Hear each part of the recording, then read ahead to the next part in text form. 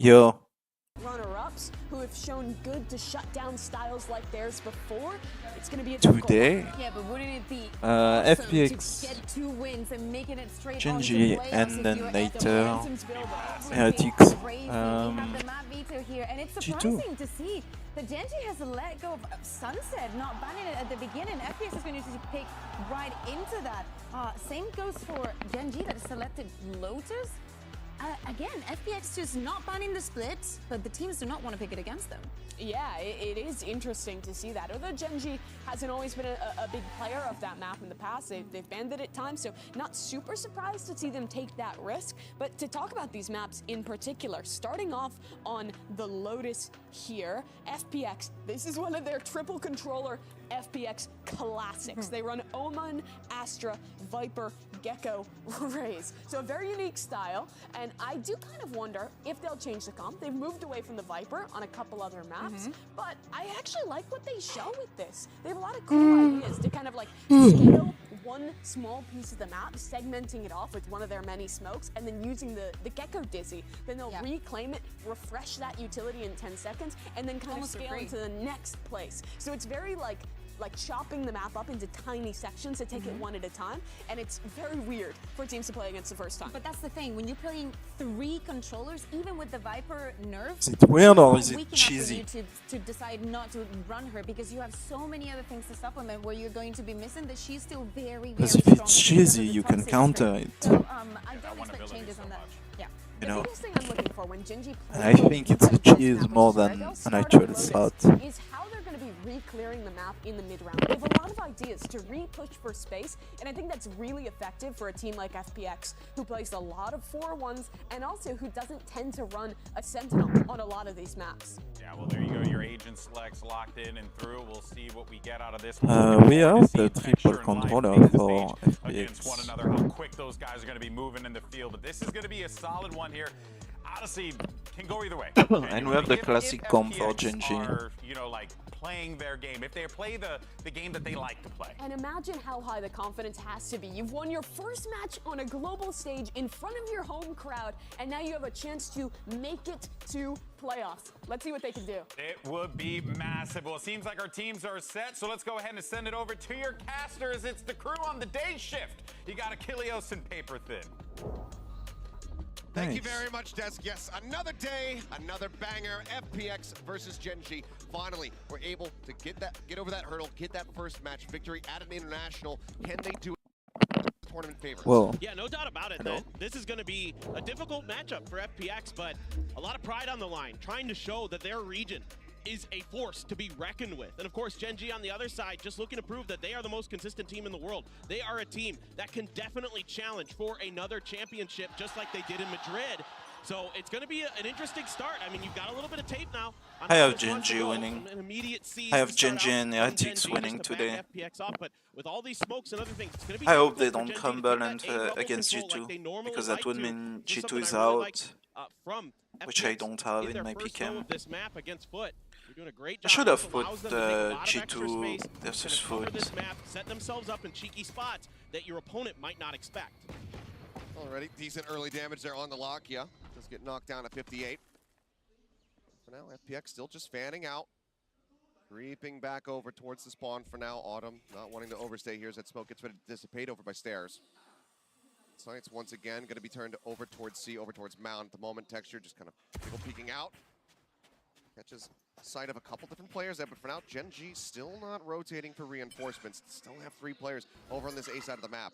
Orb going to be taken. Life just wanting to get that showstopper online as quickly as possible. But now that the stars start getting plays, Gen.G realize that this is where the sight hit is going to come through. Lakia going to be taken down. The headshot from Berlin, able to find that opening kill. And for now, Texture trying to play it patiently. Manages to find one, get some damage there onto Ayung, but Ayung able to come out on top. Finds that kill, managed now here for the side of FPX as Wingman gets the plant. That hit is so smothering from FPX. There's stars, there's Omen flashes, it's everything in the kitchen sink, and it's too much to handle for Lakia. He gets pinned in the corner. Still though, HP bars here for the side of FPX. Certainly could be better, but already that's a great shot to find. Life taking down one, count now gonna be blinded up as Dizzy comes across, and now Life catching a glimpse, seeing Meteor and finishing it off. A 3K here for FPX's Raze as the crowd gets electrified. FPX will claim the pistol. And I love this from FPX. I mean, these set executes that they can really keep hidden until the last moment are so challenging for the defenders on this map to deal with. Great shot here from Life, getting just ahead of that paranoia. And Karon trying to do something about it, only able to find one before he gets hit by the Dizzy. And then there's so many layers behind it as well, especially with that Gecko there. You've got a lot of extra util to back up your players off these executes, off of these smokes. You could cut through smokes. They're so creative in how they work the map. They're a really challenging team to deal with, and they come up with stuff on the fly. You're still juggling, or jiggling around rather. He's gonna take a very forward position here. Gets a tap there on the Life, but now he's seeing multiple players and there's just no way out. Taken down as Hyung finds a nice headshot once more. Munchkin gets backed away. Looking himself into the corner for the moment. Now the smoke's coming through. Nebula as well popped. This is gonna be a very large rotation from the side of Gen.G. Not wanting to leave one side of the map weaker than the other, so everybody gets corralled over on this third, but now the push again, the rotation here from FPX, they shift over towards A, where they are not going to be met with any resistance. Just leaving a lurking player, Berlin, going to be watching from spawn. Everybody else creeping their way forward, but Gen.G able to get just a bit ahead of this. No contact on C, and with the time ticking down, they decide, well, they're probably going A. Let's make a go for it, see if we can do some damage. Yeah, because of the slow little approach here from FPX, Gen.G do get into position, so we'll see if they're going to be able to deal any kind of damage here, but it's a very hefty investment from FPX as far as the arsenal is concerned. They can still got a cut lot B. of firepower. Yeah, they can still cut B, and I think they will. I think this is the right play here. They've gotten a little bit less attention than maybe you would have liked, and got to expect that this space is open, especially with Berlin's position. Oh, what a shot from Life. Life able to find one, but Texture fires back. Life, so we're going to be taken down. Life at 29 HP, but he's the only one now on this side, and he's going to look to try to cause chaos, but Autumn is just swinging out. No one is paying attention to him. Texture going to be taken down. Third on the Dizzy, but it doesn't matter. Autumn collecting two as Munchkin falls. Karon now, last one standing, would love to do a little bit more damage, knows that Life is going to be low on HP. He can scoop up one of these weapons to give himself a better opportunity. Grabs it, but can he find the kills? His Life now swinging out on that right-hand side. He checks it for but a moment, but now Life doesn't even use the Outlaw, puts him down with the Sheriff, and that's going to be a 2-0 start for FPX. Yeah, and this is the FPX that was really difficult for Foot to deal with, not just on this map, also on Icebox, where they're really adaptive about moving around the map, cutting off space, like Mimi was talking about at the desk, where they're going to kind of obscure a lot of the open areas in the front of the sites and then work around that. They're going to move around the map, try to figure out what's going on, and it's really hard as a defender, especially an aggressive defender team sometimes like Gen.G, to make those moves where you want to get lurks, you want to get pushes, because you have no idea what's going on the other side of these smokes, and they have so many smokes, they can cover all three sites. And you can even see the toxic screen has been set up onto B every time. Things like this make it so challenging. This is where we started seeing the turning point on this map just yesterday. Gen.G putting up a very solid performance on the defender side. Let's see, though, if FPX are going to be able to convert this. Obviously, with Ayung only carrying forward a Ghost into that previous round. Cash-wise, they're doing just fine, and they still have plenty of firepower. Three members of Gen.G on 25 armor, so that Outlaw could still prove very deadly. This is just great baiting here from the side of Life. Tap on that spike, draws out that paranoia, pulls back, and Munchkin goes down. Swing into that Outlaw. Huge kill found. Life showstopper online.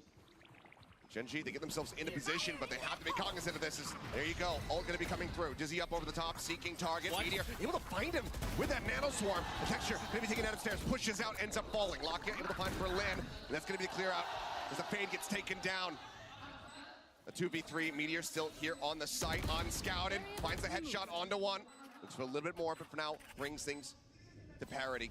A 2v2 to creep across. Meteor works his way through the orb into the Omen smoke. Just dodging out, waiting for that decay to wear off. He's snappy as all hell with that headshot. Takes him down, now Autumn. 3 of his own, but low on HP. Down to 5. Just a tap on the spike. Meteor has to get this going here sooner rather than later. Autumn playing this so very patiently, now swinging around from behind. 501 notes him, still stays alive, and he's just looking to try to bait this one out. Try to take him down. Meteor will find the kill. A time, that's a bonus for FPX. It's a costly round, but it sends Gen.G in eco. This is brilliant from Autumn. Ice cold to just We could even see an early after Meteor taps it. 5 HP. Gets that snake bite down right in time. At An the early bottom. timeout. Able to clean out Lakia from ropes. Gets Karen on the drop. And then just absolutely brilliant patience. And this is an FPX team coming in swinging on this attacker's side. Going to be banking up a ton of money. Going to keep an outlaw. Ooh. Nice shot. Well, Life similarly taken down to 5 HP, but he finds the headshot, he finds texture. That's one piece of the thrifty puzzle taken away from Gen.G. Now, massive push getting ready to come through here. Munchkin, bounce back on the Dizzy, finds a blind. He gets mowed down. Meteor similarly dead. Berlin's hands. Now just Charon and Lakia to see if they can try to do any damage.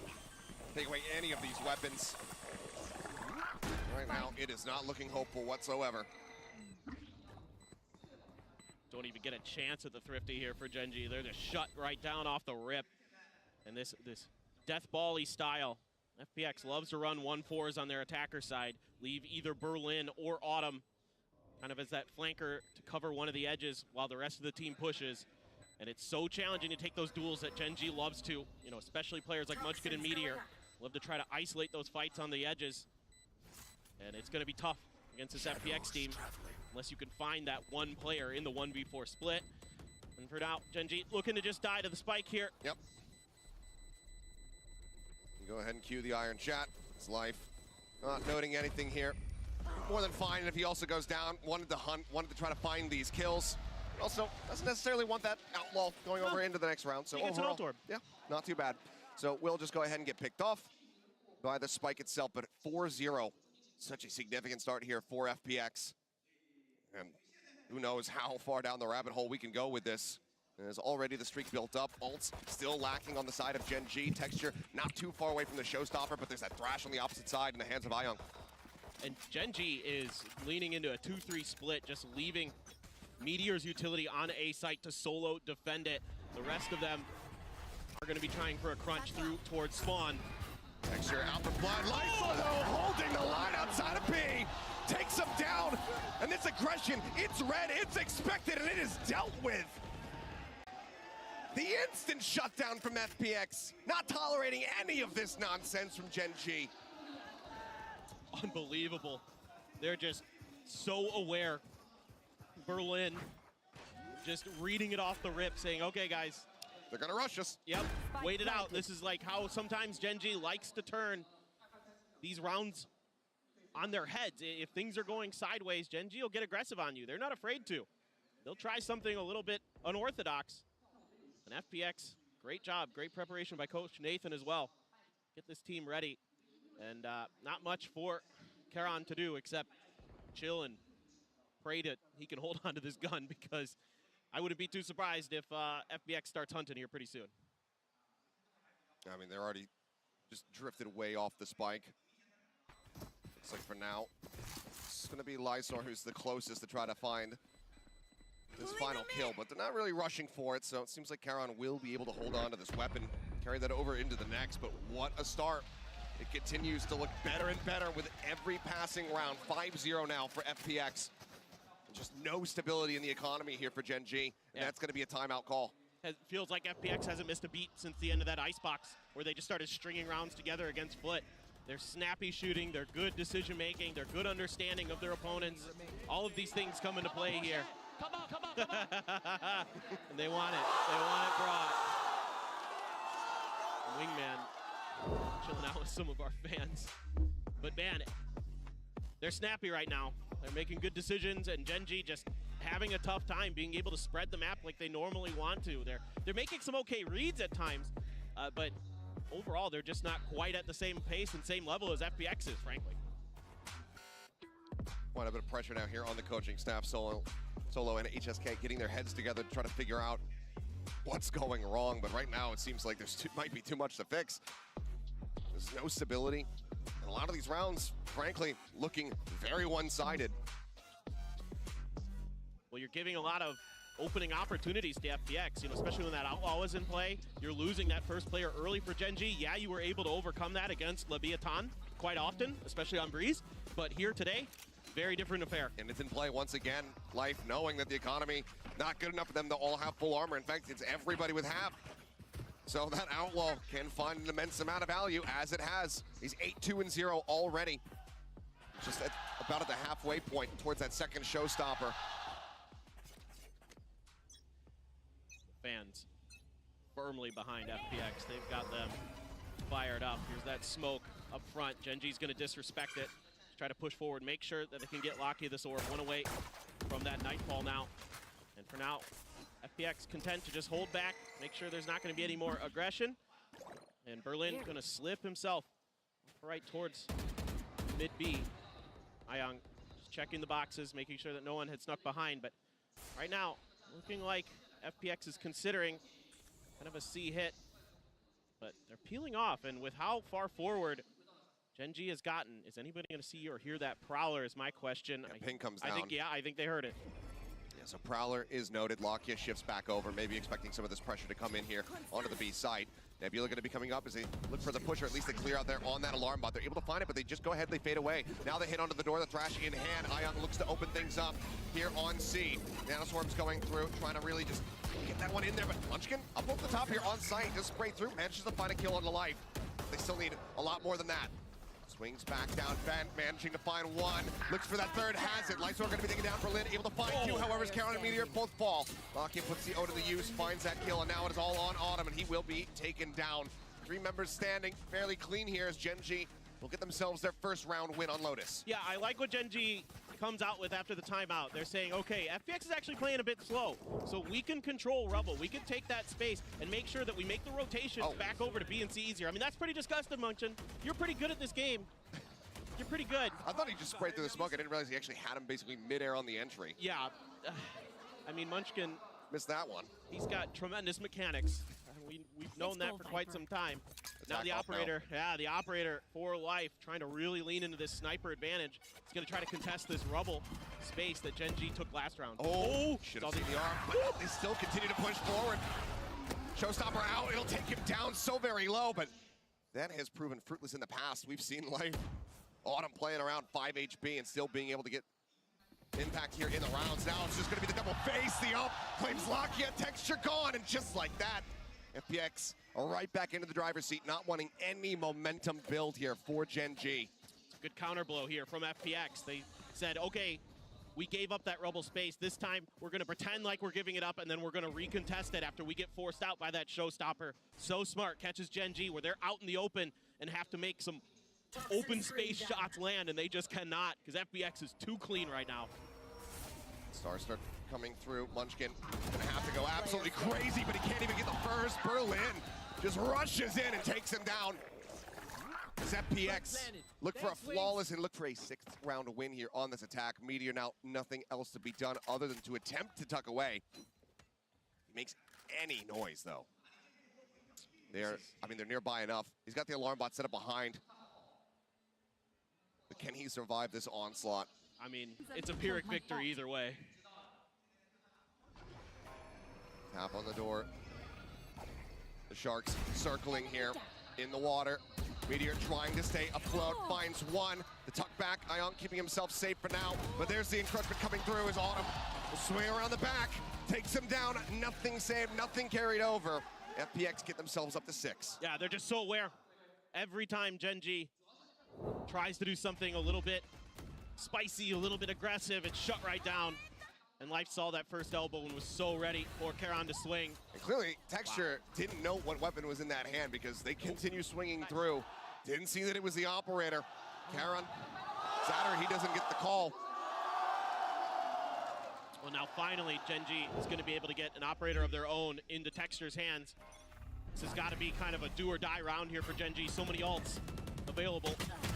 Oh my the God. quick flick! Life takes out Lakia.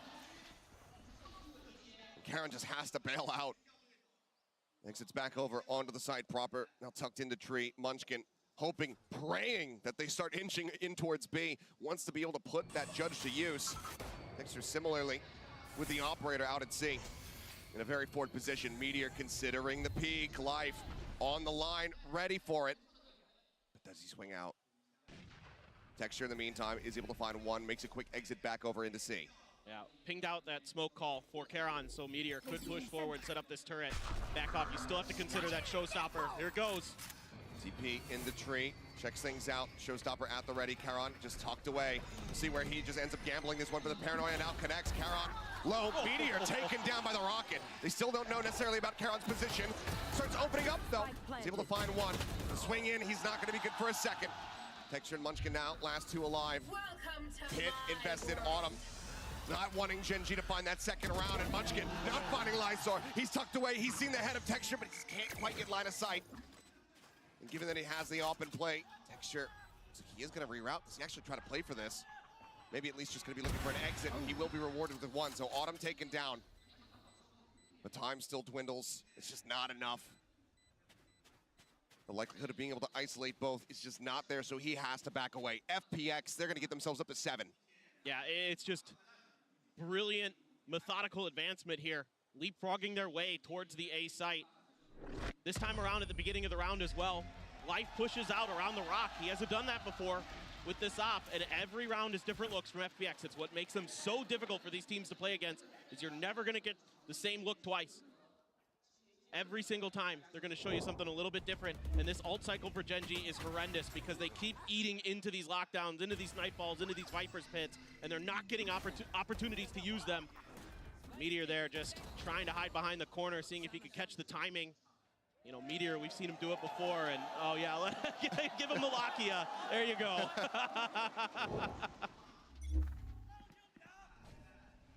Haven't seen a Sova on Lotus in a while. Texture now pushing forward, and Autumn just strikes it down. No hope in hell is okay. Quite a bit of damage going out. Lakia will be able to clean up that kill. One found and potentially weapon recoverable as that Prowler doesn't scout anybody. So for now, he's going to juggle back the operator at the very least, but would love, I'm sure, Lakia to get that other rifle in his hands, but looks like he will just hold on to the op for now. Yeah, just grabbing the orb, looking to see if there's going to be a crunch as they try to get ready for the C hit, if that is going to be the direction they want to go. You got to be a little bit cautious, though, going back to A. You know that that operator got picked up, and that's going to be a big power weapon, so definitely want to lean into this side of the map. Nice, we're just poking and prodding, looking to take away some of this util, so Alarm Bot does get picked off. Smoke now, forced out. And his life just cleans up that turret. You are divided. Cosmic Divide, though, getting ready to come through onto B. Munchkin setting out the snake bite now, investing the pit, wanting to make sure that this is an unassailable position. And for now, it looks like it has worked the treaty. It has ushered them over towards C, where right now it is just Karon. Nightfall coming through, throws out that Paranoia. He's able to find one, gets a second. Catching Lysor there on the TP. The wingman's still going to be going for the plant. That's just enough line of sight to take that down. That should be the round done and dusted. The lockdown forces him away. 10 seconds Time will just dwindle. Young and Berlin will be able to hold on to their weapons, maybe even deal some additional damage here as they continue to creep up. They have cash aplenty. Thrifty. So that is going to be a thrifty. Another one here, of course, for Gen.G is Berlin, looking to do some more damage. Gets himself two, but can't quite find that third. He ends up falling, but isn't going to be concerned about it. Munchkin just invested that pit. And with only a couple rounds left to be played, the likelihood of him finding another one in this half is slim to none. Yeah, absolutely. The MasterCard thrifty here for Gen.G, and this is great utilization of the ults. Finally find the right opportunity. The Nightfall perfectly timed by Lakia. Great read here by Munchkin that if he put that pit down, they're likely going to be forced onto C. Lakia already on his horse to get over there, get that Nightfall in, keep Karon's position obscured. Life again getting aggressive. Oh, the swing out, and this time it's going to be Texture able to get the better of him. Trying to play off the Tracers, but in fact he just ends up right in the crosshair. Autumn just tapping away, finds one, and Lakia cannot get the flick. Autumn says, nah, son, I'm better than you with the op. Scoops it up and puts them down. And again, it is an early advantage here for FPX. I mean, now Munchkin going to be trying his hand at this. Right there. If there's any team that knows how to shoot through smokes, it's FPX. They are so well drilled at these angles. And Texture thought he had the opportunity. Autumn just so good so far this tournament for FPX. Absolute standout. Parents in the audience today. Wants to put on a show for sure. Aya gonna be one away from that thrash now. Munchkin backed off onto A, the B site just under Meteor's control. Oh, sees it, but he fires a little bit too soon. There's a bit of a warning shot there. Berlin does take a little bit of damage from Meteor. Continues to try to push the advantage here. But he cannot do so as Berlin getting fired up. Letting him know what he thinks about them here in this half. Berlin finds himself a second as Karen falls. And now it's just Munchkin able to stave off the push there from Ayunk. There's so much more work to be done for him to clutch out this round. Gotta save. There's not much left to do. The creds are continuously depleted for Gen.G. They can't really find the opportunities to get a stable economy at all in this half. Gonna be challenging and losing to Autumn. 3 in the round for him. Just always in the right position. Gets these punishes time and time again. FPX now up to 8 on their attacking half. The most that Gen.G could hope for is 4. Unless they can pull off another Thrifty. Even that might be a far cry hope. You ever just tap and get a kill? Not like that. And then swap to an operator and then just out-flick Lakia? That's just absolutely ridiculous. Nice. And Berlin's reading the positioning so well. He knows the angle that Meteor is going to take, so he shoulder peeks it. Well, forget it. The Outlaw's out there. Oh my God! The disrespect continues. And Life just feeds off it. Gets himself a second. Lakia on the floor. Everybody from Gen.G scrambling, rotating, trying to get themselves over to the A site, but FPX, they have already evacuated. They have already started their shift. As he'll just chuck that off the side of the map, not wanting to give any sort of advantage over to Gen.G should they even wander into the attacker spawn. Nano Swarm cleared out, and that should be the tell-all here for Gen.G. Life says, you know what? Got this round, I got the rest of this one, I've got the next one. I think I can get another showstopper in this half. He absolutely can. There's still 3 players at Gen.G alive, and 2 are coming his direction.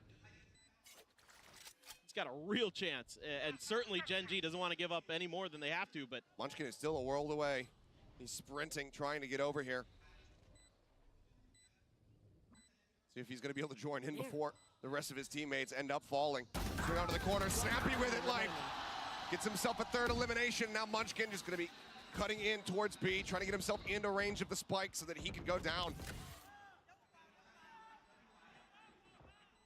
they're waiting for him. Right outside this door. Yeah, not going to be much of a surprise here. As it gets opened up, he's going to look for a kill, and he will not find it. Flawless as FPX move up 9-2. It's just absolute brilliance. This Outlaw, so much value that FPX is getting out of it. Time and time again, challenging this space. And right before the toxic screen goes up, Life is already out there. And Gen.G players getting caught right out in front of stairs, time and time again. They haven't been able to do much about it. So what? So what indeed. All feeling it now. 3 rounds, all that Gen.G could hope for. The Season 8 combo, expected. Autumn just holds back, spray away, trying to get some connections there, but Texture does manage to grab the orb, has a showstopper online now. And this is all also to prevent Life from getting his showstopper off the rift. They pushed out towards Mound as well over on the other side of the map. So Gen.G aware, of course, that they want to keep that very, very powerful ult out of this player's hands, considering how he's been playing already. Oh, Lakia. Ooh. Does get quite a bit of damage there. Life going to be whittled away at, down to 43. But again, we've seen this guy shrug it off. They're just so methodical. Just taking their time. They're so disciplined. Baiting out utility, clearing it. They're just going to go for this A hit, it looks like. Autumn's going to lead the way. Didn't even push forward. Texture, he's playing quite far up. If he gets picked, that's that showstopper completely nullified. Out of the equation. Over the top, the spray through, just trying to find something. There you go. Ayong just pushes up. Texture going to be taken down. Showstopper not going to be meaning a damn thing. And now Lakia tries to hold the line. Flashback coming through. He cannot steady the Odin spray. He gets taken down. Munchkin blinded. Ayong with a second. Cosmic Divide now coming through. Karen moves down to drop, and Life, he's just going to look to maybe barrel stuff him in. He will. What? Showstopper now in play. Damn. As Meteor can do absolutely nothing to bail them out. 10-1 Suffered burn. He has to tuck back, avoid the boom for bot. FPX. But even then, I mean, even their if attack he side gets 1, were 2 like kills, really good there's against still a Thrash Foot. on the other side waiting for him. The It's jiggle their defense hitting side the that spot. sucked. He looks for the kill. He still can't find it. The Thrash coming in, gets it attained. Oh It'll my be a god. knife delivered right into his face to close out the half. FPX utter domination. 10-2 on Lotus. It's astounding from FPX. They look even better now. Life 16-7, Autumn 12-4, Berlin 11-6. They are firing, and they are rarely missing, and they are reading their opponents so brilliantly. Gen.G looks lost. Gen.G looks like they have no answer for what FPX is doing right now. It is just so fun to watch this team. It was a soft start from them yesterday, but this is a completely different beast. This is completely different. But now we've got Yinzu standing by for an interview with a very special guest. It's a fantastic start for FPX, but things could just get better because we have a double Olympic champion here in the building. I am so honored to be here with Yang-Qi and Valora to do some translation. But this was actually 50-50. Introduce yourself and say hi to the crowd. 35 round for 35 round. But it's such an attack-sided map, like. 迎来了一位非常重要的嘉宾，也是我们奥运会的双金持有者杨倩。然后首先能不能让杨倩先跟大家自我介绍一下，打个招呼呢？Hello， 大家好，我是杨倩，很高兴能够来现场看比赛，我觉得超级开心跟激动。Hi everyone, I'm Yang Qian. I'm very happy to It's so weird that it feels so attack-sided, like in-game, but then when you look at the stats, it's like almost balanced. We have some sharpshooters on stage as well, so what's it like for you here to watch them kind of do what you do as well? 因为杨倩自己本身是一个射击运动员嘛，今天我们在场上同样也有非常出色的狙击手，所以想问一下，当你看到这些和你比较有相似经历的这些狙击手在台上表演的时候，是什么样的感觉呢？我觉得首先看到他们非常出色的表现，自己 Ascent and Bind being permaban too. 自己参加比赛还要紧张跟兴奋，就是一坐下来 And 之后就感 Icebox 觉整个人都燃起来了。being the most picked map, Lotus the second one, and then Breeze and To Setsen. be honest, maybe more excited than I was on the stage to do shooting. So I'm very happy. I'm very excited to be here to watch their game. And lastly, very quickly before we pass So we had a of course, one everyone here is split FPX pick, fan, so but can there we is get no a stat on "加油, split, FPX"? so I 因 guess 为 it's 其实今天在场的大 yesterday's 部分 2-0. 都是 FunPlus 的粉丝嘛，那能不能也给 FunPlus 加油呢？加油 ，FunPlus！ All right, let's go FPX! 加油 FunPlus！ Yeah, because G2 went 2-1, FPX went 2-1, Let's go indeed. Gen.G right now, these Lev guys went looking to 2-1, go and into the Heretics, playoffs, looking to go maybe into a DRG grand final, went given the 2-0. form that we are seeing, given the way that they've been able to So I guess Split was completely their decider disarm map. Gen.G. And this is a team that beat EDG a couple times so far this year already. Yeah. They are a very, very strong roster, is FPX. Yeah, they weren't able to best them in the finals. Yeah, Before Icebox stage one Sunset of Split. VCT-CN. Gen.G That's just why we have gonna a death split ball it, see if they pick, can but get this no, beat hit to go. no stats Fade out, here on comes the entry. Split. Autumn swinging through, but has missed out. Karen doesn't So yeah, take it team down, but Live seems comes up with two, lock in 2-8, down the floor. Ascent, Bind and Split right Sheriff now. continuing to find damage. Spike now planted. 3 players here from Gen.G, all with just classics in hand. One snake bite. The only post-plant util that they have available to them. And Texture at the moment, pulling back off the angle. Not ready for it as Berlin looks for a second. Karen does manage to survive for a little bit longer here as Munchkin going on that jiggle peek. Takes a nasty shot. Life finds himself a third, takes it out, and that's going to be Ayung with the finisher. The defuse comes in, and FPX are not giving Gen.G any wiggle room, no opportunity to get themselves back into this map. The run back. All Oh, and they win the The pistol. must-win pistol round for Gen.G. Yeah, it's Jove. is thwarted, and it's Life who kicks it off with a double. Man, I with Sheriff. definitely Gen.G don't have invested like heavily FPX in util getting to take out. this B site. A lot of classics on players that normally don't grab them, like Texture. And that might have been part of the problem here. Losing a little bit of that long-range firepower in those fights. And FPX just didn't eat much of that damage other than Autumn, who died at the beginning of the round. And yeah, Outlaw for Texture. I mean, you got to try something. but they all have full armor on the opposite side, so he's not going to be able to get those instant shots. Swinging out, and I mean, I thought it was going to be Young, but Life is just playing over top of him. They got a high-low setup on stairs, and of course it's Life to find the kill. Karen now going to be noted, does find the headshot. Young going to be taken down. Munchkin here at back rumble, slowly creeps out, picks up that outlaw, does put it to good use. Finds himself an elimination. What? Meteor out-duels the Bucky at point-blank range, finds the headshot. Not something that you see every day, but of course Gen.G, they find themselves in a thrifty position, and it looks like they're going to be able to close it out. Sliding back over to the C site now. Just really Autumn anywhere in the vicinity. Going to be a battle between him and Munchkin potentially here towards spawn. Oh, Autumn, the intercept, and it's all too easy given how low HP he was. Now you've got a Bucky and a Sheriff in Meteor's hands. Two classics for Lakia and Karon. This is frankly very doable, it feels like, for FPX. My real question is Meteor going to toss that Sheriff over to anybody, or is he just going to hang on to it? I think you'd want to pass it over to Lakia. Currently doesn't really have much in hand. Smoke coming down in response to the door tap. Karon, Paranoia, still at the ready. Life on the slow approach here through waterfalls. Wary about that deep flank coming through. No, they're going to be playing close with that weaker weaponry. Time is ticking though. They're going to have to try to get going on this one, but the nanoswarms are holding Life at bay for now. Paranoia, sent, Life starting to push forward. Haunt again, slowing them up on the approach. Bucky looking for the shots. Meteor will be able to have it. Bulldog does get stabilized there by Autumn, who wants to do a little bit more damage, but looks like that'll be the finisher. Gen.G will pick up the round win. Get themselves now up to 3, but it is a long road back. No doubt.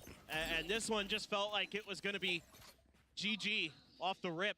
You know, losing Texture with that outlaw so quickly. Trying to continue to ego contest this space at A. And it has been time and time again that FPX has gotten the better of them. But on the other ends of the map here, Meteor in particular, that is maybe the shot of the round for the Gen.G team. And if they make any kind of run, that might have been the one that starts it, but it is a long, long road for Gen.G. And it is. Everybody now, rifles in hand, still hold on to the outlaw. Meteor, we know how deadly he can be with that. Just looking for a massive combo there at the door, but no one getting caught by it. Lockheed just sensing it, sprays across, does manage to find Life. It's gonna be tricky. Gen.G, a little surprised they aren't pulling off of this with all the attention that they've garnered off of this A rubble push. Recovery on the Dizzy, it's now off CD. Texture just looking to hold him at bay. Berlin is just behind him. Still watching for this creep forward in towards B. And Texture able to find him, just breaks down the door, storms in a little bit faster than he can try to respond. Now, Lightsword going to be taken down as well as Texture comes up with a second. Spike going to be handed over to him. They want to try to get that showstopper online. As the plant does come through. Yeah, just want to do some damage here if you can, as Young and Autumn love to get in Gen.G's heads even further, despite the fact that this round is basically undoable. They're going to wrap and they're going to look. Autumn's going pretty far around the A side. He might catch Texture a little bit off guard. One shot anywhere will basically do it. Texture just going to be pushing his way up in here towards stairs, finds it. Bulldog swapped over, and Munchkin ready as the wall drops. Okay. Flawless fashion. Flawless. Gen.G will go ahead and get themselves up to They 4. won the eco after the But pistol. it's still an insanely long road ahead, and I mean, you and I have seen it a couple times this year where, yes, Gen.G will have slow starts and be able to run it back, but this would be, by far, the most impressive of those affairs. Texture, yeah, Now away from that flawless. showstopper, like you said, to be able to hang on to that Bulldog, some rifles, full rifles for FPX. Well, only one full armor, though. I mean, right now, what Gen.G need to do is follow in the footsteps of fellow Korean squad DRX. I was thinking of it earlier. I was thinking about that Billy game earlier. It just seems so implausible. FPX full buy back into their hands as Berlin. Oh. He'll eat a nasty shot as well. Goes down to 10, but he finds the kill. Lock in meteor though, good responding fire. Take out Lightsword and Iron. 3v2. Does get dropped, but now Autumn. Astra is low. Leaves Berlin Oh as my the god. lone smoker in life.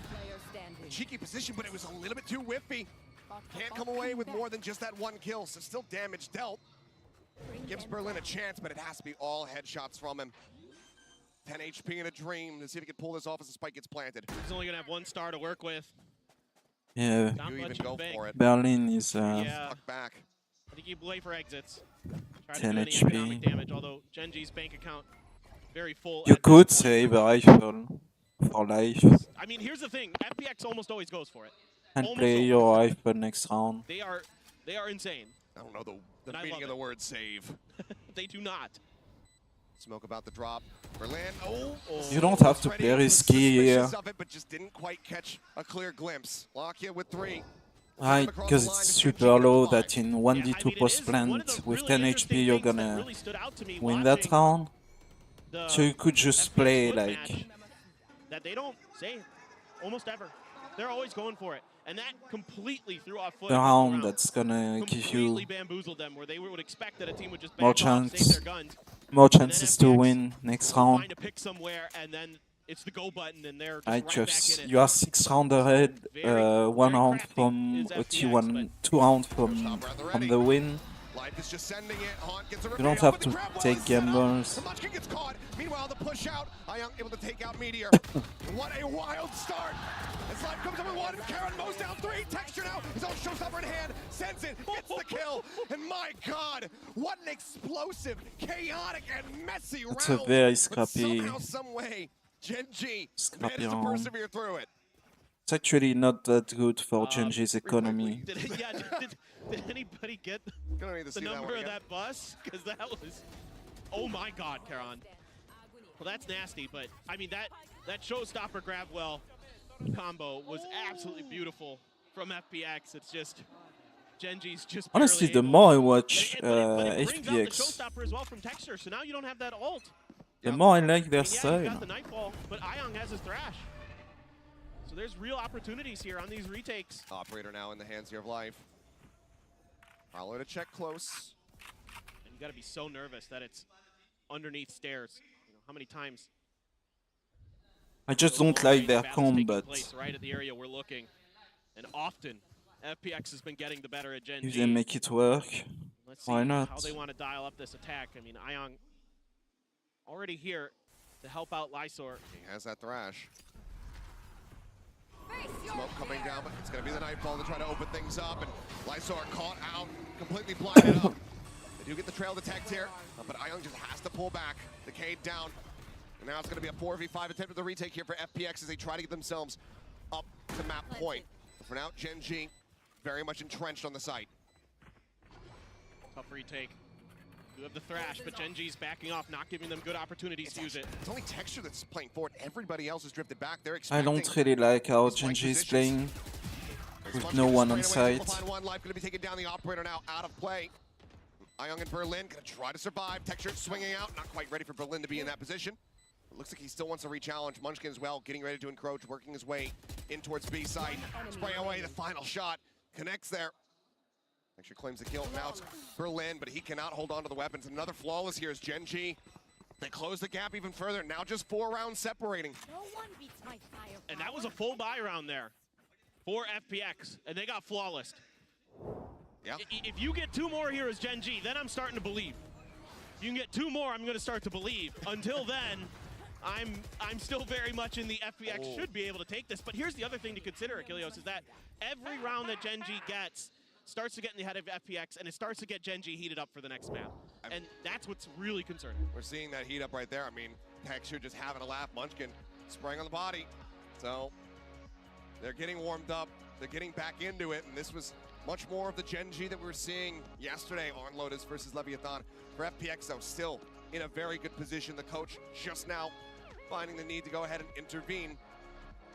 Still have that other timeout in their back pocket should this run back continue, but they are so damn close from taking this map away. Yeah, and I'd love to see now Gen.G take a page out of FPX's book and grab an outlaw here based on the economy that FPX has.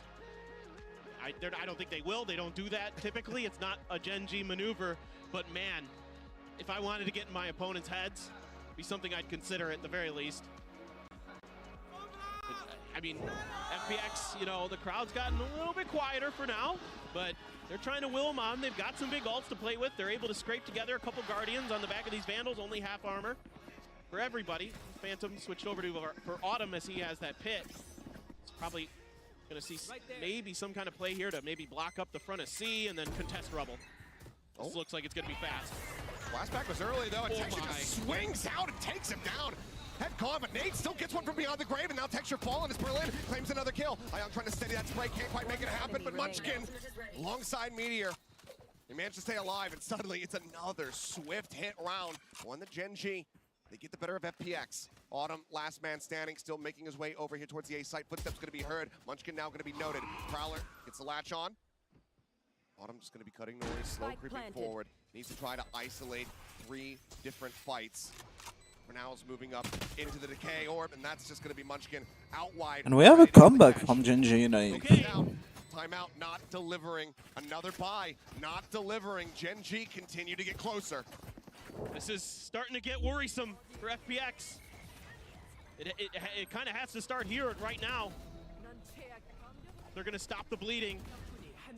I mean, the crossfires are brilliant. Able to sneak players ahead. Texture winning that opening duel, so crucial. Something that was not going their way when they were on the defender side. And now they're turning the tables. They're flipping the script. Doing to FPX. Starting to vibe, starting to thrive. Well, this one looks like it's going to start out a little bit slower. Seeing if they can bait out any util is Gen.G. They snag an orb. Try to work out some of these positions. They're just going to go. Angel's going with Berlin.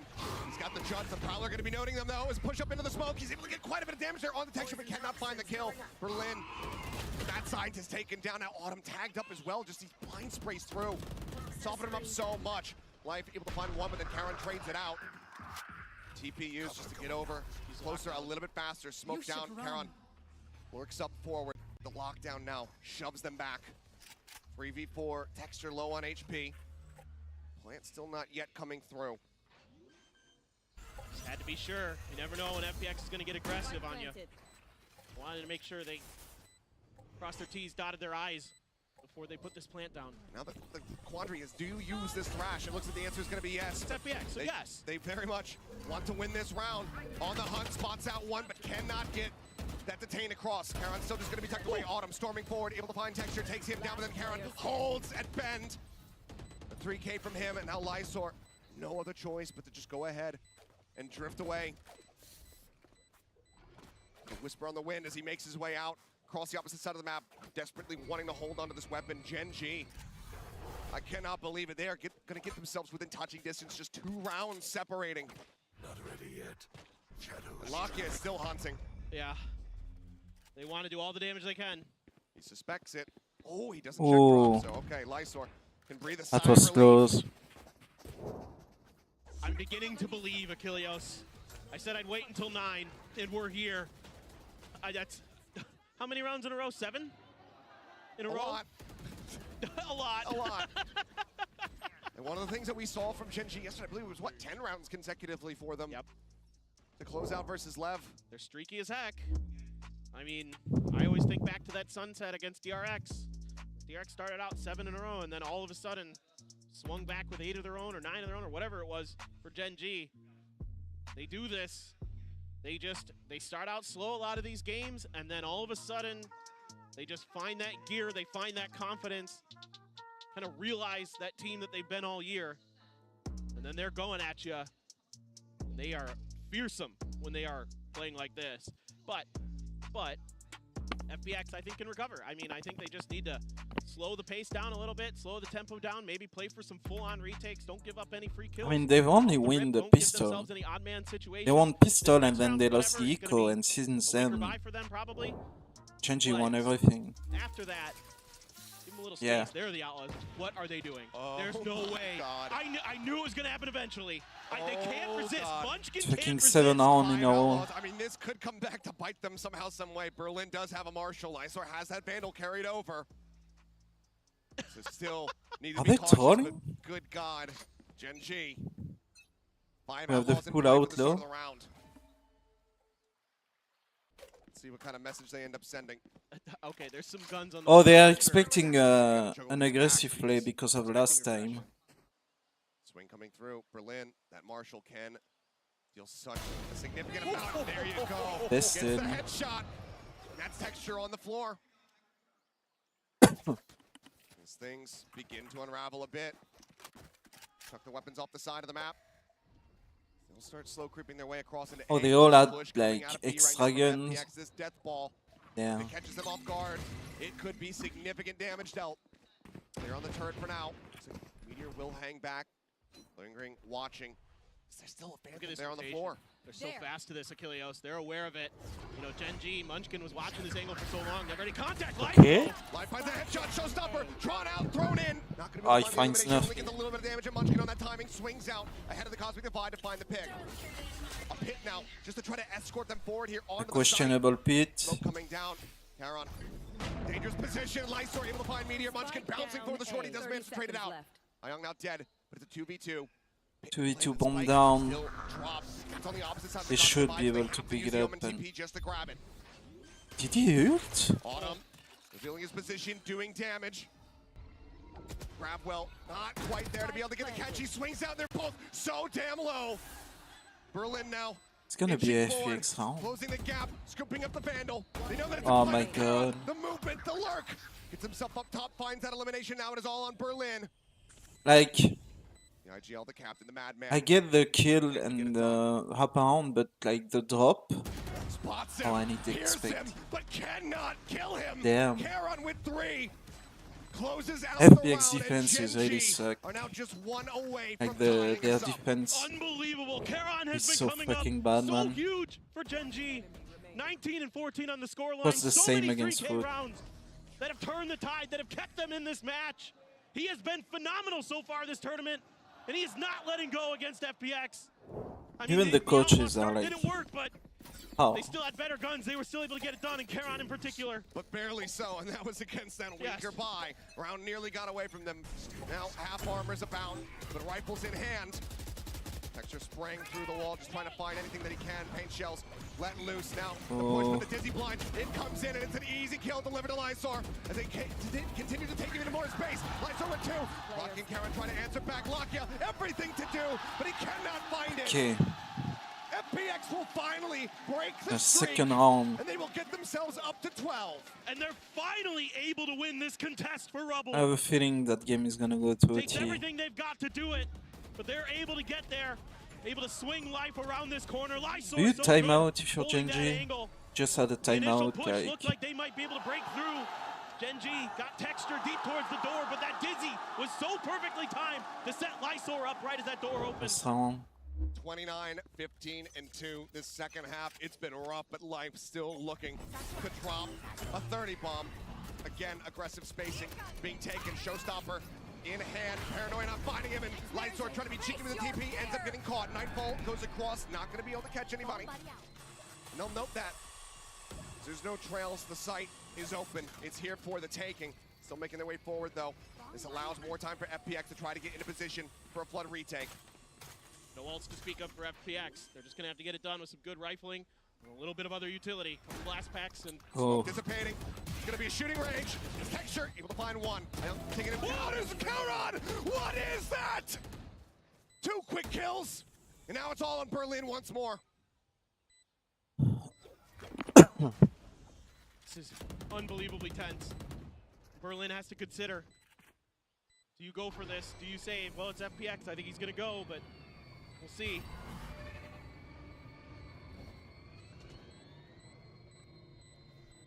Taking his time. Spots Lakia. He's gonna save. That's all he sees. It's not enough. He has to try to back away. He's going to try to hold on to this weapon. Charon, however, everybody else here on the hunt. Gets a spot onto 1. Waiting for the timing. Does manage to find that kill. Gets a little bit of damage through. He's gonna die Calls to the enough attention bomb. that nobody survives. Wanting to hunt, wanting to get that pick. No weapons carried forward. But Gen.G They have the now money. just 1 round away from taking this map to overtime. Absolutely unthinkable at the half. I mean, 10-2 at the That half. fucking kill on the And they drop is also won the insane. pistol, but then Gen.G got the eco and stringed together 4 rounds. Strong. Strong, thank you. You're absolutely right. He used to be an my English grammar, teacher. my grammar no good. I mean, They have right 2 now, after this people game, with Brain no Brain shield. no work well, Brain so. no worky good. Marshall in hand. Glass cannon for some of these players. Autumn, no armor whatsoever. Just mustering up everything that they possibly can to try to finish it out here, to try and avoid that overtime. But Gen.G not liking what they haven't seen. And I mean, Gen.G's so willing to scrap. I mean, think about all the teams they have to play in Pacific that drag you down into the mud. I mean, Paper X is the first that comes to the mind. They played Paper X 4 times this year, 5 times this year. A lot. A lot. Oh, Meteor with the opening pick. Oh. Finds Autumn Life taken down. Now just 3 players left. FPX. Can they clutch it up? Berlin gets the shoulder shot, but has to evacuate. Pulls back into safety. The Prowler not going to go deep enough to get the connection. Nebula up, a shorty in hand. But can he deal the damage that he needs to? There's the first, but the second pump is not going to be enough to take down Meteor. Puts him low. Gives Lysor and Ayong potentially a chance, but Munchkin is still here, lurking, getting ready now to push his way up into B. The check coming through. His knife is out, but he pulls off the angle, and now the footsteps are going to be heard. Munchkin getting all of the information that he needs.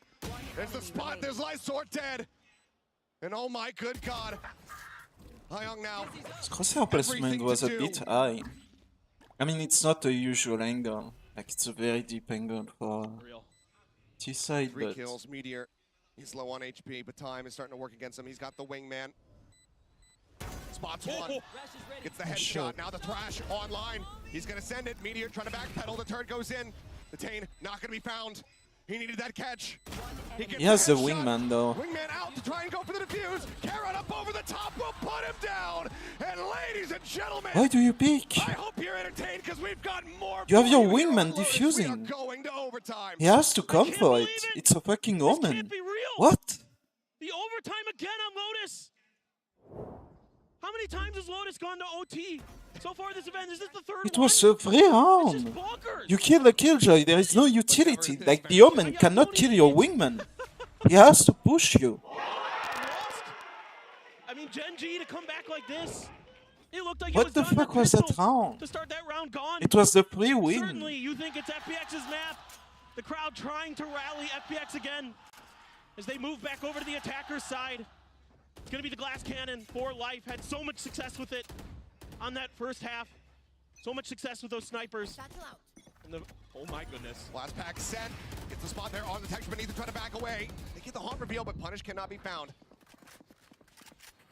All of FPX pulling back away from A. For now, Rubble in Gen.G's control. Sights once again now turned over here towards B.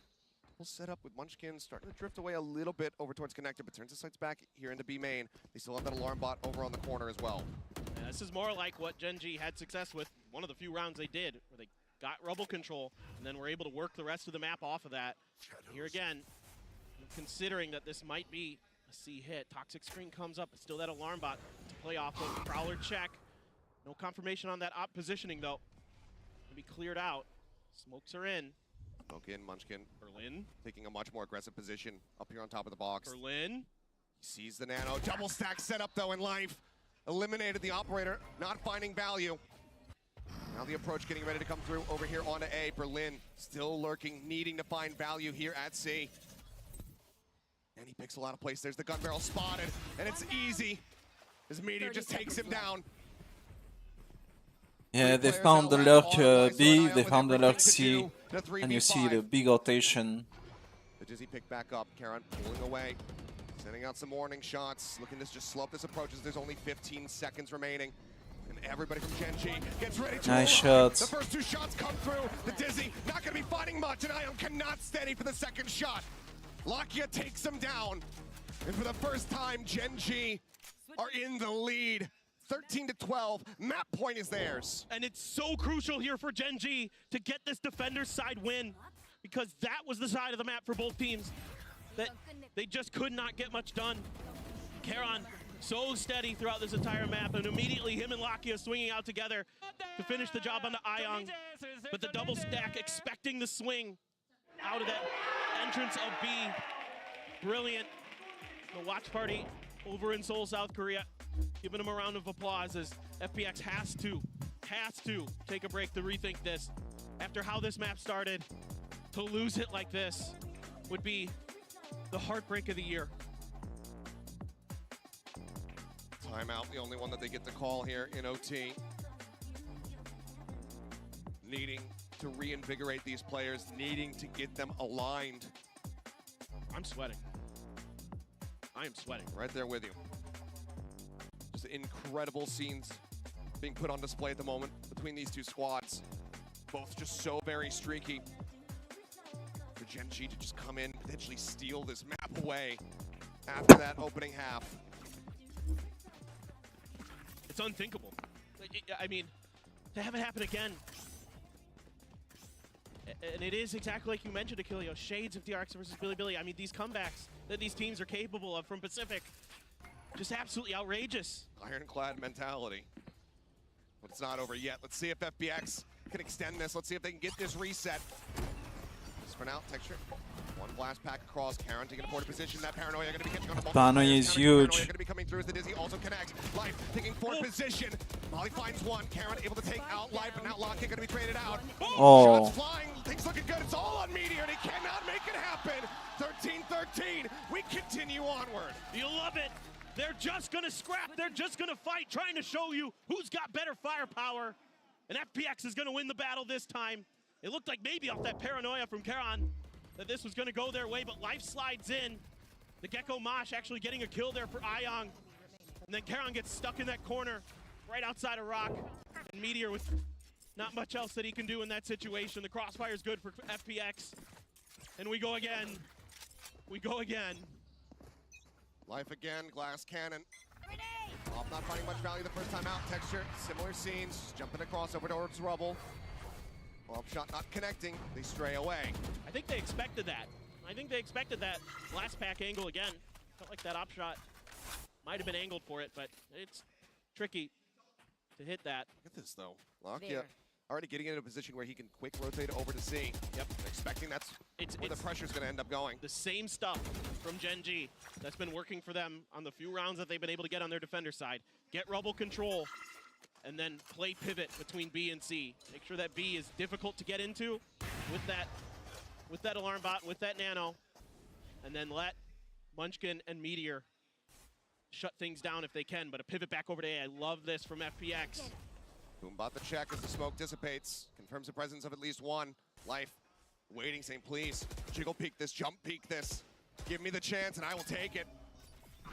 Paranoia at the ready, sent. Dizzy as well, flying through. Nice shot. Texture, instant with a headshot.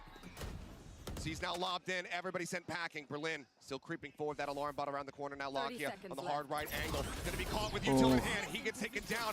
And Meteor gets the freaking nano swarm before it pops. He finds it, showstopper now, in hand. Here's The door he won't knows. be able to find much of anything there.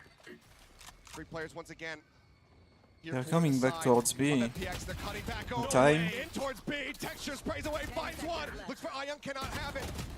Aaron does get taken down. Ayong keeping them in this. Light source up very low, but now Crash going to be online. Meteor, I don't know if he's going to be able to clear this one out fast enough as he goes up into the smoke and misses him. But the detain is there on the Munchkin. The Mosh lobbed in. Meteor dead. Ayong, he's bailing him out. And now it is all on Munchkin to try and reestablish the lead, to get themselves back up to map point. But how do you clear this? He knows. He knows both of their positions. He knows that Lysor is low, but he cannot find it. The headshot comes across, and FPX are up to map point once again. And this is brilliant moving around the map here for FPX. They lose Rebel control.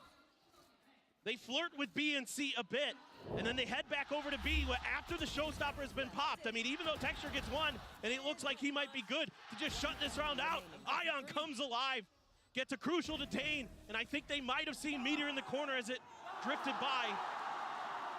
They're able to take him out, and just not able to get there in time to back up Texture is Gen.G, and that costs them the round. And here we go, off the rip again, Texture taking space towards the orb. He's got it. Mosh it back, Rebel. There's a reveal on the two. Texture able to collect both. Munchkin and Meteor finding one apiece as well, and it looks like this is not ending anytime soon. Yeah. Autumn would have to 1v5, and yes, some of the HP bars are quite low, but there's also a showstopper on the opposite side, and now he's been noted. Showstopper incoming. Oh! Headshot, snappy with it. Autumn shuts that down. What a lovely shot. No reason not to go for it, but few players low on Gen.G. Hey, you kill two more, you get a pit. Man, FPX is like very sexy, like Autumn, Berlin, and fucking Life like, showed a lot of good stuff against Foot, and now like trying to play away, they're doing it against Gen.G. And the rest of the team to try to just deal with this one. And it will be Lakia who finds that 14-14. It continues. It's a slugfest.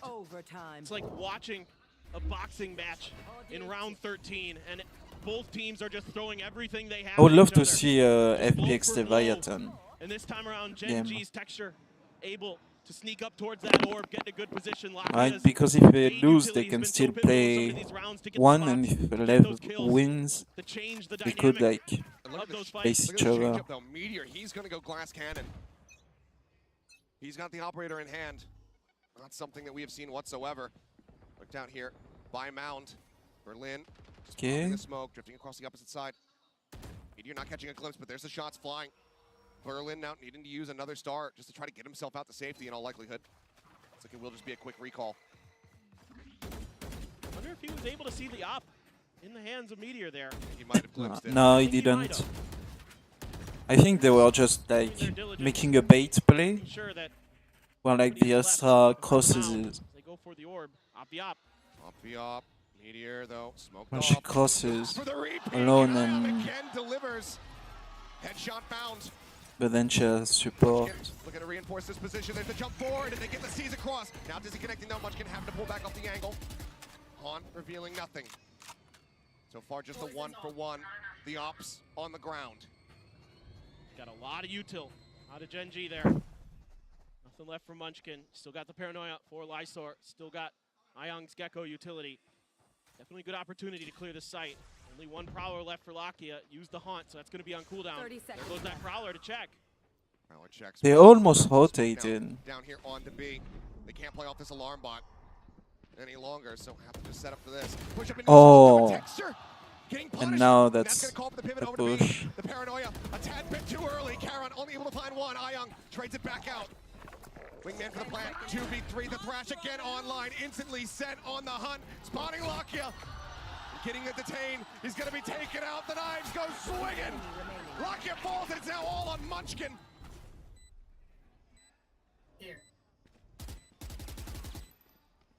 Counter spray not even being attempted too much. Berlin eventually will find the headshot. FPX once again out in front. And it's these late pivots to B that are working a treat now for FPX. It's been the adjustment in their strategy here in overtime that has gotten them 2 attacker side wins in a row.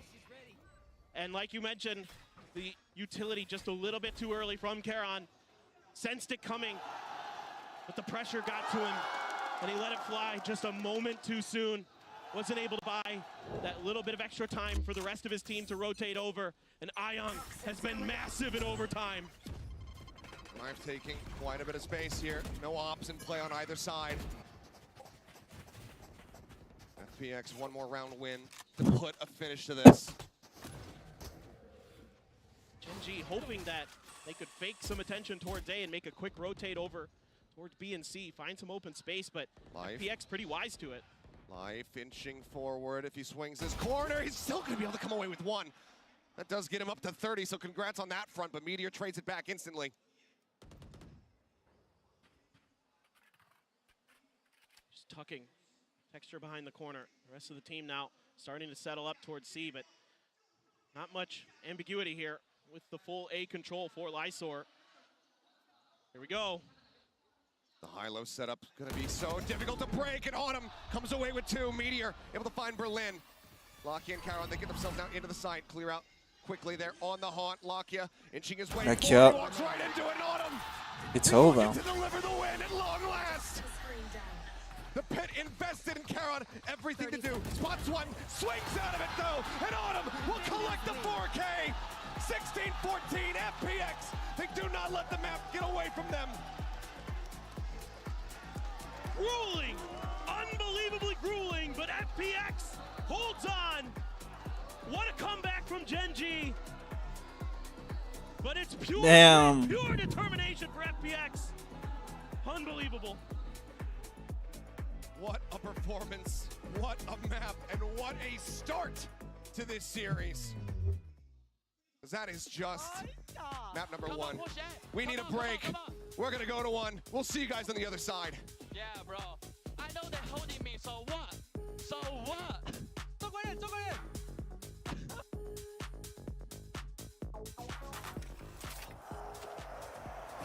Damn.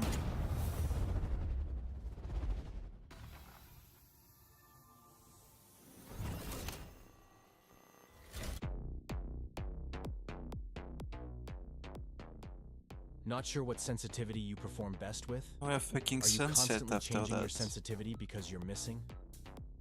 Introducing the Universal Sensitivity Finder in AIM Labs. Get real-time sensitivity recommendations. Keep track of the sensitivities you perform best with, then bring it into your next ranked game and dominate. Now available in AIM Labs Plus.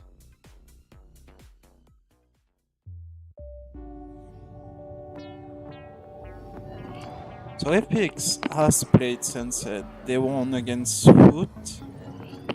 They won 13-7. Oh yeah, and they play like Euro Harbor.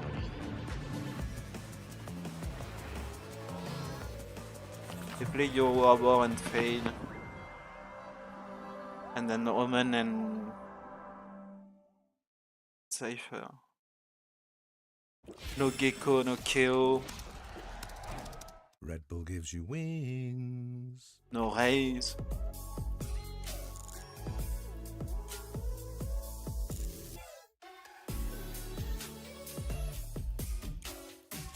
And Gen.G, they haven't played Sunset against Lev.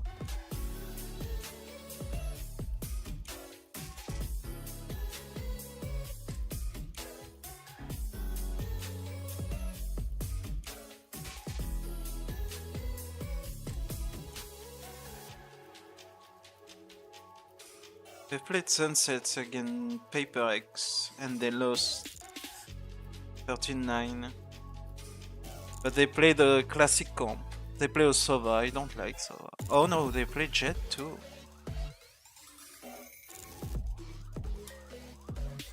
So yeah, they play Omen, Sova, KO, Jet, and Cypher.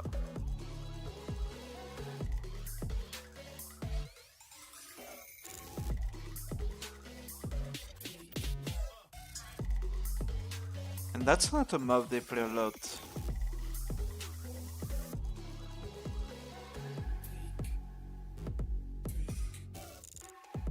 Yeah, and they played the same comp against DRX, and they barely won 13-11.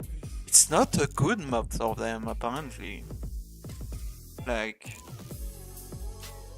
we could have a 2 FPX.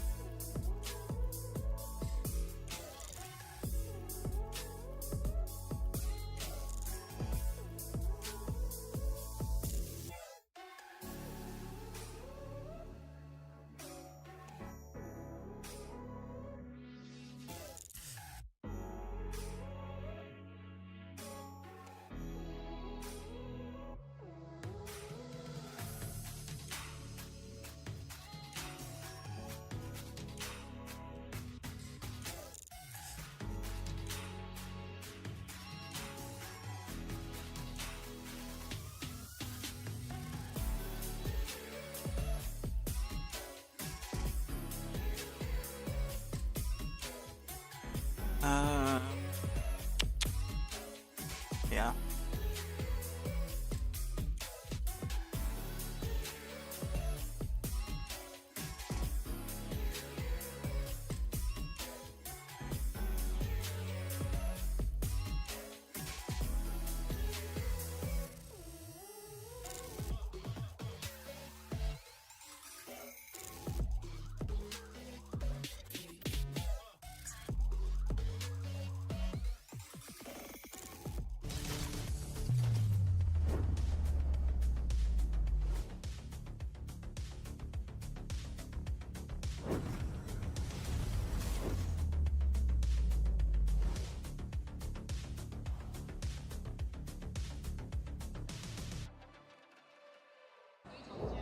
Well, that was one of the craziest maps we have ever seen on an international stage, and I'm now joined by the winner of that map, FPX's coach Nathan D, and Luna here to do some translation. Now, I hope your heart is doing okay, but it does look like you could have closed that out a lot earlier. So why do you feel like that your team allowed Gen.G to have a comeback? 那其实相信你现在心脏已经是狂跳不停了，因为其实我们觉得这张地图可能早就能拿下来。那你觉得是为什么会给到 Gen.G 机会能够在这样的追分追上来呢？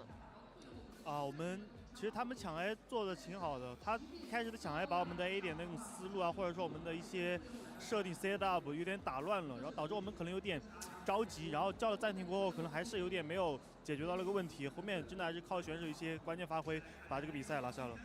Because when they are pushing A side, kind of like destroy our setup on A side. But after that, I caught a pause, didn't help too much. But after that, our teammates just used their communication and their individual's power to help finally close up the map. Oh, a win is a win. We'll see what happens on the next one. I can't wait to see how this series is going to end.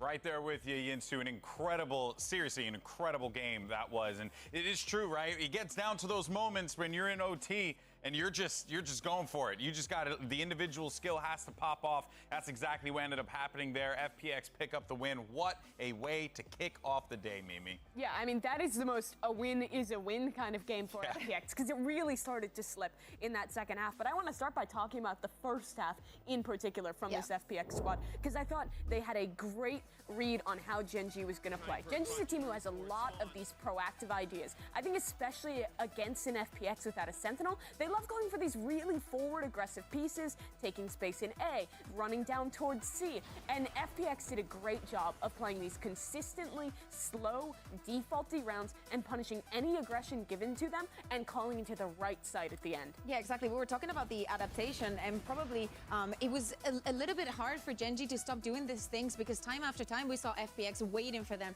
We saw how they got the round number 6, right? Gen.G just waiting on to C, putting a little bit of pressure onto A. And then on round number 7 that we're seeing here, FPX is already ready for what's happening on A. And round after round, especially when we got to OT and the last rounds of the game, everything was about A control. Yeah, and everything was also about life, to be honest. This guy had a lights out map.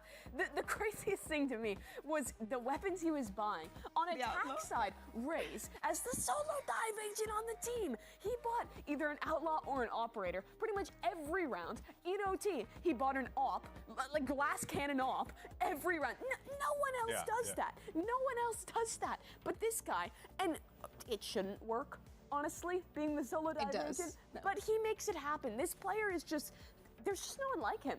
And on the other side, even though they didn't win, the amount of multi-kills and rounds that Karen gave to Gen.G was on a different level. Time after time, we were seeing that there was 3,000 smokes on a side, and this guy was just running around, getting the kills, and moving perfectly with it. Yes, it was complicated, but hey, they got it to OT from a 10-2. 10-2. Yeah, it's crazy.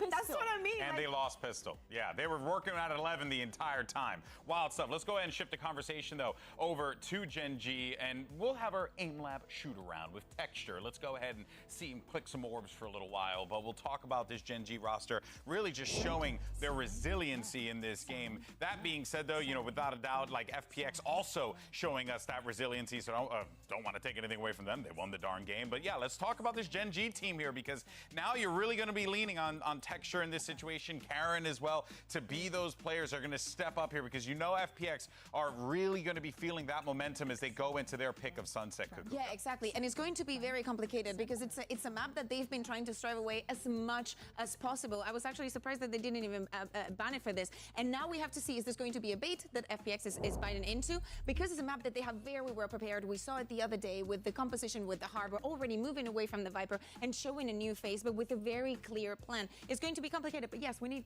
Texture to show up. Yeah. Absolutely. But this is the best chance for FPX to win their second series globally. Just as a reminder for folks, their last game was their first ever win on a global stage after attending a myriad of these events. They are peaking at the perfect time. They have the momentum in their favor now after winning that first map, and they have a real chance to make a clean sweep into playoffs in front of their home crowd and earn Nutty. 4 days off. It would just be ridiculous. It would be nutty. They're right there at the brink. Let's go ahead, though, and check out where we're heading off to next. We talked about it briefly. It's going to be Sunset here. And, I mean, still blown away with the way that FPX started and the fact that FPX, despite the fact that Gen.G made an insane comeback, still managed to rally that win. And as you mentioned, Mimi, they're right there, just one step closer, and they will have punched their ticket to the playoffs. And on top of that, they could potentially do it with a 2-0, but Sunset's going to be really difficult for them. Look, they're a great team on it without a doubt, but one has to wonder what Gen.G has cooked up to try and stop FPX from being able to sweep them here. Yeah, exactly. We were talking about the almost comeback that they performed. Even though it got to OT, Gen.G got very, very close. Also, the other day, something that we saw in Icebox is that Texture, you know, it took him a little bit of time to warm up. That first map wasn't his best, but then the second one, he was a different beast. Yeah. That is what we need to see now on Sunset. All right. Gen.G, they're one of like the few teams that is still playing the solo controller on this map. They kind of always have with Karon on that Omen, right? I mean, sorry, excuse me, not one of the few teams. There are a lot, but that is playing instead this Sova KO instead of that Gecko KO. But they implement it really well. The coordination is on point, and they're also pretty unique in playing that Jet and really building around Texture. This is going to be the map when you watch Gen.G on their attack. You're looking for a lot of the like kind of traditional Korean style. You're going to see a lot of the flash dash with a dart and a KO flash coming in combination as Texture pops out of his smoke. And FPX is starting on the defense. We need to mention something that happened the other day. Berlin setting up live to go in this crazy plays, just finding up a lot of space or maybe some crazy kills and being able to come back. High risk, high reward. That's the name of FPX. FPX could very well shock us all, lock in a 2-0 into the playoffs. Will Gen.G answer back? Let's send it back over to Achilleos and Paper Thin. Thank you very much. Here we are. Sunset now to see if Gen.G can hang with FPX or if FPX are going to be able to double their number of international match wins here today in 2-0 fashion. And I love the way FPX plays this map with the Harbor, with the Yoru. So much trickery up their sleeves, so difficult to understand where they're going and how they're going to do it. If they're going to use those Harbor high tides just to bait out utility, if they're actually going to push off of it, things like that. So difficult to read for Gen.G. And also Life on the stage came out and fired this crowd up.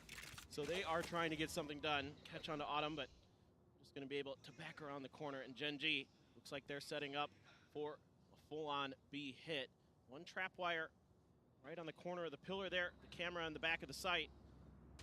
The full stack into mid, but there is the trap wire potentially to account for this for Gen.G on the backside. Quick dart forward, not going to be getting the catch there onto the trap wire.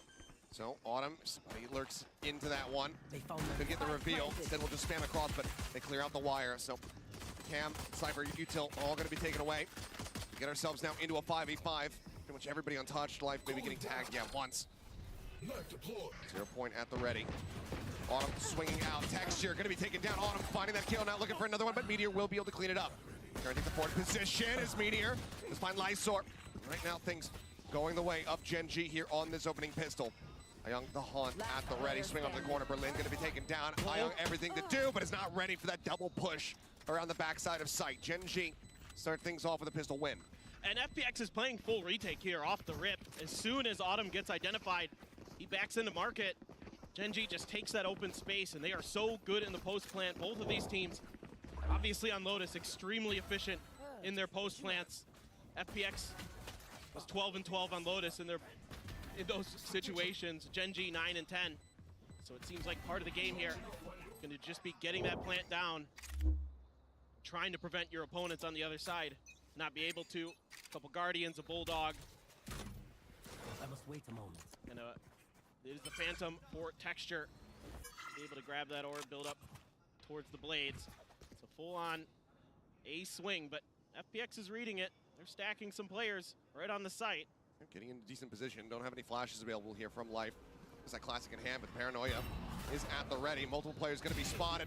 Texture claims the first one, gets himself a second, looks for a third, has to dash away. Swing out though, Munchkin able to go ahead and put an end. Taeyong out of across, able to find one, but that'll be the cleanup. One player down. Weapons overall recovered. Juggled over here to Meteor.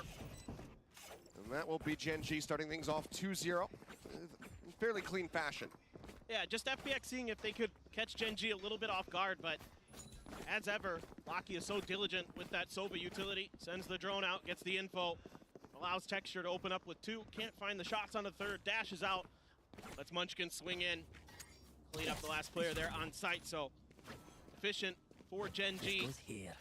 Couple rifles, the Bulldog, the Guardians. Going to be the arsenal that they have to work with.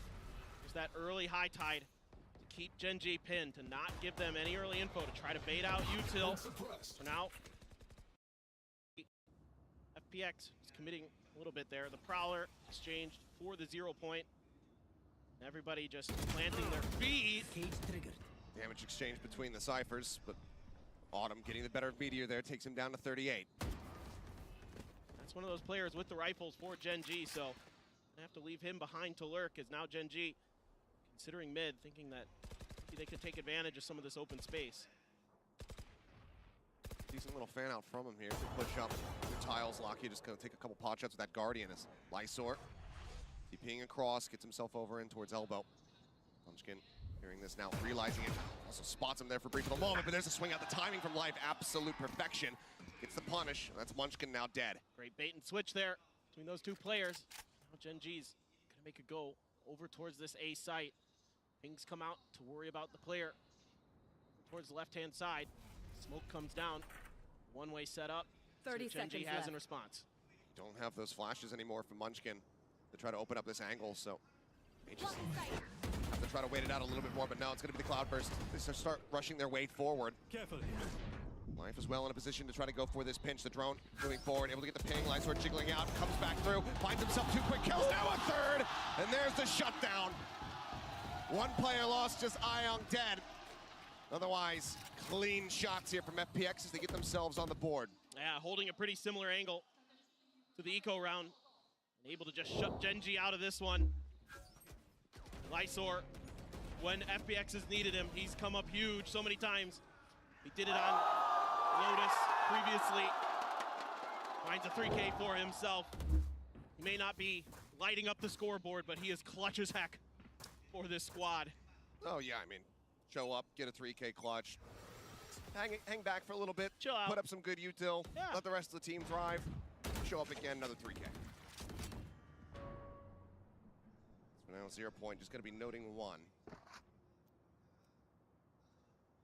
can see this high tide just causes so much hesitation in Gen.G. They're not really wanting to do much, you know, worried about a potential push out, maybe a tiles crunch, things like that. Live. Right here.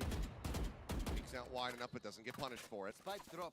They note the Yoru, but that doesn't even mean too much, given that he could just end up anywhere else on the map. They're just gonna then stagger into the one-way over at A. Keep the information out of Gen.G's hands. All they know about really was where Life was, but that was a while ago.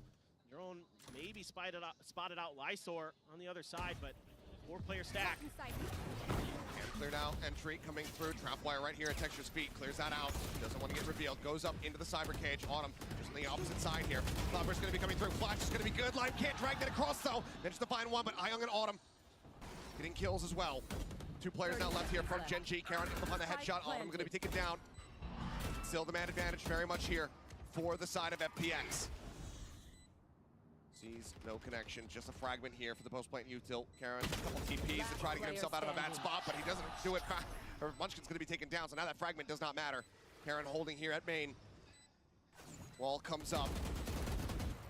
Seen incredible scenes from the likes of Mind Freak in this very position, but he doesn't have the angle at the moment to try to spray him off of this defuse. The push-up, he gets 2, but the defuse is going to be held. Karon maybe an ace in a loss if he were to swing out, but with 5 HP, he needs to hold on to the weapon, and he does. FPX will get themselves now tied up at 2-2. And it's so tricky to understand where FPX is going to be coming at you from, not just because of the smokes, but because of the Yoru as well. Autumn here, reading the positioning, the repositioning of Texture very nicely. A win out in mid for Ion. Ion again, besting Munchkin. I mean, Karon, he's still dialed in, he's still snappy. But he needs a little bit of help. It's so tough with that high tide. This time, a little bit different, putting it deeper in to try to take control of B main. Meteor, though, Gonna disrespect it, try to push ahead of it. See if he can maybe catch somebody on top of that cam, trying to look over the top of it. Gonna see the edge there of Autumn. Autumn gonna have to remove that dart. Dart removed, camera cleared. Drone spotting one. We know that there's another, given that the door gets tapped. Double presence confirmed in market, and it looks like Gen.G, they fancy those odds. They're looking for this B hit. Gonna try to crunch through market. Was texture detected? Nope, door's closed, so absolutely not. Prowler though, that's gonna check for him, and that's gonna give it away. Now spotted, entry up over the top, looks for the shot. Paranoia timing is gonna be good. Autumn taken down with life with that outlaw, able to find Caron at the same time. Hope here from Berlin, swinging around, left-hand side here, off the side pillar. As looks for the shot, texture gonna be taken down to 45, but the kill is gonna be found now. Neural theft invested from Meteor. It's the pin reveal. Left.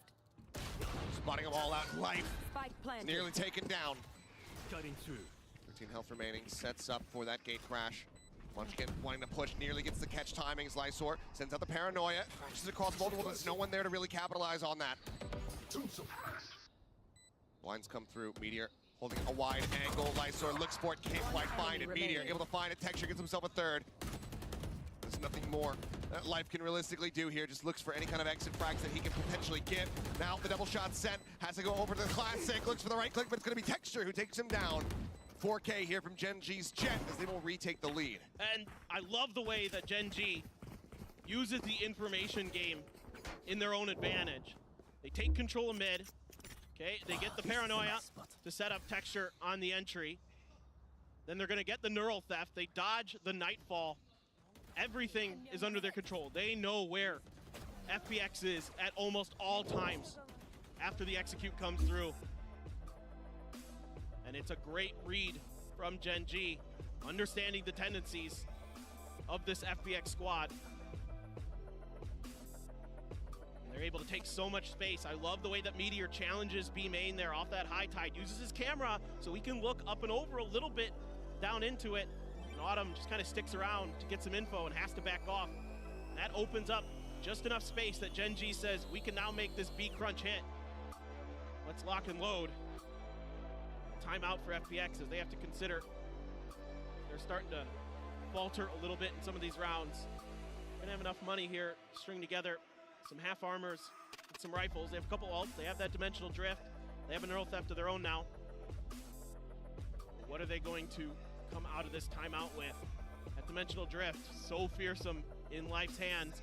They'll do stuff, they'll do crazy stuff like set up a smoke deep somewhere behind enemy lines, and then he'll dimensional drift and stop in that smoke and then flash you from behind. Things like that that are really difficult for teams to handle in the heat of the moment.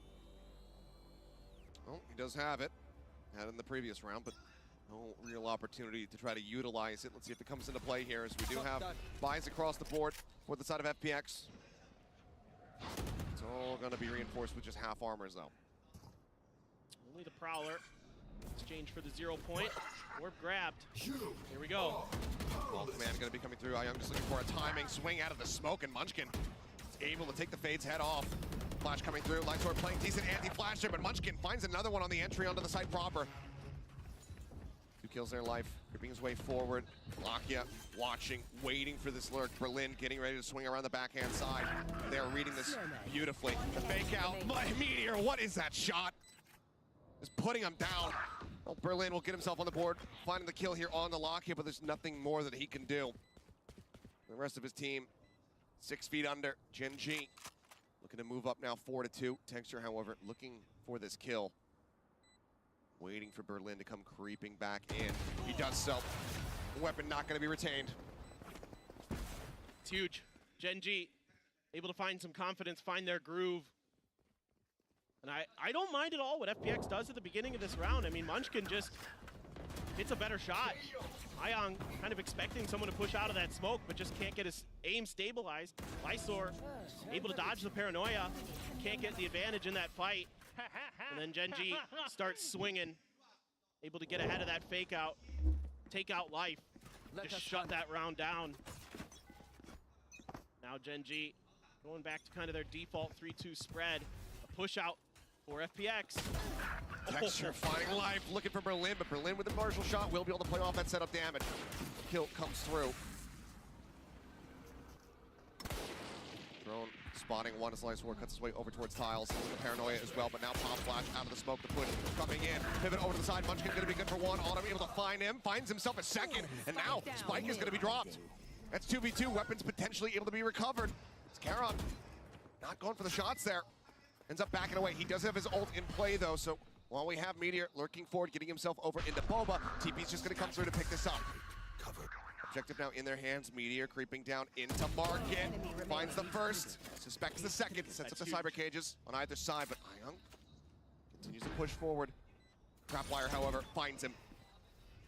The jig is up. And now he is crunched between these two players of Gen.G. Yeah, this is so tough for Ayang. Just trying to figure out exactly where they went. Using the haunt, but Want to come through. Meteor about to get line of sight. Takes him a little while, nearly loses his life, but finds the kills all the same.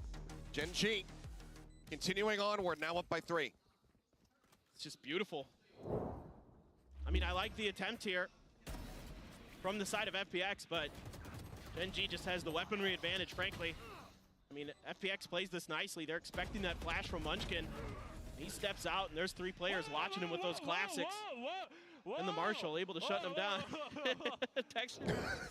The thing is, I have no point of reference. No, I don't know what he's talking about. No idea what that was. That was just but that's Texture. Calm down, maybe, I don't know. Lysor, aggressive TP forward. Does manage to find one before getting traded out there by Meteor. Looking for the shots. Hunter's Fury, second one, not able to get that connection. Life survives, 45 HP. After a bit of a pacey start, it looks like we will just slow things down a bit more here. Going for that Neural Theft Hunter's Fury combo. Still though, not a bad start for FPX. Keep the numbers even. Shallow shock dart, not gonna be finding much there. Is Meteor catching Berlin over by tiles. Lakia revealed, and Autumn just creeps forward, finds the kill for free. Lakia just very much caught off guard by that. Sure because of that pick that sends him rotating all the way back across. Meteor gonna be noted. Sees Ayang though. Doesn't get punished by it. Is looking for the C's. He manages to avoid it. Push out of the dimensional drift. Life gets the headshot. 5 HP remaining on him, but still damage dealt, giving his team a solid advantage. But Texture, here's the TP, and he's in a deep enough position to get the punish. Takes him down 0 point. Not gonna be catching anybody, but now ult gonna be invested. Here's a reckoning comes through. Munchkin gonna be stunned up, tries to get himself in behind the box. Texture has to pull off the angle, can't continue to defend. Munchkin cannot find any value. It's all on Texture, and he will get none of it. Ayang claims the last 2. And FPX not gonna allow for Gen.G to get too far ahead. Yeah, and this is what's so hard to read about FPX is you never know exactly if there's smokes or not at the beginning of the round. If that high tide comes out, what they're gonna do on the back of it. This trap wire, maybe just a little bit deeper than previously set up is my suspicion there. And why it caught Locky off guard. Maybe just unconsidered. But that reckoning so impactful on a site like A. So much space that it can clear for you and make it so difficult to get yourself set up in those post plants. Especially if you don't really have much in the way of mollies to work with. And you've got a 4-man stack here, a fast push. The blades are out for Texture. He's up and over. Up and over, but cannot find the kill. It's a little bit of damage there from the friendly fragment. Karon gonna fall in the meantime. Ayang able to find that one. The reveal coming through. Munchkin able to find Lysor. Does strike him down.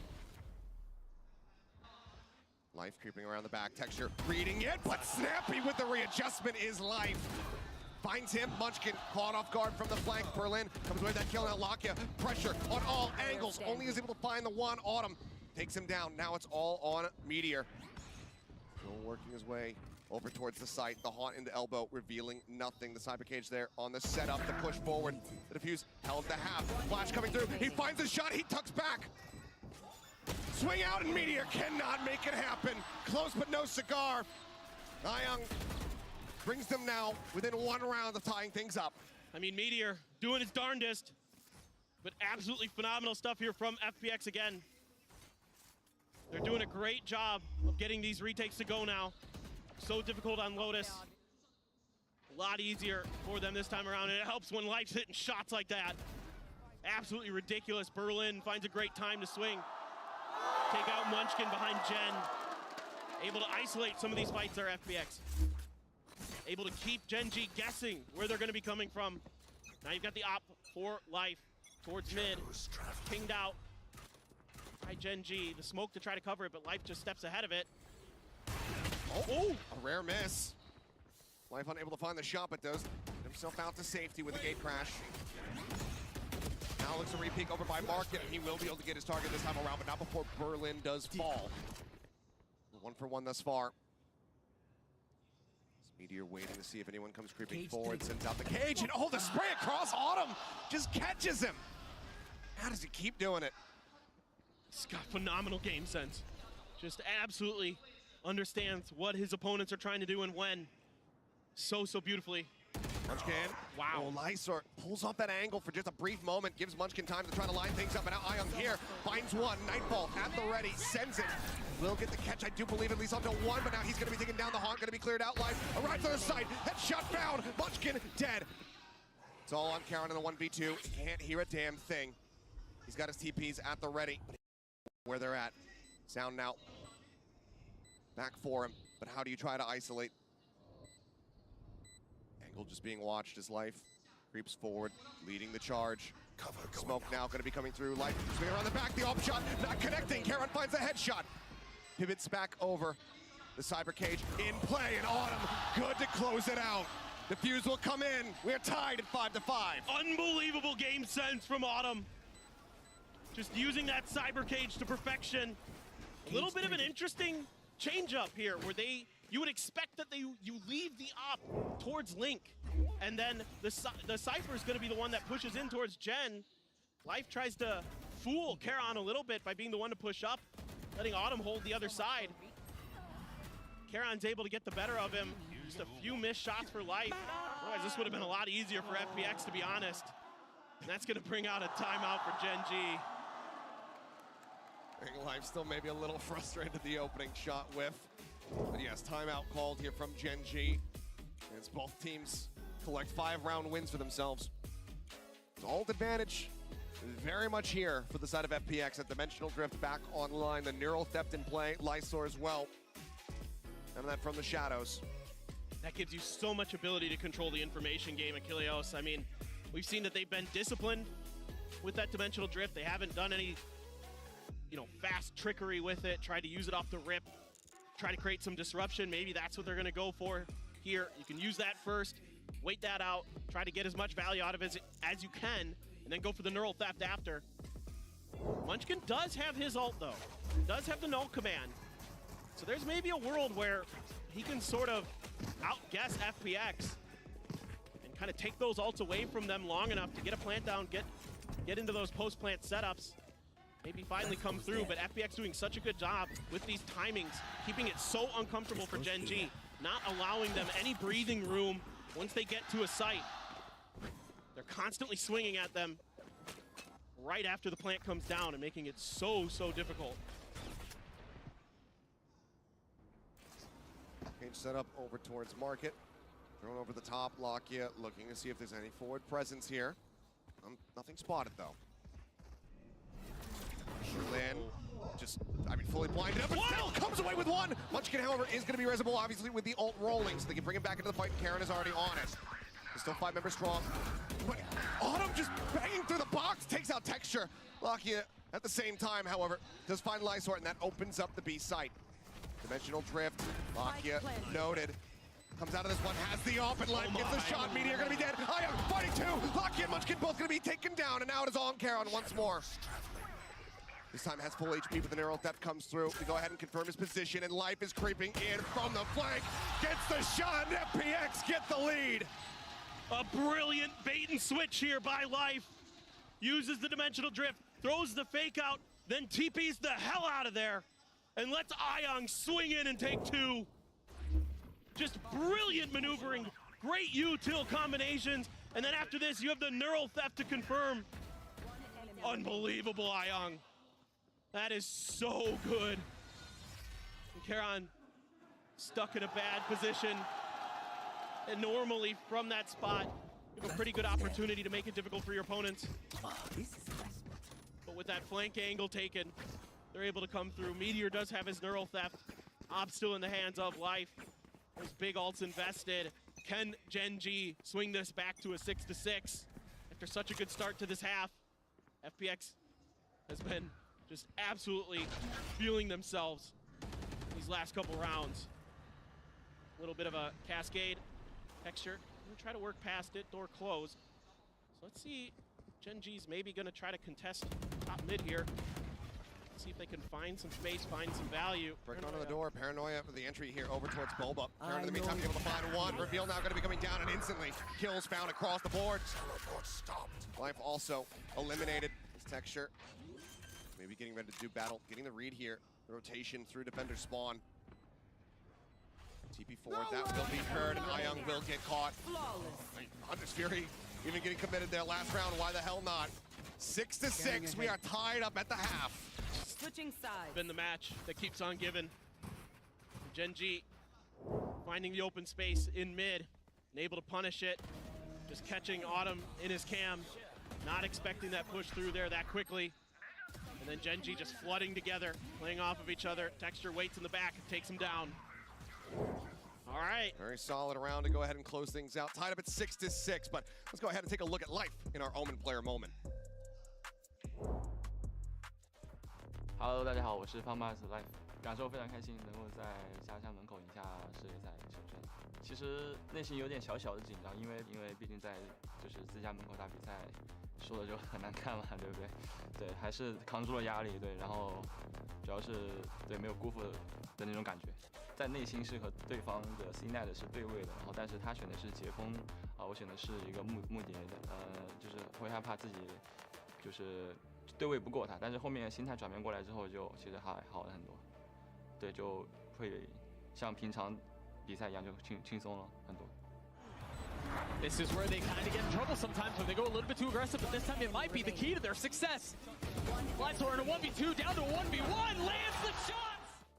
如果我们能够就是进入到8强、4强，以及对，就是会对我个人是真的意义很大，包括对我们整个 FunPlus 意义很大，因为就是那种努力了很久，终于能够得到回报那种感觉，所以说还是蛮期待。我个人不是喜欢说没有发生就是不切实际或者说是说大话的人，但是我只想说，我们虽然说比其他赛区晚起步很久，但是我们的学习能力以及成长能力是大家能看到的，所以说我们会成长的让你们可怕。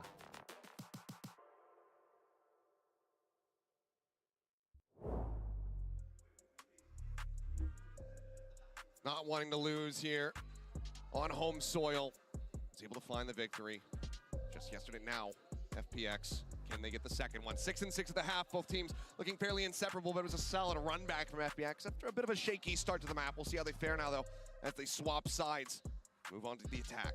Yeah, and this is where things get really interesting for this FPX comp. The way that they're going to use those high tides, the way that they're going to try to get Life deep behind you, kind of try to split your attention. Do a great job of taking site control on B. Munchkin immediately out with that 0 point. FPX wise to it, dodges it. Now, Gen.G thinking about making a mid-push. Lysor out here. That's a lot of damage. Yeah, Lysor knocked down to 66, unable to put any damage back there on the Texture. Does burn that tailwind very quickly. Himself out the safety now rotates around here to the front of B. Gravity Orb, Life just wanting to try to build up for this dimensional drift as quickly as he can. Sneak up into the smoke, but does he suspect this corner? Oh my. Certainly has to.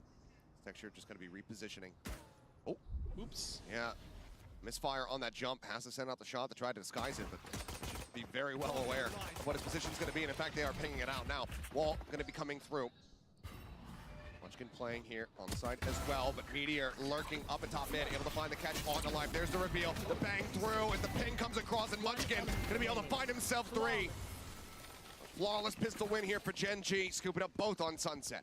Yeah, even though a little bit of a misclick there from Texture, still able to get into good positions are the rest of Gen.G. Kind of suspecting that there was gonna be the wrap through mid. Meteor catches Life. Again, trying to get deep in enemy lines. That's something Life loves to do. Usually he's going to do it off the utility of the Yoru, but this time around just went for a walkabout and got caught. And the rest of Gen.G there able to get the spot into market, start knocking him down. Munchkin clean with the Ghost. The high tide to take some mid control. Gonna send out the gate crash towards Tiles.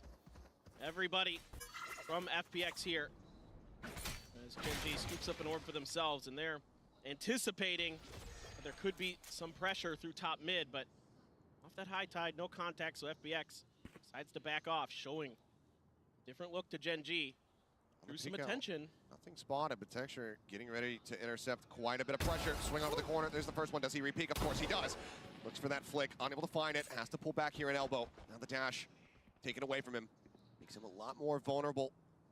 Getting corralled upon here. Sends out that shot, just trying to stave them off, and it looks like FPX will start to back away. Dink through here from Berlin on a Munchkin, takes him low, but he himself now eating quite a bit of damage. Meteor spams across into the high tide, managing to find that second kill. Mid. And now it is all on live. Texture here on the hunt. Spots him, no scopes him. It's a flawless. We crushed them. As Gen.G will move up by 2.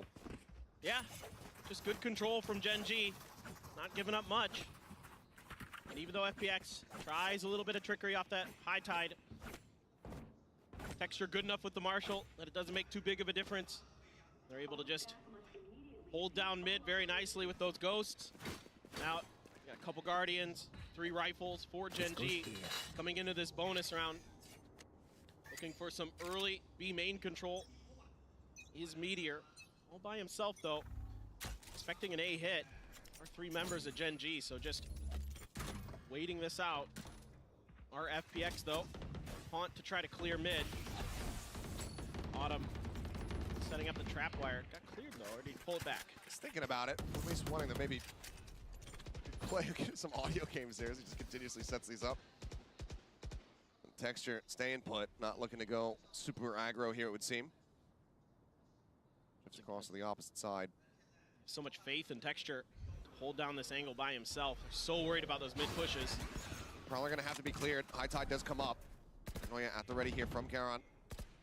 Sends it straight up the lane. He's gonna get the catch here on the 2. Does send that one through. Quick TP out as Recon also connects. Pings cannot be found. But this is what makes FPX so good. They bait out the paranoia there. Using that gate crash to fall back. Make sure that there's no damage taken from it. And now they're gonna reaggress. Yep. Ready. Waiting with the shock dart. Does send that one through. Looks like damage. Not gonna be caught though. But able to avoid that. 30 seconds left. Wall comes through. High tide really available here. Set that one up, but Lockett trying to hold the line. Gets a little bit of damage across. Catches that fake out, but also catches Berlin. Kill found. Push forward, coming in. Dash over. Texture. Set up on. So it's Lockett. Oh my god. The cleanup is there. Ion continuing to just deliver here on this map. But now it's a 2v3. Life gonna be taken down. Meteor able to just go ahead and finish it off. They can't get to the spike quite just yet. The Seas locks them in place.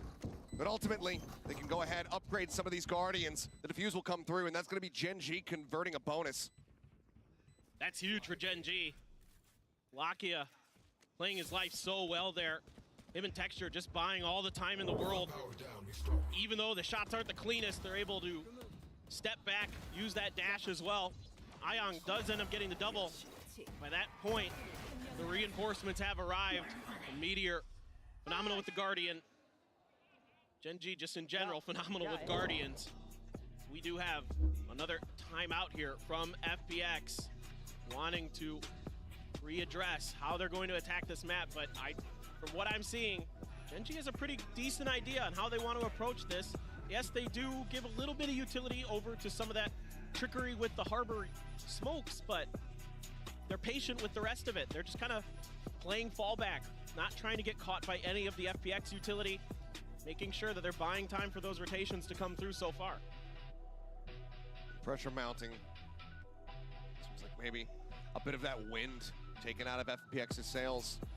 One of the things that you do have to consider when you come into these series, FPX, yes, been playing a lot in the regular season, been playing some extensive sets here in China.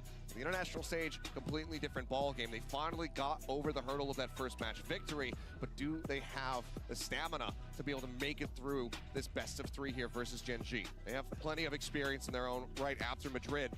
FPX now needing to prove that they can also punch back when they're down. Yeah, they're going up against the team that has shown time and time again that they don't give up until the very end this year. So they have their work cut out for them, that's for sure. They can get it done. The Outlaw going to be invested in for Gen.G, knowing the economic situation again. It's going to be half armors for FPX. They try to take advantage of that. Neural Theft as well. In Meteor's back pocket, they can find one of those kills. It's going to be a mid-push. Start this round. Haunt into the mid-push. Last time they backed off of this. Let's see if they're going to commit all the way to top mid or try to make a swing into market. Lockett wanting to grab the orb. Knocked out around the corner. Maybe that's what he's been waiting for. Fragment sent here, trying to stop them from entering over onto market. Nicely timed flash as well. Buys Munchkin some space. Lockett able to pull back fast enough after taking down Life to avoid getting caught by Berlin. It's just going to be an early advantage here as Texture set up on the hard line. Outlaw in hand. Autumn goes down. Drone spotting out on the Ion. It's that dart across as well. As Berlin continues to inch forward, but able to find Munchkin. He's insane, dude. He's absolutely been on fire here in this map, and Lockett spotting out too.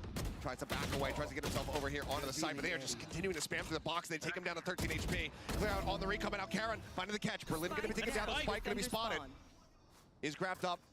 Ion able to back away with this one. Now the pinch getting ready to come through. Lysor on the flank, but Karen 30 seemingly seconds left. being suspicious about this, having a bit of a read on it. Can he get the shot? He cannot. Lysor does take him down, but he gets himself down to 5 HP. Meteor still holding here on the site. Tucked away now into the smoke. Does this end up working against them? The push out, the lineup, and Meteor will take them both down. Gen.G move up to 10. The mental awareness there from Meteor to understand that he would be sticking out of that smoke if he kept looking the other way, and he turns himself just enough to hide, waits for them to come through. Brilliant stuff here. I mean, FPX all the way into the spawn of Gen.G on this round.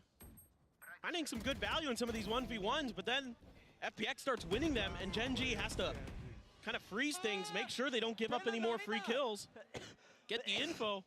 Oh, the poor guy. Oh, don't do that to him.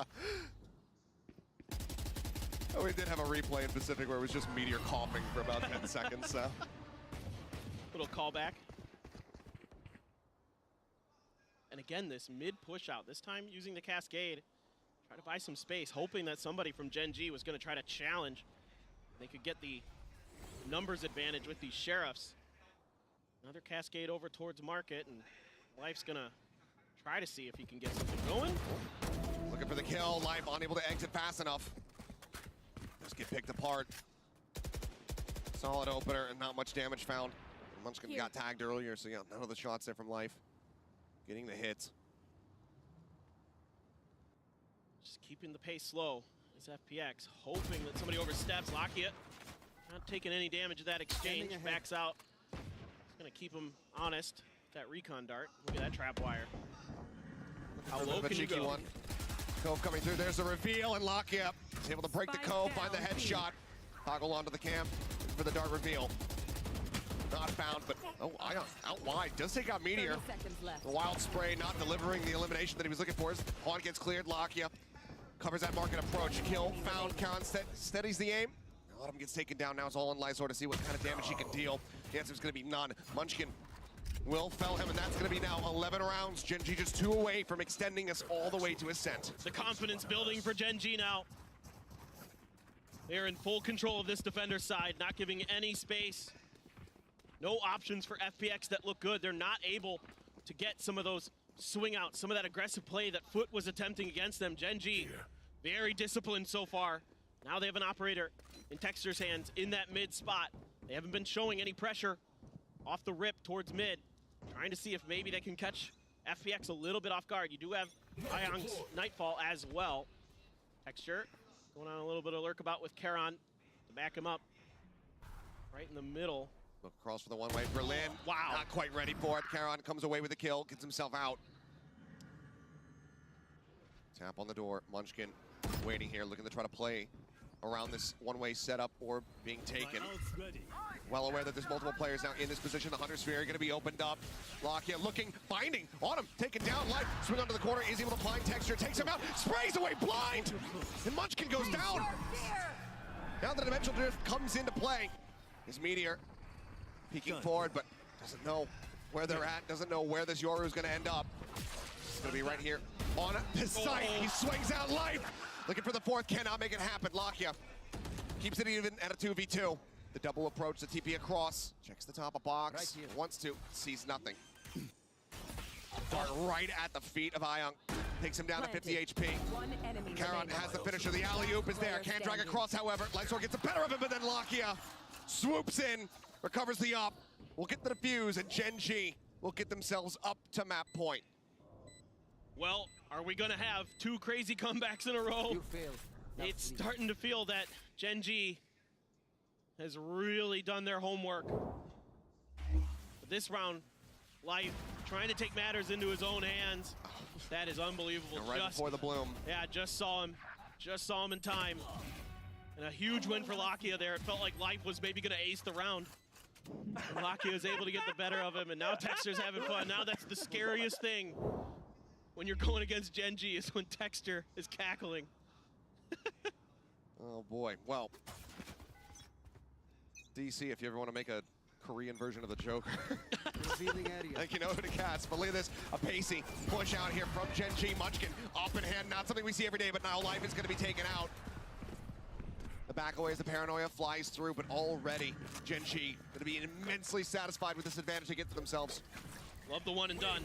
Just challenging this space in mid that FPX seems so eager to try to take for themselves. They're just going to fall back, rotate around. Only the Cypher utility on A. Feel so comfortable that they can rotate in time. A little bit of exchange of util. Yeah, you get some information here. Texture. Gets a spot out. Texture now in position. Sees where that wall begins. Sees a shoulder. Can't quite get the shot. Spray across, but Berlin return fire. Able to find Lockya. Ayang gets Munchkin. You're now creeping up. Paranoia to try to slow up the approach. Another Cyber Cage coming through. Exactly. There's the reveal. Even ahead of that one, Meteor going to be taken down now. Caron dead. It's all on Texture to try to clutch this one out. The man advantage off the rip, not really meaning much. Reloads the Phantom. The double push. The high-low is set up. And FPX will finally get themselves an attack round win. But still need 5 to claw back if they want to take this to overtime. Being a lot more patient are FPX. Even though they lose a player early, they're just waiting for those swings. Use this high tide, take some space. Nuh-uh! Nuh-uh, Ayang! Nuh-uh! Absolutely ridiculous. This time, it wasn't like Life in the previous round. He didn't see him before the flash popped. His blind shot and manages to catch him with a stray. 4 ults, though, to try to work through here. Scanning ahead. For FPX. As Gen.G, multiple attempts to try to close this map out. Yeah, just a little bit of the early info battle. On my mark. With Lockya and the Cypher. Trying to sense each other out. Texture now with that op, so aggressive on this angle. Hoping to catch Autumn, but Autumn just holding his ground. Trying to hold the angle, closer and closer, and Texture catches a glimpse. Autumn gets picked off. Another early advantage here for the side of Gen.G. Squandered it in the previous round. See if FPX can force those errors once again. Or if this will be where Sunset comes to an end. Clear out on the cam, has the reveal, goes for the shot, swings out a little bit wider, re-peeks at Texture, finds his mark. Glysort taken down, but Lockya traded out. Life able to find one. Now the double face here in mid. Texture splitting the difference, sends it whizzing right between the two. Try to push through tiles. Just check, nope, okay. Over towards A. Caron immediately backing out, hearing these footsteps coming. Trying to reposition, Texture's gonna hold the link angle. Meteor still stagnant, the paranoia to try to slow him up now. The smoke is well invested. Cove coming through. Texture anticipating this flanking from behind. Relies on Munchkin. It ends up hitting the fake out, and Life ends up hitting 2 shots! 2 quick kills, spots out Caron, but he finds the kill, they're running out of time. Life needing to get the ace. 21 HP. There's the reveal. The Cyber Cage thrown up. He needs to get the spike. He needs to get the plant. Just enough time. The reveal, he's playing for the ace, he's playing for the win, but he cannot find it. Meteor just slows it down. And that will bring the map to the conclusion. Sunset out of the way, Ascent on the horizon. 13-7. Continue. Don't go anywhere.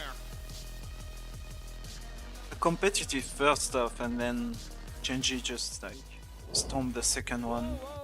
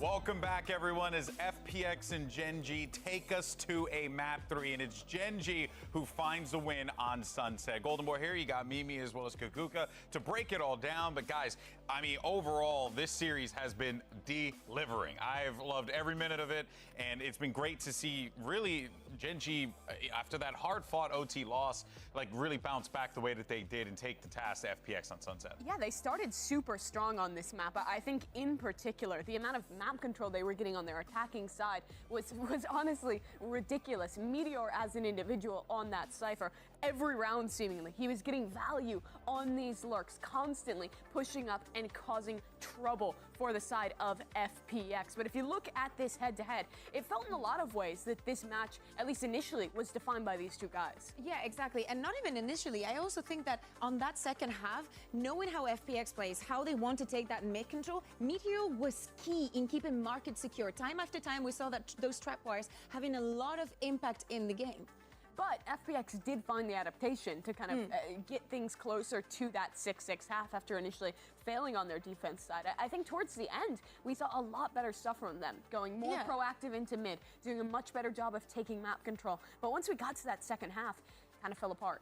Yeah, exactly. And in some rounds, we just saw a bit of this coordination, right? And especially when we move on to that second half, after Gen.G get that pistol round, they do a very beautiful second round buy. But when we get into the bonus, we see an FPX that is back to not really having an idea, or maybe expecting Gen.G to do the same thing that they were doing in Lotus, being extra proactive and giving them something. But no, they just sit and wait for something that doesn't happen. And if you look at their default, all of these players are postured towards that. You have the trip on B, and they briefly pressured mid. But other than that, they don't have a lot of map control. So just that one Cypher cam over towards B is providing all the info Gen.G need to lean really heavy onto this A side and invest a ton of util to stall FPX, which means by the time they're actually hitting into this side, they have very little time left, they're running out of options, and they're gonna end up losing the rounds. And this is something we saw the last time they played on Sunset too. I think it's kind of a running problem for FPX on playing these defaults where if their opponent doesn't get proactive,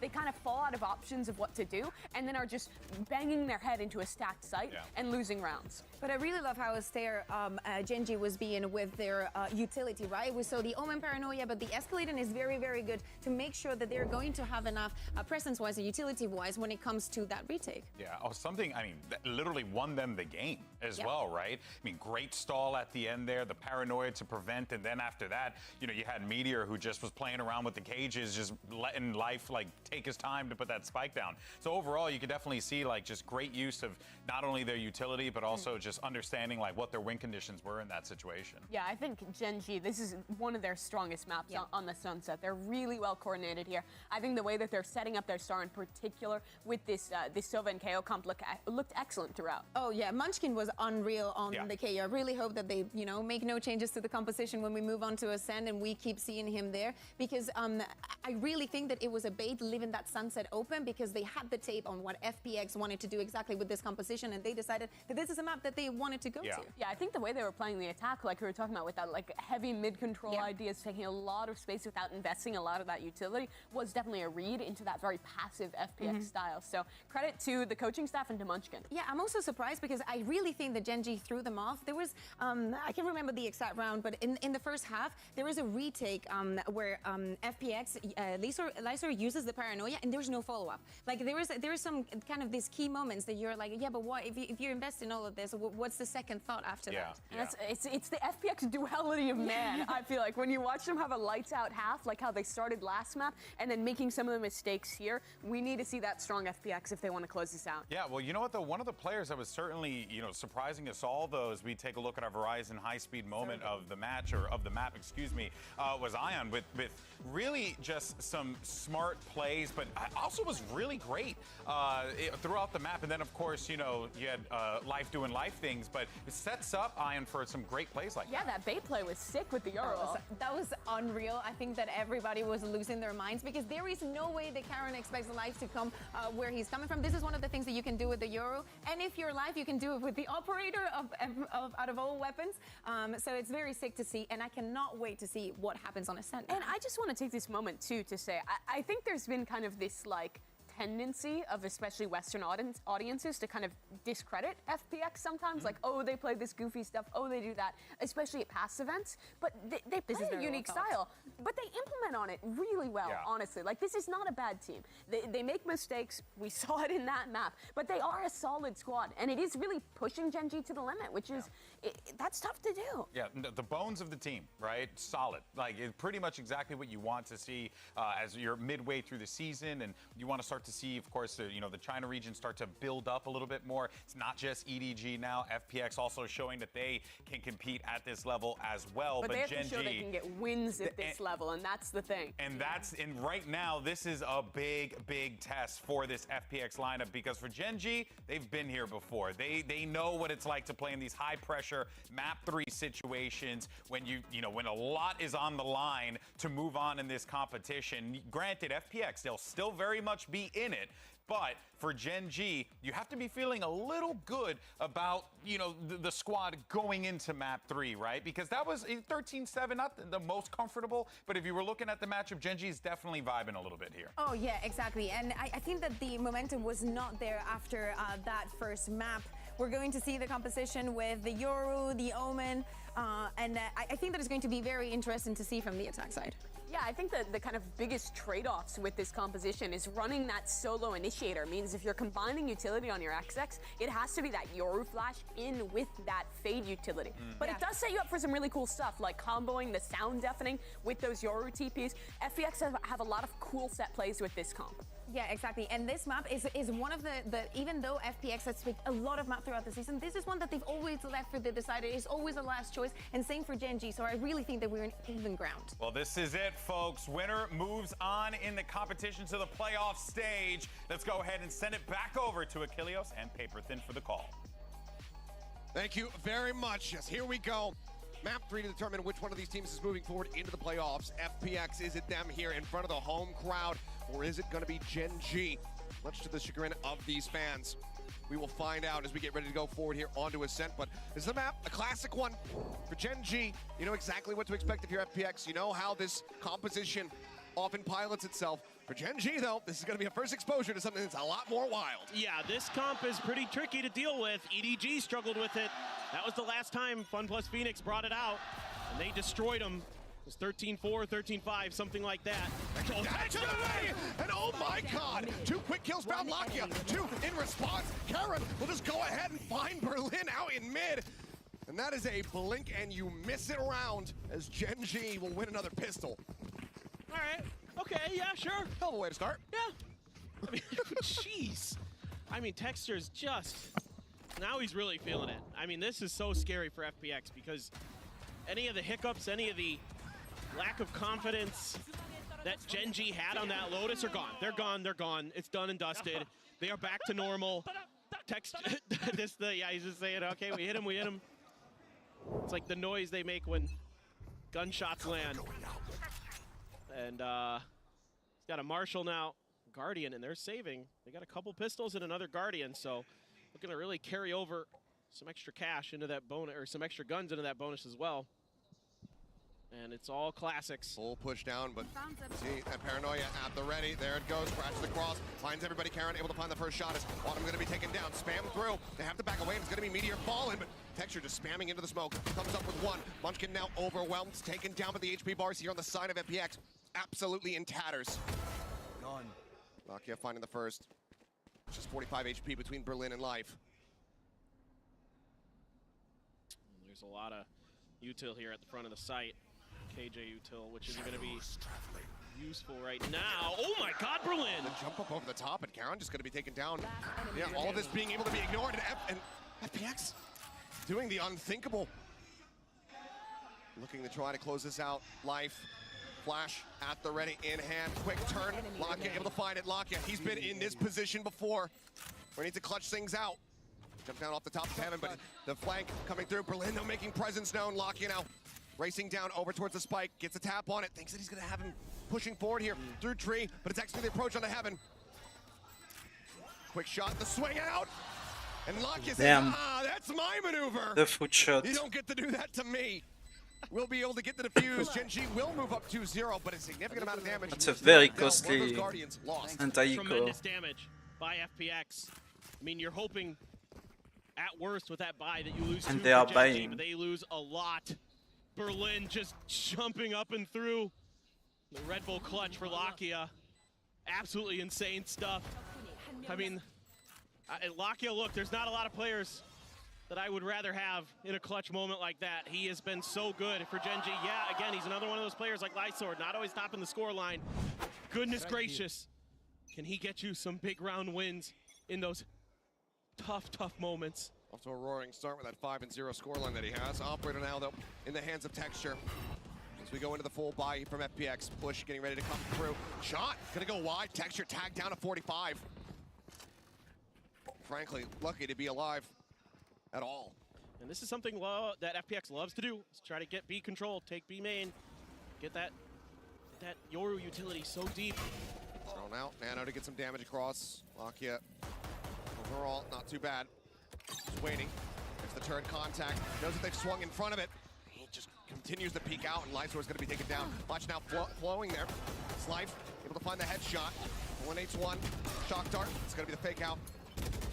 Lakia goes back away. Munchkin as well, going to be kept at bay. Down to 70 HP. Sends out that flash as he just backpedals over towards that A door. Good discipline here from Gen.G, though. Even though often Autumn is left on his own in this composition, it's usually a 1-4 split for FPX on their attacker side on this map. Gen.G doesn't budge, even though Munchkin makes contact with him. Trying to sell a bit of a fake is Berlin. And that's gonna pull Munchkin. It's all on Charon. But Meteor knows exactly where all this is going. Sends up a couple shots and then Lakia can spray through. They manage to work it out together. Find that elimination. So man advantage here for the side of Gen.G. The rest of FPX making their way over onto the site, but there's only 12 seconds remaining now. 2 players pinged out, but Ayong good for the shot. Munchkin gonna be taken down. Spike now planted. Charon still sat here in hell. The push forward coming through, finds the first, finds the second. Push out Ayong again. Snappy with the aim. Manages to take him down, but now he finds himself in a 1v2. Oh, Meteor. The swing out, and Lakia somehow manages to steady the aim. Meteor on the flank, not necessary. Gen.G converting the bonus. That was a tough round there for Gen.G, to be honest. I mean, FPX making some good maneuvers there. Realizing that the B site was going to be really unassailable. Fuse is going to come through, of course, after we get the Gen.G spray, the DRX spray. And we have a bonus for Gen.G. Yeah, missing you. An operator recovered. And Lakia still deathless. 7-0, Hunter's Fury online as we'll take a look back on this one. But, I mean, Charon, he just quick TP'd into hell when they finally go to check out, see if that position is cleared. Somehow he just comes up with those quick kills. Solid shooting from Ayong, though, to make it as close as it was. They continue to whittle away at this economy from Gen.G, not allowed to get fully banked up, but that round win still eluding them. I mean, say what you will, Ayong has been firing these last couple maps. Even though it's been a struggle for FPX as a whole. Fake out is going to be cleared, but here we go. The Hunter's Fury to try to delay this push. For the target, Life in the meantime, able to get in on top of the Texture, and Charon going to be taken down by the Nano Swarm. Meteor's turret, going to be able to find Berlin, then Meteor gets Life. And suddenly now, the 3v3, Meteor audioless here for the moment, shoulder to shoulder against 2 players. If they push up into the side, he splits the difference a little bit too much. Autumn and Lysor both take a significant amount of damage, but now it's all on Lakia and Munchkin to see if they can try to clutch this one out. They're suspicious about Ayong's position. Lakia will be felled as Ayong continues to deliver. FPX get themselves online. Yeah, now FPX is finally able to find the space that they need to get that Yoru utility in. Use the fake out to buy a little bit of extra space. TP in towards the back stairs. And then they could start ripping apart Gen.G. I mean, Meteor doing what he can on the back, but it's tough, man. When they start coordinating well, this FPX comp, so fearsome.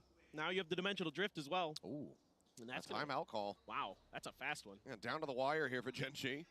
Go ahead and pump the brakes, but yeah, Solo not liking what he was seeing here, especially as they get ready to go into this next round, because the cash, because of how just scrappy the last ones have been, the op, it's lost, can't replace that.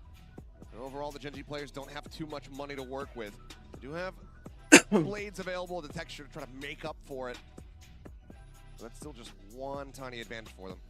Yeah, I'm really curious what Solo didn't like so far. I mean, I think FPX has been doing a decent job of working the map, giving themselves opportunities. And that round, you know, just a kind of a util combination caught Gen.G enough off guard. They lost a couple players very, very quickly on that execute. Trying to probably figure out how they should be positioning themselves to avoid some of those util dumps. Are they gonna sit further back in alley, maybe try to make sure they maintain market control a little bit better, a little bit sooner, so they can cut off those advances, set up some crossfires? from the alleyway. See exactly how Gen.G is going to change things up. In fact, it's going to be a shift of Meteor over towards A. Going to be using his util to lock down the front of that A site again. Toxic screen cutting across the A site, but that's pretty much standard here for FPX. That's their default toxic screen on this map on their attacker side. So nothing out of the ordinary shown just yet, but making a lot of pressure towards the A orb. Going to be able to snatch it up. I don't think there's much that Gen.G really is going to be able to do about that. A little util brings out a smoke from Karon, and now change of direction here for the rest of FPX, trying to spread the map a little bit, looking for aggressive plays from Gen.G just in case, but being really, really methodical how they're maneuvering around the map. Didn't like when that smoke came out. Right here. Thought that maybe they're a little too ready for us on A. Let's go back to our home territory of B. Flash in, 0 point, able to get the suppress here, tap onto the orb, just trying to bait out some shots. Or not much found here. This is a pickup, just trying to get Lysor over towards that lockdown when possible. Reveal able to find one. Look how deep that smoke is. Makes it so hard for them to set up their util combos like they want to, and they're going to try to get through over onto the A site, and only Meteor left. Oh my God. Oh, Berlin eventually able to find the shot, drags it across, and Texture's going to be taken down, but Meteor still here on the site. Gets the headshot, Autumn taken down. Karon finding life, and the spike just can't be planted. They've squandered their time, and Meteor has held the line! A MasterCard Thrifty and a 4K from Meteor with some of the most gorgeous shots that I have seen. I mean, FPX just couldn't find any comfort. They couldn't find the space that they wanted. 50 after 50. And when they finally tried, Meteor said, absolutely not. We're not having any of that. This is my site this time. Usually I'm over on B, but I'm going to be shifted over, and those are ridiculous. So clean. Yeah, that's a few woes out of him. I agree. How could you not? Operator now back into the hands of Texture. An Odin in play for Lakia. Here. Munchkin sticking with that staple Guardian. Dimensional Drift for FPX. Are they going to invest it in this round? There is the lockdown as well for Meteor. Something to be considered here for both squads in terms of ults. Push up towards mid. Otherwise, looking for that pick, can't find it. That back away, seeing Young as well. Man, it's been so incredibly clean. Meteor tucked away here, wants to still play forward, finds the first, spots the second, continues to hold his ground, but Autumn takes advantage. Using the high penetration there on that Guardian, finds the headshot. Berlin considering a TP play here. 0 point checking out over towards Market, making sure that Texture's backside is going to be protected, and Karon peeking in, able to find Lysor. Takes him down. Man advantage once again here for the side of Gen.G. The Haunt not going to be revealing much as Munchkin takes a very forward position, swooping through, but he's not ready for Berlin to be at back Gen. No found, but Berlin's still here. Lakia now reinforcing the position. But Autumn again, just paying through, finds the shot. Pit now going to be invested. Starts set out. Oh, he found him instantly. Autumn dead now, it's all on Berlin, and he's been revealed. Not fast enough on the clear, gets the spot there on the Lakia, but he doesn't have the shots. Lakia's just got too many bullets. Takes him down, and Gen.G continuing upward, now 5-1. I mean, Autumn hitting some incredible shots along the way, but Gen.G, this staggered defense, as FPX tries to make their way through short. I mean, Meteor with a nice initial shot, tries to challenge. But that Guardian high pen, so valuable for Autumn in this round. Right through the box gets Karon. What an angle. And it's just insane stuff. The fact that Lakia just picks Autumn out of that Viper's pit instantly is absurd, absurd. Well, FPX now calling a timeout, trying to get this map, get their feet back beneath them. It seems like every time they're trying to get back up, Gen.G just continue to swoop their feet out from underneath them, put them right back down to the ground. And this comp is built to be pretty successful on the attacker side. It's worked a treat for them typically in the past. It's very good on the defender side too. But Right now, Gen.G is just stalwart, hitting good shots, making good adjustments, making good enough reads, even though FPX is throwing a lot at them and it's a lot to handle. Right now, Gen.G is able to carry that weight. See if they can continue to keep their stamina, keep their strength up. Something that Gen.G has talked about after Madrid they've been focusing on is building their endurance, building their physical endurance, building up their exercise regime, their regimen, becoming more resilient to these long games that they seem destined to play. Well, even if the maps themselves aren't long, they always have to play the maximum number of them, it would seem. And one away from this lockdown here is Lysor. Meteor still holding onto his own as Texture taking a very aggressive position forward here. Lysor on the peak, getting the punish, but it comes through! Texture, how do you hit that? Please explain! He wasn't even looking there! We're gonna have to see that one back, but that was absolutely disgusting no matter which way you slice it. Drone out into mid, nothing gonna be spotted. Berlin just up on top of the box here on Cat. I mean, for sure from FPX's perspective, you know, they have no idea that he did what he just did. They probably just thought, well, he guessed it out. You know, sometimes Killjoys do like to hide behind that corner. And now Munchkin tucked into the cubby, setting up with Lakia. Lakia making some noise, checking with Util. It's well placed. Here's a couple gunshots. Lets loose with the Odin, but nobody to be found just yet. This is all just to make it as confusing, as difficult as possible for FPX to read the position of Munchkin. I mean, they're just being held at bay. The Odin, the shock darts, everything, just stopping them from advancing forward, and Munchkin tucked away right inside of B main. Going to be coming down, smoke going to be coming through. That market is open. Munchkin backpedaling, trying to get himself out.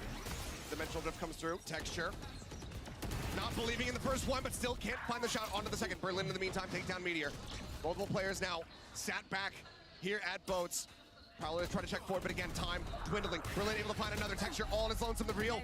It pops onto everyone, peeks out, finds one, but Autumn swings the corner, and he's able to gun them down as Karen arrives. FPX will find themselves a second round win.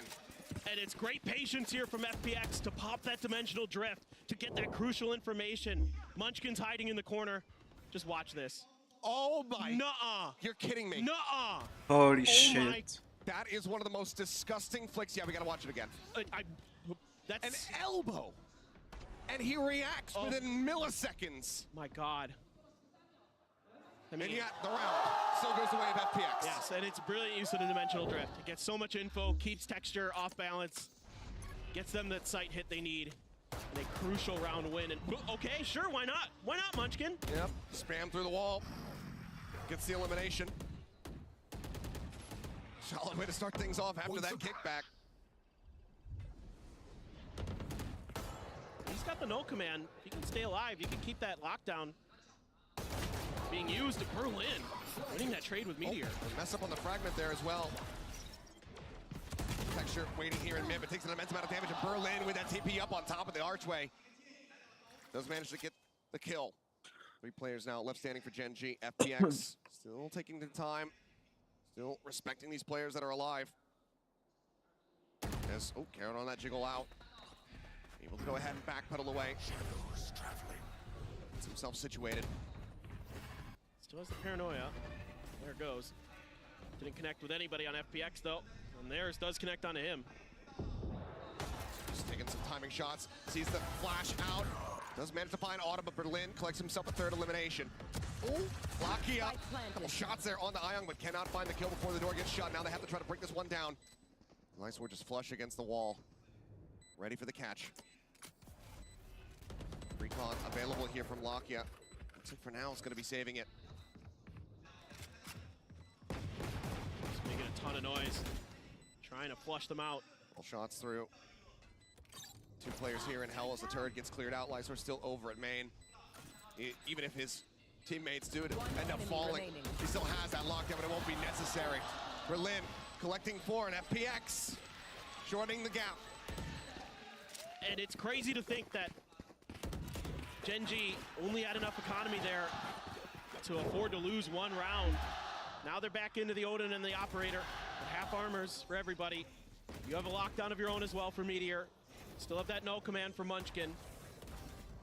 So you can counter Lysor's locked down in a couple different ways, potentially. See exactly how they want to do it. Pretty standard setup for Gen.G. Although Munchkin going over in towards B main. Meteor back over into A with his Killjoy utility. Lysor for now just going to use that turret to make sure if there's any aggressive peek outs like we saw earlier from Texture, that those are able to be accounted for a little bit better. Just working the map here.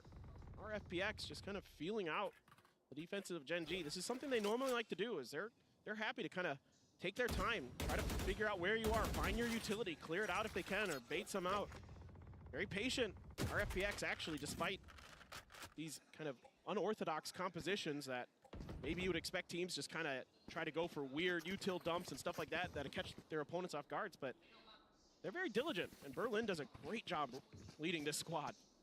Curious to see the approach here. Do they just open up with a lockdown? He's at the guide their way into the site. There is quite a bit of util here from Meteor, and he does have a lockdown, so could set up for a counter one. But it looks like for now they're going to continue to inch forward, but a smoke comes through. Locking off main. Again, time running low. FPX really trying to work this clock down, it would seem. Munchkin is going to get caught by a quick little prowler there. Sends out a pop flash. Life forward here on the side. Swings out. Meteor able to take him down.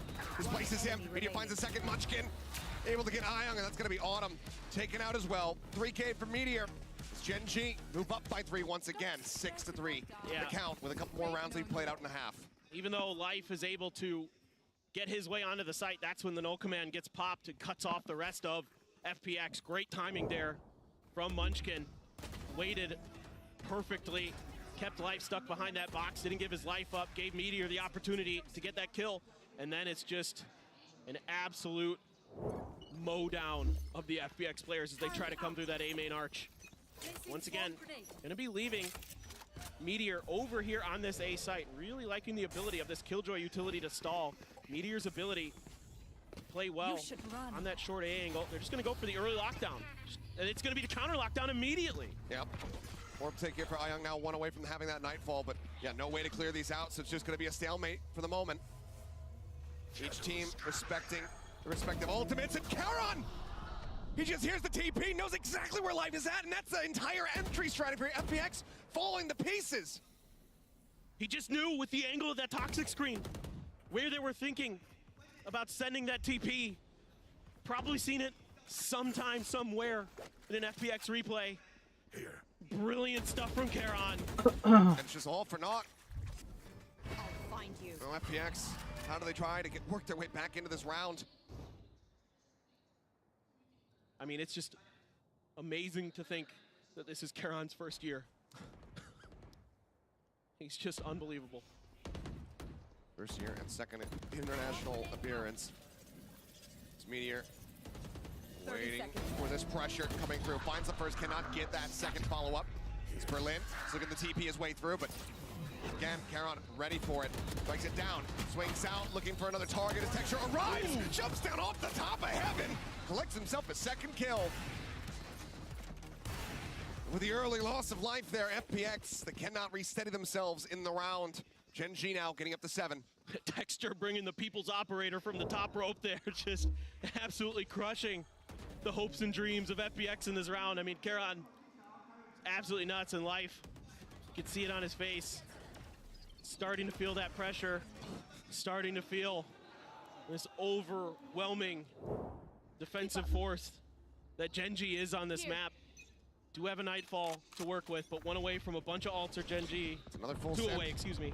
Another full set here from FPX. I mean, Ion, he does have the ult online, but he does not have any armor. He's going glass cannon with the Vandal in hand. A lot of pressure being applied here in towards mid, so drone out from Lakia to try to scout. Then tucked back and defensive gate crash gets set up here from Life. A little tricky. Shock dart try to force some movement. Ooh. Just barely missing. Just on the outskirts of that one. Texture peeking out a little bit deeper.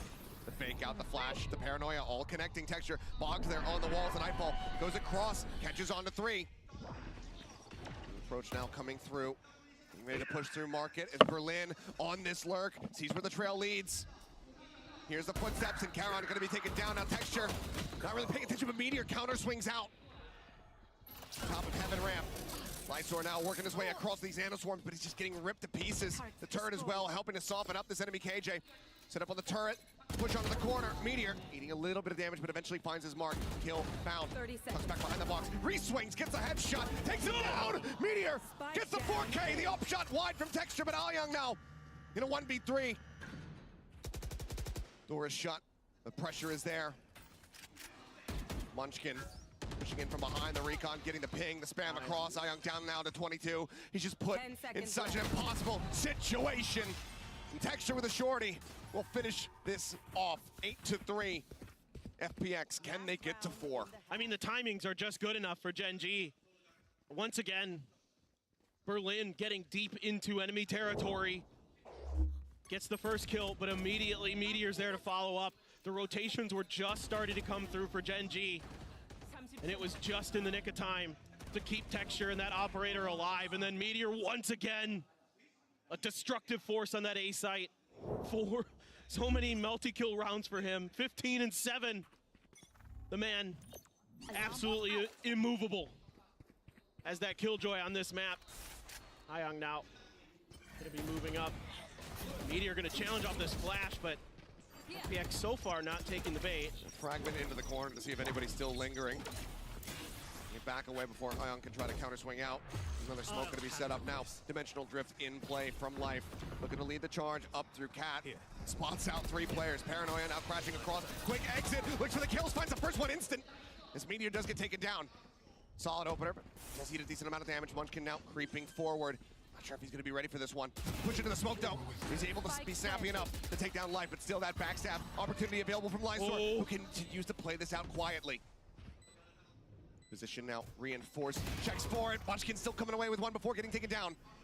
3v3 now. The approach here out into Heaven. Texture finding the first. Autumn dead. Knives out. Texture finds Aoyang, and it's all on Berlin. He's played it out quietly, and now his presence is known. Cover going out. Smoke in. All the util used, and Berlin will be standing tall. Red Bull clutch to end up the half. FPX, they managed to get a 4. Okay, 8-4. That's a good round. That's a good half for Gen.G. Like, very solid defense. Much more doable on their defender side. A massive pistol round coming up.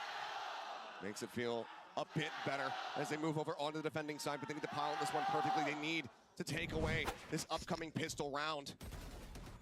We'll take a look back at it. I mean, just utter chaos, but no one registering that Berlin was going to be behind the generator. And you can see the frustration on the coach's faces there, thinking that this was going to be a 9-3 half.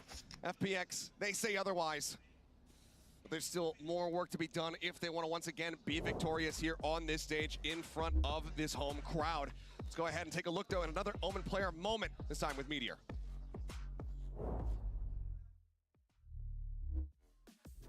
안녕하세요. 젠지에서 활동 중인 메테오 김태호라고 합니다. 오랜만에 국제대회라 좀 긴장을 했던 것 같고, 그래도 긴장을 했지만 팀원들이 더 잘해줬기 때문에 이긴 것 같습니다. 스테이지 2랑 서울 챔피언스도 남아있기 때문에 만약 성적을 못 내더라도 그 다음에 낸다는 마인드로 게임할 것 같습니다.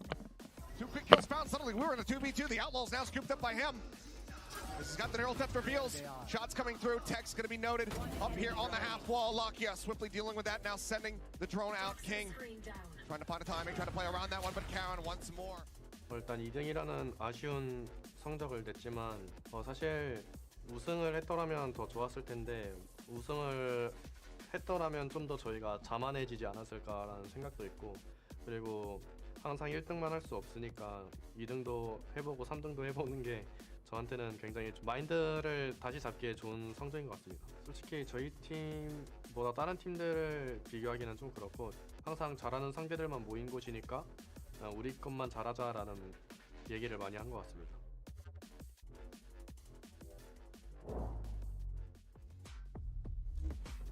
Concerns about potentially getting cocky there had they won that championship in stage 1.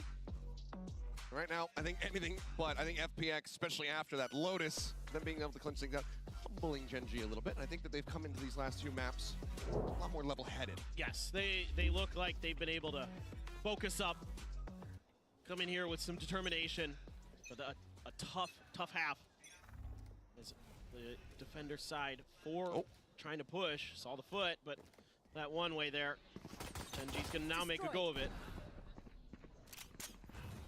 Paranoia at the ready. A bit of that leg there. Texture up and over the top. Frenzy in hand, but he will be able to find that kill, but Lysor quick to reply. Doesn't manage to put him down. Yes, Ayang able to find Munchkin, that Sheriff not getting value for him. Advantage now here in the hands of FPX. Gate crash back across. They're expecting this to be A. A little bit, but Life, he does have that follow-up gate crash ready to go, so can join in to try to reinforce his position, but Lysor, it feels like he's going to have to at least get one. Right now he's creeping out into the open. Expecting this push coming through. Smoke down here on the back ramp. Meteor going for the pinch. Lysor moving, gets distracted, and then Meteor on that flank, able to collect the kill. Life now arriving, but he has to wait for the rest of the team.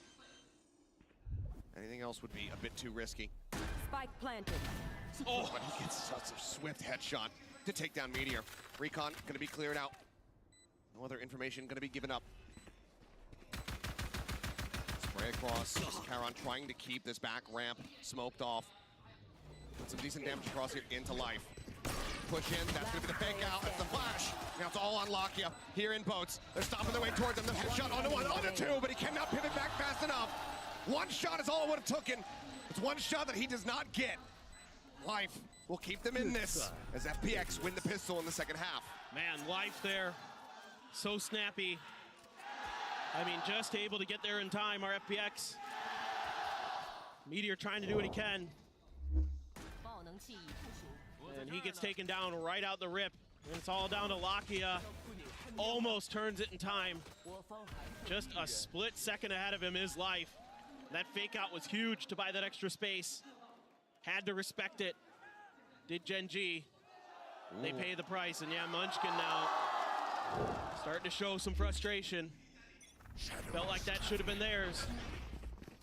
Solid timing on the 0 point, interrupts, stops the Paranoia from coming through, but still a lot of forward unscouted presence here on this B side of the map as Berlin just creeps back, managing to find Texture.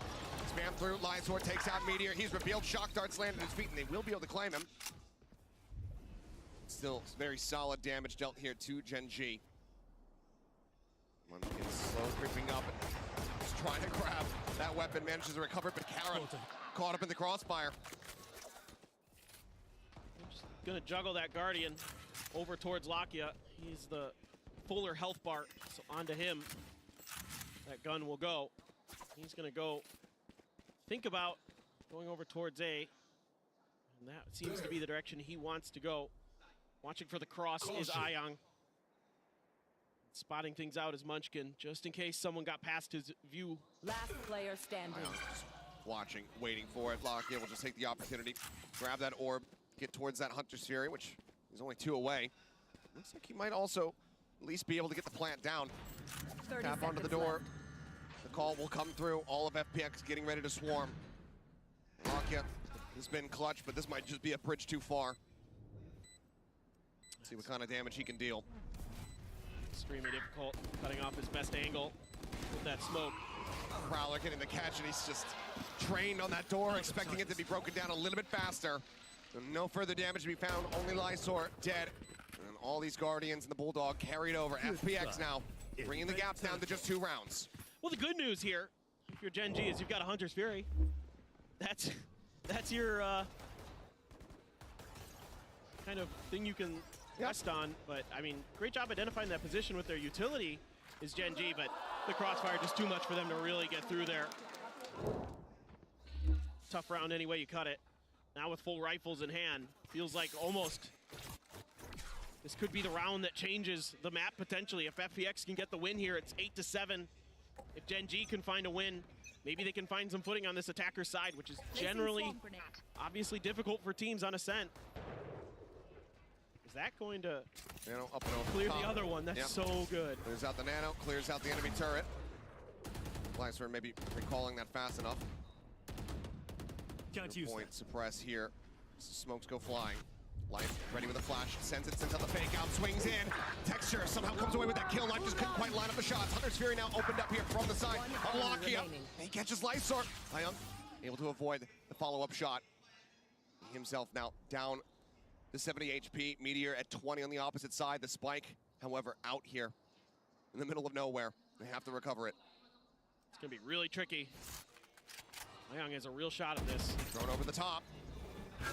They get the ping out on. Quick clear. Can he get them both? Can't get either. Lakia, snappy as ever, shuts it down. Gen.G will be able to deny the bonus conversion. They still lose out on multiple players. Yeah, trying to go for this flash and push play through the smokes in towards benches, but able to be handled well enough there by Gen.G. Lakia able to fish one out with that Hunter's Fury, then uses that drone very nicely. Again, it's been crucial in a couple of these rounds throughout these maps that Lakia still has that Owl drone late, and he's able to use it to bully off one of the FPX players from a key position so that Gen.G can reestablish themselves. This time around, dart towards mid to check. Wary again of that push, even the 0 point as well. Only gonna get life with it. He's gonna back off towards spawn. Texture now. Oh my. Oh, Berlin is not ready for that push coming through. Gets caught off guard. Lysor making his way forward. Too much damage there from that nano swarm, but gets himself into a little bit of a deeper position. Ping gonna be coming down, identifying that the alarm bot is here. But the positioning that Gen.G has, they've taken mid control. They could take B main control as well here very soon. They're trying to, they're considering it. With Texture being there for so long, not hearing any sound, but Gen.G doesn't feel comfortable just yet. Drone only gets a little bit of info. I don't think they saw Ayang. It's hard to say, maybe a pixel out of place, but either way, they opt to go on the attack here towards this B site. Lysor set up here by switch, tucks into this cloud burst. He's trying to stay alive, but it's just too many targets. Light pushing forward, able to find Texture, finding just that one elimination, but is quickly traded out. Attention drawn, but Ayang now dead. Munchkin dead to his own fragment. Not sure what happened there, but either way, Autumn is the last one standing. Plant now coming through a 1v3. To try to clutch this out. Spike planted. Just that singular snake bite. Karon jiggling. Notes him, but now they know exactly where this Viper is. Bite at the ready. Karon just eating a little bit of damage now. TP's out, Cross gets himself into the site safely. Autumn for now, maybe just able to try to contain them in this site, force them to go down to the spike, but winning the round gonna prove to be very difficult. In fact, he's just gonna go ahead and back away and look to hold on to the weapon. Yeah, I mean, Autumn's been really good this tournament so far. Hitting some huge shots, winning some big clutches, but this one just too difficult. Feels that it's gonna be wiser to save this gun. Gen.G gonna go up 10-6. Great space control here. Being really patient, using some early utility to clear that space at Market and at Pizza to make sure that Texture could set up, clear the alarm bot, then they call a freeze. Able to clear the corner, able to take out Lysor. Does he just... Yep. Okay. He just walked into it. Solo has some words for him. I think he thought of that I think he thought that the previous pulse was the final one, but misjudging the timing. Well, it's usually Meteor doing that into the lockdowns. Right. Cover going out. Well, some comic relief, if nothing else. As Recon respotting out too much there. Weaker buy now for FPX. Dimensional Drift, yes, but is this going to be a round where you're going to be able to invest it? Maybe if you can scoop up a gun for life, consider it. Clearing utility, trying to find a high pen just painting headshot. A picture around them. The outline there, but Joe's not quite found. Dash across, Texture just gets himself over to switch, wanting to shut that door, it would seem. Looks back, but has missed Lysor. Got himself tucked away here at this back ramp. Reinforcements now getting ready to come through, but Lysor already taken down. The TP now working its way into the site. Blinding. Used, reinforce here at Boathouse. Tap onto the spike, and Berlin just gonna be penning through, able to find that shot. Munchkin interrupted on the plan. Berlin now trying to go for a TP play.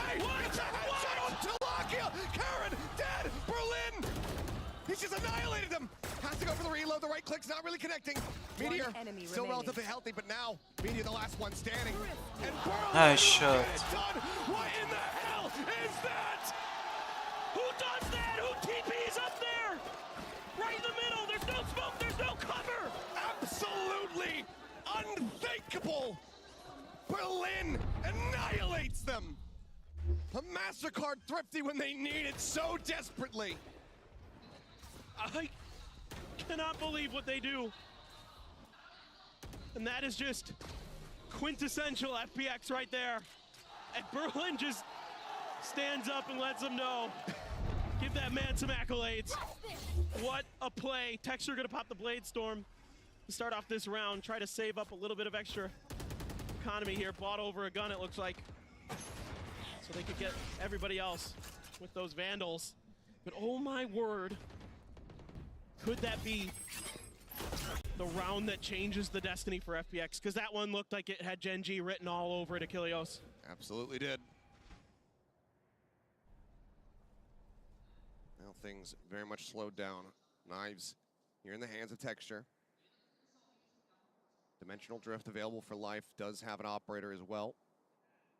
Setting up a gate crash and starting to work his way across over in towards mid. This could end up being devastating depending on how far he decides to push. I'll handle this. There he goes. Here. Spotting them all out. Munchkin maybe the only one not quite seen. Yeah, just bonking him on the head. Lakia trying to chase, trying to get on top of him, but it's just going to be the gate crash back over into boats to keep himself safe on him in the meantime, able to find Munchkin. Takes him down just outside the window.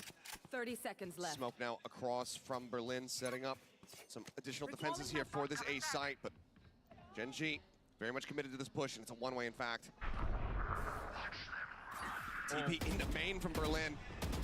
Did they suspect this at all? Well, they're just waiting to see. Whip City from Texture. Texture? Able to get Karen. 10 seconds left. Meteor fighting back just a little bit, but they are running out of time. The spike now stranded, and Berlin does it again.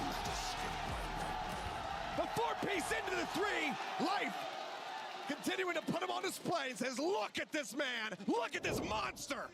24-12 right now. The IGL for FPX getting it done on the Omen. Just ridiculous. Great backpedaling off of this pressure from Gen.G, and they just let them come through that door. They welcome them through, and they're saying yes again. This man is potentially dashing Gen.G's hopes of getting through 2-0 to the playoffs, and that's gonna bring out the timeout. You can tell pressure, the key word that you mentioned, building up here against Gen.G as the crowd continues to rally behind FPX to try to spur them onward. That backstab opportunity from Texture. 2 players in his sights. They just cannot find either of them. Not something that we typically see from him. Very rare, absolutely. Perhaps the Gen.G camp getting a little bit rattled. So this timeout from Solo, an attempt to try to refocus the squad. Couple ults they're trying to work with here, that lockdown online. Munchkin, the null command, nearly there as well, but you look at FPX, they are about to have so much in the war chest. Exactly, dude. I mean, it's crazy because Gen.G likely not going to invest the lockdown in this round, and then you're going to have a bunch of counter utility on FPX's side. And so this is really in favor of FPX in the alt economy, in the regular economy. Everything starting to shift their way. That one clutch from Berlin, right underneath the feet. Nearly finding him. Ayong now fully blinded up, is going to be taken down, but not before he's able to find Charon. Texture entering here onto the site. Sets up a cloud burst, swings across, just trying to give himself an angle to claim this kill. Flash through, nothing spotted there. Meteor, fadeaway shot, takes out Life just through the corner. Turret now set up. Berlin gonna have to clear that. Actually, TP's over to the side now. Lockdown invested. Turret does alert. Door, the rush down coming through, breaks it. Meteor tucking back into the corner, still wanting the challenge, but Berlin has to respect this, has to backpedal. Amazing. The fact that Gen.G finds that timing, give themselves the space. It's still a couple Sheriffs, a Guardian. Texture grabs the Vandal. Oh, Meteor, this lurk though is so brutal. Do they suspect it? The answer's no, but he can't find the shot. Then Autumn just swings into the crosshair. A second for Meteor. Texture pushing, looking for a timing, but Lysor able to capitalize, finds it now. Lockdown gonna be invested, but time is running thin. Meteor finds the last 2 shots! And it's another MasterCard Drift Feed brought to you by Meteor. What an absolute demon! Meteor is a monster. He is a force of nature. An extinction level event. This man, such patience. I mean, this one, sure, the jump peek around the corner, but he's so ready. He's so aware. Damn. My goodness. The back and forth here. And now Gen.G. I'm in the disbelief. I am too. I'm in disbelief too. I don't blame you. It's just absolutely insane. Goodness. The Thrifty's able to be pulled off here from the side of Gen.G. I mean, I'll tell you what it reminds me of. It reminds me of all the flawlesses we used to get when it was Solo playing on that stage back at the first International Masters event on New Turn on Ascent. I mean, that is where they disrupted everyone's expectations time and time again. And some of these rounds, it looks like it's just destiny for FPX to get the victory, but Gen.G, they pulled the rug out from beneath them. So now a final timeout committed here from FPX, needing to get the team rallied back, get a round win. It's just incredible sometimes, these Gen.G players. Their mechanics are top tier, that's why 3 of these players on Gen.G are among the few in Pacific who've gotten over 1,000 kills throughout their VCT Pacific career. They put together an all-star squad, a squad with tons of firepower, and that's one of those rounds that squad, it gets you wins that they have no business getting. Pit now invested off the rip here from Autumn. Wanting to hold them back, force them away from this A site. Caution. Already Munchkin starting to make his way back through spawn over towards B. This is pretty much precisely where FPX want to corral the squad to. This is what they want. They want to stagger these flashes, these prowlers, paranoia. Just try to wipe Gen.G out before they even get started, potentially, if they were to go towards B. But for now, Gen.G taking their time. Not much info on what's been going on in mid. That toxic screen makes it a little bit more tricky to check it as frequently as you would like. They're not being super cautious with their footsteps. Here we go, no command pop. Push coming through, just a blind push. Unescorted here on the corner as Life will be able to find Lakia. Damn. No command pulsing, but nothing really mattering there. As they now swoop their way over towards A, but already Life set up on this angle. Lifeswarm pushing forward, stops up, Meteor. Goes out, managing to find that headshot. Munchkin now taking down Berlin. That's going to be them cutting back across over towards this B site. Ayang, however, can disrupt it all. Nightfall at the ready. Sends it. TP into the B site, however. Calrot gets himself here. Still can't hear a damn thing. Meteor ripping around the back. Got him. As he read this. Oh my god, Meteor. Fade away from Meteor. Keeps them in the round.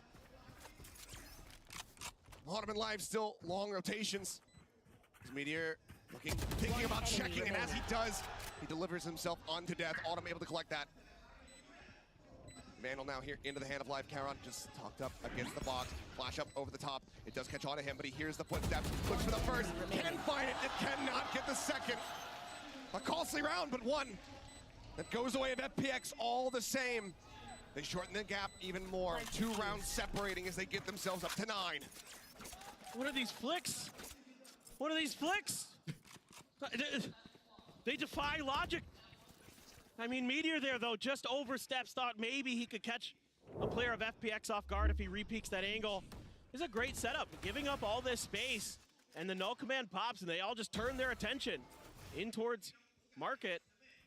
Nyang has been outrageous on these peaks. He's so fast on them today, and it makes it so difficult for Gen.G to react. It is Peeker's advantage, for sure. Now, going to 11-9.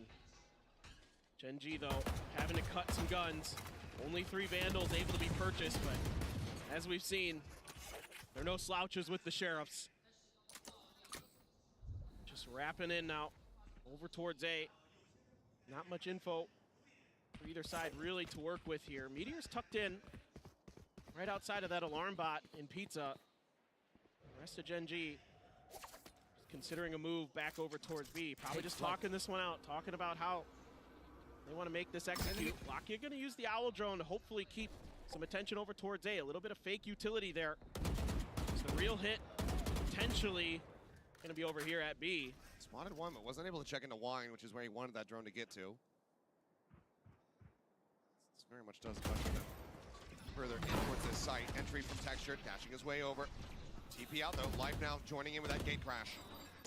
It's the reveal! Texture able to capitalize. Wallbang shot pushes up over top of the fragment, disrespecting it and catching Life off guard. Cool. Nice shot back from Berlin in a similar position, but this time Meteor will not give him the time of day. He will not give him that opportunity. It should be 12 for Gen.G. To go for another clutch. Gen.G firmly in control. Autumn and Ayung to see if they can deal any They don't have the money.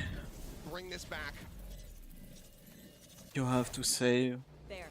Where are So difficult. Not a lot of util to work with. Money. A little bit bad for a couple players. Should have enough for another buy, but One of those moments where you want to play for this one, but it just seems like the odds are so very stacked against you. Just given the economic situation, having to go for the save, it's likely going to be necessary. They continue to push up. Time dwindling. Couple shots through. Get some damage. Ayung able to find one, but Meteor takes down Autumn. Munchkin takes down Ayung. And Gen.G get themselves now up to match point. FPX need 3 consecutive rounds to take us to yet another overtime. it's incredible the way that Texture maneuvers here. Able to get into his own smoke and then using Munchkin's fragment to completely catch Life off guard. Had no idea, never suspected it. Meteor turns into Berlin, takes him down. And then FPX feeling the pressure, feeling like they needed to go for it. And they will be short on funds for a full buy. Sheriff for Lysor, a Bulldog for Life. Half armor for most of the other players. Ayung with that. with that Take flight. last cannon. Yeah. Berlin just You should run. He's spotted. over here, lockdown now. Gonna be invested. He doesn't have a pocket back Run the B. clock down a little bit, then start working their way forward. But Alarm Bot Nano still set up here for Lysor. Berlin backs away. Barely enough time, that 0 point stops him from re-TPing forward, but Karen just taken down by the Nano. No Kill smokes. found. Meteor now gonna also buy some space with some of that util of his own. Push up. Oh. Multiple players, but Lysor takes him down. Fantastic Sheriff shot, giving Meteor a taste of his own medicine. Now the push coming through. Texture able to stabilize with his own second. Pops that tailwind, looks for the third. Can't quite make it happen, but Lakia is there for the alley-oop. Strikes him down. But now it is all on Lakia. Misses the timing, cannot get Ayung. He does have some shock darts, but does he have the Does he have the shock darts? Hold the half. The bounce in. No, it's nowhere near on the mark. He can just hold it. As they will be able to retain these weapons. FPX still in with an opportunity. Oh my goodness. It is going down to the wire potentially once again. Staring down another overtime are these two teams potentially. Texture doing what he can, but those opening shots to clear space at the front of the site, so good for FPX. And Lakia there with that Hunter's Fury thought he maybe could have one more player alive. And maybe they could have got that done. Now the Blade Storm again for Texture. Couldn't find much value last time. See if this time around could be the difference maker. At the very least, Lakia able to hang on to that Odin. And they're just, I think, maybe thinking about hitting this B site. Down to the force them back. Flash out. Up over the top here from Texture. Seeking target, but none spotted. Two players now once again tucked away inside of boats. The gate crash arriving. Life. TP's his way forward. Shots going damn close. Texture down to 2 HP. That connection was found from Berlin. Life though counter sprayed out. Pulls down to 5. Drone to check. Spots out 2. Spray across. Berlin just taking a smattering of damage there from the Odin. Keeps himself alive. And for now, Gen.G still going to be held at bay. Berlin creeping forward. Going to perhaps try to catch them off guard. Smoke, however, dissipating. Spotted. He has to fall back. TP's once again here in the boathouse. They still have to play for the rotation. FPX has to hold over towards A, so Gen.G can wait this out. Dart sent through Lakia, able to wall bang onto one Texture. Getting Berlin as Lakia falls. 4v3, but it may as well be a 3v2 considering Texture and Life's HP. But FPX for all the marbles. Can they get themselves over the line here in this round? They absolutely need to. Otherwise, Gen.G walking away victorious. Spam across, checking out the box. Shot Life, able to find Munchkin. Catches him there in the head. Meteor now looking to take some space, working his way up this ramp, looking to play on this one-way setup. Autumn eating quite a bit of damage, but Meteor cannot confirm the kill. Sees, finding no one. Young getting Charon. Meteor here on the flank. He jumps! He absolutely squanders it as Ion collects the third! And FPX are not finished yet. One more round to take us into overtime. The Guardian Damn, Gen.G. for FPX, hitting some phenomenal shots.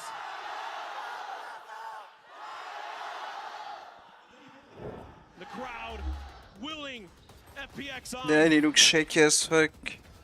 The hometown favorites trying to push us to the second overtime. Oh my goodness, of this match. Oh my goodness. He jumped. Seemingly just mimicking his opponent's movements. He sees Ion jump up in the air. He accidentally presses spacebar to match. Offsets it. And stops him from being able to finish this game right here, right now. Gen.G. One last round. Texture opening things up in a brutal way. Doesn't go up to the top of Gen. TP forward here from Charon. Absolutely fearless. And now Ion going to be taken down. Match goes on. Dimensional drift here in play. But Life absolutely needs to deliver. Scouts out around the back. Nothing going to be spotted. Lockett potentially in a position to maybe get caught. As turret goes up. Life knowing exactly where Meteor's at, but Meteor strikes him. Lockett not registering that Berlin was in front of him. Does get taken down, but now a 2v4. Lysor does recover a Vandal, gets rid of that Stinger, gives himself a bit of a better opportunity. The 0 point comes across. It looks to shut him down. TP forward here into the smoke. They just spam across. Meteor says, nah, no more of your tricks. Finds the kill, gets the finisher. It's another 4K. As Gen.G take down FPX on a set 13-11. They win the series, and they punch their ticket to playoffs. What an astounding match between these two teams. Insanely well fought by FPX and Gen.G. Neither side ever giving up. The Lotus, an overtime thriller. Gen.G able to punch back on FPX's map pick of Sunset. And here, on Ascent, the decider, Gen.G just barely gets the 13-11 to win. But a tremendous performance by FPX. A well-deserved round of applause. And I think a performance that none of us could have ever anticipated. Yes, FPX looking incredibly strong, stronger than ever coming into this tournament. But Gen.G, they've always seemed like a different beast here in 2024. Okay. FPX pushed them to the And we keep winning. Gen.G wins. On their pick of loads, nearly took us to another overtime there on Ascent. We keep winning. Maybe can breathe a little bit more easily. They get the 2-0 result. I mean, outside of the FPX winning over Foot, I mean, they've almost beaten.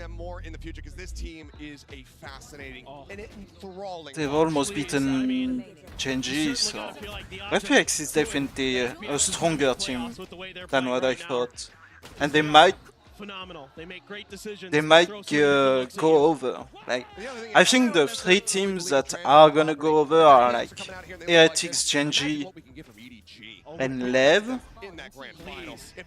But then the fourth spot is between G2 Foot and FPX. I think there is actually two spots, right? Just as good as EDG, so yeah. Because I think Heretics and Gen.G are out. I mean, Gen.G is out. And I think Heretics is gonna win. Everything was going to change here. But then you have like two spots for Foot, G2, Leviathan, and FPX. I think T1 and Dragon Ranger Gaming are a little like a little weaker. Oh god, yeah, but just to real quick talk about Gen.G and feel like a broken record. But yeah, I feel like FPX could get out. Absolutely. What an incredible performance, what an incredible series, but now we've got Yinzu standing by on stage with Karon. They just need to like step up their defensive sides on some maps. Like. Translation and Gen as well. First of all, massive congratulations. You only joined this team back in December. It feels like this is the very start of your career, but you're already so consistent. Back-to-back international tournaments, back-to-back playoffs as well here. How do you do it? How are you guys so good? 其实像我们 Karon 选手现在来到 Gen.G 其实是很短的时间，但是你能够做到连续2次进入到世界赛事，并且能够做到晋级到了淘汰赛，你们是怎么做到的呢？ 승리 축하드립니다. 카론 선수 12월에 팀에 영입된 이후에 계속해서 2연속 국제대회 출전에 2연속 국제대회 플레이오프 진출이라는 엄청난 결과를 이루고 있는데 어떻게 이렇게 잘하는 걸까요? 일단 저희 코치 감독님들하고 팀원 형들이 저를 잘 이끌어 주어가지고 여기까지 온 것 같고, 그리고 저희 팀원 간의 그 약간 뭐라 해야 되지, 팀 합의나 같이 저희가 친해져가지고 이런 게임적인 부분에서도 그런 게 좋은 작용을 하는 것 같습니다. Well, props to the coaching staff and my teammates for leading me throughout the international events and every single match. And also, we have a great bond going on of a brotherhood and a friendship. Also, the team synergy going on, so that explains why we're so strong.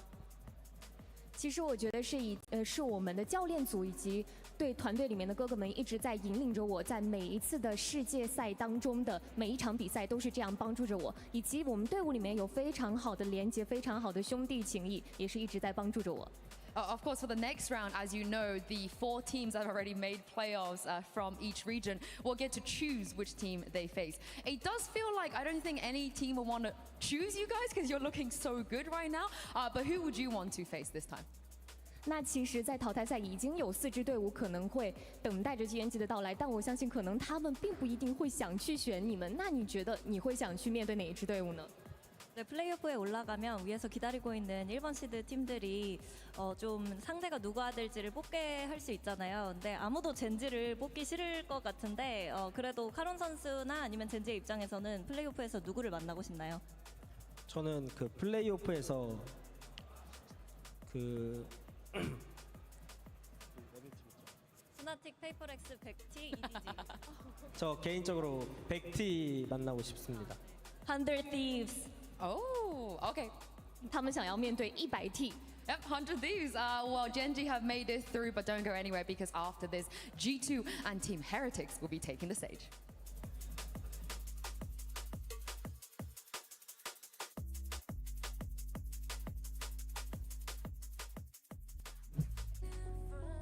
The hometown heroes are hoping to see Okay. if lightning can strike twice on that stage, but in their Gonna way take a is quick one break. of the Pacific region's best. Gen.G Be right versus back. FPX. Texture out for blood. Life though, holding the line outside of B. Takes him down. Autumn is tapping away, finds one, and Lakia cannot get the flick. Autumn says, nah, son, I'm better than you with Young. Scoops it up. Oi, oi, Lakia, Lakia, Lakia, oi, oi, oi, oi. As Life comes up with one, Karon mows down 3. Texture now, his own showstopper in hand, sends it, gets the kill. And my God, what an explosive, chaotic, and messy round.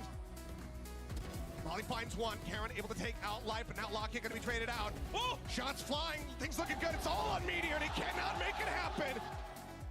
The pit invested in Karon. Everything to do. Spots one. Swings out of it, though. And Autumn will collect the 4K.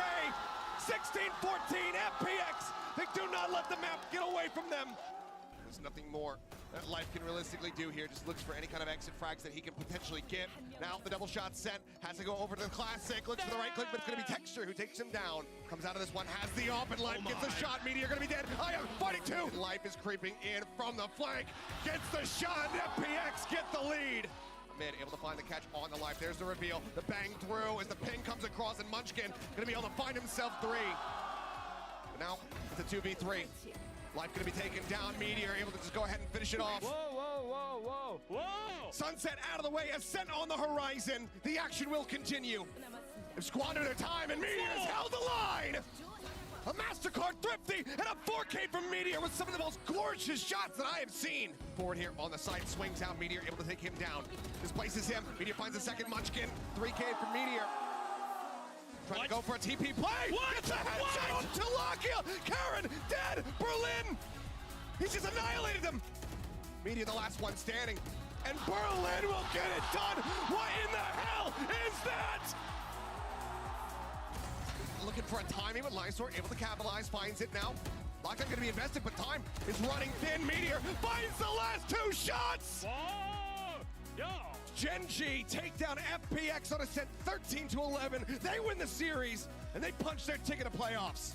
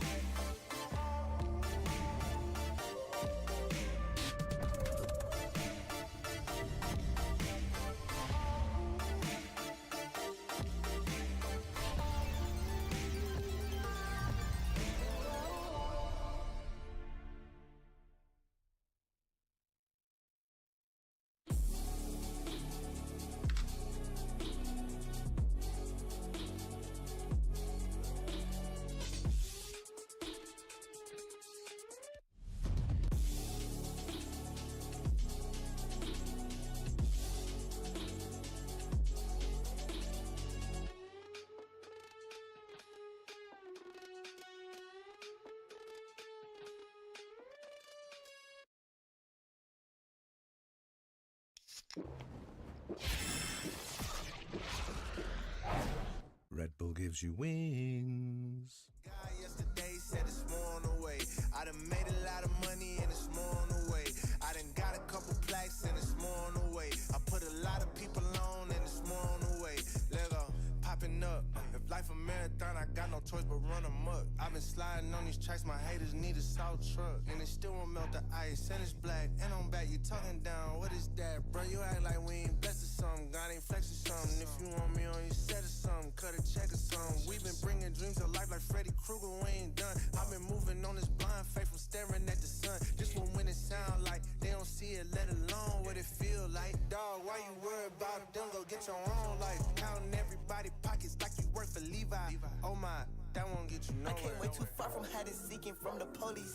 But it came way too far, my gang was sitting in the nosebleed. Praying down on my knees, then got back up, we in the floor seats. Yeah, looking at full court games, like of course we had to go stats on full course meals, now it's more on the way. Why would I stress about these bills, I got more on the way.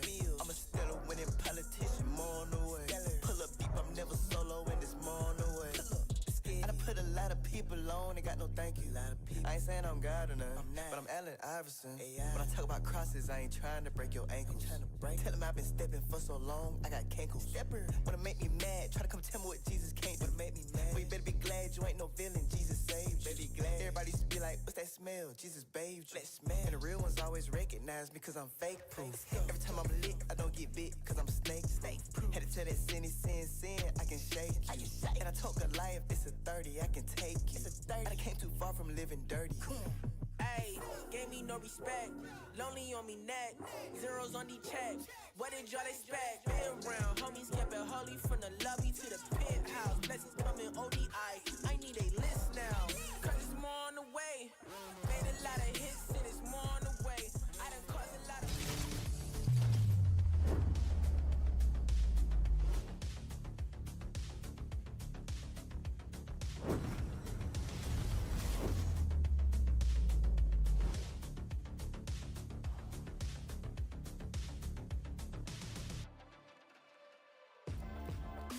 Welcome back to day 3 of Masters Shanghai and our second match of the day. It's going to be Team Heretics taking on G2 Esports. A spot in the playoffs is on the line, and they could be joining Gen.G, who just came hot off of a big win over FPX. I'm Golden Boy alongside with Mimi. You got Kukuka there as well. We're going to yap about this matchup because it's going to be an exciting one. We've got honestly, a fascinating matchup here because it's going to be some firsts, all right? Because here's the deal, right? This is going to be Americas versus EMEA, which, you know, we talk about all the time. It's, you know, it's this narrative we mention all the time. But the thing is, though, is that both of these teams have never beaten the opposing team's region before. So there's a little opportunity for someone to do something cool today. A nice little breaking up. Yeah, both these teams kind of have a similar history at global events. Like the core of G2, we saw them go to Iceland with the guard. They went out 0-2. One of the teams they lost to was FPX, and then Optic was the other squad, the Top America squad. And it was basically the same thing for Team Heretics in our first global event, Madrid, of this year, right? Losing to FPX and then losing to Sentinels, the Top American squad at that time. They've now both picked up their first global win here in Shanghai and are looking to get their second and qualify to playoffs. Yeah, exactly. And the fashion in which they did it, of course, is very important, right? G2 first counter starting very well on that breeze, then losing 1-13, and then coming back from a 9-3. Hear me out. And then Heretics, right, putting Wood in that duelist role because Miniboo is not able to be here, but still getting the win. Okay, it wasn't against the strongest team in the competition, but hey, they got it. For sure, for sure. But let's go ahead, though, and recap, you know, that G2 win because they had to dig deep to pull off that massive comeback against T1. And also, begrudgingly, I'm sure, against their former teammate and Saya player, Belief didn't give a care about any of that crap. You said begrudgingly, but I feel like that motivated them even more. Potentially, but you saw the love affair between Valen and Saya. The love affair? You saw it in calling it? I think it's safe to say it was a romantic comedy in real time. The game. Hear me out. Amazing retakes that we saw coming in from G2. I think is definitely something that we need to highlight and is going to be very, very important here because as we're saying, especially on that third map, it looked like everything was lost after losing on that half 9-3 and that, you know, very bad loss on Iceland. Yeah, I mean, the comeback was ridiculous. Jonah in this tweet saying that they haven't really been known as a comeback team, and that's very much true in Americas, but they come back from 3-9 on that third map. And to me, this is really just proof of the growth, right? You think back to that roster who played at Iceland, who, you know, they were playing great opposition, but the game kind of fell apart to them. But here, they show that strength. They managed to come back in, and Autumn had some other thoughts about Leaf, too. I didn't even notice that. I hadn't seen that tweet. Yeah, I had not seen that tweet. You guys said that there was a unsavory word in there, but I didn't see the tweet. Just like context, though. Autumn has coached Leaf in the past, on Cloud9. I love it. That's just way I mean, he has reason to say that because Leaf was definitely a force to be monstrous in that game. It was just absurd what this guy was doing. But I mean, you were talking about their retakes. I feel like the other big thing was the way that they were like kind of having a lot of these really well put together executes on their attacking side. This is when they were playing that kind of Gen.G style comp with the Astra and the Yoru. And while Icy's not normally a guy who's like lighting up the world in terms of the kill counts, he does so well on that Yoru in combination with the team system. Yeah. They're a super drilled squad, and I think they showed that on that breeze. That's the thing, like there were so many layers to this team, okay? You have Leaf locking down the sides, but then the executes and the Yoru utility that was combined with Valence and Trent that was just following on everything. Yeah. It was so good to see. How could they not win? Yeah, and also, you know, you mentioned Leaf, and it was just great to see him back on the global stage yet again. And when he showed up big time. This guy was impactful. The thing is, it's been a while since we've seen Leaf at a global, but every time he's showing up to global events, he's performing. I remember like the first year of Valorant international competition. This guy at Berlin was lights out playing with Cloud9 then. Now 3 years later, he's still doing it on a new team, and crucially, on a new role, right? Like he's doing this on the Killjoy and the Cypher, and I love the way he plays around his utility. I think a lot of the rounds where he's playing Cypher, and I think he like weaves in and out of his cages and does such a good job of isolating the right pick. If you see a team executing into his site, you don't doubt that he's gonna get 2-3 kills and stop that exit. Yeah, exactly, because it's also a big part of his own decision, right? Like he wanted to be the Sentinel, try out something new, and he fits so well for the role because, as you're saying, you can leave him alone and it doesn't matter if it's from the attack, just anchoring aside, like being completely alone, just covering or even going on the lurk, he's going to be I'm just convinced you can put Leaf in pretty much any role and he'll pop off. I honestly think he's like perennially one of the most, at least from America's, one of the most underrated players. This guy has been so consistently strong on Cloud9 last year. Before that at global events, he's just such an incredible player and also a super vocal guy who adds a lot of ideas and stuff to the team. Exactly. He's provided so much to G2. But let's go ahead and see, though, what the man himself had to say when he had to catch up with Yintu earlier on. Is she in the cave? I got Leaf here with me from G2. Now, you're about to go up against Team Heretics today, and I feel like you and Benji Fishy are probably two of the best players in your role right now. So how are you feeling about this matchup? I feel like I love Fortnite, and I love Benji Fishy. I love one of those things. But yeah, thank you very much, Leaf. Thank you. Okay, as a former Fortnite commentator, that was great. I genuinely love that. Oh, man. All right, but look, you know, even though... Do you think you could box Benji Fishy? If I could box Benji Fishy? Hell no. I cannot fight him in a 1v1 box fight, even till this day. And the worst part is that he would win, and then he would smile at you and be like, "That was so fun." He will literally do the World Cup thing. He'll just put his thumbs up. But there's actually a very interesting narrative that's been built here. The real drama, some might say, because you see, you know, the Heretics coach, Nilzinho, actually is looking for revenge against his former team, organization, because it has nothing to do with the current G2 lineup. But it is actually kind of cool to see Nilzinho, you know, have another stab at the G2 organization here and take an opportunity to take him down a peg. Yeah, exactly. Also, I want to pick up on something that PattyTech said yesterday on the because PattyTech was also on that. Yeah. That's the thing. That's the thing. It's like every player in EMEA has at some point been in G2. Yeah, when they were in Europe, of course. But PattyTech also said that he felt like he has some personal, like, kind of vendetta against them because there was some backstabbing, some shady things. His words, not mine. Hear me out. He wants to take down G2, the organization again, not the players. But I'm really looking forward to it. We're talking about motivation, right? Maybe against a player. I'm telling you, PattyTech has a very strong one. Well, let's go ahead and see what Nilzinho had to say ahead of today's matchup. We have a huge game ahead of us today. I'm joined by Team Heretics coach, Nilzinho. Now, you kind of made your name as the G2 coach a while ago, a long time ago, but this team is very, very different to the team that you used to be on. So what do you think sets Heretics apart right now from this G2? I think it's going to be a really close game. Like, it's completely different G2 to what I was in, you know, like Woot and, you know, Ennis were like 14 when I was in G2. So, yeah, it's a completely different roster, completely different region. Obviously, it would have been nice to play them with our full strength roster and like a lot more practice under our belts, but I'm just excited to play the org again. Me and Patty are going to look for revenge, so yeah, it's going to be a fun game. I can't wait to see it. Thank you very much for your time. And look, here's the deal, right? When Heretics showed up at Madrid, we were all really excited for them, and they played great. I mean, undoubtedly, they played great. But unfortunately, they went 0-2. But this time around, they decided to come out the gate swinging, and they did. With PattyTech on the roster once again, the GOAT sub, the sub of all subs, the super sub, some might say. And wow, what a performance that they had against DRG. And look, you could say, make the case, DRG, maybe not the strongest team in comparison. And but man, when I look at what they did, they just were so nasty. No, I think you should make the argument that it was one of the weaker opposition that you could get at this event. For sure. But I think that's actually perfect for Team Heretics. It's a warm-up, yeah, right? They're bringing in a new player, and I mean, man, they warmed up. They stomped them 13-5 on each map, and we saw great stuff from them. PattyTech and Woot, the coordination was on point between the two. PattyTech was kind of fitting back into some I just love we say they brought in a new player, but they really didn't. I mean, brought back an old player. At what point are we just going to say that Heretics has a 6-man roster? Yeah, I think they kind of do.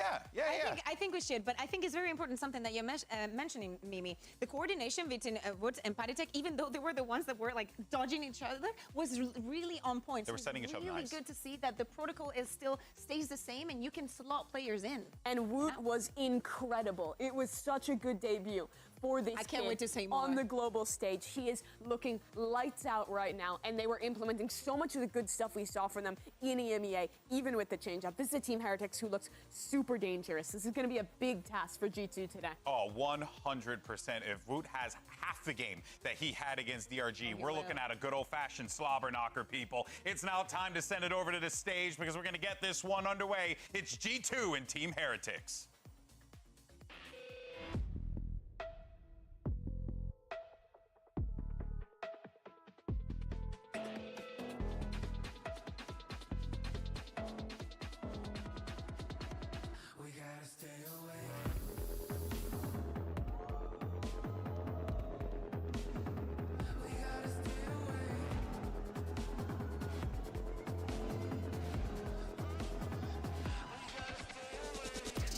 Heretics. G2.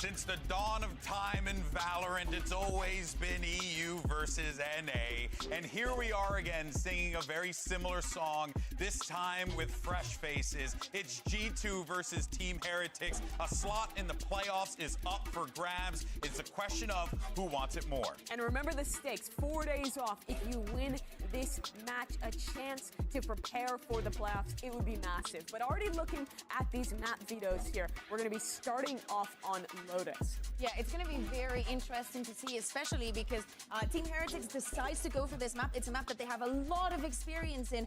Change the compositions during the middle of the stage, and I want to see how they react now the vote is slotting in. It makes a lot of sense to just keep him on the race because that's what he decided to go for Sunset. But hey, maybe they have something cooked up.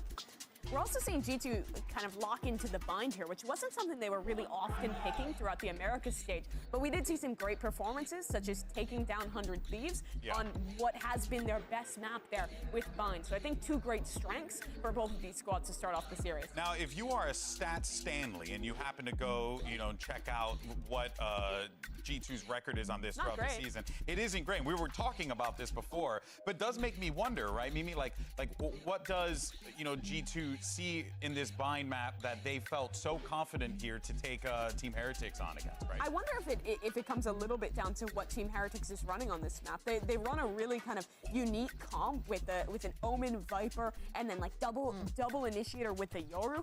I've been kind of not a huge fan of the solo Yoru comps on this map. I think it limits your options on dive when you don't have that raise. And also I think you lack some stall with that composition. Yeah. So I wonder if they see a weakness there. But there's a big problem. Are they even going to run the Yoru? Because you're talking about the raise not being there, but would running with old info. Exactly. So maybe that goes up against them. But when we think about the Lotus, this is the map that they managed to get that huge comeback in the other day. Feeling very comfortable about the retakes and how they were interpreting the map. If they manage to do it again, I mean, it would be surprising, but we also understand why Heretics decided to pick up this match. We heard in the interview the other day, hey, we're just going to be looking at what we did good, what G2 they're running on limited practice. Exactly. They only have what they have, so hey, let's go to Lotus. That's always a good choice. The one issue always is picking into Lotus. We've seen this with a lot of teams who are big Lotus pickers, is your opponent starts...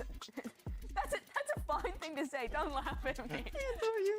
Oh, thank you. But when you pick into this map, your opponent is almost always going to be choosing that attacking side. And if you can win that pistol, get ult online for your raise, say on the bonus, the snowball can be huge. But as we look at our agent select here, Team Heretics is going to go back to that double initiator comp that they've looked great on throughout EMEA. Yeah, exactly. The question was, are they going to go for the double controller? Are they going to stick to this? And Patitek is just going to take on the duty of the fade and put on the raise. It's definitely going to be interesting because, this is not the composition that they were running when Patitek was back in there, so I don't know how much practice and how much synergy we're going to see. We have an awesome head-to-head here between Gen.G, Fishy, and Leaf. They were lighting the world on fire in both of their last two games. Watching these Sentinel players is going to be a fun one here for a shot in playoffs. All right, well, let's go ahead and send it over to your casters. These guys enjoy the night shift. You got Doug and Baby Bay on the call.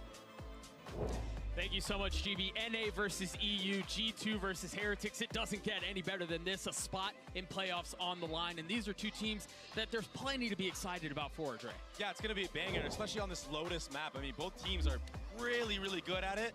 And the players that are going to stick out to me the most is going to be that head-to-head with Leaf and Gen.G Fishy, who have both been playing spectacular for both their sides. Yeah, that's what Mimi was just talking about. I believe the way she put it was lighting the world on fire, and that's just such an apt way to describe it. We'll see how things play out. G2 starting off on the attacking side, a little bit of a lean towards mid early on, and there is some defensive presence already, courtesy of Rians and Patitek. And this fault line could be disaster for G2, and it's all off of Patitek's first info, but I feel like G2 are sniffing it out of the water. They don't want anything to do with this front B. Yeah, I think Rians used it right at the beginning of the round too, so if they were to want to hit it, there is a timing window, albeit slight, but a timing window that they could hit. But they choose to head towards a little bit of an exploratory mission with no real information of what's happening on the other side because they didn't have any presence here at the beginning. They've spotted Boo, a little bit of a jump spot. They're so slow, G2 right now. They're really letting it cook and settle in. And they're hitting the right site right now. Yeah, there's that fault line that you said. It's back up online. Oh, Leaf having to dance around that early bit of utility. Feeling some of the pressure. They're going to split the door down, and they're going to crunch B. There's so many players here for Heretics. That fault line, there they are on the swing. A 1-for-1 is traded. Patek managing to get both and stay alive for now. But it's an overwhelming flood from G2. Meanwhile, Leaf, who was there the entire time, strikes when the moment is right. He put on so much pressure this entire round, and he closes it out. Leaf being a complete menace in front B while that split came through, and the trades went in favor of G2. And it was a perfect setup. He just bided his time from beginning to end. Remember, he was the one that was spotted at the very beginning. That crunch call was perfect. Exactly. He was supposed to be first contact there that entire time to get the info on where the players are on that B site. And that opened up the window of opportunity after G2 feinted that A site. They opened the door, sent a Fade Prowler in there and split B. It really caught Team Heretics off guard in the middle of their rotations. And Patek, I mean, he almost brought it back, and he's been great so far. The game has been brought back. We're already into the next round. Heretics with a couple of sheriffs to their name. And a triple stack A. And of course, that's where G2's headed. And this is very similar to last round. So conditioning, again, towards the A. This time, though, to change the pace, it's faster. They have better guns. Why not take the space aggressively? And Leaf is not nearly as far up. He just had his turret cleared mid. He's going to be controlling that late flank. Meanwhile, G2 full steam ahead towards A. But again, this is where the majority of the stack is. If they can avoid disaster, if they can avoid some of these messy rounds, they should be okay. And it looks like they're only going to lose one, or at least have only lost one so far. Icy with a massive round 3 so far. And that's all it'll be. Big frags for the youngster. Getting his confidence, getting his frag going online is big for G2 early on. And he's so close to that showstopper already. And I do like that he got these 2 kills on the entry. He was 1 HP after he took down the first player of Heretics on that A site. And then he takes out his counterpart of Woot, who has been, I mean, yesterday he was just out of this world, right? Yeah, he was absolutely insane. It will be complete light armor buy here from the side of Heretics. And Leaf, I mean, him and the Outlaw are like twins at this point, and this could be a deadly thorn for Team Heretics. A little bit of a peek C. There may be a challenge. You just heard that first shot rattle off. No damage dealt, but presence made and pressure felt. There. Pressure for sure, and G2 understand that the fault line came from the A side of the map. Rians used that early from that tree area. And this is wise of G2 to double back and re-clear that info. A lot of teams like to throw the breach stun and then head another way. Leaf has made a fair amount of noise C, but they're not fully biting on this. There are still 2 members from the Heretics defense that are playing A. Look at how G2 are baiting out all this utility from Heretics on this A refight. They're gonna have the advantage when it comes to an actual site hit. But Gen.G Fishy's trips might have something to say about that. And it was a trip that Leaf tried clearing out earlier. He threw a nano out and wasn't able to clear that trip out. Finally falls. There's the cam that he was looking for as well. Got immense info there. And you see Rians, who rotated off. He's already here for the refight. Doesn't have a fault line, but it does have more utility to play around. Tapping the door and going B. Woot's able to get the first with a paranoia in his face. Tries to catch a spam on the second. Patek not able to connect either. The eye goes up. The kills go through as they're all blinded. They all fall. Great round from Heretics. Yeah, and G2 did a really good job of manipulating all the rotations from Heretics. But it just came down to that 1v1 with Jonah P against Woot.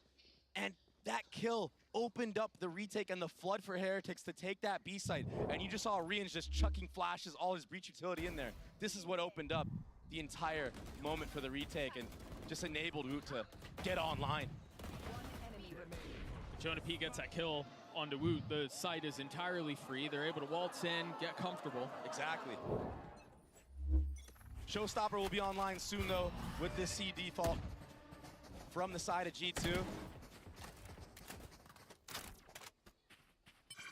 Another fault line invested towards A as well, and Jonah P is going to be communicating that to his team.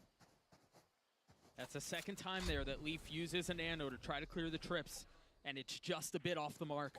I love how he buys the Outlaw again. What a maniac. Who might get caught in transition here.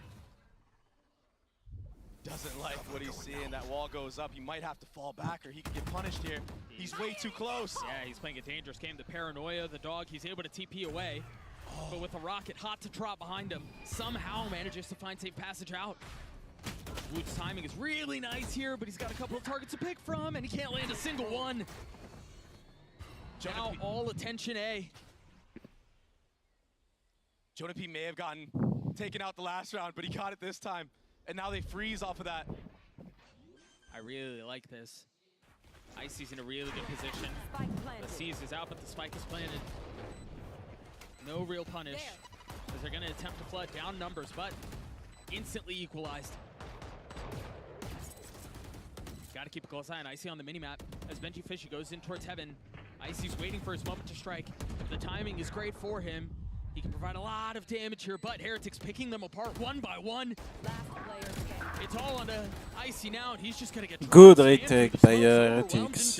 Like, I thought for a second there Heretics were going to miss that raise nade because that tether got so much value on that back side of A. Two players got stuck in there. A raise nade would have killed everybody, but unfortunately Jonah P took Wood out early on. But they were so poised on that retake. They took their time. They were patient. They waited for mistakes to be made from the side of G2, and they just spammed through smokes. You're getting kills like that. I mean, it's always going to go into your favor, I guess. Yeah, those are tough kills to have to deal with. But a great response from Heretics. You're right. They were really patient on that retake. Resolute, some might say. And it found immense value. The buy for G2, suboptimal. 2 stingers and a couple of sheriffs. This time a little bit more pace towards B. Rian's the only one here, but as they break the panel, reinforcements arrive. And they already checked that. This is the value that we see from the breach. This is why Heretics plays it. They can be very quick to re-clear space. And Rian's is not afraid to just, you know, use every single piece of utility he has in order to do that. They're very explosive with the composition that they have. Cam goes up, 4 of them spotted, and yeah, it gets cleared, but that will cause some problems as Wood is taking so much space across the middle of the map. He has to understand the rotations are coming through. Here's the footsteps. 3 spotted, none found. There. What a wide swing there from Valen. Understanding that his teammates took a couple footsteps, somebody could be there. He has to be that leader for his team and go wide. Breaking the crosshair of Woot. And that's so rare to do because that guy was going nuclear yesterday when people were swinging him like that.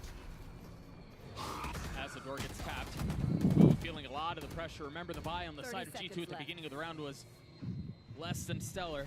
Valen managing to upgrade a weapon. A rifle now in hand and B wide open. What a great call from Valen. Bomb's not going down yet, though, and this gives Heretics a little bit more time to potentially flood in. But the patience. Yeah, I'm really surprised that Rian's uses fall line there instead of using it for a retake flood.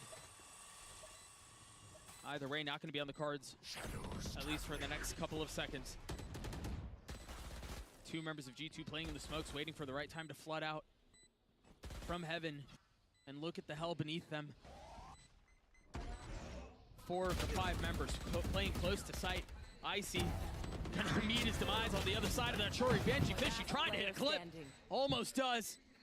Rian's now with Rolling Thunder, 56 HP in a 1v2. Remember, Valen with the superior weaponry will clean him up.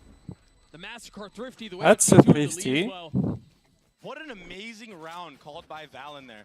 And he stepped up for his team and also took 3 players out. I mean, they started lot of to ultimates C, for all the way Heretics, back though. to A, and then pivot to B. Are they even in Just eco? that front B kill right here, this wide swing. That was They might so have a small massive. buy. To get that kill, it opened up the opportunity. It opened up the entire map for them to just finesse around. And the post plant for G2, yeah, they had bad guns, but they were trading back and forth, ping-ponging. It was a beautiful round, a beautiful post plant. 2 gun. That being said, Heretics now have 3 ultimates online. A bulldog. See what they can cook up with them in this round. Wonder how much of this they'll choose to invest. They have 2 sheriffs to go alongside those 3 rifles and the 3 ults that you were mentioning. They haven't seen a fault line out yet.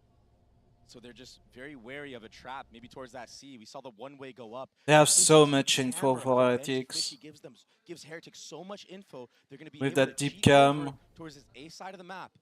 And even if G2 decide to try to split and go B last second, that fault line could be so pivotal in this round. There's the fault line. Jonah P falls. That's ult. Oh, he's got his ult online, and it is triggered. Oh my gosh. And it's going to be surrounded Nice. by Nightfall. Huge stuff. Walls closing in, and G2 with nowhere to go. Night Slave. A decisive round from Heretics. Yeah, maybe push with the girl gun in hand. They Maybe. did such a good job of masking the presence of Rians on that breach, not using that fault line early as they have been. They've been conditioning it at A a couple times, and he's cheating over towards the C side of the And map. we have a G2 timeout. This time, he uses it once that door is tapped, and then gets the breach ult off of it, and it's just all she wrote from that point on. That was really nice, and that deep cam And from basically Benji, thrifty for just gave them all thrifty. the info they needed to in order to make Or that play. thrifty for small buy. And that's going to be a timeout for the side of G2. Yeah. Josh not liking what they've seen so far. An early opportunity for the leader to make any adjustments that he might. You can see him back there on your screen, very vocal, very Remember, animated. Lotus is like heavily attack side in. What a showing So so the far more from round rookie of Icy. It's his second Heretics international found, match. the easier He's the at game is top gonna of be. the leaderboard. Because they are in It is still defense. 3-3 though. The stronger your defense side Everybody is on from G2 is Lotus, gonna the have easier to the game step becomes. it up and match Icy's pace right now. Because They of wanna take how out this easier it is to attack powerhouse team of Heretics who just compared seem to to just have defense. the never-ending honeymoon phase. 4 ults on the side of the attack. They don't really have the weapons to go with it. But they can, given the tools that they have, steal away one here potentially. And a new look from the side of Heretics. This time the breach starting on the C side of the map. Woot's over there too with his ult online. And we have a problem is, small no one buy from G2 is for on this side of the map, so G2. if a fault line is invested, they're not going to know if the Basically. breach is there or not.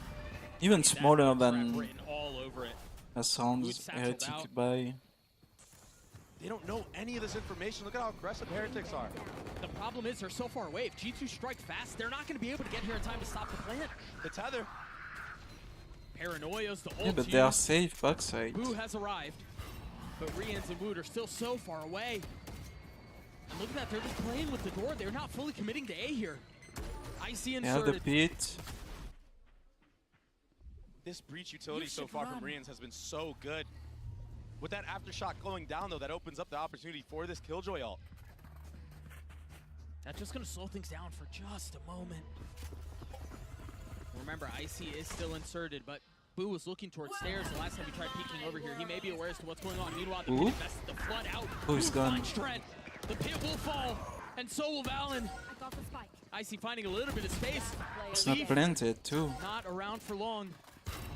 And now a 1v4 for the duelist. With Spike well out of reach. And no real way to 30 find seconds space on left. the site. No satchels, every single crosshair trained on this doorway. And a And a fucking shorty. bulldog. There's no shot. Oh, Woot just jump spotted him on top of it. Ah. Rians will be the one to clean up the round. And he's doing such a good job so far on this defensive side. It was a small G2 buy wanted to slash commit to that equal A for hit, G2. but that fault line on the You rotation should expect just stunned like all of that those, A lane those and rounds to not denied go your G2 way. from actually taking the site.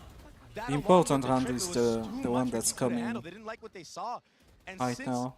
Heretics has been playing these regions at Because such if a they weird lose pace, it, not only they right? lose They've been taking their time this the last couple round, but rounds. then they This are time in they're able equal to flood again. in with that showstopper.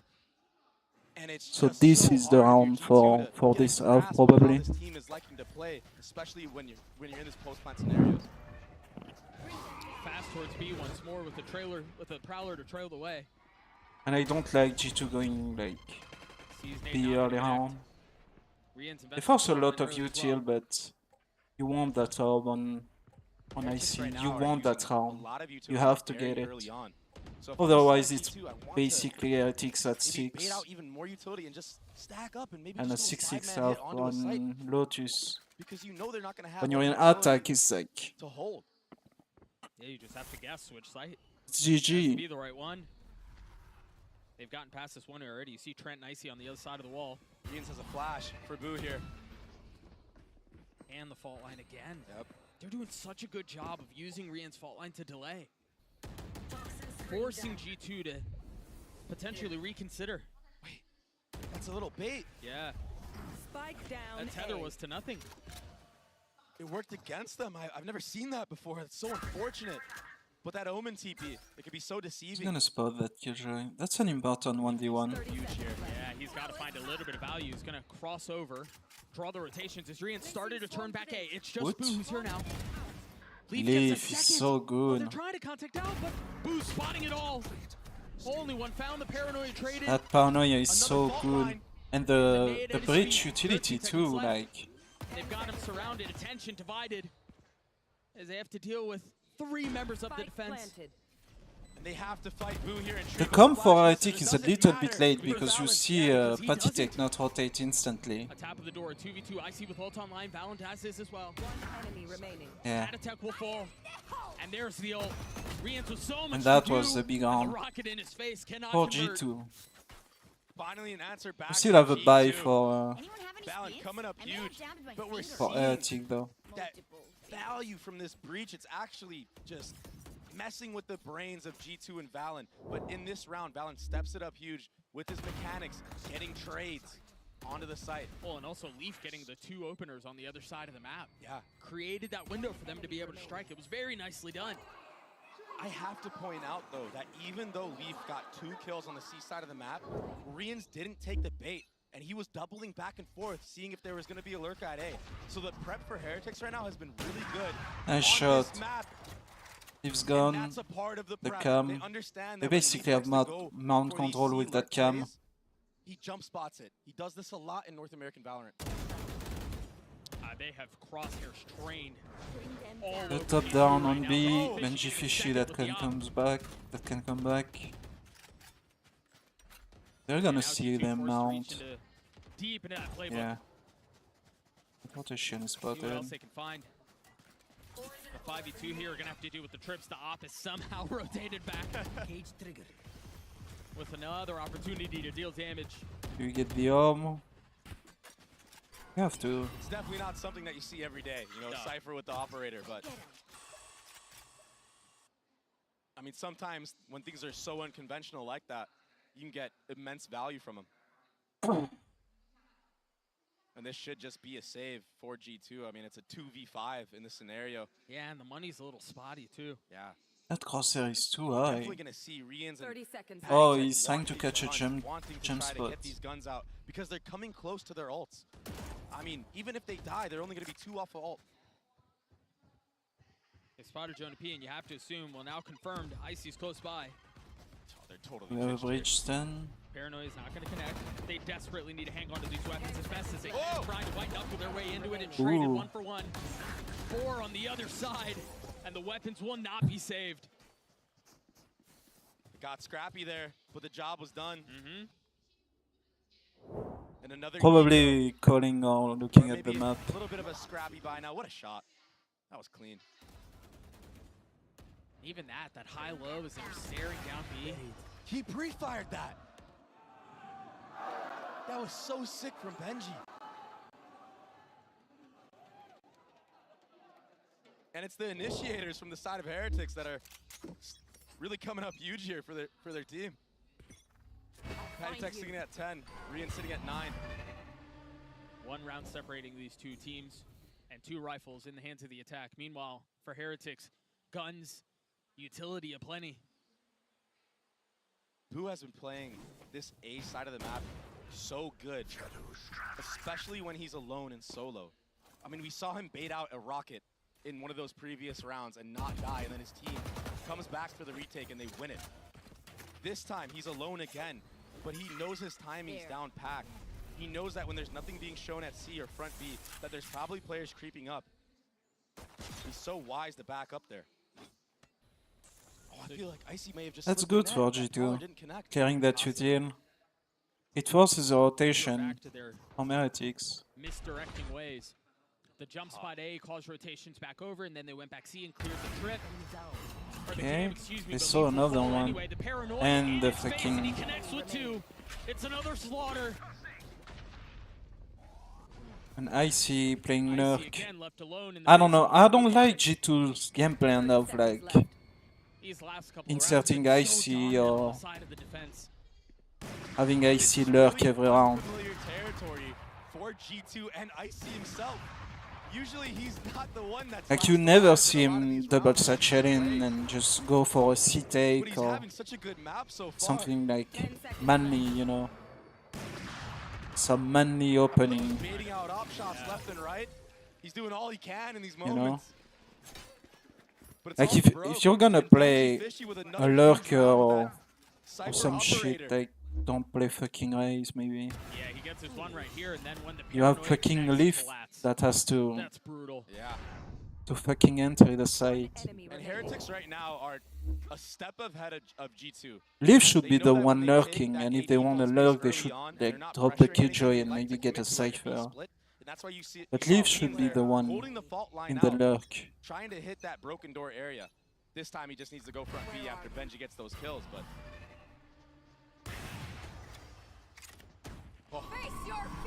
A little bit of panic. Nightfall goes out, and the Prowler will follow. Heretics here close by. 3 Now members. spamming for the wires. Quick on the rotate. G2 have found a lot of space here, but they're not comfortable. you're going to see that Breach C's potentially delay the bomb just inevitably. Yeah, the nade delays. Now it's going to be the Breach C's. And now they're going to flood in. This is so beautiful from Heretics. The satchel, the Omen, he's gotten on top of them. Heretics once again. Wood. Just obliterating G2. These retakes have been so overwhelming. They've been so smothering. The layers of utility is so insane, and it's too much. G2 are not able to weather the storm there. They did a really good job of tapping the bomb, baiting that Raze nade out. But then the flood and these cages that Gen.G Fishy held onto to allow Woot to just fly over and be uncontested there. I mean, he has breach flashes setting him up. On top of that, he's able to dunk on somebody. Just made it look easy. The last round of the half will not have a great buy for G2, and now you've got to deal with Odin spam on the other side and an eye to set everything up.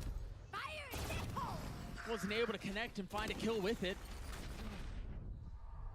These fault lines, Doug. They're so miserable to play against. Oh, he does get a kill with the rocket, but there it is. Now Rolling Thunder invested. Icy's ahead of it. 64 HP, now they've got the Nightfall again. I feel like he just had that up. Yeah. There's so much utility. The decay, the flash, the spam, they're all dead. An 8-4 half the way of Team Heretics. And it felt so fast. It was Yeah, like a Lotus blink of is an over. eye, and this half is already over. I mean, G2 did a really It's not good just job the of half that's manipulating over. rotations It's in the the whole early fucking round. map. But Heretics are putting such a pace on them with these retakes. They're already positioned with all the delay to just flood in. They're forcing them into uncomfortable positions, and then you're right, just when they think they have a window they can settle into, they get pounced on. 4 rounds to close out the half. An unbelievable performance from Heretics so far. And Trent right now, he's had a rough half. We're actually going to pop over to the Omen player moment and take a listen to Valen and see what he has to say here at halftime.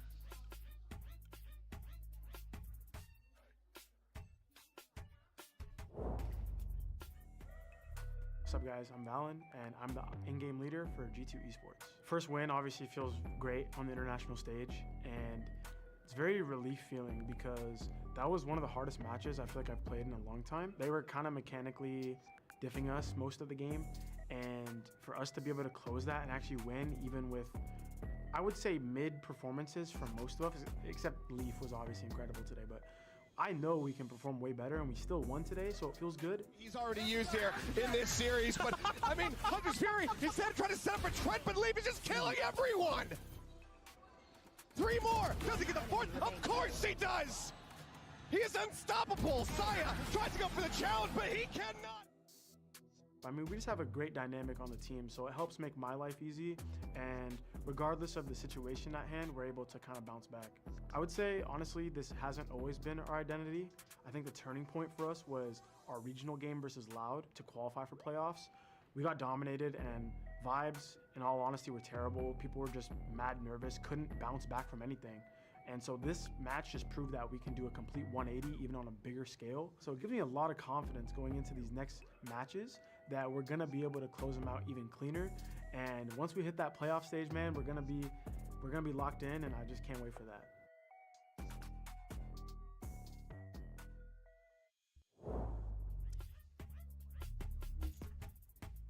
There's a need for them to be locked in. You heard Valen there talking about it. The leader for G2, he finds himself down 4 rounds. Maybe the defensive side will have a little bit more to contribute. And you know, we've got to mention it very quickly. We talked about it at the end of that last half. Trent has struggled, currently sitting at 0-12 against a team like Heretics that rides momentum so well that really just seems to pounce on any moment of weakness that's shown. Yeah. They're gonna smother that. And just that one door tap alone from Boo, it keeps all 4 players of G2 here. And this contact here as well. And that allows Heretics to already be leaned towards the C side. And they're just gonna explode on Leaf. Yes, some util setup here.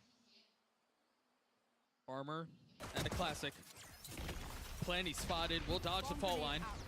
Pop his nano, but that's really all he can do. Yeah. He does his damnedest, but that's it. The rotations are not quite here yet for G2, so this should be a 5-on-5 post plant versus retake. Spike planted. The Roomba has been cleared.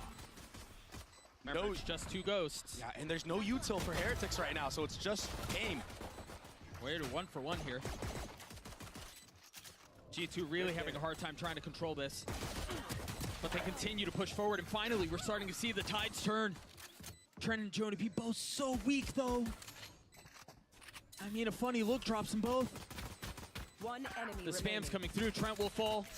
Jonah P with 15 HP decides he tries to take the fight to Heretics, and there's not much more he can do.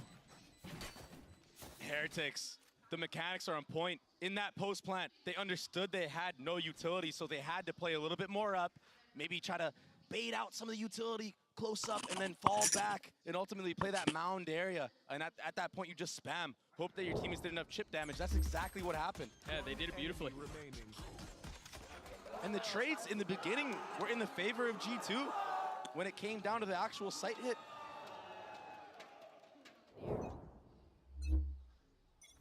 They're pouncing again, Dre. It feels like this one's getting out of hand. They're not allowing G2 to breathe at all. Leaf, the only one with upgraded weaponry, or Marshall towards C. And again, this annoying tap at the door. Yeah. They're doing such a good job of just, I mean, smothering and introducing doubt into G2. And they're also setting up the future halves. Heretic love to do this with their defaults. And that's a huge kill from Gen.G Fishy. And G2 at this moment, they're gonna have to just hold their setup and just gamble that they're gonna commit, but Benji's gonna get all the info and call his team back. There's no need for Heretics to proceed here. It certainly would be safer to rotate away. And it seems like that's what they're gonna try to do. Valen falls to the hands of the Outlaw. You already see the rotation starting to come back from G2. I mean, it's just good fundamental play, Doug. Yeah, the one thing though is, I mean, G2's ahead of this. The one benefit that Heretics have here is that Benji's already on site. And they have superior weaponry, of course. Yeah. This nade could be really massive. Holds it. I thought he was going to strike a little bit sooner. He was waiting for the suck. One enemy remaining. But it's still just not enough. G2 will go down in this round with a whimper as Heretics get to 10. A really good anti-eco, just fundamentally sound gameplay right now from Heretics. They show the same A default as they showed on the pistol round. They tap the door the same way. They cut noise. That allows Gen.G Fishy to see what's going on at C. And then once he gets that kill, he's just a human drone and he's able to call his team back. And yeah, G2 were kind of ahead of that. But the problem is he could have been anywhere. He could have been pushed up in spawn. He could have been pushed up in water, maybe even on B. So G2 had to take so much time to re-clear that space, and looks like it's going to be a fight for A control here from both sides. This has the opportunity of getting messy. Boo takes a fair amount of damage. The Paranoia and the Dog come out. His kills are traded 1 for 1, but Trent finally getting on the scoreboard. Holy. In a massive way. Needing to step up big. Needing to just get on the board, honestly, get some confidence going for himself. And he did just that. Nade soars by. Player standing. Wood falls. And Patatek can't be too far off. He's been really good though so far, Doug. 14 and 5 right now. Yeah, but Spectre good in a 1v4. Not that good. Yeah. Smart play by Big round from G2 to avoid the bonus, Ladies. keep this thing close. And the truth is, Heretics, I mean, the and he bonus picked fight up wasn't great. the. Two rifles So up that around, was the taking bonus an Outlaw and then the two Heretic. Spectres, so yeah, tough for them to really be able to convert, but again, I have for G2, you still have to execute it, and they did. But He with also that picked up being Bailey. said, Heretics get to see how G2 like to fight A when they do that. Yeah. And that fault line going towards that slant area, like right in front of that broken door. Gen.G Fishy has a small armor, so that fight in taking C this could space be because very we saw all the important. players of G2 kind of flooding to just be in that area and take gunfights that way. Yeah. This is what you see right now. You see Yeah, Rians just cam. holding that fault line out. Icy consistently tucks in that spot that you were mentioning, and they're wise to it. They invest the dog to suss him out. So he has to satchel out and give the space up. But all that utility being thrown and shown allows Heretics to just lean away again. And the conditioning once more, they've shown this so many rounds. Tapping the door like that. Does G2 read into this and understand that it's fake?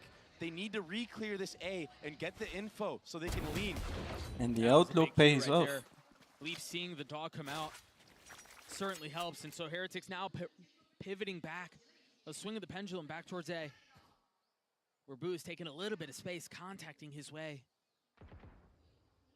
further. Boo is taking a lot of space. The wall goes up, and Heretics forced to try to find a way past it. Smokes, UTM. Satchel, the eye. Footstep. Gen.G, crispy with it. A second falls. Left.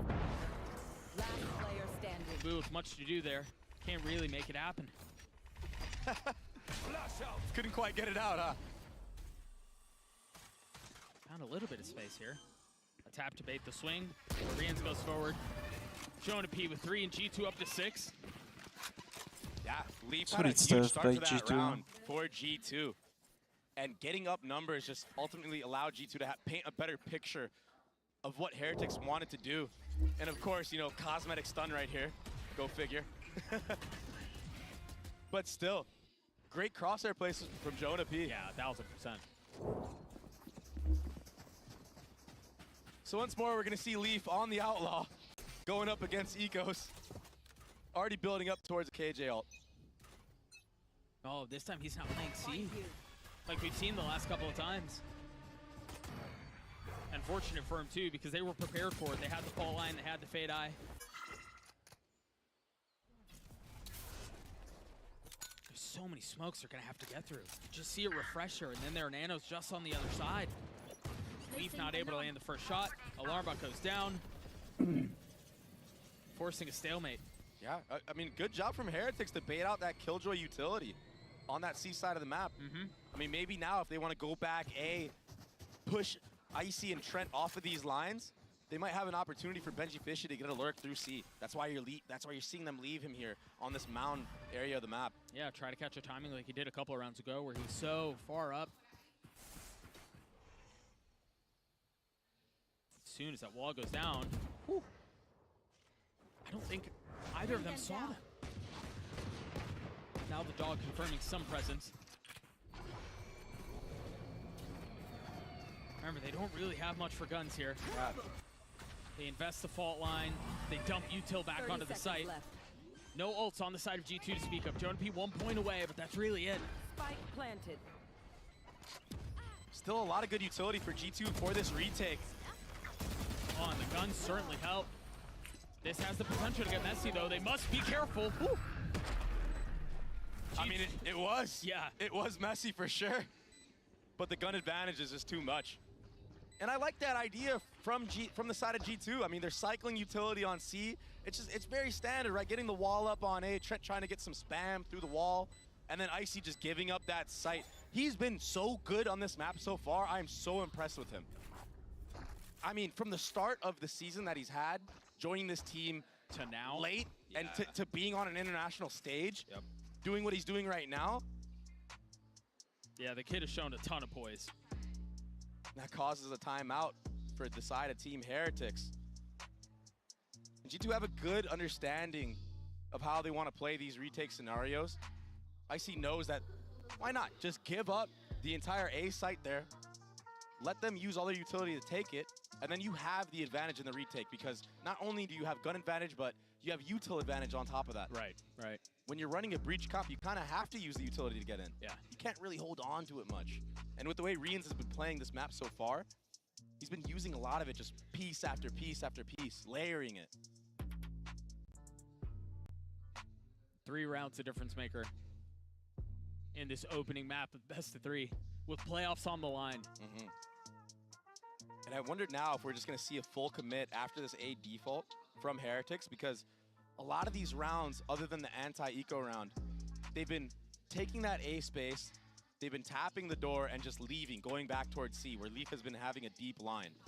So I wonder if maybe now they just decide to do a full commit into that tree area, you know, with that fault line and maybe breach alt the site. And maybe Boo with a TP or something like that. It explains why they invested the timeout. Woot's also 1 away from having his ult. And an op in the hands of Leaf. Oh, and he's going to be playing A. He's going to face them right here. Off of the tap of the orb. With Woot 1 away from ult. A tap of the orb. A spam through the wall. G2 have been opening this door up, but it's been riflers. Are Heretics going to be ready for this operator? He's going to be given a sliver. Oh. Wise.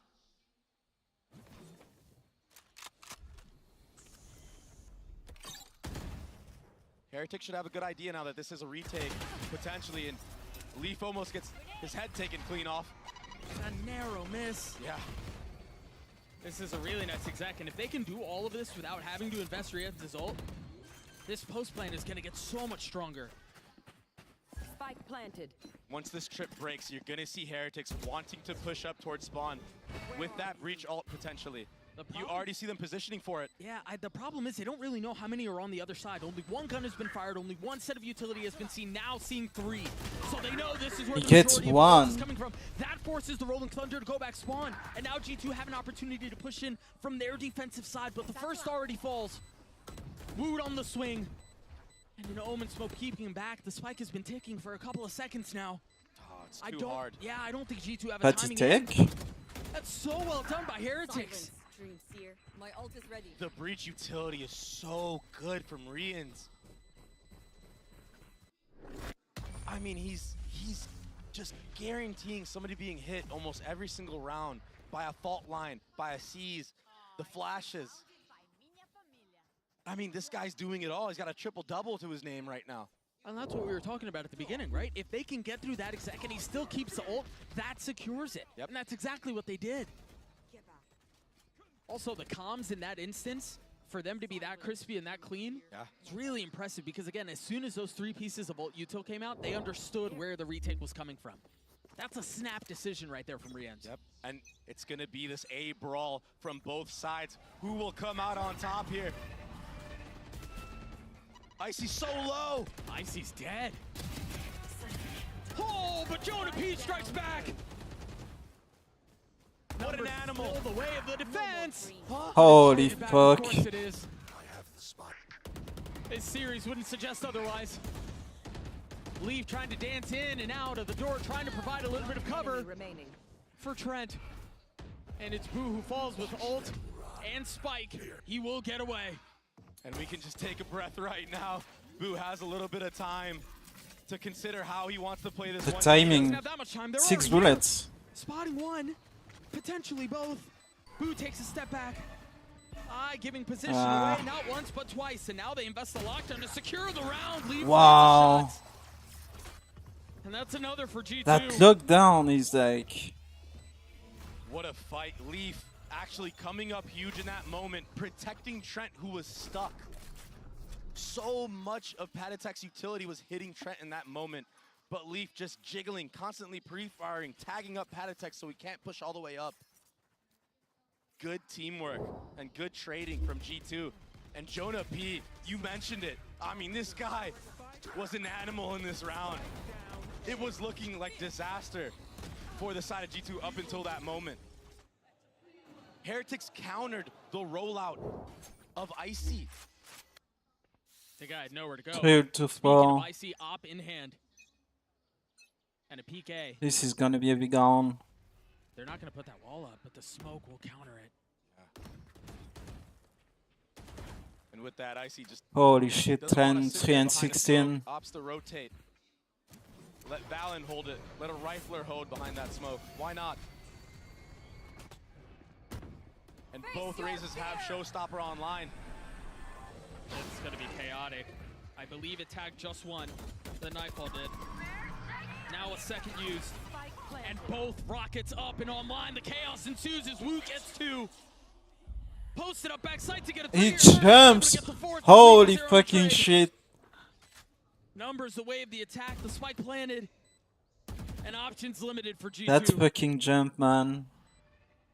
And it almost feels like you kind of have to go for this. You do have money for the next round. But if you lose this round, Heretics is on match point. Can he try to scoop up the op, maybe? Yeah, he wants to. Yeah, that's possibly the best he can do. He's going to challenge it. He's grabbed it. He's getting away with it. And he's going to survive. No, he's gonna run at him. Leaf should be able to pick that op back up. Oh, where'd it go? Where is it? He didn't get it. I can hold an area pretty well myself. Make sure to cover the Heartbreak for ends of G2. And Heretics in these post-plant scenarios. Wow. Yeah, they just take the fight to G2. I mean, again, the layering of the utility. If you give all the space, they have an answer for it. So hard to play against this Heretics team with how they're playing the map so far. They've been so impressive this tournament. I know it's early, but they look really freaking good, man. And it's not the Woot show that it was yesterday. I mean, this is the Initiator show. It's so impressive. Honestly, it feels like a complete effort. We've talked about Patty and Rienz a lot, but Gen.G Fishy's had his big moments. Woot's not, you know, double, triple positive or anything like that, but he's having massive impact as well. Yeah, so explosive at the end there. Yeah. Even that last shot, you know, after he gets those rocket kills. Yeah. So snappy with it. And you're totally right. It has been a full unit doing things together. I mean, even Boo on the defensive side, he had so much value living. Just the mere fact of not dying gave his team so much value on that defensive side. That being said, Jonah P will have the Viper's Pit online and potentially invest it right away onto the C. Maybe try to funnel Heretics into going A or B. Yeah, potentially. We'll see what the call is. There was a timeout in between this. Now we're potentially faced with the last round of the map. Jonah P choosing to hold on to the ult for now. Icy's inserted, now Pit invested.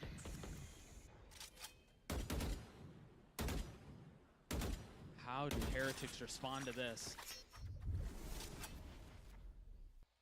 And I think G2, they want to try to fight Heretics as they're running up lane here with this Omen Flash. You're going to see the Viper Wall potentially come up and then isolate just the straight fights in the lane. What's the contact here? The alarm bot? Yeah. As soon as the alarm bot goes off, the panel goes down. Exactly. Paranoia goes out. But this is a new look from Heretics. Oh. Oh, they thought they set the trap, and they did! Spike down. It looked like Heretics were ready for it. But G2 strike. Benji Fishy's gotten out onto the site, but he's alone, B. Oh, Getting a fadeaway kill onto Valen. Looking for a second on a Jonah P. and that's the will connect. pit. Oh, what a tragic way for this to go. But Benji Fishy still It's a safe kill for the heart. fighting chance. He's got to scoop up the spike. Or just frag his way through. Icy's weak, Trent is not, but remember, he has struggled this map. He will connect here, and we will play at least another round. And another good round for Icy, holding it down. The spray down, once that door breaks, he dodged the breach vault line. We have an eco for Heretics. Hands can't buy. See if we take another look at that again. We have like Because a again, small the idea buy. is the intentions were there for both teams. I mean, we still have 3 Comes life out the though. flash, and that's what it was. That was so clean. We talked about the alarm bot potentially being contact. No, it was the fault line that triggered everything. Yeah. The buy for Heretics, not great here. 2 sheriffs. Yet another A default from Heretics. But once they sniff out this Killjoy utility, they're gonna have an understanding that potentially he's alone. And we've seen how deadly Heretics are. Leaf can't go anywhere. He's got nowhere to go. Somehow But he's manages still to dodge alive, all of it like without he's taking not a dead single to him. damage. Meanwhile, again, No, he a is. gunfight at the door. There. An advantage the way of Heretics. They've upgraded weapons. Trent jumped his way out into his death. Patatek with 2. Bring them down. And Jonah P in a 1v4. He's gonna. I cannot believe this is the way that this has all happened. Unless he can pull off a miracle. They should be aware of that They have to timing. be clinical. Patitek. Contact, yeah. Now they know. He's got to isolate here on the first. He knows there's at least one close by. 10 HP left, and that triggers the fault line. There's Dude, nowhere for that Jonah P to breach go. was so fucking In the face good. of an attempt at a comeback, Heretics hold strong. And who else to close out the map than Reigns? What a nice map from Heretics. G2 coming back, showing some resilience. But this is Heretics map pick for a reason. A very impressive showing. We'll see what map 2 has on the other side of this break. Don't go anywhere. Bind next.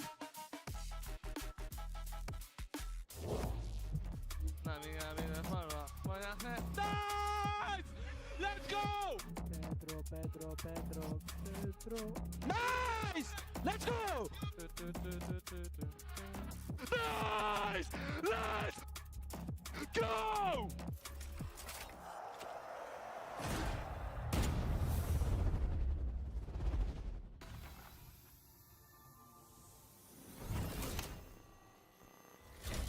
I made it to my happy place, got the sun in my eyes and a smile on my face. Yeah, I made it to my happy place. It ain't rained in a while, woke up early today. I feel good, happy faces. I'm so happy that I made it to my happy place.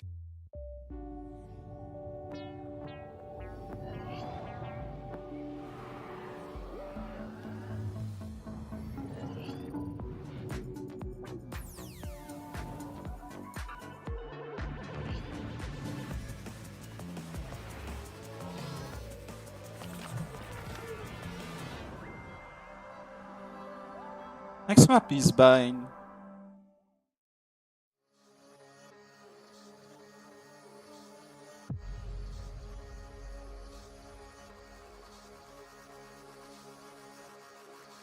Heretic hasn't played Bind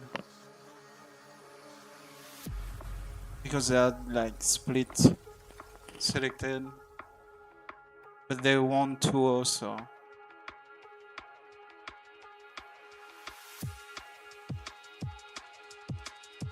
And G2 hasn't played Bind either.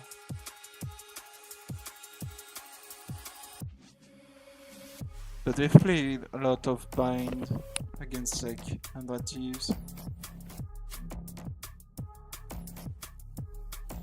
Yeah, it's the double smoke, double initiator. Brim Viper, Raze, and then Sky Gecko. I wonder if we're gonna see some changes.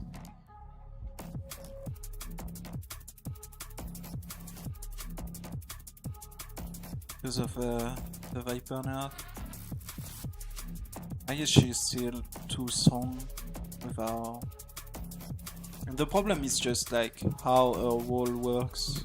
The fact that she can like put it down and then pop it when she wants. Gives her so much flexibility.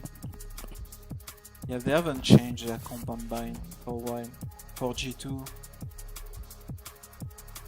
it's a classic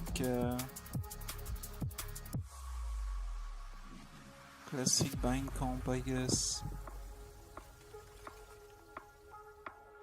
I guess they just play the Sky still, even though she was nerfed a little bit a while ago now.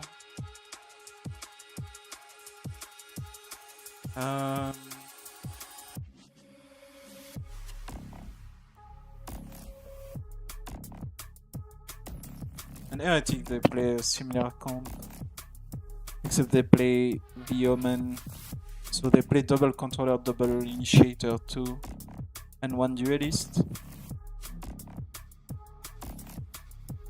But Miniboo is the one playing like the Yoru, so I don't know if like Wood is gonna play Yoru or because Patitech should play an initiator with Riens, and then Wood should be on the duelist.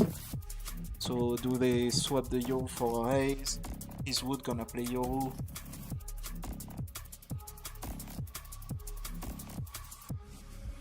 But they play Sky Sova.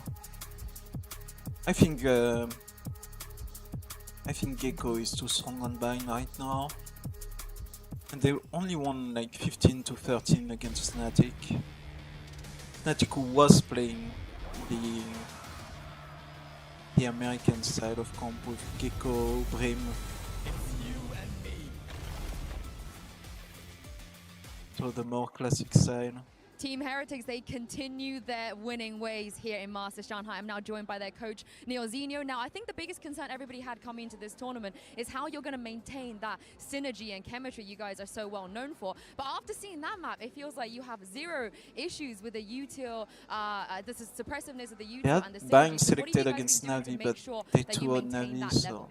Yeah, so They haven't played a we've not lot had as of much practice Bind time, like I've said before, but recently. we put a lot of effort into kind of dry running the Bind is utility clearly a and make sure more it's like perfect over and over and over America. again.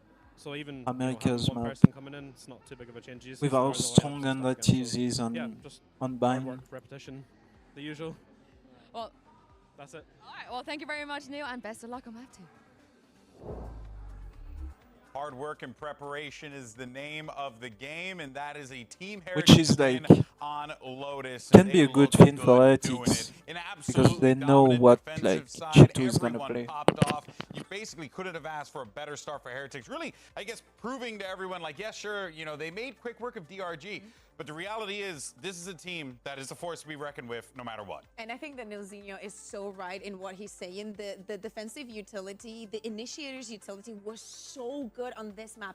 Round after round, Yeah, it that bridge literally was what insane. defining G2. Team Heretics getting those And I'm wins, not so to defend the a Yeah, bridge I mean, changer, they yeah. put together an incredible I think defensive the agent side. lacks The a biggest lot of things that were utility looking compared great like me to was their ideas the for kind of initiator that pre-clearing came space in after the him. round with this breach and the trap plays they were setting up. But especially a couple of those later rounds on that defensive half is I mean, where you've that was seen Jonapi especially being able to shining. shoot Here we're taking a through look being at stunned one and of those shit. rounds. This Like, was round number 9, where you know, they have these really good setups where they're kind of pushing G2 away. So a lot of times G2 was ending up wanting to play towards these weaker sides. They were hitting into B. They were trying to kind of hit late into C after pulling out that util. But the guy shutting down these late setups was Gen.G Fishy, who was pulling out the op and just doing some nasty things. Boxing them. You just said that he was boxing them. 1v1 box fight? No, that wasn't a 1v1 box fight, but it might as well. It was a 1v3. 1v3 box fight, actually, yeah. Yeah, but time after time, Gen.G was having so much impact with this operator. Don't get me wrong, Leaf was trying to do the same, doing the same with the Outlaw in the second half. But man, what Gen.G and Patitech were able to achieve here, and what Riens was doing with every single piece of utility, not only setting his teammates up, but also himself. Even his ultimates, everything was so curated that, again, I think Neil hit the nail in the head with what he was saying. Just server time, just run the utility time and time again, make sure it's perfect, and make sure that everything has a good result, good outcome. Yeah, and I think another thing that is really going to give people confidence in Team Heretics is they got this map win in dominant fashion when the MVP wasn't Wood. The DRG, it was about Woot. Today was about the teamwork, the coordination of the utility, and also Rian. So when we're talking about young Turkish talent, there's not one of those players on this team. This Rian's guy is ridiculous too. When I was watching him in EMEA, he so consistently is putting up massive performances, even when he's playing on these hyper supportive roles like the Breach. His util timing is really well done, but even as that guy kind of swinging into round second or third, he's super effective and is finding a ton of opportunities for individual prowess. Yeah, and don't forget, the first time that we saw Rians on stage was in Madrid, and everybody was thinking, how is he going to perform in the international stage? And it was brutal for their opponents, right? Hey, you forget about it, but he's also one of the rookies. Yeah, exactly. Yeah. They're all young in Team Heretics. Yeah. They bet on the young talent, and it definitely paid off. Yeah, you're telling about it too, right? Like Boo's like the one older guy on the team. Yeah, that's actually very true. You know, he's covering for the boys there. All right, well, let's go ahead and see how Josh RT is going to try and bring this team back into the fray. We got Yinsu standing by. I'm now joined by the coach of G2, Josh RT. Now, coming into the second map, I think it's a little bit surprising that you wanted to go to take Heretics to Bind, a map that they found a lot of success on in EMEA. Are you able to explain to me a little bit about why you guys made that decision? It's one of those things where we're playing into our strengths. Although like they have an immaculate record on Bind, we have to keep in mind like they're playing with a sub. They might have to change a comp a little bit. So we're just relying on our strengths here to get this win. Well, you guys are great when it comes to the anti-strat, so I can't wait to see it. Thank you very much for your time. Yeah, well, there you have it. Bind is going to be the next map coming up here. And yeah, I mean, question that I saw when I saw the Bind pick come through from G2 just made me wonder what they were going to do with this. What was the intention? So to hear Josh RT simply say, we're playing into our strengths, I am curious to see how that plays out for them, given, honestly, Team Heretics, it looked disgusting. I'm a little surprised by that answer, because I feel like generally, when you're picking into a map like this, one of your opponent's strengths, you tend to really focus on like having a really strong game plan. Maybe he just didn't want to let on in the interview, but generally when G2, and they sometimes will make bolder picks like this, they tend to have that really strong kind of counter strat idea. Yeah, like they're seeing something that maybe we're not. I imagine that if they haven't, the reason they're doing so is A, the short turnaround from playing the other day, and B, the fact that they might have thought that this Team Heretics roster is going to change some of their comps and ideas with a sub. I think that the bigger idea behind it is Team Heretics will not expect them to pick Bind onto them, right? It's not a map that they found a massive success in. Yes, their losses have been very, very close, but there are some things that still need to be improved. Plus, again, Yinsu was mentioning, you're very good at anti-strat with G2, but what are you going to anti-strat here? Because there's so many variables. It could be literally the composition that they were running in EMEA later in the stage, but they can also go back to what they were doing when Patitek was back in the roster, playing with the KO instead of the Sky. And again, that was anti-stratting that really got G2 here, getting a lot of those big upsets in America.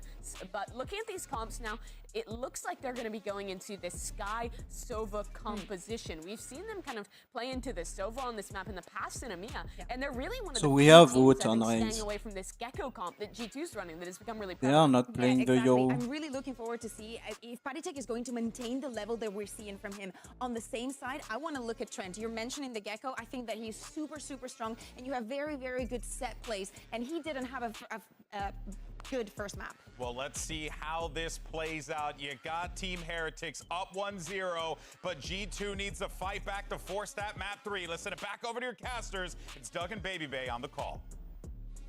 Thank you so much, GB. This is an interesting one, Dre, because yes, it's a strength for Heretics, and Josh acknowledged that. He also said it was a strength of theirs on the side of G2, and obviously there's a lot more to be said than just what your record is on the map, but that is a pretty big part of the equation, and their record on the map is not great. Yeah, not on this G2 roster, but the Guard in general, before they made it over to, partnerships, they were historically pretty good on a map like Bind. Valen has a really good idea of how to call on this map, and yeah, their record might not show it, but they've looked great in other moments, so the fundamentals on this map are what carries them the most. But how do you play against an Omen? This is not something you see every day. An Omen Sova. Yeah. Less. When was the last time you saw Sova on Bind? Oddly enough, I feel like the last time I saw an Omen on Bind was Marved. like way back in the day. But alas, G2 on the attack. Dog clearing up. Long, Patatek taking a slight step back. He's gonna punish here, isn't he? Oh, the goop is so nice, but he somehow stays alive and gets two! Everything was set up well, but you didn't account for Patatek. He's been so good on these pistol rounds. It's not over yet, but I can't help but feel like this is It's pretty freaking close to over. Yeah. Icy again. Yep. And the last one alive. And he has armor. They bought him this ghost. Nice shot. He's gotten one down. Still hasn't taken any damage. A tap of the spike, but he can't convert. There's too many things to overcome. I mean, it was such a good start from G2. They waited out all the Omen utility, and this flash was perfect. But somehow Patatek just gets two while full blind, and nobody looking there. Valen, last second. It just doesn't connect. That's so tough too, because sometimes we'll see when the Gecko Dizzy is flashing back, sometimes it'll hit you or it'll hit one of your teammates, but that time that wasn't the case, and Patatek still gets away with two. He's been so good on these pistol rounds. Yeah, he's been insane. I mean, it's like he's almost always good for two. It's so hard to play against a player like that. And now they're reaping the benefits of his efforts. I'm not sure if I agree with that wide swing from Jonah P either. I mean, you're scanned by a dart, surely. Perhaps feeling the need to force a play. They're feeling the pressure right now. Yeah, it's tough to say. But G2 with their pistols, there's no real other choice but to go forward, attempt to do so. Trent's gonna get tapped. The spike is left back and long. Yeah. And I mean, he got spammed through a smoke right there, just based off of that Gecko flash going over the top. Yeah, the timing. That was the cue. Deploying drone. A recollection of the spike.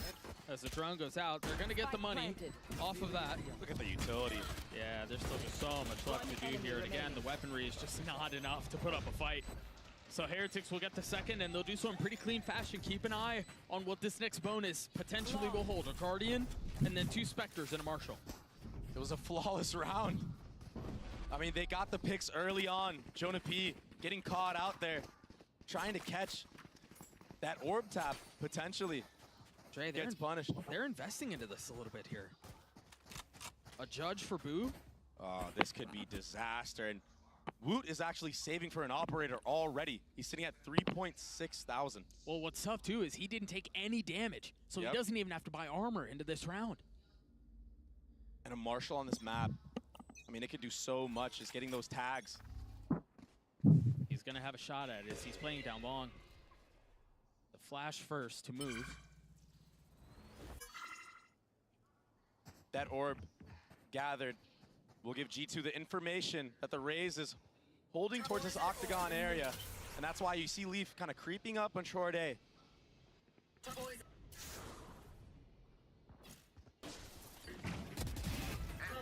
Gen.G Fishy will fall. That bonus success seeming less and less likely. Trent's having to deal and reckon with the challenge at his re-ends. The absolute freak of nature that I don't know about that that fucking jump peak. Expected some help there from Trent, but he kind of just left him alone on an island. A second flash out and the flank coming through. Woot will fall as G2 push forward. A judge in a 1v4 is not a great position to be in. Oh, he gets an upgrade. Icy's going to be the first to spot him. Any damage is good here for Boo. He's going to get away. Oh. That was a little messy, but yeah, he is going to get away. He gets a kill onto Icy as well. Really good round off the back of Leaf there. No bonus. On short A. As his team pressured all that B area of the map. You know, B long, hookah. Once he gets that kill, it opens up the entire site. And Dizzy's allowed to get that bomb down. The big difference in composition here is we have a Gecko on one side, a Sova on the other. And the Gecko allows you to do things like you know, plant the bomb and fight at the same time. But Woot has that operator online, sitting on top truck. There's a little bit of challenge this way. Icy going forward. And Heretics just showing so much respect. The potential of a crunch here too as Trent falls. The dog comes out, the rocket's not gonna find any value. I mean, this is such a great response from Heretics. Wow. They bend a little bit, but they don't break. Happy to give up the space, happy to deal with the rocket in their face, but they stay alive and then they strike back. And now it's just discipline. The name of the game, waiting for the rotations to come in. Boo is able to throw smokes from across the map. We're seeing the value of the Omen. Toxin screen down. There where Brim is a little bit more limited by space. Boo just so close to leave here. What's the call? A hard freeze to suggest a flip? And they're gonna TP back, but I don't think they know that Boo's here. I don't think they know that Boo's this close. Cover going out. Leaf is slowly creeping out, but he missed his timing. He gets taken out, and that should be the end of the round and a save for G2. That operator from Woot, that save, bearing fruit. I mean, he gets that kill, gets the rocket online, and then off of the tap. I 10 mean, seconds he left. has his own little showstopper. G2 have been doing a lot of these plays where off of early contact and Icy's rocket, they try to like catch somebody out in the choke. But Heretics, they're too smart. Oh, what a shot that was. Yeah, they're super smart, and also their guys frag. Yeah. Those Ninos are the truth, bro. Yeah, they look so good. They're really good. But I also think we're seeing a lot of uncharacteristic things from, I mean, a lot of the members other than Icy on this team of G2. I mean, Trent has had a really rough series so far. And he's just been kind of unlucky in some of the moments as well. That's a high one-way on purpose from Boo to give the op line. That is so cool. The micro things, the mind games. One way G2 read into it. Yeah, you're right. They read right into it, and the dog out. They have a really good idea that he's here. TP's to some attempt at safety, but there are people on the other side of this. There's a little bit of help from Rians, but he doesn't swing at the right time. And that's the G2 we know. That's a really good punish and a start to the round. But they're still so spread out. Oh, and they weren't expecting pad attack there. As soon as they get an advantage, Heretics strike back. Look at these one-ways. They're stopped dead in their tracks. That's another benefit that Omen offers you. Right? You don't have that same flexibility with the Brim. Yeah. Thrash should get online here after Trent plants with Dizzy, with Little Bro. Jonah forcing to make a play, striking right out of the smoke from the Boo. Much needed. Three members on the other side. push. A little bit of spam to tag. But they make their way out, and now Thrash invested. Heretic having to wait this one out. Oh. And now the utility game starts. Yeah. I mean, they have a lot of space around the site, but time is short, and Jonah P is patient. Yeah, they played this post plant to a T, it feels like. As I say that, Benji takes the head off of Balin. You gotta be careful here. It's just a tap. There's no time. Yeah, there's no time. Just going for damage now. Yeah, trying to keep them around and die to the spike. A good comeback into the round for G2. I thought it was gonna be another scenario like the last, where they're down numbers, but Jonah P taking things into his own hands, pushing that CT smoke, finding the timing, and Rians, he's shocking the smoke there to try to thwart anybody from making a play like that, because Boo was isolated. But Jonah, he was too healthy to be bothered by a single shock dart. And that's why you hear the laughs. Got his ass.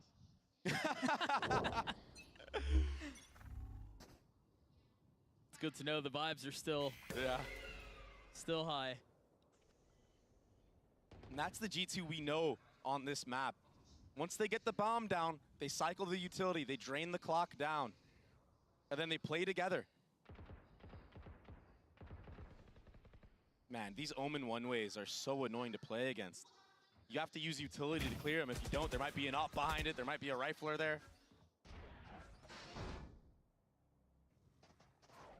A really, really slow default from G2. No space gathered. It's been 40 seconds. I mean, look at that one-way. How many one-ways does this guy have? He's shown me like 2 new one-ways. That one in close octagon, this one in hookah. I've never seen that. And he's just cycling them. This high one? Yeah, this high one is... I don't know if it's on purpose or what this time around. They're trying to crunch sand. Jonah P's close by as Patatek gives some of the space back. Oh, that flash is going to be disastrous. Doesn't swing though, doesn't challenge. Boo's there to hold the line over his shoulder. If they try to flip back A, they don't have any info. But they're going to try anyway. It is the right call. They just have to be careful. Yeah. Rian's here, 2 shots. The spam through. Little man doesn't fall, but Leaf does. Standing ahead. And Trent is sitting low right now. Oh, he's regaining some of his HP. Patatek investing his ult. Rian's with the potential to do it as well. Trent taking so much damage. Now both ults used. This really awkward now 2v3. Nice shots. With 3. And Rian's with no choice but to take a step back. Jonah P is playing at another level right now these last 2 rounds. He's had so much impact. Getting the trades. I mean, even the entries. And then in the post plant. I mean, the last round, he just lived there in elbow that entire time on B site. This time, sitting on the top box of short A. Taking the head clean off of some player's back sight. That allows him to get the Seekers online. Right now, G2, their whole game plan is playing a slow default.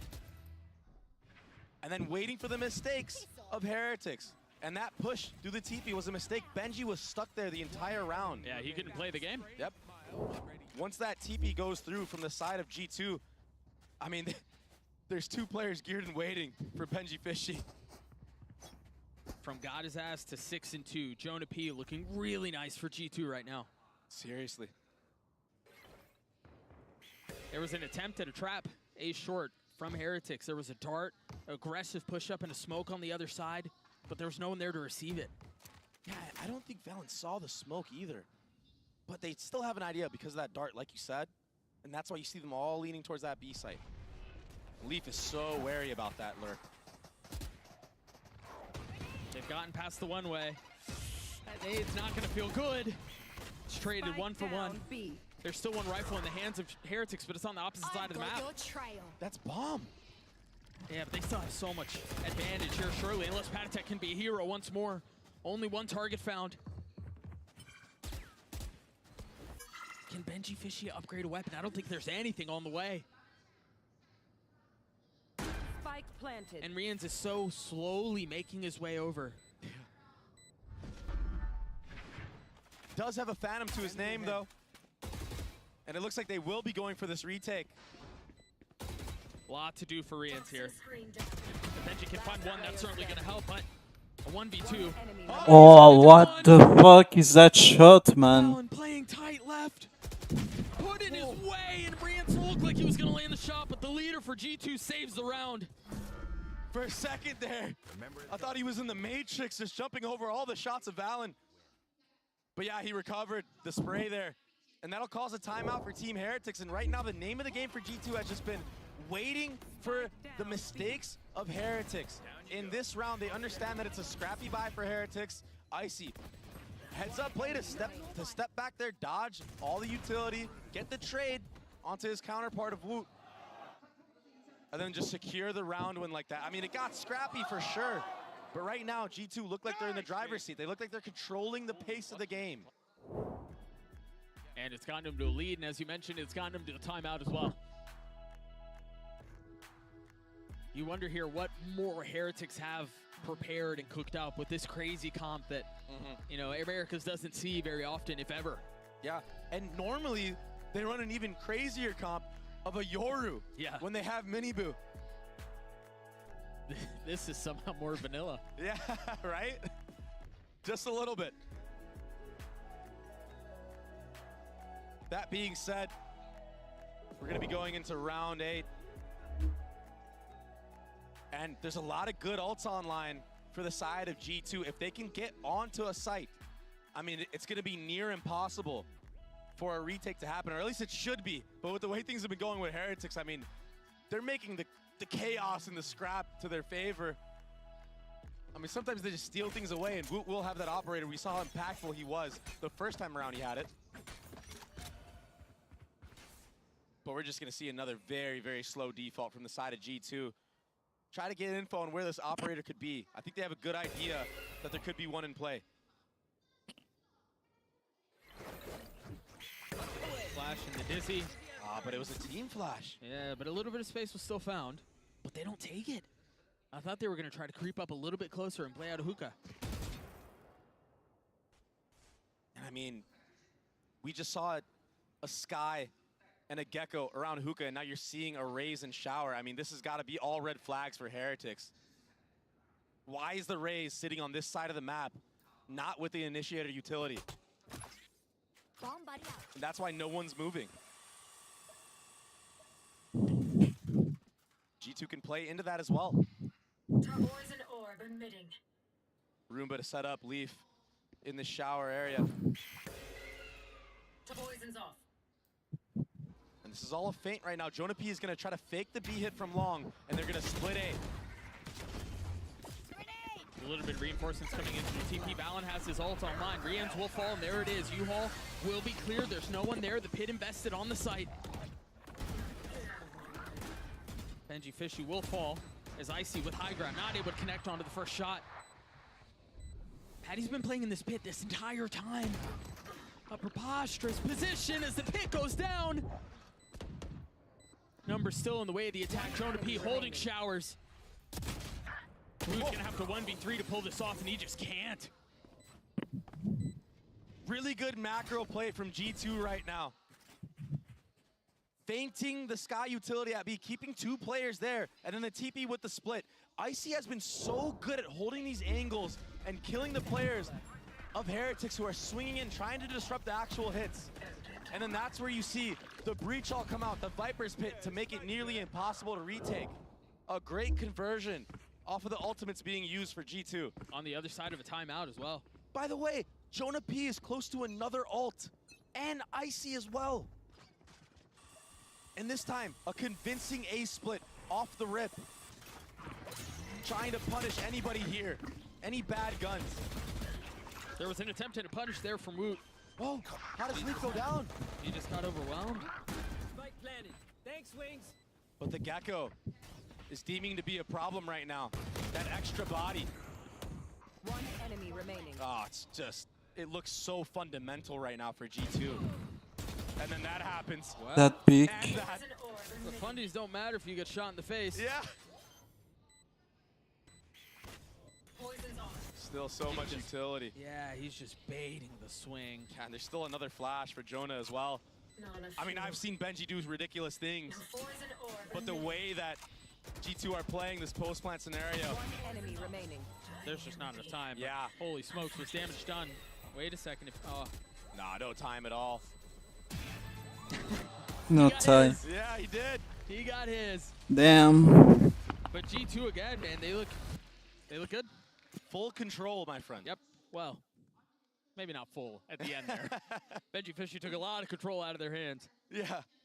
But still, just even Valen just understanding that, okay, it's my turn to go. Yeah. And we're securing the round win no matter what. I'm going to throw my body at him, make sure he gets off the bomb. He's going to have no time. You can clean him up for sure. Guaranteed. If he tries to stick it, it's GG. And that's with no ults invested. And now, look, another snowball round, a potential snowball round. Gecko ult, Raze ult, the Seekers. I mean, they can be explosive again. Run it back. The Dog should have gotten a lot of info showers too here, and now the rocket online. They know they want to crunch towards it, and it's gonna succeed. Wood will fall. Boo on the reposition, and Rians has gotten back sight. He tries to tuck into the smoke, but he just finds passage into the next round. A dismantling of the defense. Valen is calling such a good attack side right now. It's not over yet, though. We've seen more ridiculous things happen before in this tournament. They have a couple of ults to play around. The question is, do they choose to invest? The snap onto Valen is good. The tap is there, but there's still much to be done. One enemy remaining. It's all on Rians now. And again, with the spike being planted, it's borderline insurmountable. The spam onto the first is certainly going to help things. But time is just not on his side. So G2 will get to 7, and as Josh said, this is one of their strengths, and we see why. Yeah, Valen right now calling such a good map. The back-to-back A-split call. I mean, if you're Heretics right now, you kind of have to read into the fact that when G2 have all these ults online, they tend to go A with them because they're just powerful to do it. You just ran it down at the bomb, bro. What a menace. I mean, it did kind of seem that way, didn't it? Yeah, I mean, he did. Not wrong about that one. Trent still sitting on that Thrash. And now you're seeing the disrespect now. Confidence in the hands of G2. Trent sneaking by that one way. It's the first time we've seen G2 even peek this one way off the start of a round. Refreshed. Trent on the swing and Patatek on the snap. What? Yeah, and Trent in these moments so far, he's been kind of hesitant on when he peaks. That little jiggle is his demise there. But Jonah P has been such a stable player for them so far. How much more stability can he provide? Still alive in the round. G2 down numbers and now understanding where Leaf is. The problem is this Viper's Pit is almost working against Heretics because it is keeping Rians here still. So it's actually in favor for G2, and they're gonna contact out. They have the man advantage right here. Boo has to go huge, but Icy saw his head. And he took it clean off. 30 seconds left. And now the follow-up with the dog. They're overwhelming Heretics. Jonah P is so clean. Patatek needed to stay alive there, but wasn't able to do so. Meanwhile, Leaf looking for Rians and will find him. Planted. Benji Fishy in a 1v3 with a Guardian in hand. Another 1v3. Yeah, and this one might feel like the most difficult of them all. I mean, this one has slept. It's slipped away. It's completely slipped away for Team Heretics. Both teams Last round on the both half. attack sides have had such a good game plan going into the matches. There. Yeah, you're right. He spotted him, pinged him out on the minimap, and then dropped him. And yeah, again, I want to mention the conversation that Josh had with Yinsu before this map started. It takes a lot of guts and a lot of trust in your team to pick a map that's your opposition's arguably strongest. 4-1. But they're having their way with them right now. Yeah. And you know what? Playing to your strengths will never be a bad thing. And now, another change of pace. Trent still sitting on Thrash, but Jonah P with the operator. No one towards the B side of the map so far for Heretics. And that dog doesn't get didn't look any value. Oh, it had to have looked. They have to have known. They somehow got above it. Wood still somehow alive. Finally falls. Valen holds strong, and now they're going to go, but they're going to have to get past this Hunter Fury. It connects. It's ripping him to shreds. But the spike is handed off. Oh, Leaf's Wing in here. plant, and Leaf is all the way up. Now Patatek and Boo to try to keep this thing alive. To try to salvage another round before the half ends. A 2v2. Trent on the swing. Boo and Patatek with so much space to gain.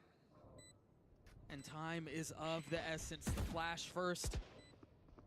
Finds nothing. They have no idea where they are. Hello. Trent, surprise. He spotted them both. A reposition as the Dizzy goes up. A little ring around the rosy as Valen's trying to swing back around, and Valen with 3. G2 with 9, a dominant half.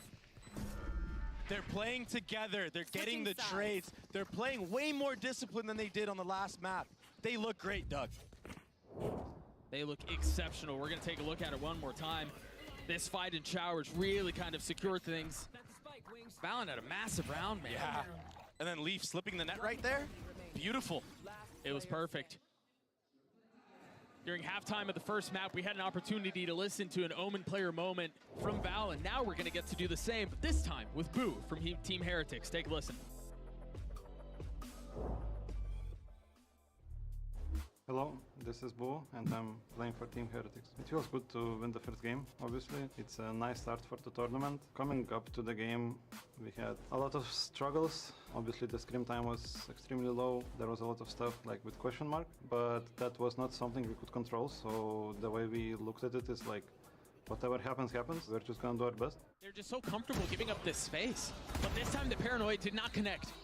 However, Gen.G, Fishy, and Wood still do.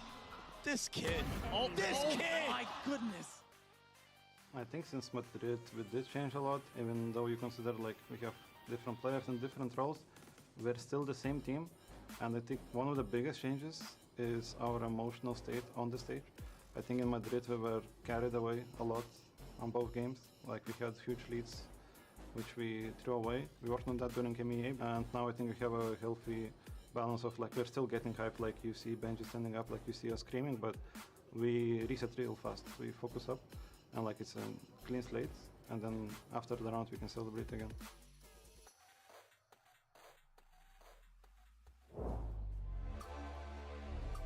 The sign there said, hope everyone have fun. And Heretics did on map 1, but it doesn't seem like they're having much fun here on Bind, a map that historically has been very good for them. It doesn't really seem like that's the case when you look at the timeline, when you look at how this map has gone, Dre. It's been G2 all the way.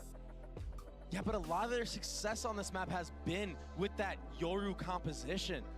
So yeah, it's a mere change onto a Raze for Woot, who's more comfortable on that than the Yoru. And he's looked great on Raze so far, but it's a different animal when you're going against a drilled team like G2 on a map like Bind.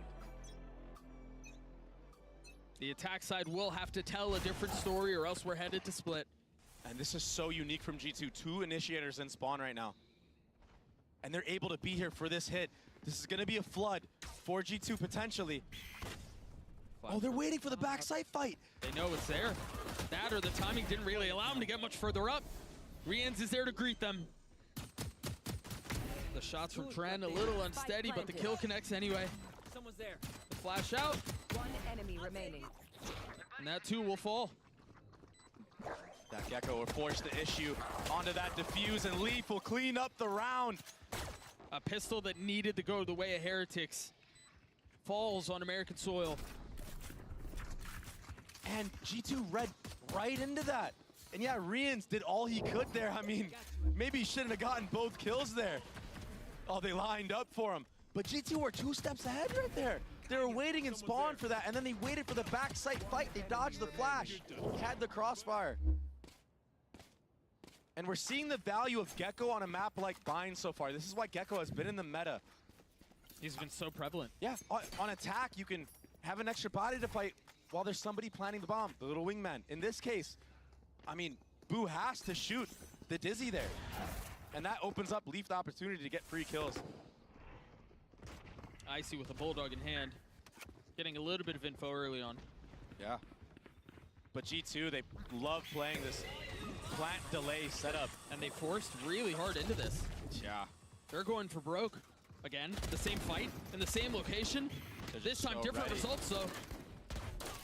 In the face of the force. One enemy remaining. G2 holds strong. Yeah, Rians gets his one. That's all it'll be. 11-3 the way of G2. So convincing right now. I mean, just no life for Heretics. Dude, they're smiling. The coaching staff is laughing in the middle of this. They're having a good time. Yeah. A great game plan was put into effect from Josh and Valen.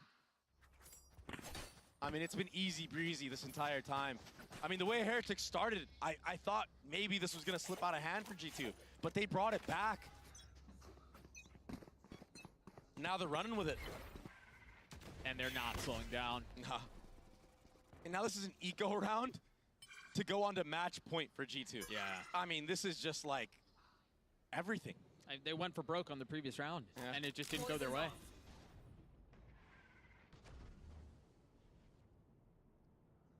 Slow round being played from the side of Heretics. I mean, there's not much you can really do in this scenario. Yeah. I mean, you don't have a lot of room to work with in terms of conditioning and stuff like that. Poison orb emitting. That smoke will thwart Leaf off, yeah. Yeah, he's just getting pushed off the angle. But he's okay with that. He's got his own Viper Orb to match there. Right. And you see, I mean, Heretics, they have to respect it. Because who knows what's waiting on the other side, yeah. The timings of the utility for G2 are really good right now. That wall will be in full effect once a hit comes in, if it does end up towards B. But I think this is going to be a similar round to how G2 did the Sky Flash onto the B site into a TP play. But G2 are willing to give up back sight. They don't care. They understand that there could be a player in U-Haul. And Valen needs to get off of that smoke. He might get timing here. Yeah, to be careful. You play a dangerous game. There's the reposition. The paranoia didn't really seem to bother Icy at all. As the nade's the one that's going to get the kill with 10 seconds left. They've gotten a little bit of space. At least on the site, they've gotten the kills they're looking for as well, but it hasn't been upgraded. Somehow another one landed. One enemy remaining. They're going to snatch this thing back? Boo is ridiculous right now. These shots have been so crisp. And it's all down to Leaf here in a 1v4 with his favorite gun. He gets an upgrade though. Probably better for the situation. And it's still not going to be enough. And yes, Heretics still have a long way to go, but a thrifty win like that, when you've got Boo tapping people with the Sheriff, that's the kind of round that can be a spark. That's the kind of round that can be a catalyst for something. Yeah. And even if you don't win this map, let's say, you want to at least win as many rounds as you can, much like G2 did on Heretics map pick, so you can show that you still have some fight left into you and get some momentum on your side. Because if you just get rinsed by a team, I mean, going into that map 3, it's not going to be fun for you. No, it's a terrible feeling to go into.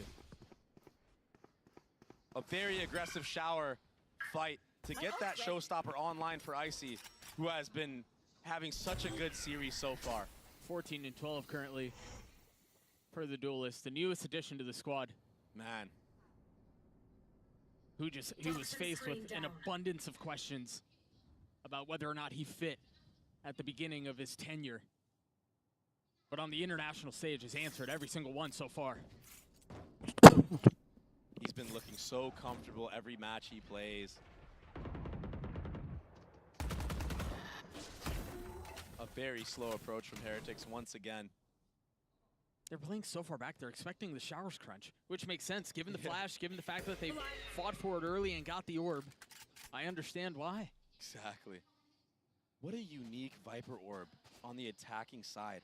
Here. It's on that default of sight. I have the spike. Spike scooped up. I mean, and a shimmy B. G2 are so willing to just play a 2-1-2 with Icy leaning towards whichever site with all this utility and a showstopper. Once this hit comes in, you're going to see the showstopper come out. There it is. He has one satchel, gets out, doesn't connect. And Heretics are getting some of the kills that they need. Time is short though, again. They play such a dangerous game and now 10 seconds left. They have to somehow find a way to weather this. Balance left in a 1v2. Patatek and Woot to keep him back. The swing is there, but it won't connect. Heretics get another. And the Sheriffs right now for Heretics are hitting, Doug. It's been probably the best thing we've seen them do on this map. I mean, the previous round was Boo. This time, Rians. Clean shots, so precise.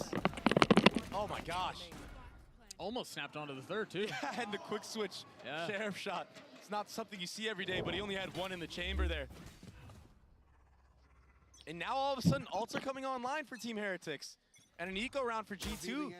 A potential snowball to bring it back a little bit. Boo has an outlaw too.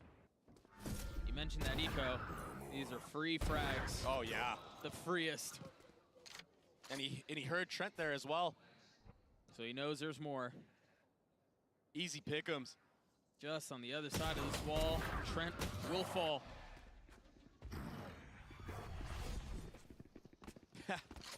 They're not trying to mess around with Icy anymore. Who's sitting at 16 HP. I mean, it's a 5v2. Just group up, use your utility on the hit. Don't cut any corners. Even the Sova Dart in the spawn smoke. G2 right now need to just get as many guns out of the hands of Team Heretics as they can, but I don't think they're going to get much right now. No, a flawless round. And I think in that round, we saw a little condensed package on why Heretics are so much fun to watch and why people are so excited about them. You have things like Boo just fighting 3 with an Outlaw, and yes, it was in an eco, but to have the gall to stand there and take the fight, while also, once they do commit to the side hit, the dart backside, every single corner check, the smokes into spawn, like, they play both at such a fun style. And again, it makes sense why people are excited for these guys. But the question is it too late? Was that attacking side of G2 too much for Team Heretics to handle? Or is the 9-3 curse a real thing? They're up to 6 now as another timeout is called, this time from G2. Yeah. And look at the ults online. We'll take a look at that as soon as we get back into that. I do want to get your thoughts here on this, though, because as momentum starts to shift the way of Heretics, as they're starting to put this together, as they're having to find an attempt at a comeback with this crazy comp, if you're G2, what are you looking to shore up? Because these last couple of rounds really haven't gone their way. I think re-clearing should be the name of the game for G2 so far. Sure. Because they've played really passive almost every single round up until that, that eco round, which on the eco round, it's fine. We can play a little bit loose. Let's see what's going on. It's an eco, yeah. Because Team Heretics have been playing these rounds so slow. Yeah, they have. Much like G2 did on their attacking side. Yeah. So I feel like G2 right now, they need to consistently try to re-clear space. Play up in the beginning, and then maybe fall back, push back if you get pushed off. And if you get pushed off, then you re-clear. Now, speaking of the ults, you got Sova ult online, Patatek sitting on the Seekers, and an Omen ult, which is not something you see every day. And used instantly. No commitment, though. I've got your trail. There was one tag with the ult. They're fully committing onto this B, aren't they? A couple of ults already used. Oh. Found off the spam on a Patatek. That's nice. That certainly will help stifle That's this comeback fun. attempt. Good flash from Jonah. A beautiful flash. But Rian's continuing to cause problems. 1 of 2 that remain against a healthy G2. Numbers are definitely in favor for G2. That Molly will miss. There's not a ton of utility here. Boo has a paranoia. This Rian's has drones, but you don't really want to step into a drone in a 2v3 like this. Oh, good paranoia to delay the retake. That allows Rians to reposition. And also Boo to get into the site. They're digging their heels into the site here. Refusing to relent. One will fall, but Boo with 30 HP. How does he get 2? There's no way, surely. Surely there's no way. Yeah. Icy gets it to half, takes the fight, gets G2 to map point.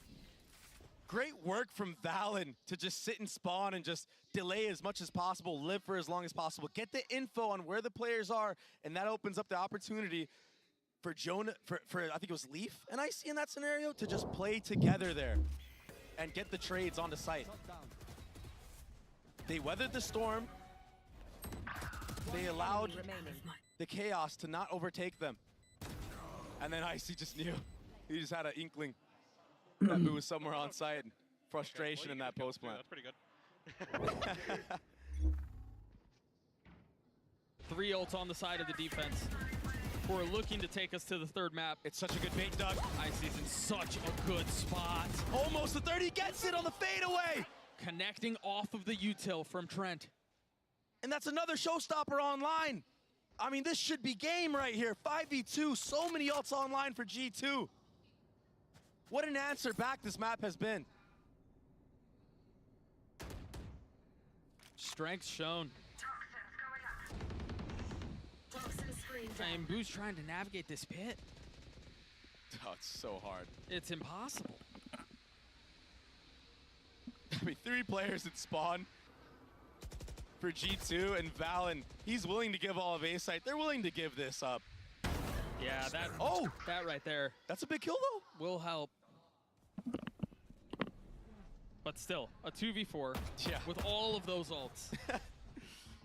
G2 are playing. They're playing the right way right now. I mean, it's nearly impossible to lose this round. One enemy remaining. There goes all the ults. And it secures the kills. Now Boo with knife out. Trying to plan A. Will succeed. But that might be the last song he sings in this map. Cover going out.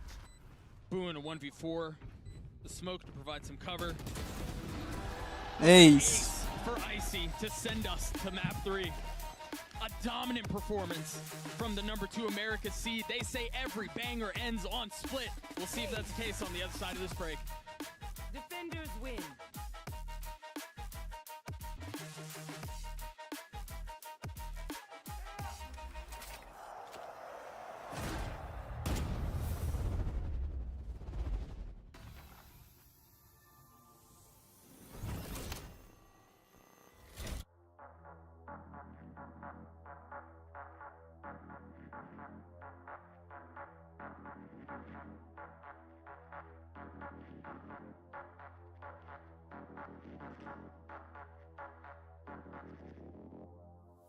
You're safer here than any place else. Now just lock yourself in and keep quiet. It's almost time to lock up the house. And then your party will really begin. You'll slip up one of these days. We're all locked in now. Once the door is locked, there's no way out.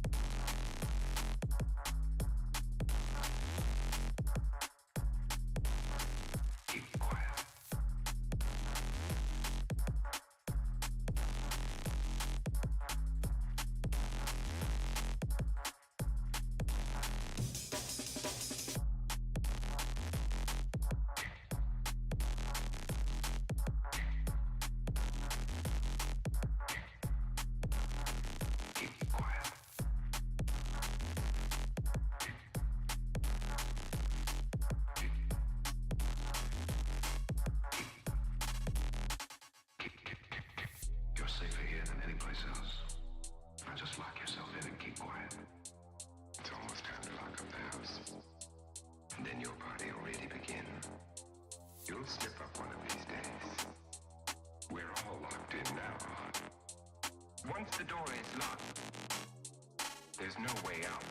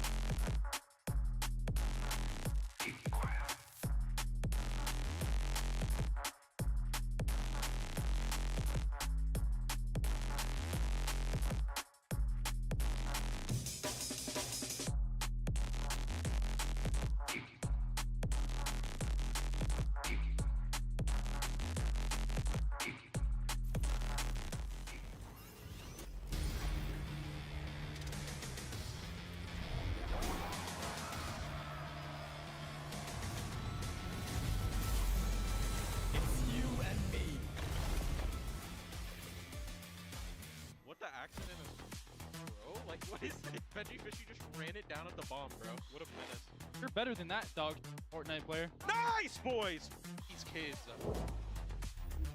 All right, well, we hear some fighting words over there in the G2 camp, and G2 manages to pull off the win on Bind, an NA team winning Bind. So, you know, that makes sense. Pearl's gone, NA needs Bind back in the pool. But, I mean, they look great. That attacking side from G2 was incredible. Started off with all these, like, really slow rounds, and then after a while, they just kind of started slamming A every time. Yeah, it was very funny because, as you're saying at the beginning, it's all about the default. You know, let's hold a little bit. Let's see what Team Heretics is going to be doing. Also, with Wu playing on the operator, they had to take a little bit more time to kind of spot that menace before, you know, deciding to go onto some sides. But, you know, after that, they just run it down. Probably just Gen.G and IC just deciding that they were going to be gods. And they were just feeling it. Yeah, totally. And but like the impact, the same impact that we saw from the Initiators and Team Heretics in Lotus, we were seeing from Gen.G and Trent in this one. It was amazing. Like how many times, even with our brilliant observers, we were just seeing the blind, the DZ blind in every single of the Team Heretics players. Yeah, and to be honest, I was compelled to see what Team Heretics had cooking with this composition, which I know kind of running the Omen, running the Soviets, a little more common in EMEA, but in North America, in Americas, it has been almost 100% these either Gecko KO or Gecko Sky compositions. And you really see the power of it here, right? That combo is so tough to deal with. First Sky Flash is coming in, then that Gecko's coming in at the same time, and you can't really break the Dizzy. The layering of the utility was just beautiful, and you saw the result for Icy. He was feasting in this game, and for a guy who's like kind of been the like ire of criticism in He's been a bit of a punching bag, I think, in the region. And I think at times that has been warranted. He's had some pretty rough performances throughout the Americas run, but here in the global stage, where it really matters, a game away from playoffs, he's stepping up big time. Oh, definitely. And the moment that they needed to do it, they were saying that they didn't believe that they were a comeback team. Well, they were starting to do it because if they want to make it to playoffs, it has to be with this third map. It's going to be very interesting. But again, I'm very happy to see that he's having this kind of performance. Yeah, again, like G2, I think like showing this back-to-back, these comebacks, they haven't closed the deal yet, but they did get it done on this second map, is again just showing the growth from this team from the first two times we saw them when they were making that like debut at Iceland and ended up falling flat in 2 games there, to the team who, for people who don't know them, they decided to stick together after not making partnership, went all the way down through Tier 2, won Ascension as a squad, have made it all the way to Americas, and are now here at an international event, 1 map away from playoffs. It's an incredible run. Grizzled young veterans. Yeah. You know, that's what they're it all feels like 20, but they've been playing together for, it feels like 10 years. Yeah, it's truly incredible. Of course, that is now going to take us over to map number 3. It's going to be split. So I was looking at the numbers because, you know, I'm just You're a digging numbers some guy. numbers. I'm a numbers guy this event. And correct me if I'm wrong here, but for G2, I mean, this is not. Oh, sorry. Is it split? I think it might be split. Might be split. We'll see. You know what? Next time on Dragon Ball. I'm going to say that Ascend is Team Heretics permaban, and it says also that it's banned. So I'm going to say that it's split, and I'm going to apologize. Oh yeah, Ascend is banned on the screen. I've been doing my homework here. We apologize. It looks like it's Ascend, but it is split. I can give you that. I'll tell you that. It's crazy how my eyes work. I just don't look at the bands. I'm just looking at them. I didn't look, but I was like, I would be very surprised if I hadn't spotted that one, because that would be a treat. But the guys to be looking at heading into this third map, which is, to clarify, split, have to be Benji, Fishy, and Leaf. These two have been kind of the icons for their respective team. Leaf even kind of bringing up Benji's name quite a lot, but they're both incredibly impactful lurkers. Yeah. And I think for both these teams on their attacking side of split, what pressure these two players can provide with either a lurk setup towards that C or A extremity, creating space, really is kind of make or break for their respective IGL, be it Valen or Boo, in what options they have to call in the mid-round. And both these guys, I think, really have a chance to make a huge impact on that trade. and hear me out. We've been talking about the compositions, maybe some changes, but what we do know is that Benji is going to be on that cipher. Like, why would they change something that has been so strong in EMEA? Just wait 5 minutes until they change the composition. Imagine.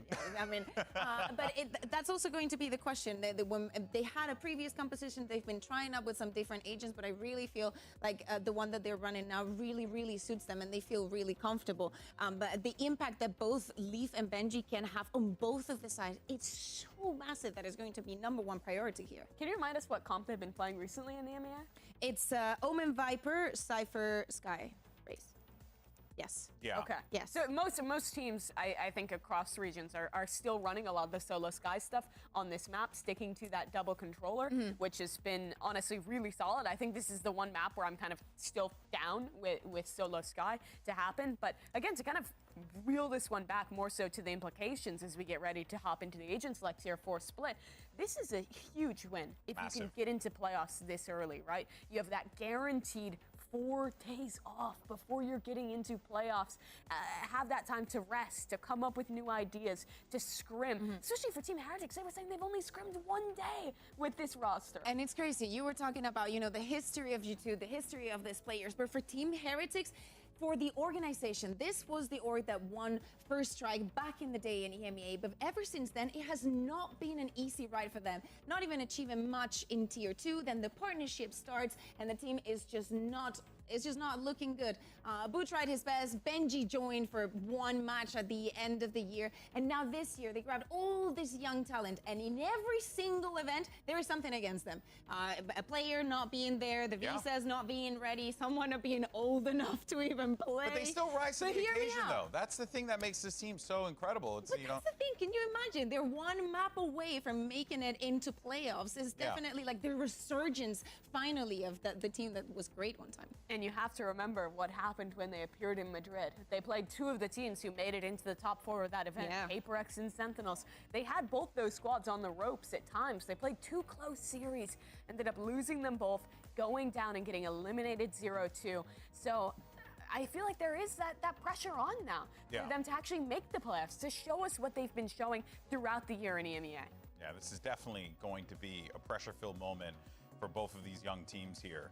You know, even though G2, you know, they have shown and proven time and time again throughout the core's history that when they need to rise to the occasion and meet the moment, they have done so, whether it's qualifying for the league, which is the biggest achievement that this team has accomplished, right? Getting into the IL in America is a massive step for them. And if they're able to accomplish this here, it would be big because this G2 team, let's not forget, right? Go back to Reykjavik, the struggle that the Guard had to be able to make even more so of an impact at all. And now here they are on the precipice of being able to qualify. But on the other side, and to your point, Kukuka, you know, Heretics, they're doing this with adjustments, barely any practice. A Woot who's filling into now that primary duelist role, even though it feels like looking bad. It's as natural as applesauce for him, for real. But honestly, I just think that both of these teams have really shown some true grit in this matchup. They've shown true grit in their appearance here.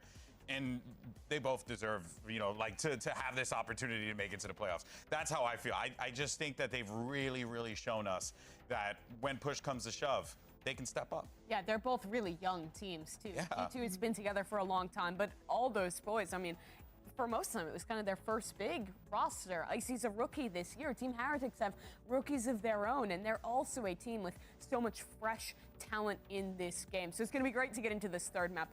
We are waiting right now. That's Lobby right. crashed out. They're remaking, so we're hoping to get in soon. I love that. That is the iconic Fortnite pick that I. What does that mean, Turst? I don't know, but you should be the one. Could have been a misspelling. You're the youngster here. You should be the one telling us what it means. Yeah. I don't know what it means. Give us the internet info. I'm not Give us the internet info. Okay, boomer. I don't watch TikTok. I'm not relatable. I didn't mention TikTok. Dang, called out in real time. I'm trying to antagonize you guys over here. That's all I'm good for. Spam the chat. I'm actually interested to see. I'm just doing your job the chat. now. Have to update on the delay. Have to say to spam I the was chat. ready to update everyone. Okay, you took my job. I'm only here for one thing, Mimi. I'm the fleshy meatbag that throws a commercial break. 50-50. Oh, Well, it started, the votes are starting to kick in now. I'm actually But curious. it's still almost going to make an 50-50. impact? What's The time difference. The time zones. difference. Oh, yeah. Well, right now it's 9 a.m. in the East Coast. For the fans, not for us. I was so like confused. 9:30 p.m. Maybe that's the time zone making the difference for me of not knowing what you're saying. Yeah, actually, yes, the jet lag's in. You can see Team Heretics fans stepping up big time here. They're rallying around their team. You know, maybe even some Are you people not also going to say feel that that they're way. watching the Spanish stream? Could be. I think there's a lot of English-speaking fans of Team Heretics. As they should be. I don't think they have a highly regionalized fan base, but there are a lot of Spanish fans. For the most part. I mean they popped off in Madrid. Yeah, yeah, they really showed out. People lost their mind for them in Madrid. That was actually pretty awesome to see. Of course, G2 also, like, they didn't have like a huge number, but the people who showed up for them in Americas were loud every time. They made themselves heard, and I feel like this is a team who has really gained more and more fans as you've seen their run. Valen especially, every time you hear that guy talk, he just like exudes maturity and like knowledge, like and wholesomeness. Like I think he's very humble. He's very. I mean, just the whole narrative of like they declined tier 1 offers to stay together in tier 2. Not many people would do that. Yeah, no one else did that. Yeah. No other team really did that. Yeah, well, in the Americas region, at the very least, right? Sure, They were at least the only ones that did but it. I feel like they are the best example. There have been other teams who've done the Ascension Gauntlet, but it's never been as long-standing. And sometimes a it wasn't roster as G2 like had. for them. It was like purely choice, right? Like they stuck together because they felt confident that they could. Yeah, because I mean they've hit the tier 1 heights before. They've been to a global event before, and they had to start from scratch. Yeah, no, for sure, for sure. If you're just joining us, you can see at the bottom left of your screen there. Right.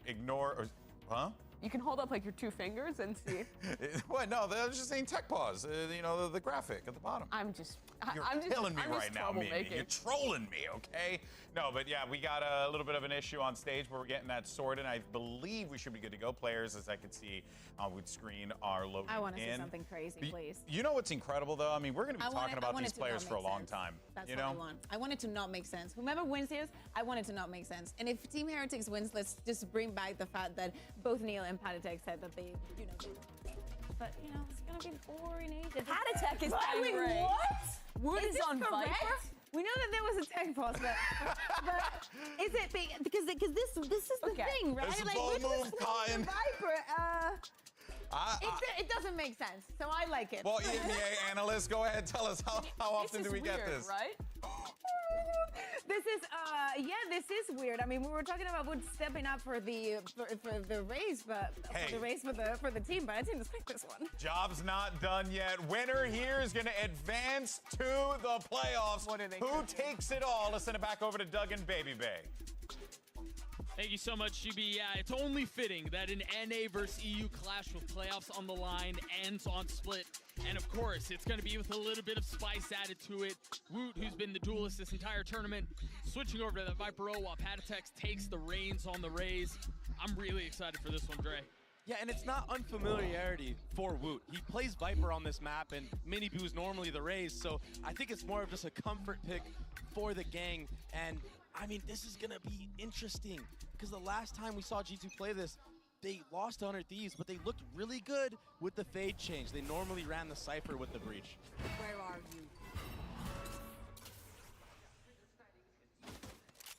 An early eye mid from Trent. Bring them down. And a fault line B main, but it's all a ruse because they're leaning towards A. The flash does connect from Reigns, but they still don't know. It's not guaranteed information.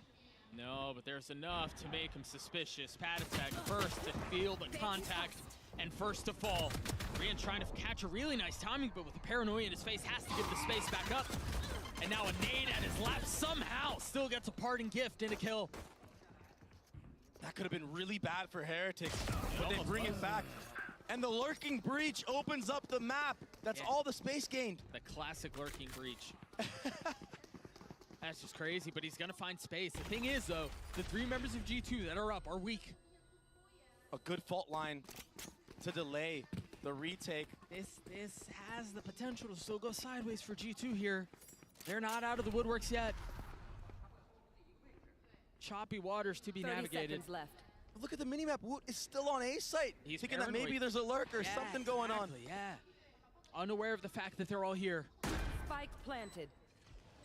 That's going to buy a little bit of time. Jonah P's fault line might be back online here very soon. Woot now pushing forward with a ghost in hand. A classic for Boo. First corner cleared. Plenty of noise being made by Valen. Does he have any idea of Jonah P's position? No. Stuck a barrel in his ear, not able to land the shots on the second. The pistol goes the way of G2. And I thought Woot was going to read into that. I mean, I felt like the jump spot of Valen in that spot was so obvious.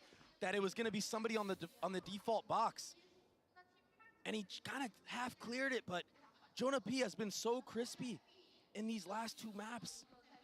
I mean, he really brought it back and was a big factor of why they won that bind.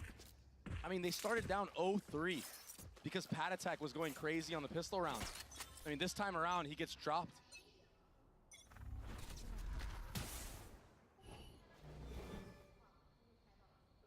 We're starting to see some of the chess game play out. A little bit of early utility from Gen.G Fishy, setting up all of his traps A. Dropping spike. That fade eye didn't connect on anybody top ramp, but it's all to show pressure there on purpose and have Heretics read into it. You see Valen hanging around here trying to hear if there's any re-clear utility on the A ramp side. Woot's gonna get ahead of the orb. He's gonna find a timing. He just doesn't really have a gun to do much with. That's just tough, man.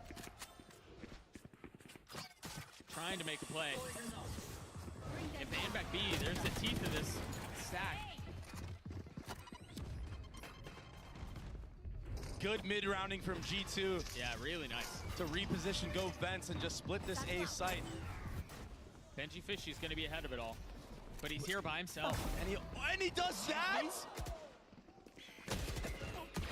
How much more can they get away with here? I mean, you wanted spiciness. Well, you have it. Well, Leaf's gonna clean up Rian's. Yeah. Leaving Pat Attack and Boo on their own. Spike planted. And so Boo again is the last one standing. And they know exactly where he is. Yeah, so much committed onto him as well. The fault line, the Omen flash, he can't play anywhere. Yeah, that sucks. Nice anti-eco from G2. And yeah, we may have seen a crazy shot from Gen.G there. But the spacing and the trading, just all too good for G2. I mean, look at this. Okay. Right. Yup. Right. Yup. Uh-huh. Sure. I mean, sometimes the bullets don't hit the mark at all, and then other times it just is a magnet to the head. Other times they're heat-seeking. I mean, I see. Imagine being him in that moment. There's just not much you can do. Doesn't even know how he died. Much more formidable weapons in this round for both sides. And only Trent's fade eye shown in mid here. No fault line B. Kind of similar to the pistol, but not really. I wonder if Woot was going to spam off of this trip being broken. They're so close to it. That's a miserable trip to try to clear. There's really no easy way to do it. The dog is the one that takes first contact. Yeah. Poison's off. And I thought for a second Jonah P was going to position his fault line here to hit into that vent, but he didn't need to do anything there. And all this mid control, all this mid space gain from G2, this is a big part of the map to control. I mean, now the defenders are forced to back off into their respective sites and play setups.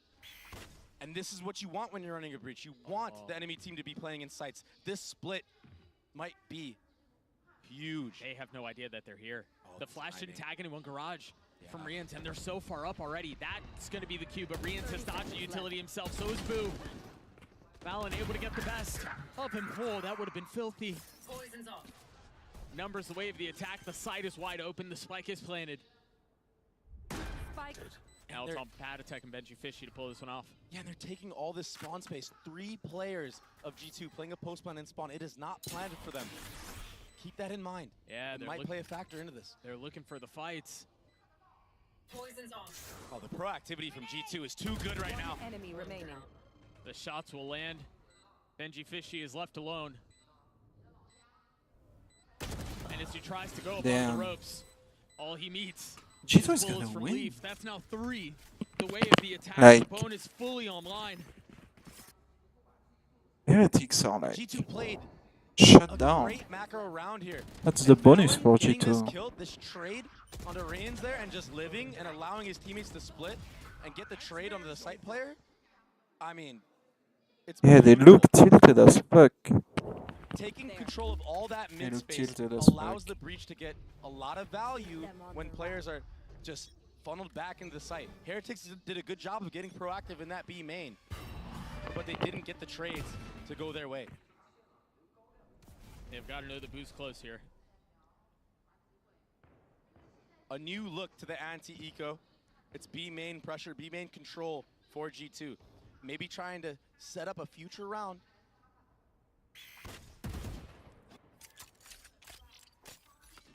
Again, the flash just a bit off. As far as timing goes, not connecting onto anyone and potentially giving false info.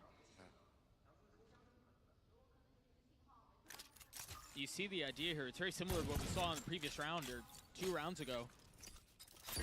The trip is the contact. The trip is the cue. Exactly. G2 are playing such a slow round. Oh, that's so nice. That's what they did a couple of rounds ago. It's a really cool idea, and then they use the satchel to clear it out, and they vacate the space. I mean, they're just toying with Heretics here. Heretics do have a read onto this, but can they actually hold the site? Gen.G will be committing the breach ult. Yeah, I mean, there's nowhere for Patatek to go. As Rian tries to swing out and try to catch a timing on a fight, he's just met with a barrage of bullets. Boo with the Sheriff in a 1v4. We've seen this one before. Yeah. I mean, this is surely impossible. He's hit some nice Sheriff shots before, but G2 right now, there's no corners being skipped right now. Yeah. They have all bases covered, and it's already 4-0. This is getting out of control. This is why you're seeing a timeout from Team Heretics. They're holding positions for their teammates as they're scaling. The utility is on point right now. Even the micro things like Trent in that mid area using the Prowler to have the trip activate on it and then running through so he doesn't get hit by it.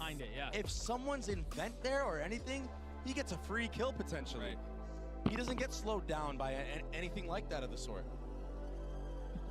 This so far has felt like a Valen masterclass. Yeah. On how they've approached the map, on how they've decided to play around with their emotions mid and then hit extremities. It's just been really nice. It helps that Gen.G is having a really good game. Yeah. G2 look good here, man. It's really reminiscent to the attacking side of Bind, where they just kind of just played this chess game. The only difference here is that G2 won the attack pistol. Yeah. And the bonus. It's got to be a good feeling. So on the other side of this timeout, Heretics with pistols, or excuse me, with rifles, and still looking for their first round of the map. No real meaningful ults. Kind of on the precipice here. Boo has his online, yes, but right there. Not much more. And a change of pace here. G2 gonna take the matter into their own hands and take fast A ramp control with this breach, fault line, and satchels from Icy. And the fade over the top to make sure. Oh yeah. In case there was anyone there, but no one found. Okay. And that little hesitation. Oh, that's dangerous. Oh, that's so dangerous. And the mollies and 3 members waiting on the other side. Whoop. Spike down. Not on the duelist, but still dealing damage. Now Valen creeping forward, clearing the trips. Getting out onto the site. Leaf and Gen.G. Spike planted. Really close. But Leaf has slipped the net. I think Heretics are semi-aware that there could be a lurk somewhere. Yeah, they don't have any control heaven. They've got to be careful for that. But if Leaf plays his cards right, it could be disaster for Heretics. This is really nice. Good delay. They're using really nice scaling utility from Gen.G in order to create some space. Valen now tucked. They're in such good positions for that, but how does Leaf go down there? Spike has been going on for a long time! What a hold! Boo's forced to make a play here. Time is of the essence. Yeah, Gen.G spotted. Fancy footwork will buy just enough time. The kills go the way of Boo, but the round goes the way of G2. Heretics did a really good job catching Icy off guard with that re-clear utility. Damn. But Valen, he crept through A main, gets the trade, and then doesn't die to the trip on site. He was so aware of that. And then in that post plant, I mean, the number of rounds that G2 wins on the post plant It's criminal. It's insane. I mean, Jonah P's utility there to just delay and allow Leaf to creep up into that heaven area. And yeah, he gets like absolutely obliterated by Ben.G Fishy. Me dying But actually that made them speed up. And then they just ran exactly what he just said, Doug. I don't even need to say it. Well, we don't have time to say it either as we're back into the next round. Who with the rifle in hand. And he is where Leaf is taking a little bit of space. I thought for a second he was just going to go straight into the A site. This is going to end up back He there. hears all the rotations. Yeah. So they can call them back towards A. Or Leaf could just scale into spawn. This is... What's interesting here, though, is that the rotation isn't coming through already. Now it's starting to lean B, but Leaf is so far behind them, and they have no idea who will fall. And now they realize they've been infiltrated. How did he get there? Uh-oh, wait. Who's ahead of this? Oh, they get two? They get all three? They get the bomb too. Valin has his ultimate, trying to so stabilize. I don't think the paranoia connected. Patatek is here, but yeah, he's weak. The smoke keeping them at bay. One enemy remaining. Leaf has won the round by himself. 30 seconds left. He's on for it all. Patatek has to play What? hero. Valin gets the kill. That was a Leaf round from beginning to end. Did Valin just spam him through the smoke right there? what happened? And then, yeah, Leaf just in spawn within the first 20 seconds of the round. And while all that He saw him just before the smoke or what? He's just picking them off like flies on the flank. Down A. That was so nicely done by Leaf, man. This is nuts. One enemy remaining. Look at this. Oh, he saw him. Damn. Nice. Come on, Jake. Perfectly played. Everything going the way of G2 right now. It really was perfectly played. 9-1 for Valin, 9-2 for Leaf. 6 rounds on the attack, Doug. On split. The last time Heretics played this map, this comp, they got obliterated by Fnatic. And it's looking like G2 have taken that blueprint and applied it with their own. There are 27 kills amongst 3 members on the side of G2. We're 7 rounds into the game. My ult's ready.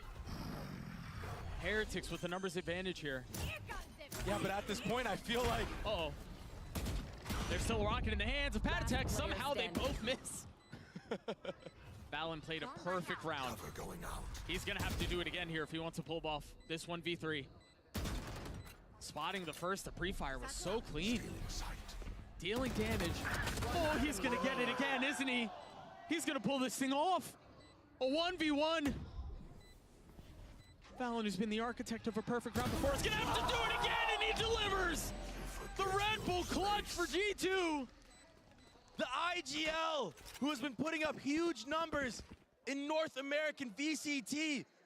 He does it again. And it's these scenarios, even the 2v3s, the 1v3s, that G2 are winning.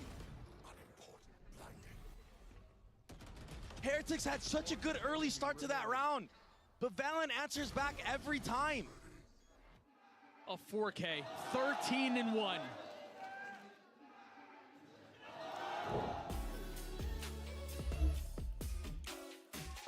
He wants it. This thing is out of hand. Yeah. Right now, Heretics are definitely on the back foot.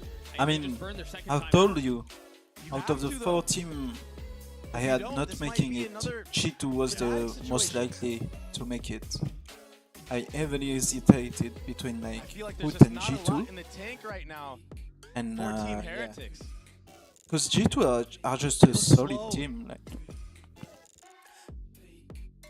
Lacking the discipline in that moment in the 3v1. I still feel like Heretics should be above.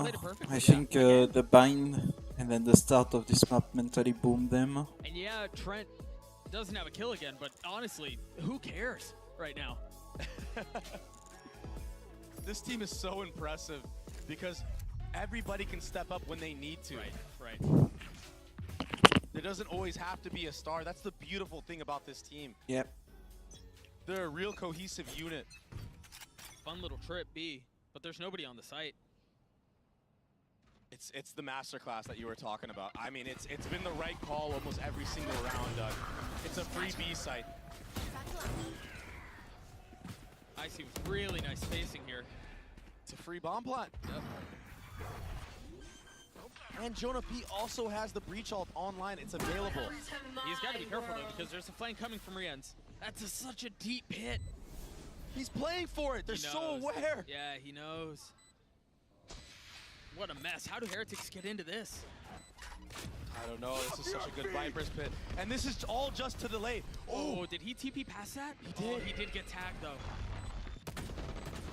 Jonah P feeling the pressure. Benji Fishy's already fallen. Every single member of Heretics crumble. Woot looking to connect on the spam and he can't. It's just an absolute stomp. It's a slaughter. The Viper's pit on the site. Jonah P with the breach ult timing to delay the retake. From heaven, yeah. Yeah, create pandemonium. Boo, yeah, he TP's past it, but I mean, all he has is a judge.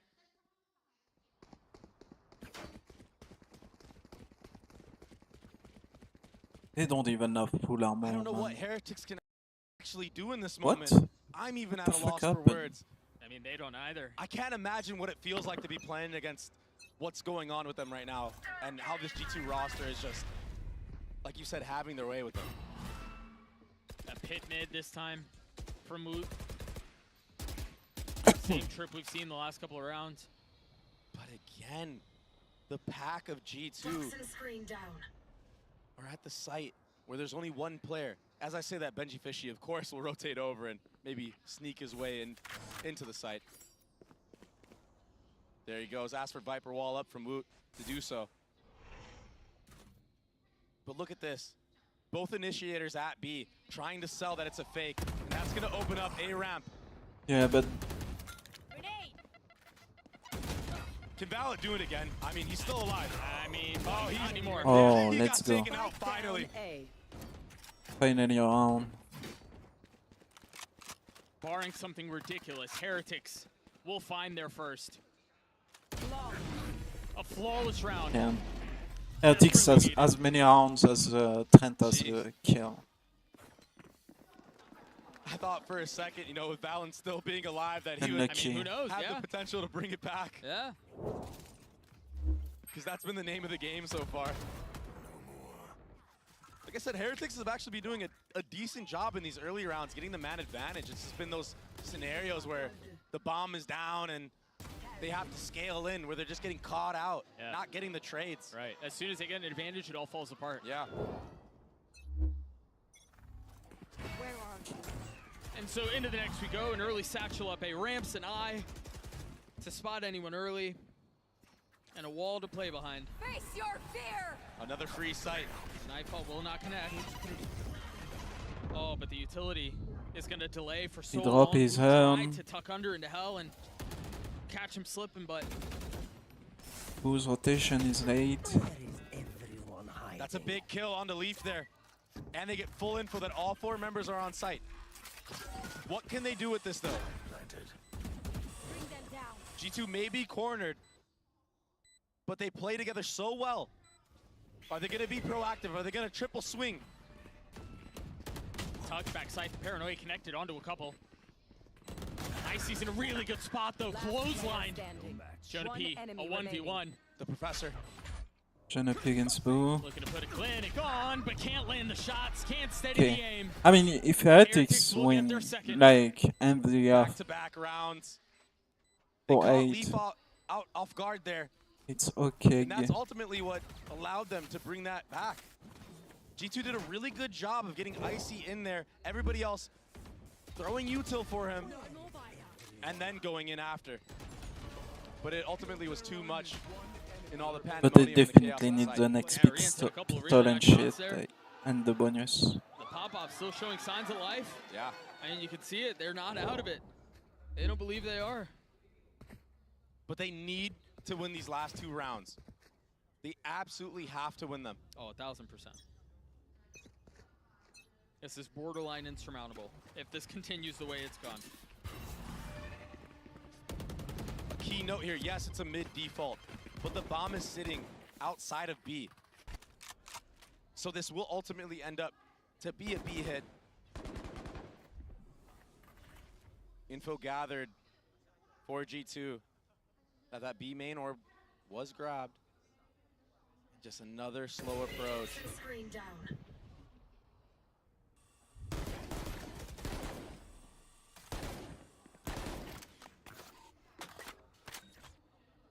I wonder if G2 decide to invest any utility into B main, and there's the breach flash to take it. That should be called out from Boo to his team, and that's why you see on the minimap, Yeah, Rians is rotating. Yep. Mm-hmm. So there will be 3 here for the actual hit.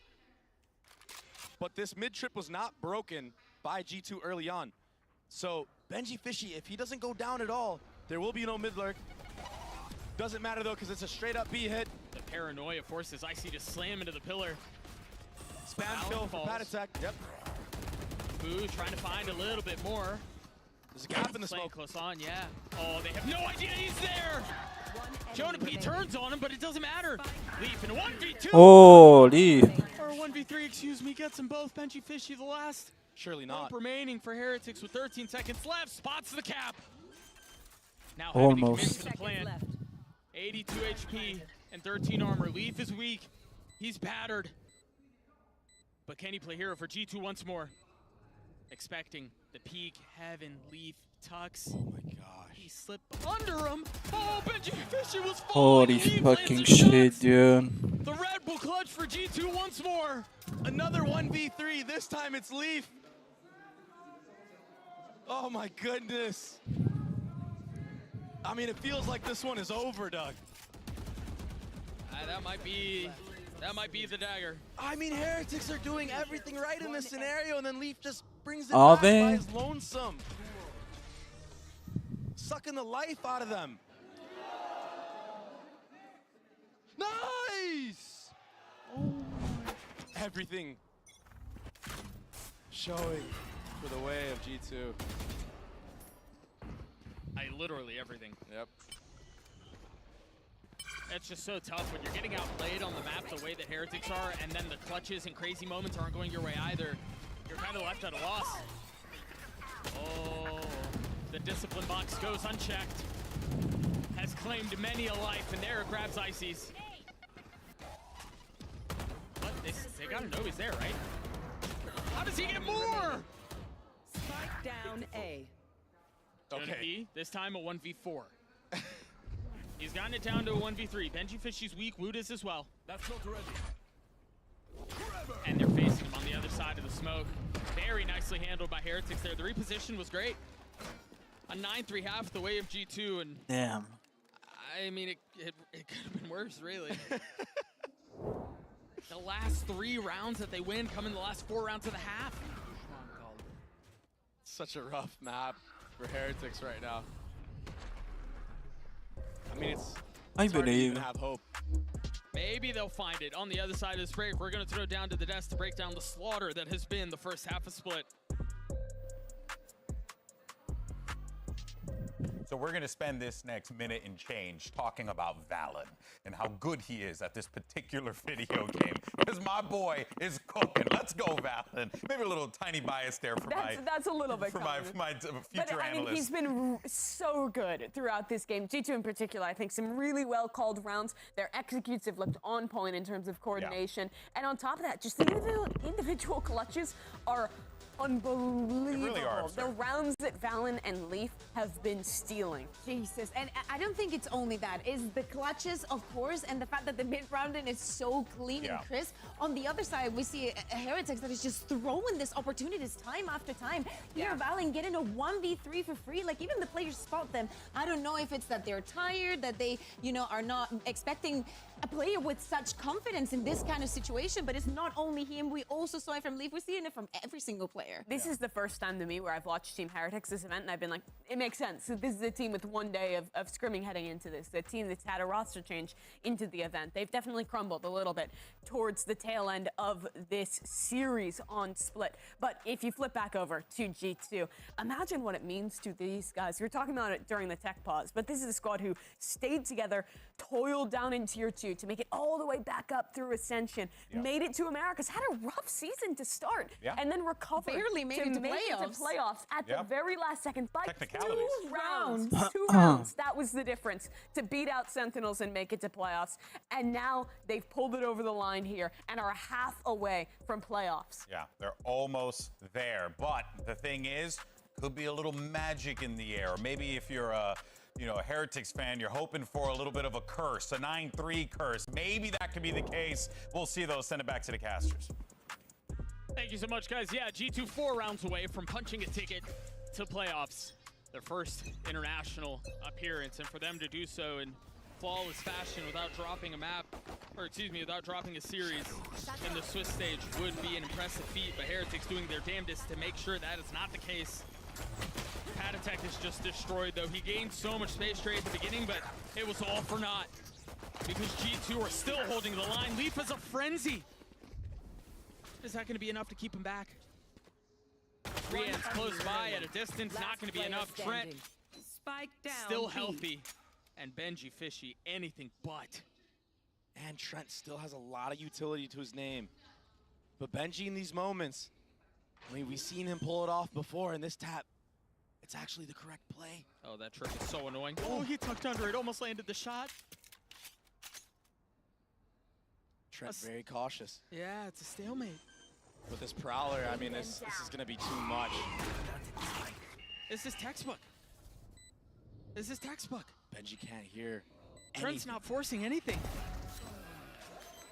Trey, that very well might be Raps. Yeah, and it looked just like the approach from Heretics on Bind. They went down 9-3. It's when they a get on Joe, their though. side. I mean, on Bind, it was the A side where they just ran it G2. down. In this case, it was the B. I mean, it's like they're trying to speed run their way out of here. Maybe they just want to go next. Fuck, man.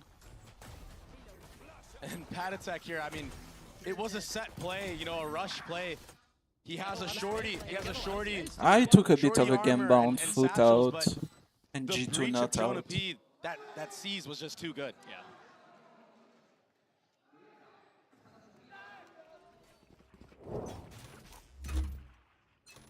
Heretics choosing not to force Lev the out round. too is like... Just Sheriffs. Yeah, they learned from the last map, that's for sure. Well, I mean, in this case. I don't really Because know what Foot has the been options playing have. like Force worse and and rush B worse. again like they did on the last map, I don't know. They had a good streak in the middle of like Took a little bit of stage damage there as 1, he tried to scale up ramps. but then after that they kinda like went down. Man, they're gonna run into Well, Ice and G2 Judge here. like they're just getting better and better. Like Yeah, he doesn't even need to use it, Doug. No. I mean, this is just gonna shred them down. They have no armor to their name. If only he knew what was waiting on the other side of that wall. Yeah. Here we go. Ah, too easy. I like the patience on not forcing the swing on the second from Gen.G Fishy, but it's just a matter of time. Yeah, they're really dropping nice like patience. oh, A swing onto a weak Cypher is just too much. Rian's upgrades a weapon, Oh, man. but he's the last one to fight. Yeah, he has a judge, but nice he shot. doesn't need one. Nope. Apparently. Not when you're hitting shots like that. He has to win this round, that's the thing. He literally has to win this round. It's just so hard to do that. Jonah P is just sitting back sight. 10 seconds left. Should be an easy kill and a cleanup here Yeah, for the likes of G2. He's gonna have no idea. And our job gets a whole lot easier. I believe this is the second 11-3 we've seen this series. The way of G2. This is about as must-win as we can possibly get. I mean, they're going to buy out every single round from now on. Yeah. Win or lose. Yep. You have to. And for G2, I mean, just do damage. Don't let it slip away. Play the long game. And I think that's a pretty safe bet with G2. We've seen how disciplined they are. We see how they don't like to force things. They don't take uncalculated risks. Well, Good entries? Yeah. Great entries. A good satchel play from Patty Tech. He beats the fault line of Jonah P.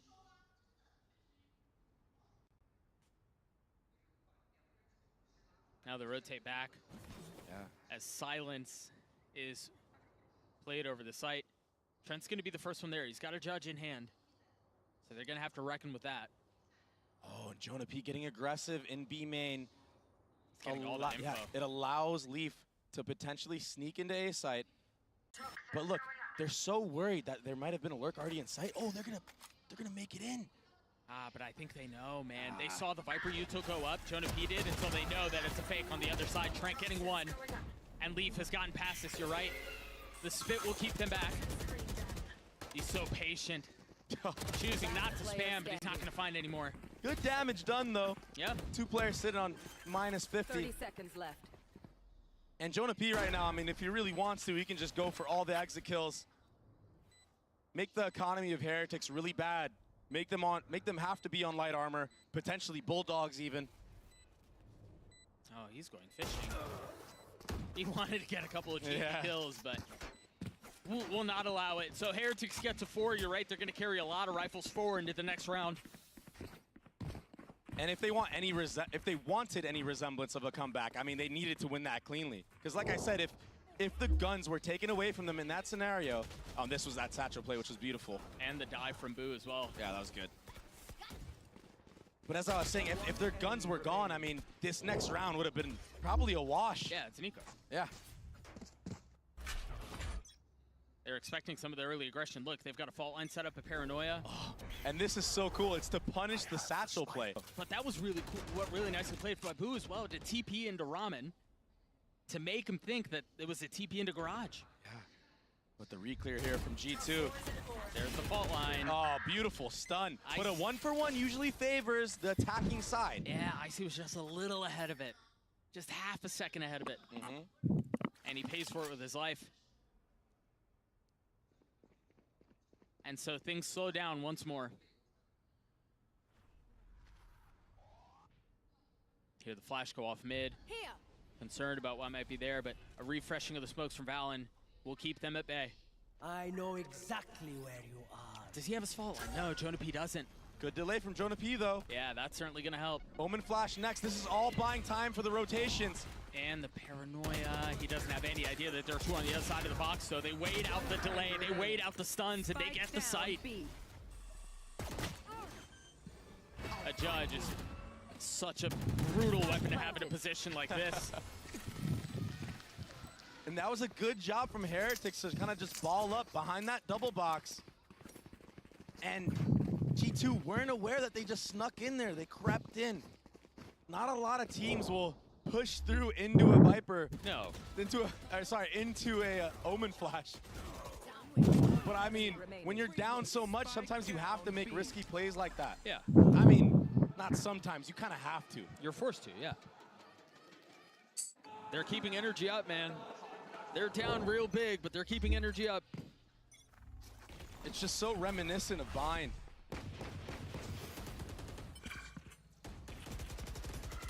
Interesting decision there from G2 to play really aggressive off of the fault line and just demand the space garage. They get the orb in the hands of Icy, who's now 1 point away from having a showstopper in play. It's such a good job because in these rounds, I mean, it's an eco round. I mean, just keep farming your ult economy up. At some point, you can just use every single ult to win 1 round. You're at match point. Right. I mean, maybe you don't even need to use them all. You know, you win a round with just 1. Yeah, just stagger him. Who knows? So they are thinking of the bigger picture, the long con. I've got your trail. That will be an upgrade for Trent. They used the Seekers to understand there was a little bit of a flank. Couldn't really tell how many were spotted. And so Heretics, off of the space that they've gained and the spike that's been planted, they scale into sight. And they scale well past it. They're in spawn. Oh, Valen's gonna drop here shortly. Yeah, he has no idea. A great flank around the back. How does Icy get that kill onto Boo? Wood has been running after them this entire time, finally rewarded for his persistence. 1 enemy remaining. How has this gotten into a 1v1? No idea. Jonah P with the Sheriff? This Time is is winnable. running low, Doug. Oh my fucking god, man. Shot! What was that? They stole the round away from Heretics. The MasterCard Thrifty. The Professor back at it again, taking Heretics to school. That 1v, I mean, it should have never gotten to a 1v1. That's how it happened. The satchel out with the Omen flash. Beautiful. Icy did so much work. Oh, that's filthy. Yeah, look at same, bro. Icy, who's been popping off all series long, is reacting like that to his own teammate. 16 and 12 for Gen.G. Again, pace up ramps. Oh, this is going to be a full 4-man reclear for G2. Protocols for if teams take a ramp. Paltec has his ult, but here's Hero alone. They're scaling towards B. Oh my gosh, they just ran it down into heaven. They actually did. Paltec's gonna fall potentially without using his ult to close the map. Heretics have gotten so much space on site though. No ult to speak of for G2. Full rifles though, full armor. And Heretics again scale into spawn. They've got a little bit of time here too. Leaf is gonna be reflanking in through garage. But this crossfire, oh, they're so disciplined with it. It might not matter though, as Benji Fishy's able to get one. Trent weak on the side, will fall. If another numbers disadvantage is how this ends. I swear. Yeah. I don't think No, we're gonna there's cancel. not enough Time's time. too short. Yeah, they're just going for exits here, and it's really smart. Destroy the economy. Oh, I thought they'd go the other way. Oh my gosh. Leaf's not able to get any of it. Gen.G will survive with rifle in hand, while Heretics carry 3 of their own into the next. That was a really nice call from Heretics, and I mean, it was definitely a risk, but they deposit Paltec on that A ramp quick, really early in the round, and simultaneously they're already running it up into B heaven. I think they understand that G2 do have a really good reclear on that A ramp to punish anybody left there. And Paltec was just a body bag for them to take that B site for free. Yeah, he was a sacrificial lamb. And by the way, this is the first timeout called for G2. Yet another advantage. They have 2 to their name on this half. Yeah, but this is interesting because this gives Heretics a chance to talk with their coach for the first time in, since what, round 8 of the first half? That's a very good point. It's been a while. And if they want to come back, I mean, they're going to need help from their coach. And also, with the way that their ults are forming, I know the viewers can't see this, but I have to stress it right now, right here, right now. They have to be snowballing their ults one by one in order to win a round. Even the Omen ult, you need to somehow win a round. You need to cook up a strat to win a round with Omen ult by itself if you want to come back here. We'll see if Nilzinho has something cooked up. I mean, you have to though, surely. There needs to be a snowball, and you cannot get ecoed again like they did by Gen.G. Oh, I mean, they can't lose anything. Yep. Can't lose anything at all. If they play their cards right, I mean, you can get at least 4. Potentially 4 in a row with these ults. This would be a ridiculous attempt at a comeback, and they do have some of the pieces in this round to at least win this one. Not much to speak of on the side of G2. That's a good start. Toxin screen down. G2 still continue to do a really good job of abusing that orb B, even when they're in an eco situation.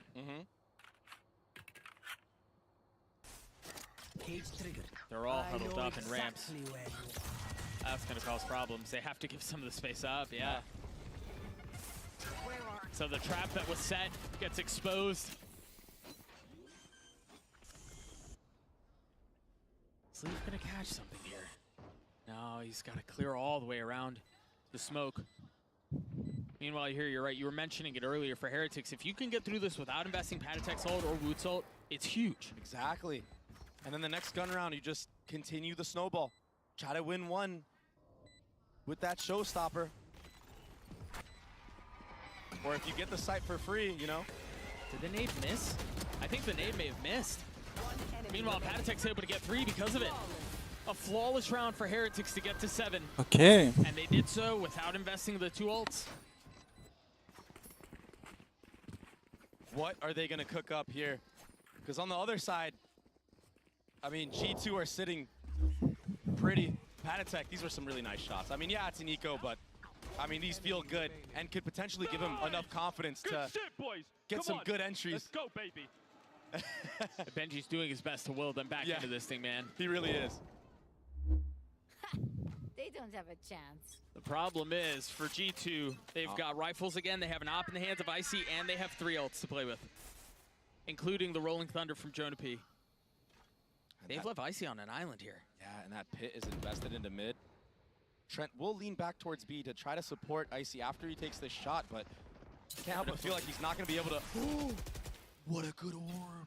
Welcome to my world. That pit's going to go out and cover him up. Yeah, he's got to give the space up. That's info gathered, though, for this side of Heretics. They understand that there is a raise and a fade towards B site. A Viper is in mid. So it has to be Omen and Breach on A. And they don't want any of that. Well, I mean, they were rotating back A and now having second thoughts about it. Yeah, I mean, it could be so hard to run up against an Omen flash, a fault line, especially through that little choke on A main.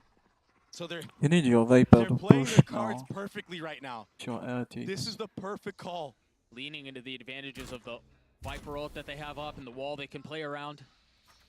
And Doug, if they can hold on to this showstopper and save it for the retake breach ult, it's used. Yeah, I mean, they had no way to have any info of what was happening on the site, so they had to invest it. I really like this positioning from Trent, but he swung out just a half a second too early. Yeah, Trent is definitely having a bad I series. feel like that was a huge mistake from Trent. I mean, you're already playing retake. Get out of there when you hear the showstopper. Jonah P grabbed the op. He still has his ult. I don't know. Do you invest it here? I don't know if you do, Doug. He's gonna try. Oh, it was the fault line. Icy just got destroyed. Tried satcheling out, but Patatek continues to impress. He continues to deliver to Heretics. What in the world? He doesn't even realize there's someone right next to him with the wall up. Leaves left in a 1v3. He's still trying to clear the pit, and he can't. Heretics will get to 8. That's costly though. And again, I Two cannot help but ultimates. feel like Trent should have given all of that sight as soon as he heard the showstopper. He put his team in such a bad position for that retake. Jonah P has an op to his name as a breach. I mean, and then we use the ult too. It's like, oh my gosh, I think G2 made a huge blunder here by investing that. Breach ultimate. It's a 4v5. Icy had already dropped. It's a 2v3 scenario. I get it. You clutched out a lot of rounds on your very attacking small side, buy. but all you need is one For round to G2. close it out. 5 of the last 6 going the way of those Niños. They gave them a chance. Yeah, G2 still on map point. They've been there for a little while now.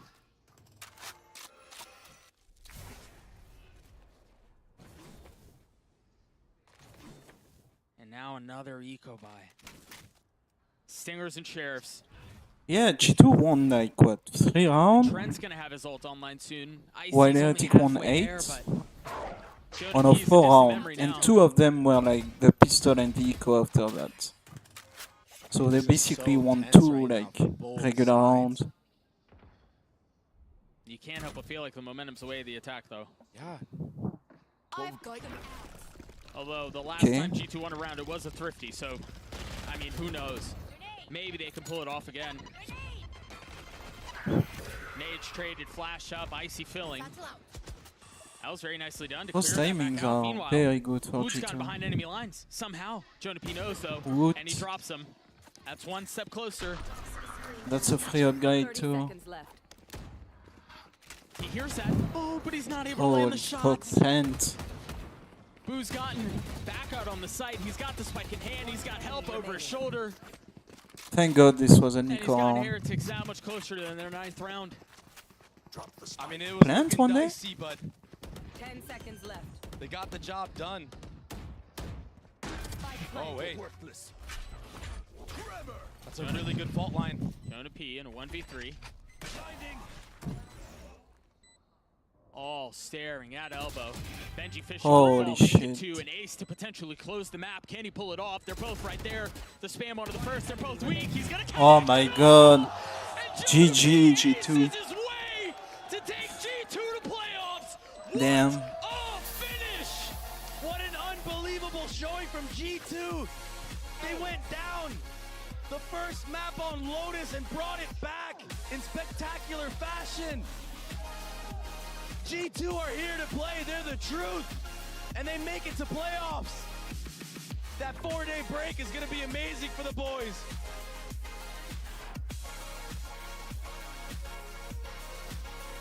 Emotions at a high. Just when it seemed like the comeback was on. 2 thrifty wins to close the map for G2. What a performance. A 1v4 to close it out. And an ace for Jonah P. The value he's provided to this squad, not just in that series, but really all season, all year, has been invaluable. For it to end like that, it's just dumb. Yeah. I mean, it was, to be fair, it was what was happening all map long. So maybe it was just right. Maybe it was deserved. Poetic. Yeah. 22 and 14 for Jonah P. Not too shabby of a way to punch a ticket to playoffs for your team. That's ridiculous. Valen had some outrageous moments. I mean, the first half was clinical. It was not only from a macro standpoint, but also the individual prowess, yeah, right? Yeah. All the clutches. I mean, Leaf doing this instant play, you know, taking the timing into spawn, Valen clutching it out with the 1v3. And that's kind of where the plot was lost. I mean, Valen's wide swinging and there was no aim there for Heretics. They fell asleep behind the wheel. I feel like any other day, I mean, just yesterday, Heretics would maybe one-tap the wide swing from Valen there. Yeah. It's just so tough to overcome that when you've created such a massive lead on one half. You've created such a buffer for yourself where it doesn't have to be perfect, it doesn't have to be clean, it doesn't have to be pretty. You can just kind of stumble your way through the last couple of rounds if you have to, and again, that's what they did. Yeah. Trent has such a dog shit series for G2. Like, Heretics. I mean, the grit that they showed, the fact that, I mean, you saw it, they were hyped all the way up until the end, but G2 advanced. We're going to throw it down to Yinsu for the Ryzen post-match interview with Icy.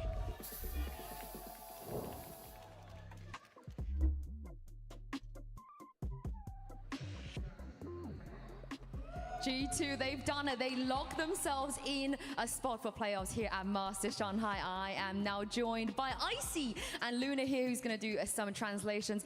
First of all, Icy, huge congratulations. You've been grinding for so long in this scene, and you finally make an international event. Did you expect yourself and your team to be able to make it playoffs right off the bat this quickly? 其实像我们的 IC 选手已经在这个行业深耕了非常之久，然后才进入到了我们的世界比赛当中。那你有没有预想到能够这么快的就进入到我们的淘汰赛呢？ I mean, going into these games, like, you know, every game I'm confident, and, you know, I have a great team behind me. So, you know, just always playing confident, game by game, and I kind of expected this, so. 我一直都是非常的自信的，因为当我的背后有这么强大的队伍的时候，在每一场比赛当中，你都是可以非常自信的去面对的。 I think a lot of the Americas fans also expected you guys to make it as well. I wanted to ask you a little bit about this game because your coach, Josh RT, said the reason that you guys chose Bind, which is still a bit of a surprise, I think, for a lot of people, is that you know your strength, you know what you guys can do. But I wanted to ask you, being on that server today, what did you think your strength really was? Was there something about Heretics that you just felt like you had over them?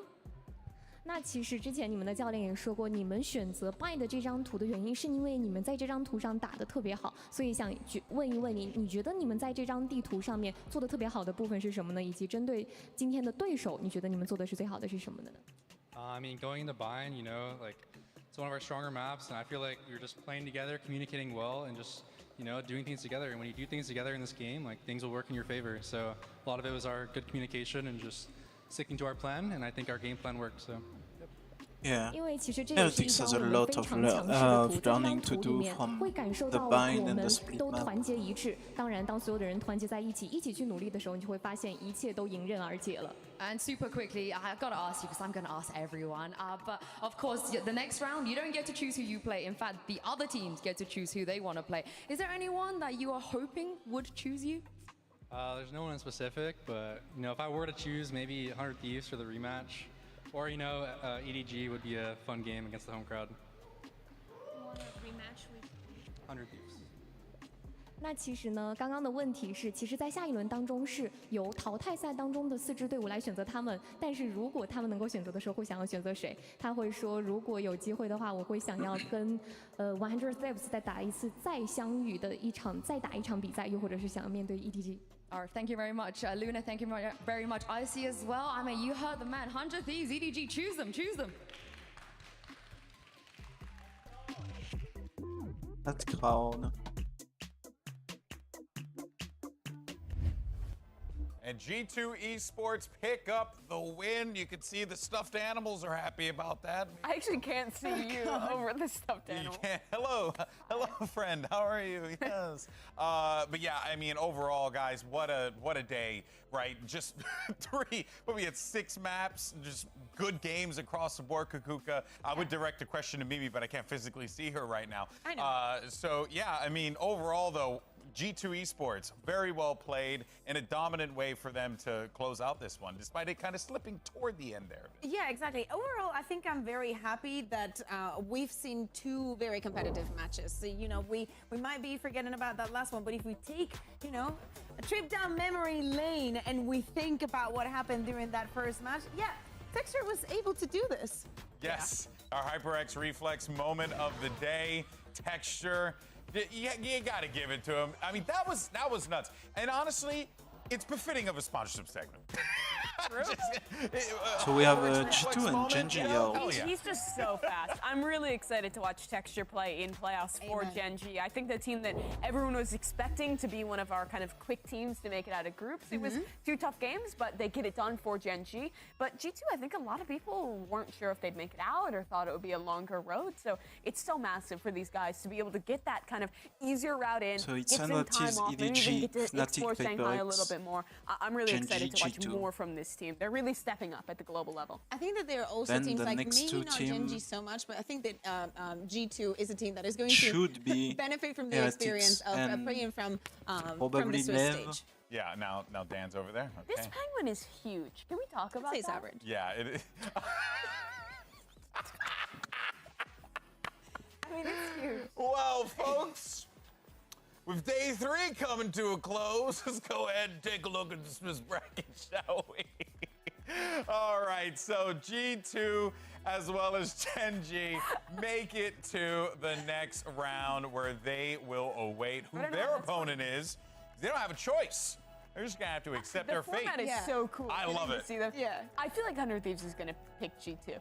I mean, Boostio's been talking a lot of. Wait, because there's also a draw, right? Maybe they don't even have a They might not have a if they're choice. the last one, maybe they're stuck with Gen.G because who's gonna pick Gen.G? Honestly, that would be so hilariously ironic. Yes. And it would just be perfect. Just Boostio talking all this crap. And then right at the end. He gets to choose between the 2, and it's like, G2, Gen.G. Yeah, I think I'm gonna go with Gen.G. Yeah. But no, I think he literally tweeted, if G2's winning, then this is a Mickey Mouse tournament, which is just the most ridiculously wrong thing. But his trash talk is next level, man. But it would be funnier if he actually chose It would be the any other funniest team outcome. but them. Yeah, it would genuinely be, or if they did not have a choice and they had to pick them no matter what, would also be funny. Although I don't know if that would necessarily be the case. But anyway, coming up tomorrow, though, is going to be our first elimination matches. Oh yeah, I'll take the bear here. The first elimination matches for our 0-1 teams. You can see the schedule there. We're going to be saying goodbye to 2 of these squads tomorrow. And of course, we'll see them in the next stage of play, but it is going to be sad to be saying goodbye to them so soon. Here you got Leviathan going up against T1, and then it's going to be Dragon Ranger Gaming taking on Foot Esports. Yeah, I think that Lev T1 game is going to be an especially exciting one for me. T1 and Lev both losing really close games. Yeah. T1, a team I think has been kind of inconsistent both in Pacific and sometimes at their global appearances. But they have the chance to. Yeah, but they have a lot of potential. And Lev as well, I think, looked a little shaky at times, especially in their more macro play. Yeah. But they definitely have a ton of firepower on both those rosters. It should make that a really fun game to kick things off. Hear me out, though. What if DRG wins? That'd be hype. I mean, we've seen FPX already One start day to we pop have. off. No, I don't. I quite the love one them all, but so honestly, that would be really. tomorrow I have something Lev else, though. winning. Yeah. It Right? definitely will Against be very T1, exciting. and I have think Foot it's winning a bit against, sad that of course we have to say DRG. goodbye to two teams. But hey, we were also talking about how taxing Which and means that difficult it was for some the of these 1-1 teams to team are make gonna it through the be- playoffs. And if they are to If win that's, like, tomorrow, correct, it's still not over. the They have to 1-1 wait. team At the end of should the day, we'll be have another draw, and they will Heretics, go against the teams that have FPX, lost today. And hear me out, Leviathan there is and no Foot. easy opponent from then on. So Right? they're gonna have to prove a lot of things, not only to themselves, but also to us. Yeah. And very also true. to him. And to also him. to him. Most importantly to Nice him. little guy. Well, folks, as we take a look at the time could have a here, it's Leviathan 10:30 foot. at night. I gotta so go to I- bed. Or Leviathan I think we've been up Heretics. since like Or 7 Foot a.m. Heretics. So it's time to go to bed. But we thank you all so much for tuning in. We got some great matches for you tomorrow. We're going to be saying goodbye to two squads, but the journey continues here in Shanghai. Thank you so much for joining us. We'll see you then, folks. Have a good morning, I believe, if you're in NA and EU. NA and, biased yeah, time zone. right. I know, right? But take care, everyone. See you soon.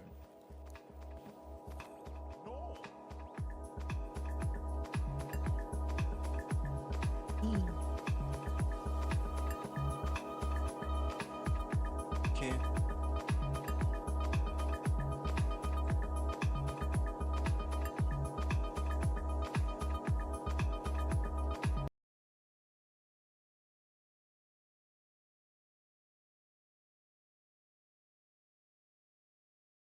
Kig.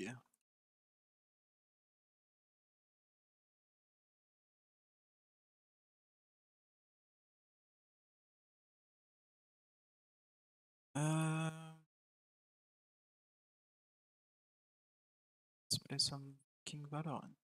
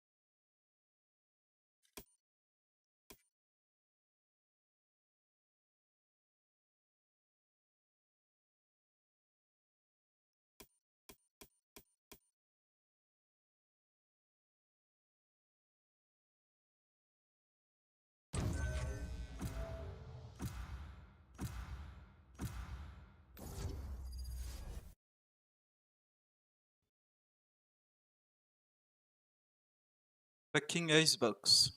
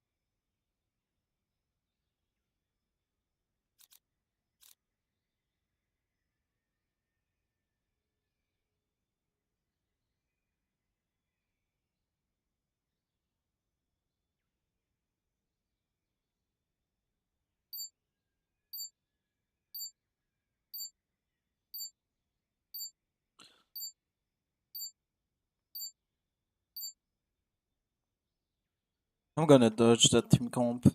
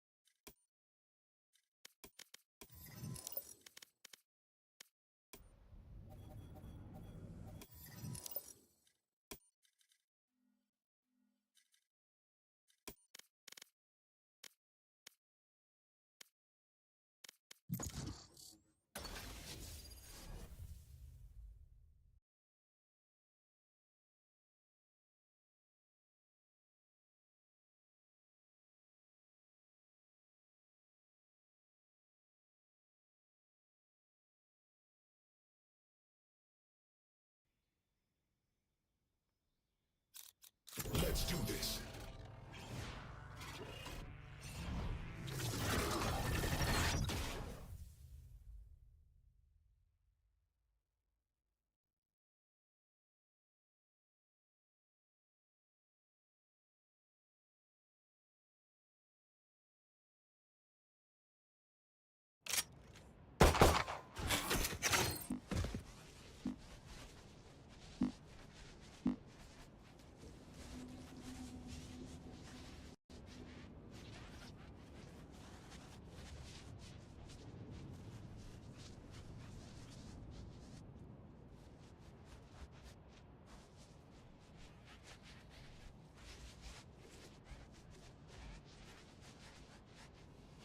Okay.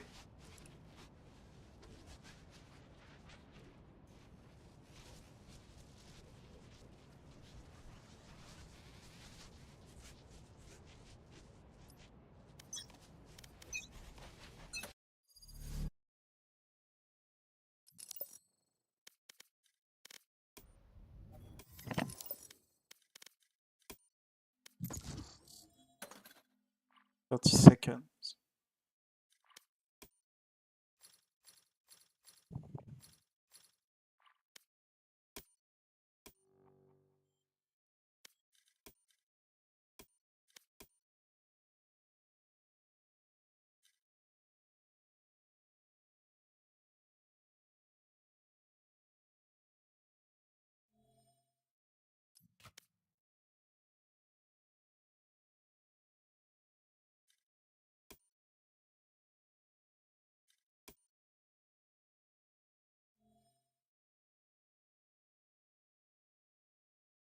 Oh, it's in Seoul?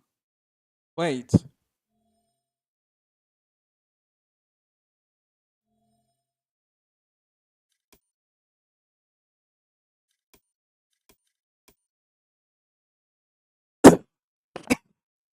So we only have 2 tournaments this year. 2 Masters.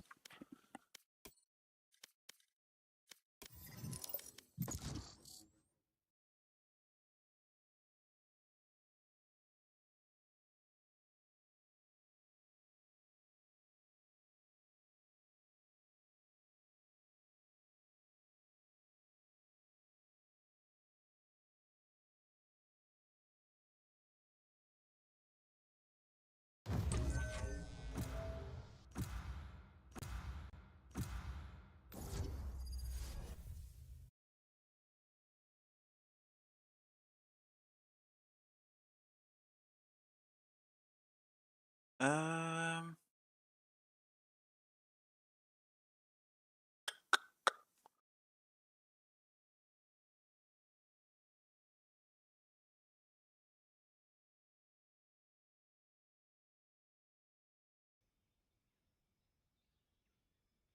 oh, Lotus.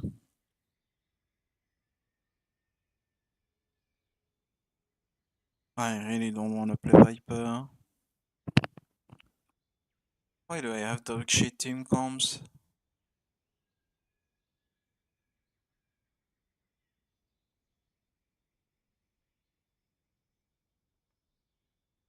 Honestly, let's play Arbor. Together, we'll crush them.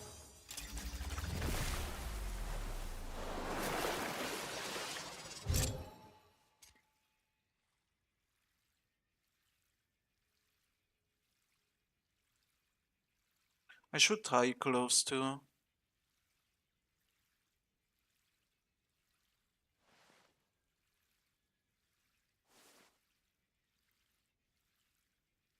Yeah, we have a fucking Sage bot.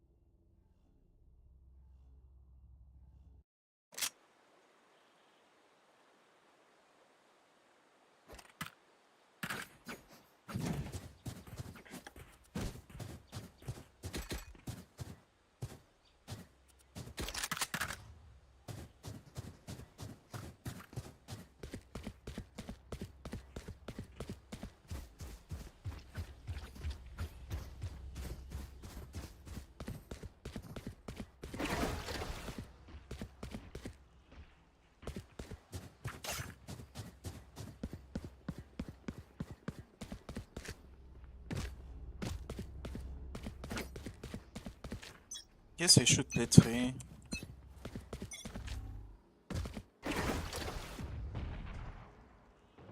Oh, it's shorter than Viper's wall. Water rising. What the fuck is this smoke harbor? 50 on Gecko, 90 on Clove.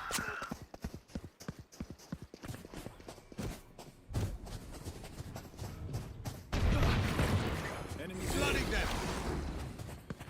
Healing.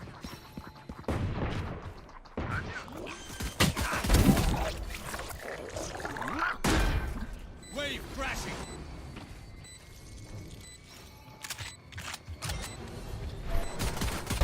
Too slow.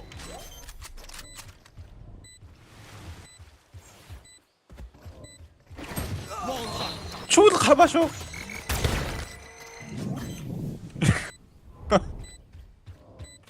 Not yet. They have no right to do this. Reloading.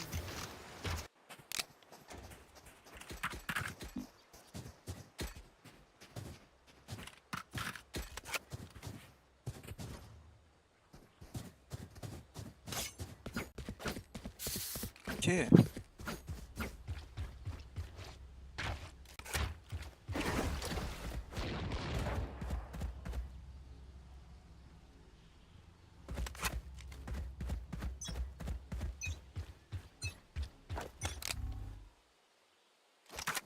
Weapon here.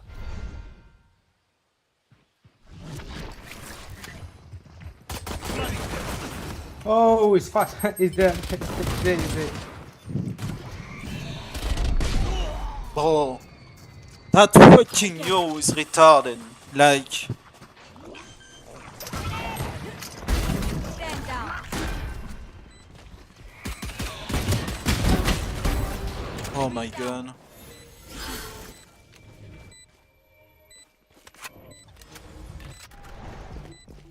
There is no one! There is no one! Ready.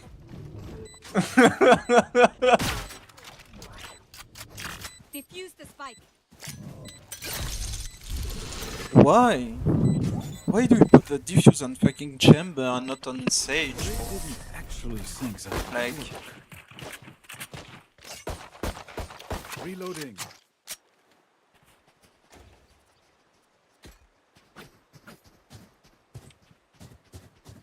Sage, can I have your pistol, please? For bonus? Thank you.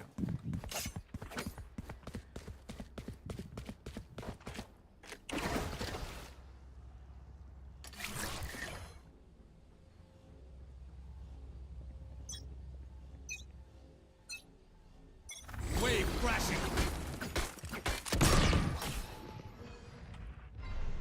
Careful, oh.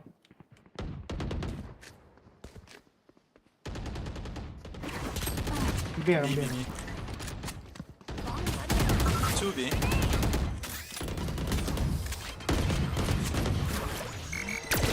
Blocking fire.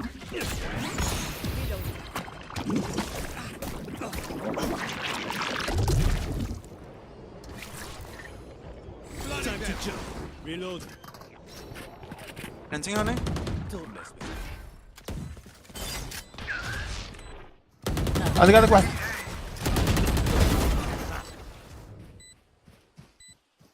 Water rising.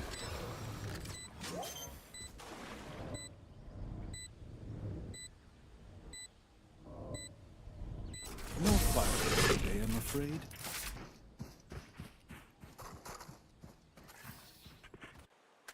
What? Can I get a drop?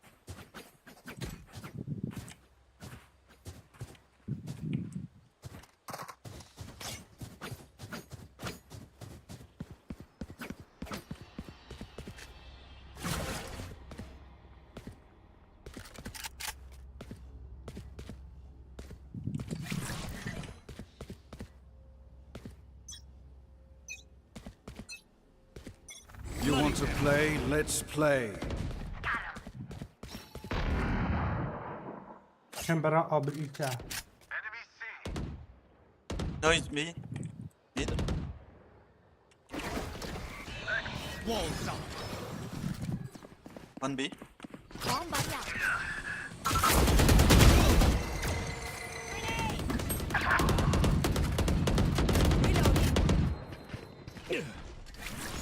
Reloading. Wave crashing.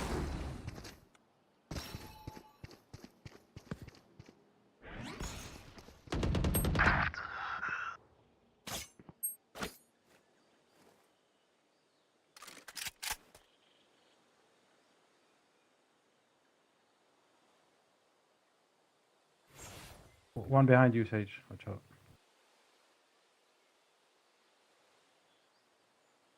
My ult's ready. Heal your friend, heal your friend.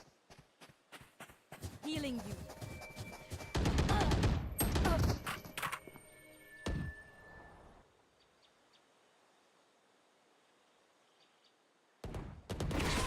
Walls up.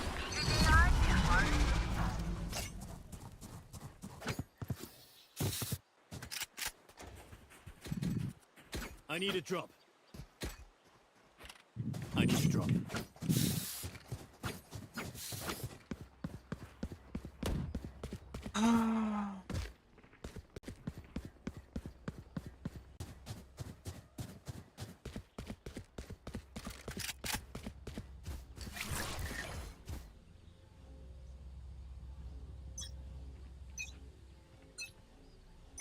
Wave crashing.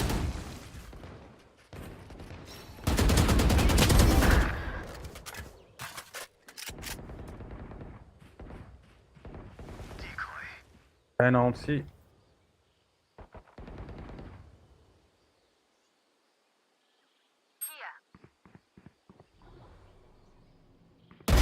Dropped one. Ultimate ready. Enemy spotted B.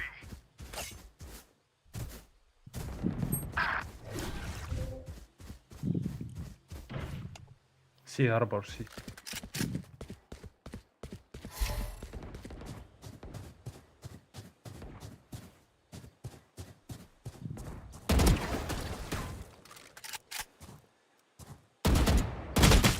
Two spawn. Ain't a jet behind. You had your fun. My turn. I'm a good shot.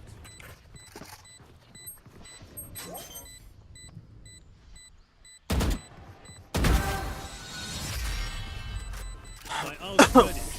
Good try.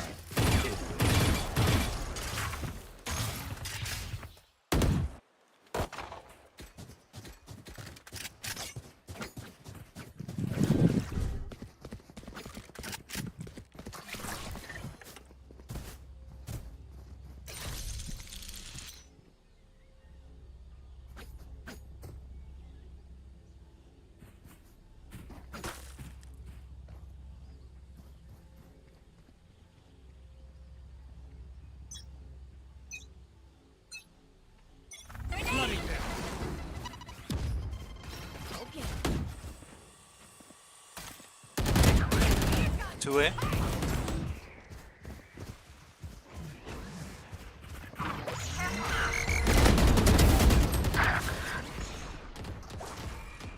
Spike is A. Flooding them.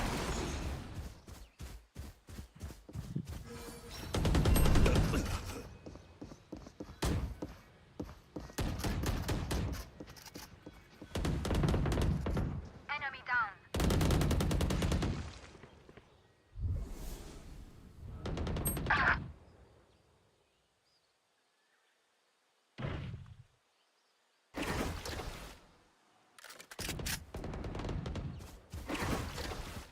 Water rising.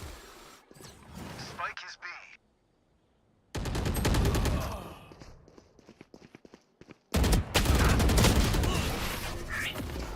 Ah. Ah. Fuck me.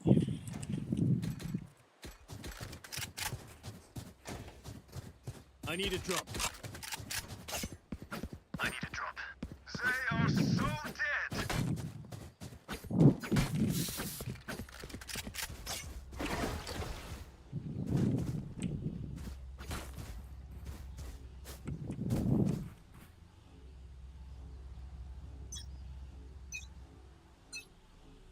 Water rising. I'll handle this. Fucking Gecko, Jet. Right there. I don't. Reynard and I thought.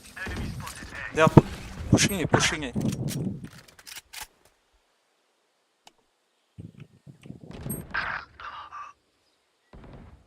down.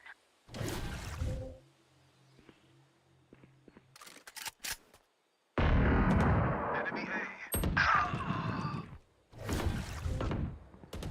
Let's turn the tide.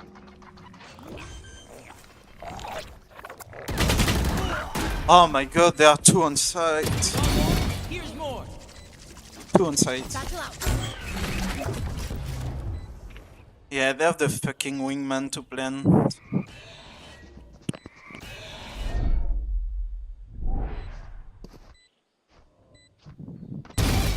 Three for me.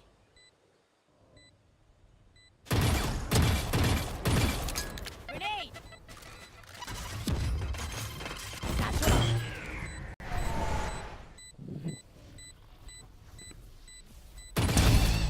Ha! 4.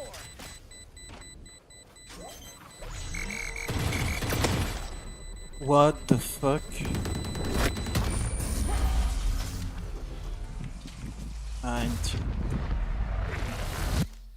I played so poorly.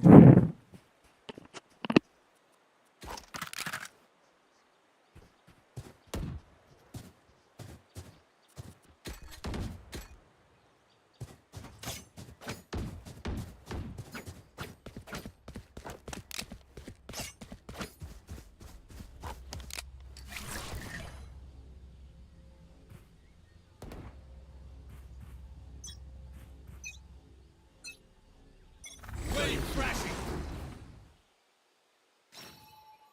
See. Can still.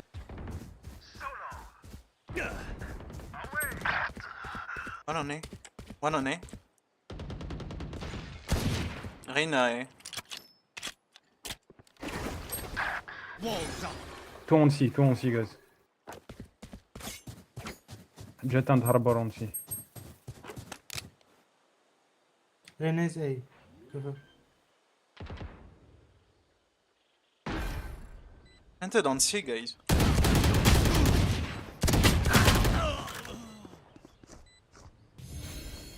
Why are we raising here? Why we... Like, it's a fucking core. The dude has a fucking classic. Open mid.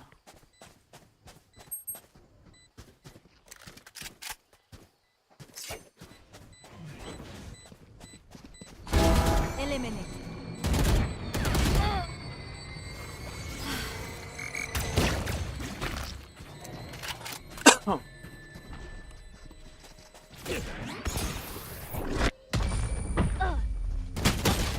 Yeah, that Reina just... خرج له.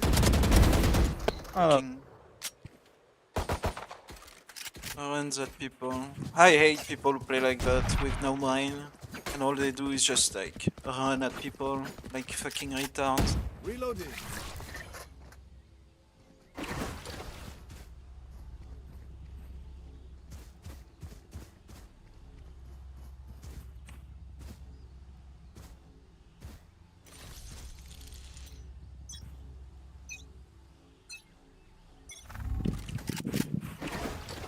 Decoy. Water rising.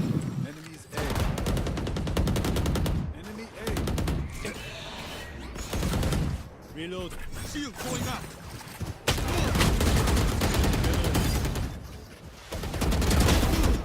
Spiky. Wave crashing.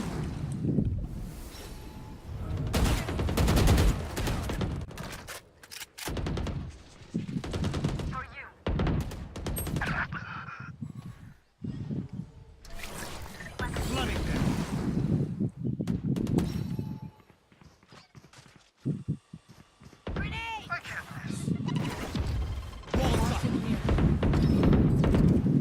Satchel out.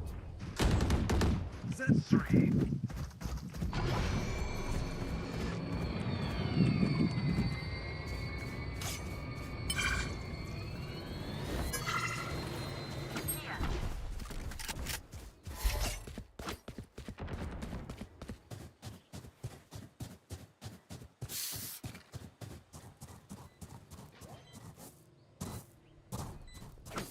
Defuse the spike.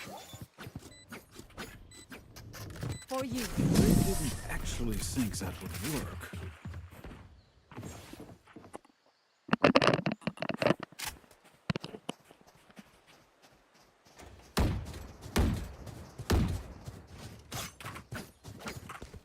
Right there.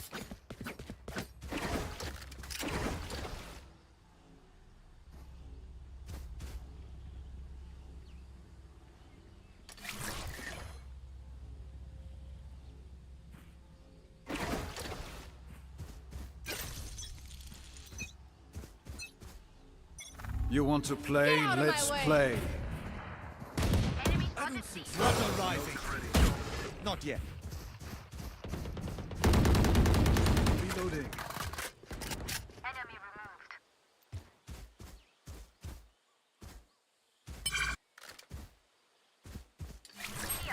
Flooding them.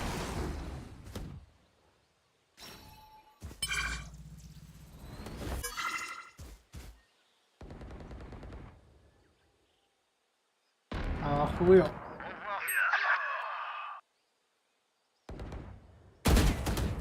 Gecko A? Wave crashing. My ult isn't ready. That's funny. Yeah, just throw everything at me.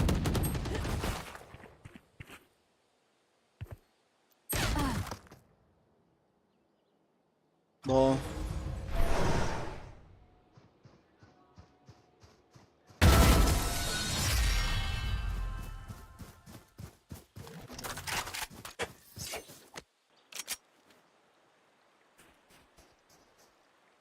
What? Reloading. The fuck was that noise? They are so dead. The fact that you can just throw everything at you and...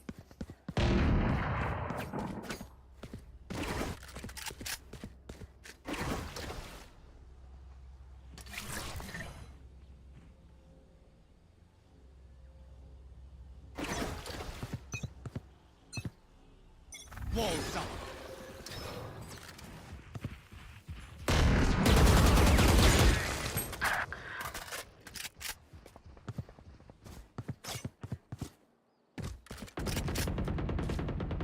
CC, guys.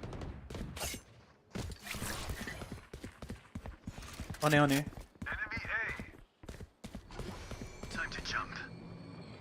Come C. Juicy. Watch B, watch B, watch B.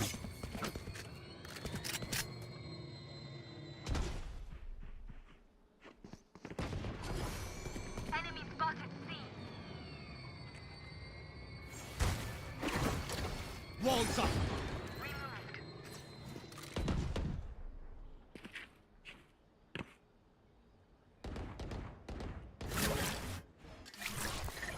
Wave crashing.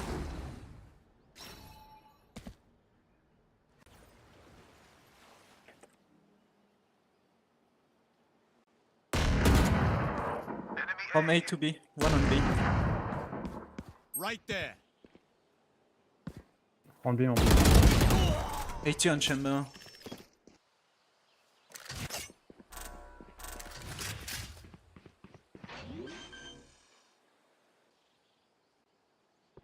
Behind the box, behind the box. You had your fun. My turn. Oh. غادي تجيب عليا الاسندنت. خلاص.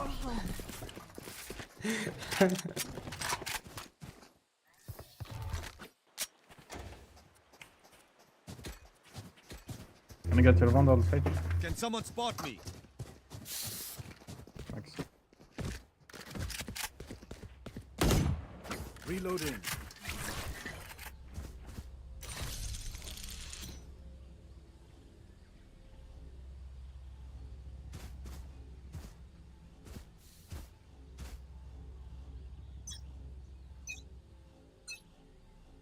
Flooding them.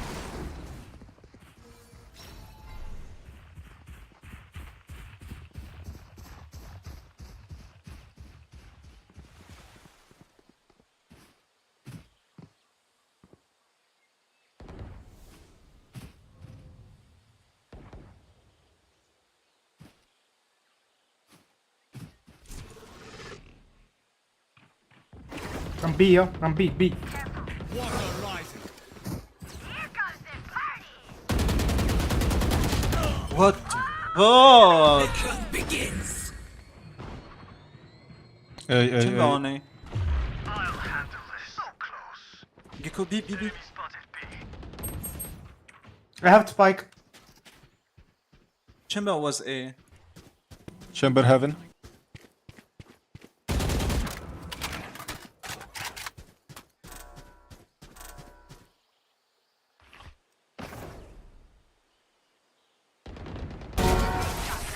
Nice. Okay, quick shot.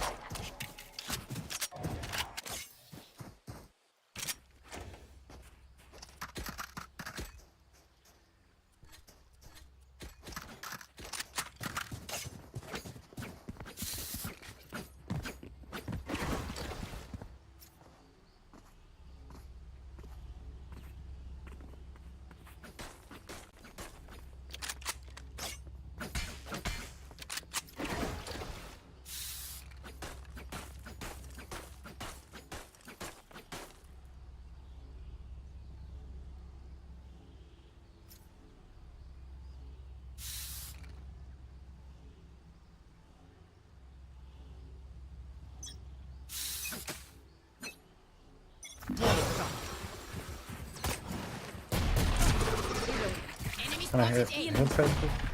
Flooding them. Reload. Reload.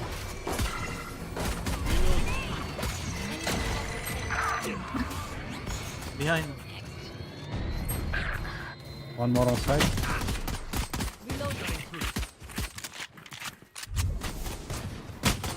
Yeah, of course. You just spam with your fucking sheriff and you're accurate.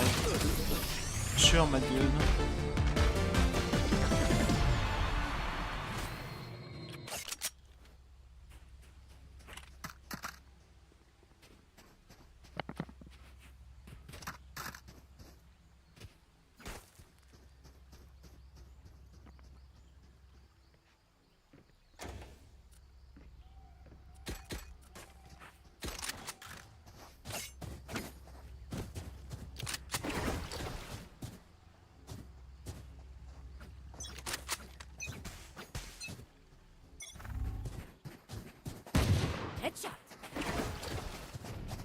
Reloading. Go fast.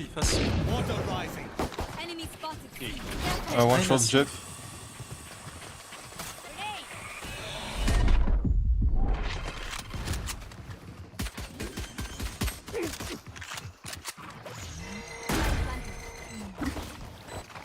Reloading. Just use one shot. Echo on site. Aye.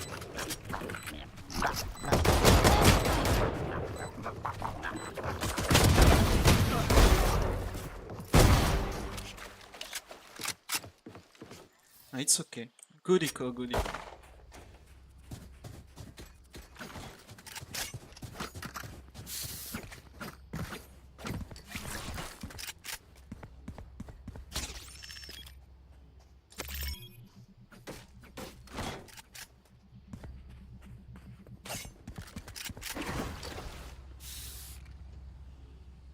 Go B harbor. Smoke B.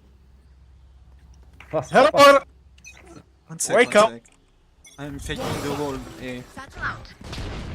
Ooh, Sage! Sage heal me. For you.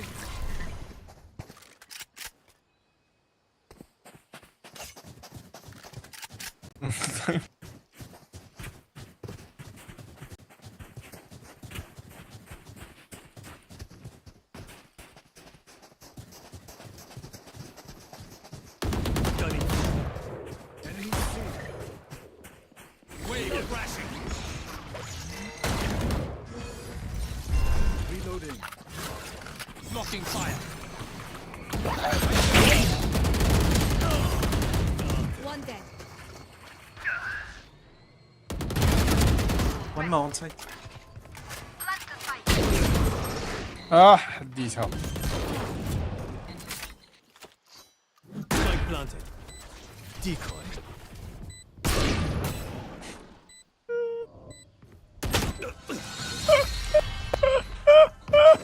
How do we lose at home? Lose at home because we're fucking retards. Actual fucking retards. Fucking troll their position. Like,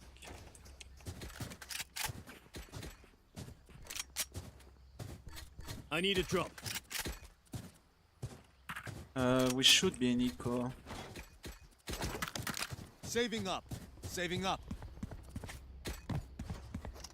Go echo, guys. Echo. Echo Sage. Sage, we play echo, please. Go three. Here. Right there. Water rising. Time to jump. Reloading.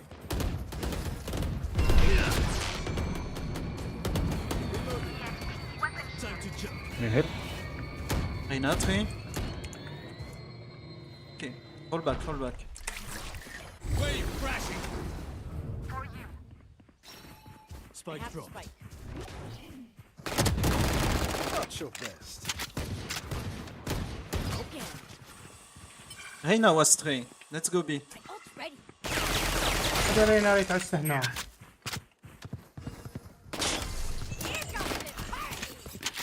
I dropped the spike.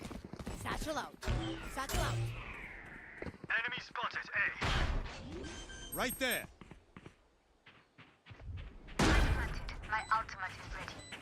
Heaven. Oh yeah! Monster on the loose! At B? Close and Gecko are Evan. Reyna link. Here. Have one. That is for us. Good job. Healing you. Let's go.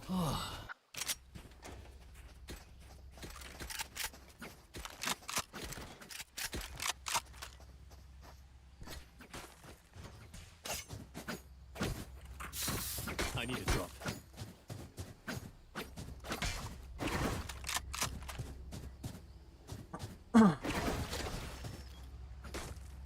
Reloading.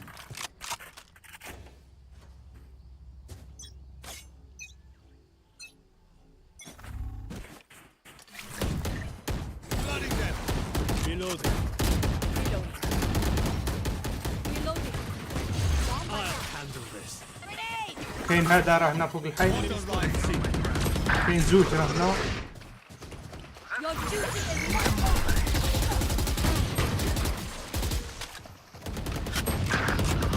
opponent killed. Shield going up. Wall sage, wall. Wall heaven. Right there.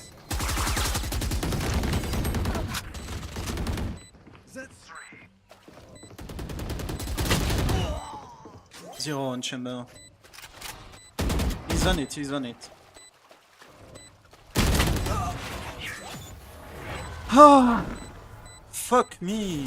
I have no fucking calm that the chamber is pushing me by the sage, man.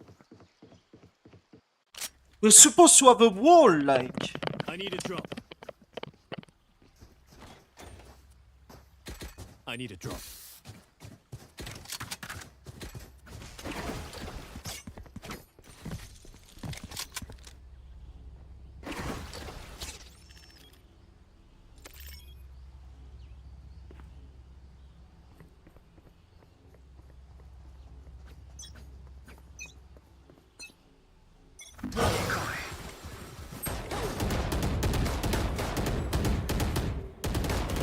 Good attempt. Reloading. You can take my vandal, Hardor. No need. Okay. Flooding them. Going up.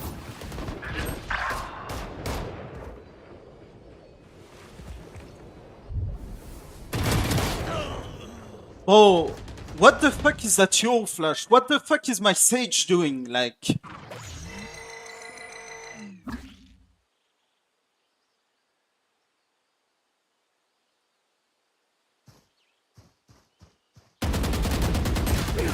Holy shit, man.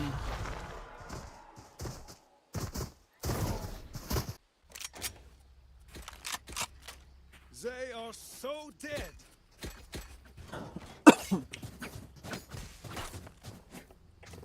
Full B. Caution here. I'm gonna fake A. Fake wall shit. We need your smoke on B, brother. Just tempo, don't push arm. I'm just putting down my wall and I come. We need the wall for the smoke. You want to play? Let's play.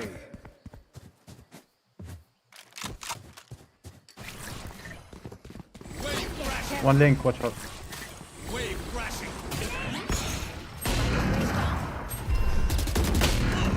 Oh, like, can we have a flash? Can we have a jump in sight?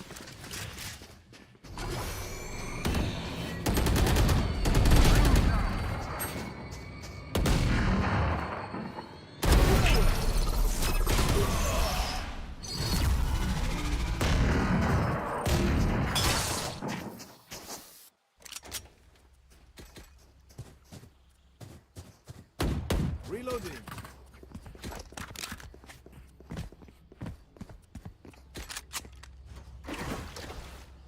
Reloading. Reloading.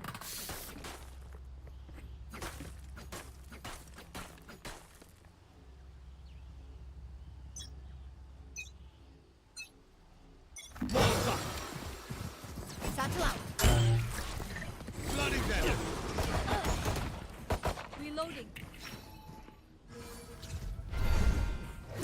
واحد راه جاي من البي. Bomb buddy out. Here. واحد راه جاي من البي. Wave crashing.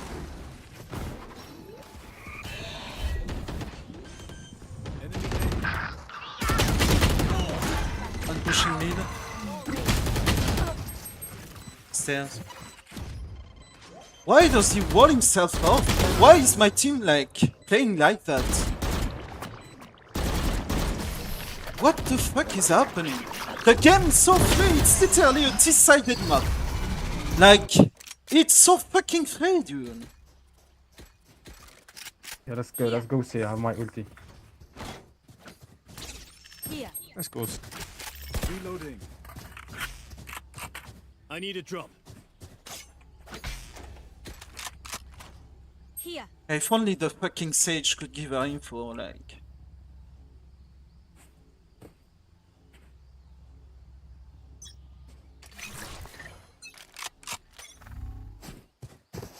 Cutting through.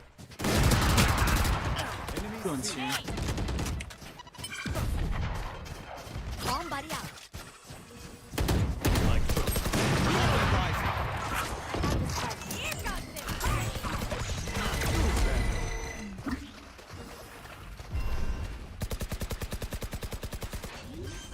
He's back.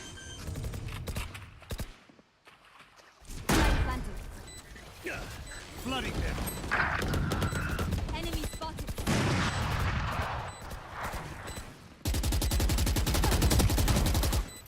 Too Two is pushing. there, two is there. He's there. Can you hear me? No, he's not me. Wave crash. One is there and one is there. والله مقوق. Blocking fire. هذه هجيبها لي.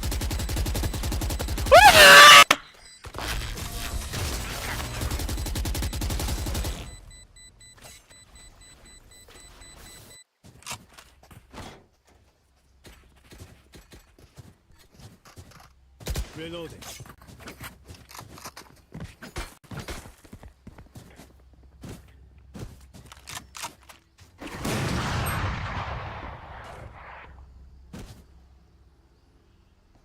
Here.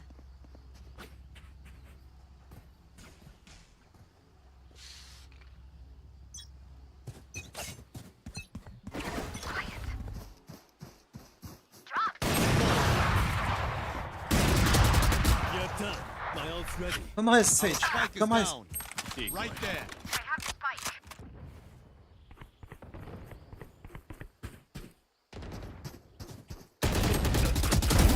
Stay down.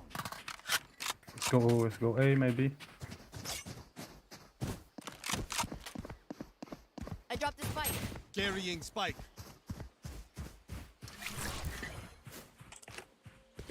Wave crashing.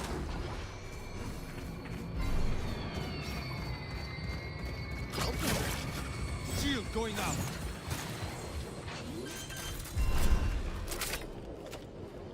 Spike planted.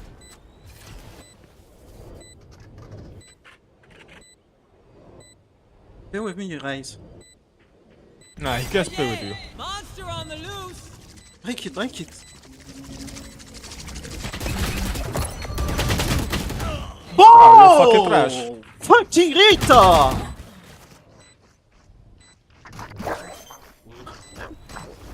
Why you don't break it? Why you shoot, Herbor? Why you shoot?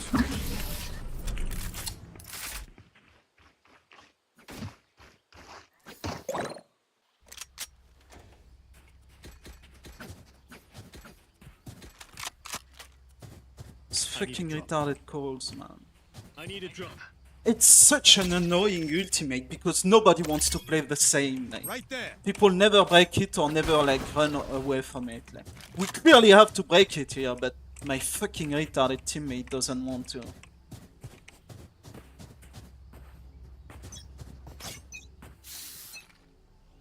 And the fucking Sage that like... Your duty is not over. So what I missed? Yeah, well, yeah. Running headshot, running headshot, running headshot. Yeah, sure, my dude. And now, like... Bro, like, that's enough. I'm so tilted by that fucking game. It's not like... It doesn't reward you for playing smart, it doesn't reward you for, like, picking an angle, like, it's just fucking... Run and gun like a retard and, like, pray and spray. Spray and pray. Ulti هنا. Ulti. والله. كلوب هي هذه. تجبد لا رجع شوف. خليها تجبد خط. يا GG. Back soon. It's so annoying, man. To try to play with your retards.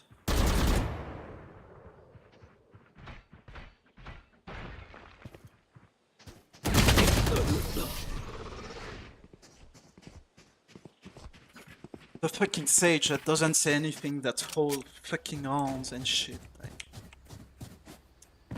And we are in eco. Nice. I need a drop.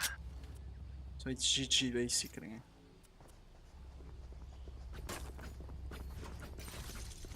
Reloading.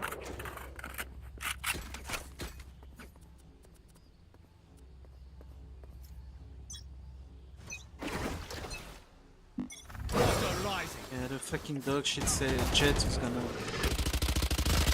Time to jump. Reloading. Reloading.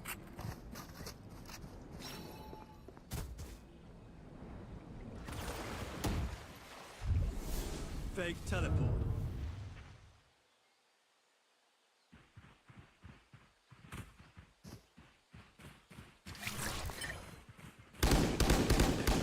هذه محمد عليك حل فيه. The fuck Abi. are they saying? Go ahead, go ahead. Decoy. One. Take. Oh! You had your fun. My turn. يا ودي حقها. Blocking fire.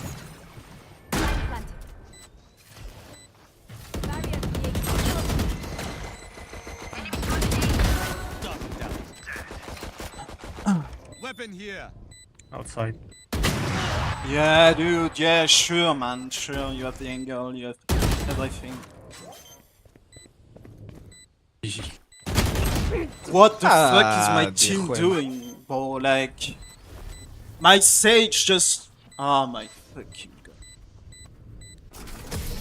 11-13. First time Arbor, my dude. First time Arbor. I can't even have a fucking decent team. Like, I have 3 fucking binded duelists and a fucking retarded Sage. With no fucking info. The fuck you want me to do now?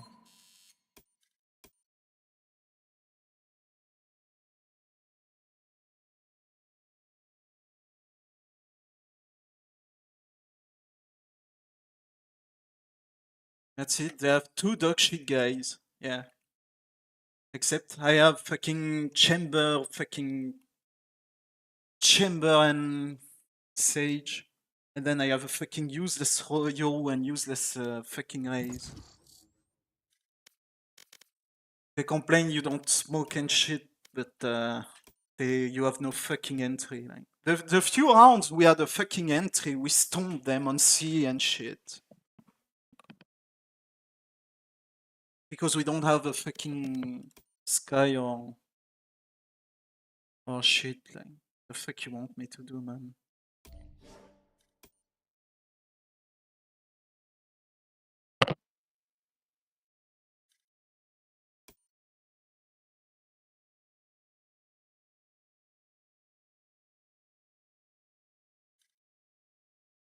That game was so fucking free, man. We lose 3, 4, we lose 10 rounds of attack, man, on an attack map.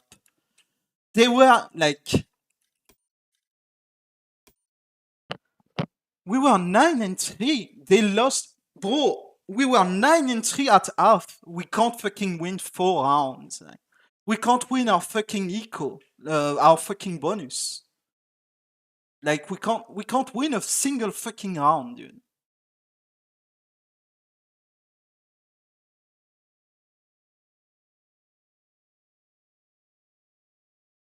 It's insane, man.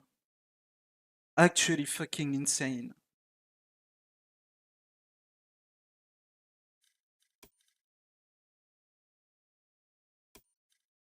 Fucking nobody speaks or they speak Arabic or some shit. Meanwhile, can't fucking win some shit. You have a dog shit fucking team comp.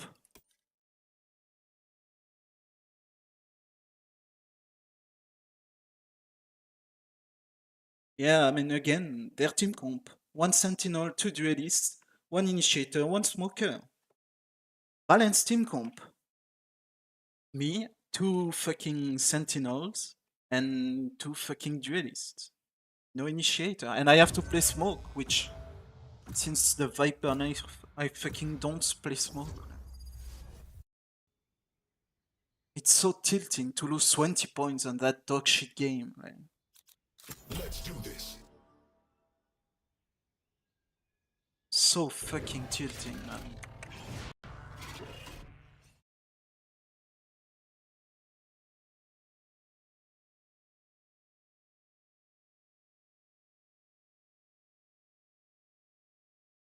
Just because you have dog shit as teammates.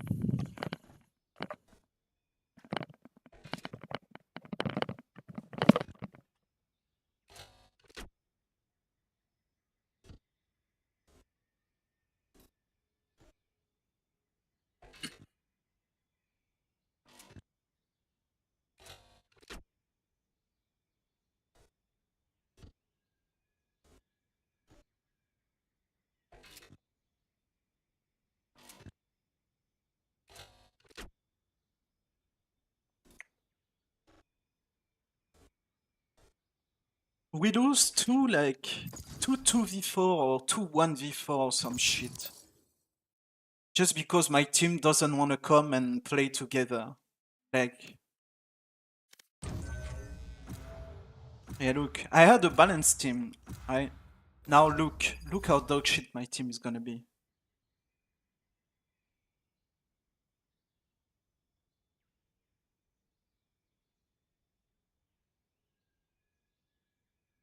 Install Ukraina. I should install Ukraina.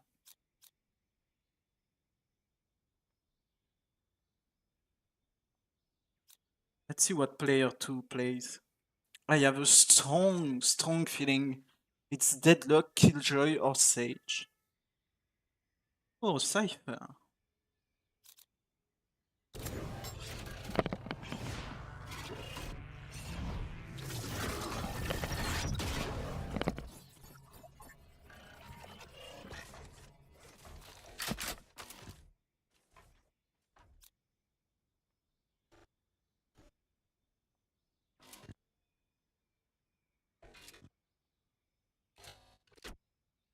I could play Gecko or Sky. It's too team dependent.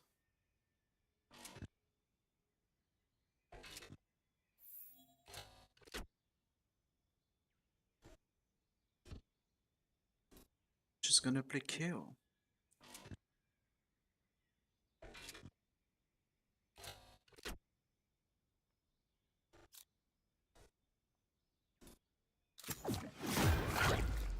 Alright, let's play Gecko. It's so strong on mine. I mean, it's the same, you have flash, you have mollies.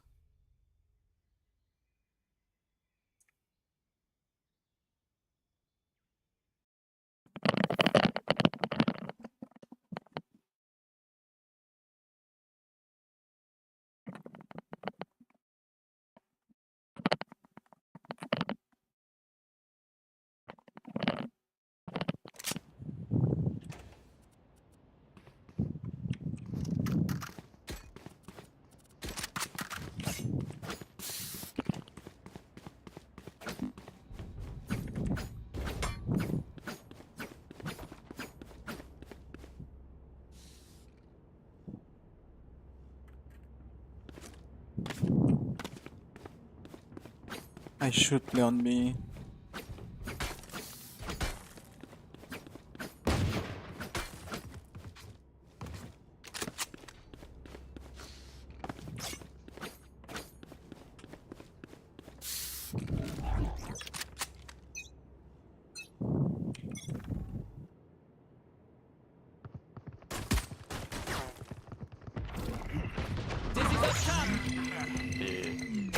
I'm out. Yeah, of course. On est running. Yeah, we're coming. Enemy spotted. Right there.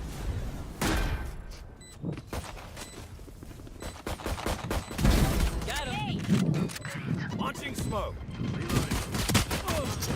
Reloading. Cypher shower. Reloading. Enemy spotted A. Diffuse? Enemy down. Cypher is wall. Nice. Reloading. You will expect us to work.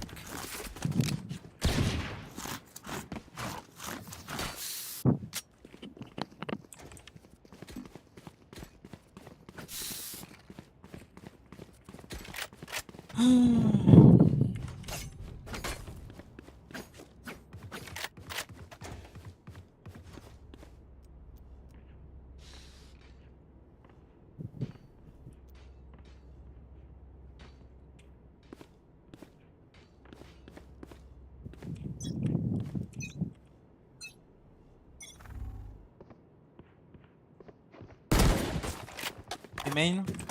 Yeah, you can. Up the way. Mount. A. Enemy spotted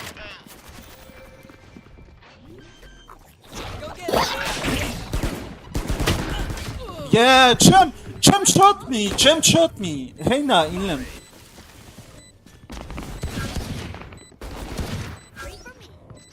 That's one main. Enemy spotted A. Fuck, I heard that. Reloading. Reloading. Diffuse. Reloading.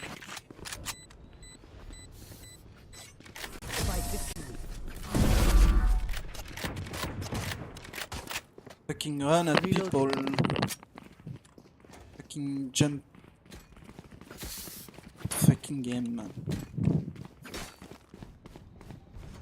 Reina, can I have your pistol for bonus? Thank you.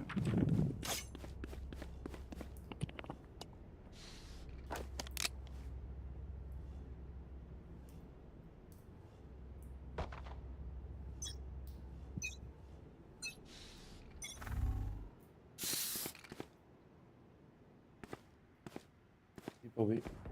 Camera taken out. Following me. Rotating. Right there. No, they fake rotate.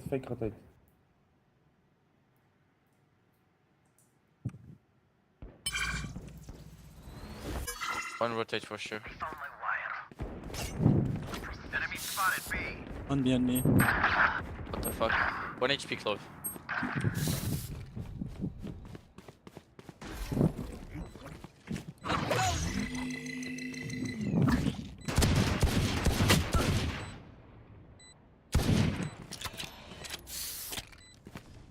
Above is one.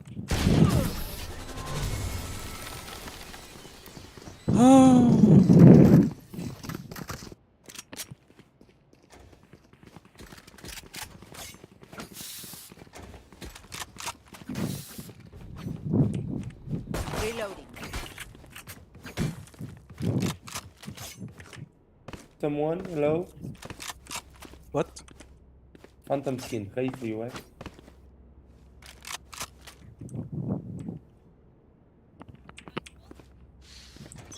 Next time, man, please.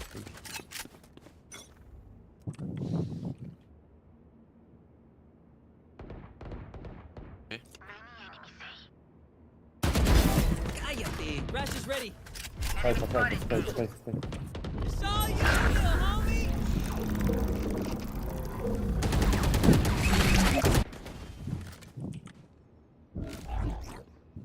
Dizzy's up.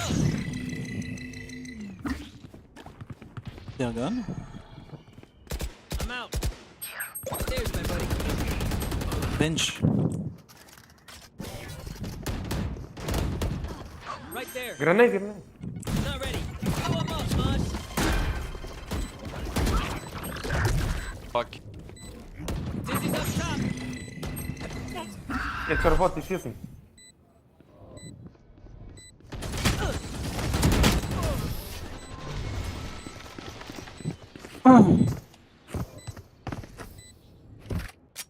Yeah, if they could fucking stop dying.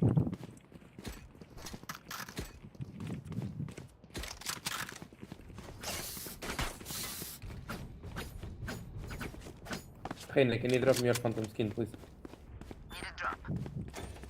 I'm gonna save. Thank you. I'm gonna save. Force this round. Force this round. Save. We have money for 2 or 3 people. Come on, force. Okay.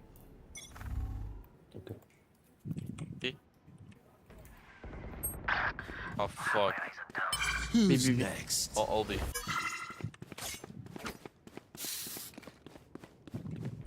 Hero ult.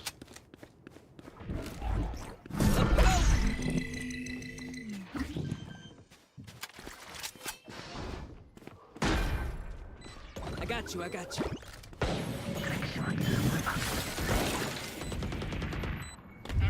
The hunt begins. Run, little man. I'm hiding.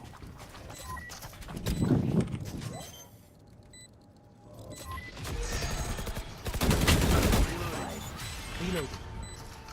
Nice. Beep, beep, beep. Enough on my mark. Reloading.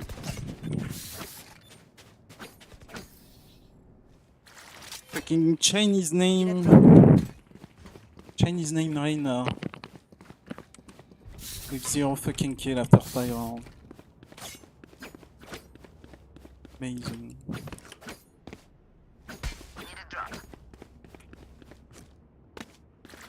Gecko, vai Reina, please.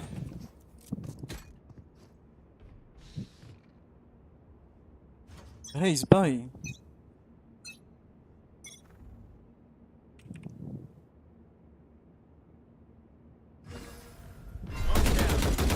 Hey. Up and away. Dizzy has targets. Enemy spotted A. Whoa, what the fuck are you holding?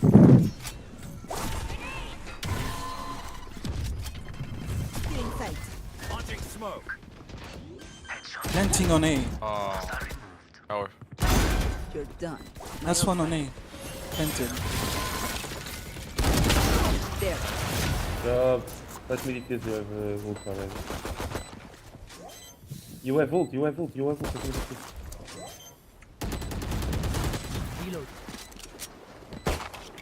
Reloading. Spoil the party.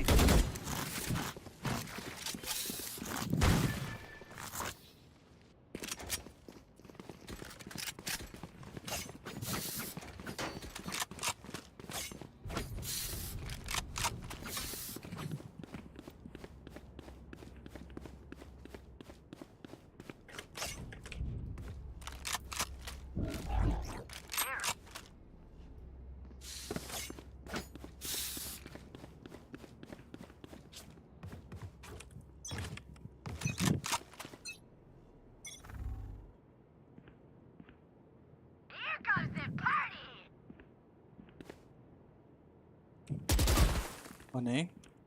Oh fuck. Dizzy's up. Safe. Back to me.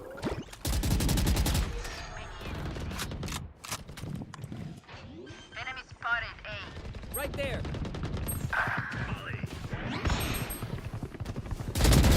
I'll take it. Last one on. Bro, I have 11 assists. What the fuck?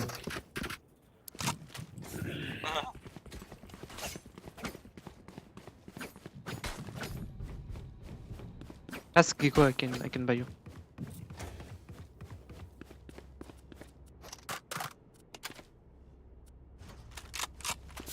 I have a weapon already. I didn't die. Buy Reina.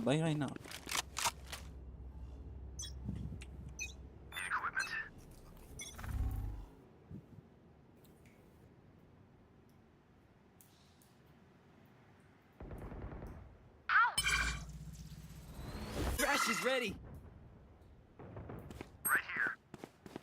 Reina, come. I'm gonna ult through the TP. I think they are rotating. Reina, come. Right there.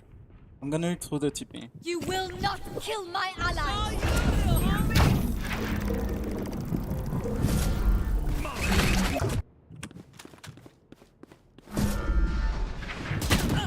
Right there. Stim beacon down. Up for more? Let's go! Reloading. They're not ready. They're tipping, they're I'm tipping. out. Rash is ready. Oh, shower. I'm gonna ult, I'm gonna ult.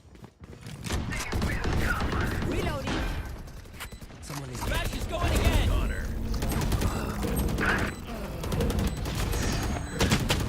They shot Thrash. Enemy spotted A. Sit down. One is bench. Right there. Saw you, Mosh. You had your fun. My turn. I'm good for 3. I'm out. Bot defusing, get your bot defusing. Bot defusing. My buddy's defusing. My wingman. Right there. Fuck!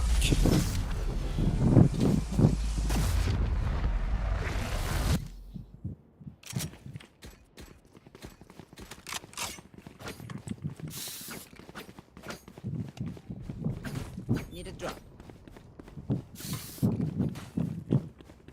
Oh, I'm in a 1v3, like. Yeah, 1v4 even. Well, Like, chill. you I did can't think well, about but everything. There are a lot of... Okay. I can shoot. Who's next?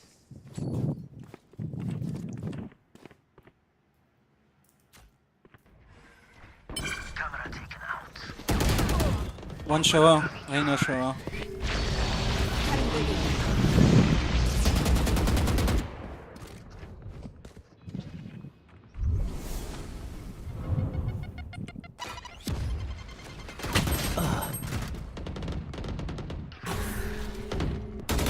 Reina shower. Molly. Taken down. Both west, both. Okay, take a break, guys. Spike is safe.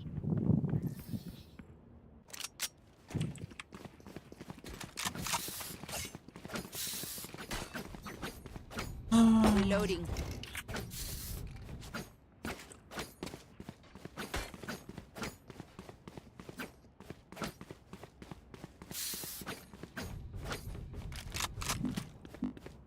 I can buy. Gecko, Can S. someone buy me, please? Buy big shield. Nice. Thank you. You're Nice. welcome. Info. Okay, steps B. Up and away.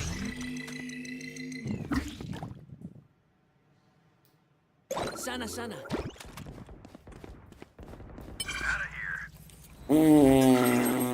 One garden.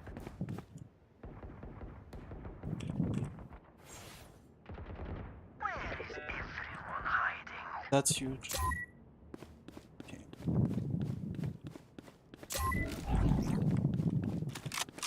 There, gotcha.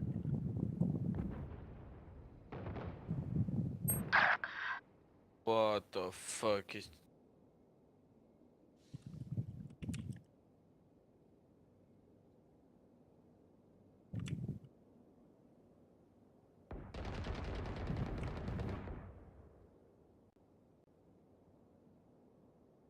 Spike spotted B. Okay. Right there.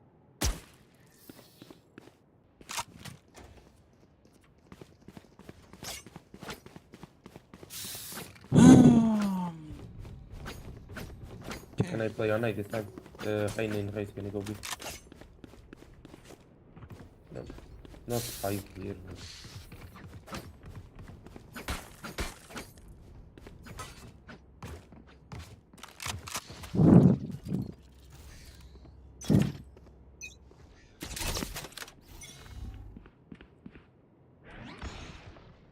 Hey, man. Blow him up, Mosh.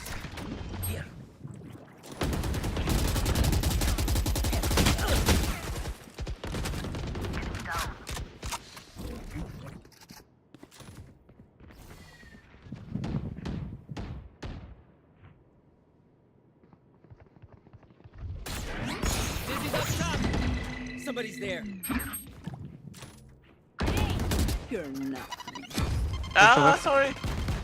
Oh, it's the second round, like. Still in sight. You did good. Enemy spotted A. Get him, wingman. Enemy spotted A. I mean, one Wingman's show down. There. Satchel out. Satchel out. Sorry. He has his ultimate. Right here. Right here. He's running on B. On B, on B, on B, safer. Tagged and tagged.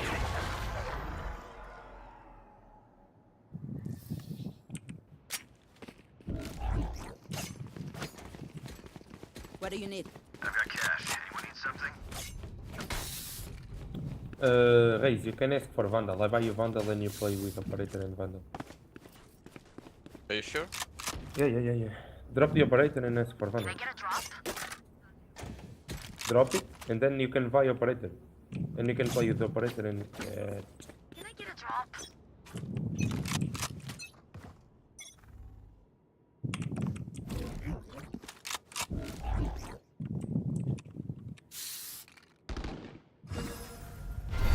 Dizzy's up! Someone's there. Saw you, little homie! And they stopped her. Oh my god. Just running here. My head is fucking big. Bro, one is... One lamp. big. Lamp. One is behind you. Foolish. Behind you. The hunt begins.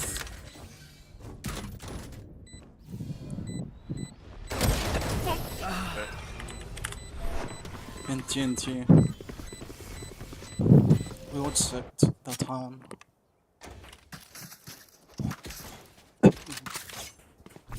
I have 2 lineups for this map. If you plant, always on B plant here and on A plant here.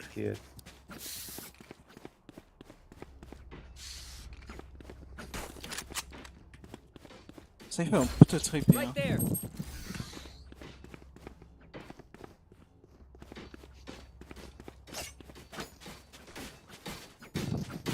Let's go belong and TP.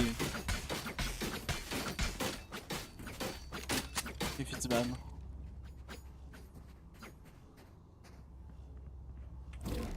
I flash for you right now. Up the way.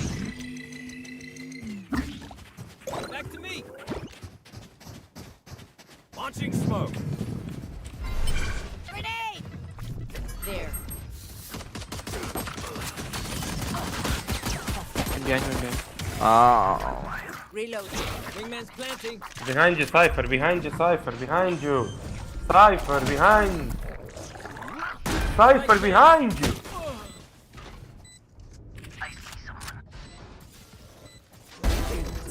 Nice. On spike. Defusing, Cypher. Hey, what? Defusing! Cypher! Reloading. What the fuck, Cypher?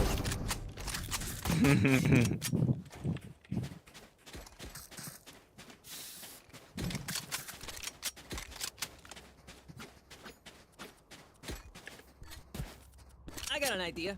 What if we, I don't know, grab the spike? Reloading.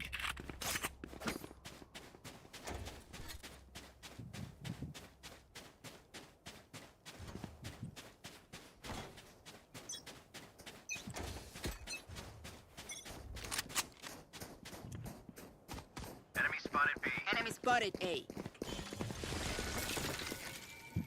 Reloading. Reloading. Dizzy's up top. Someone's there. Vas-y frère. Wingman's gonna find Piquez pas, il a un... Don't peek guys. It's planted A. One behind. I have snipe.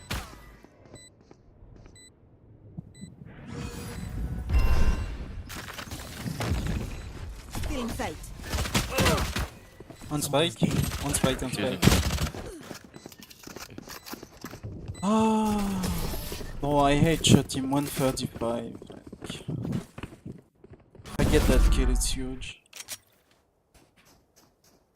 Game is free, guys.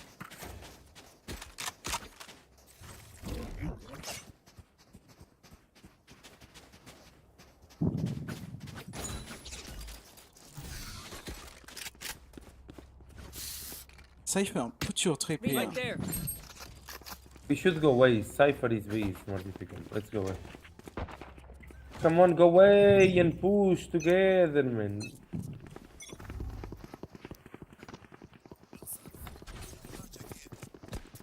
Satchel out. Satchel out. Et ah frère, il m'a body block. Enculé. Enemy spotted A.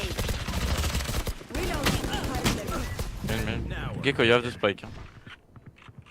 One shower. They found my wire. Behind, one behind. Reloading. Deleted.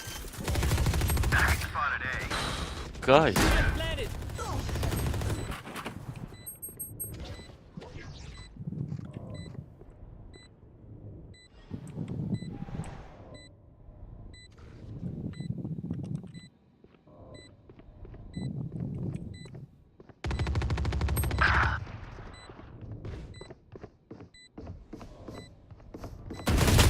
Yeah, just run and gun with a fucking...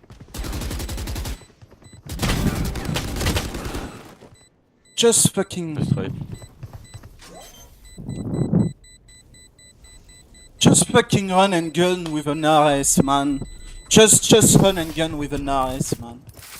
Just fucking run and gun with an RS.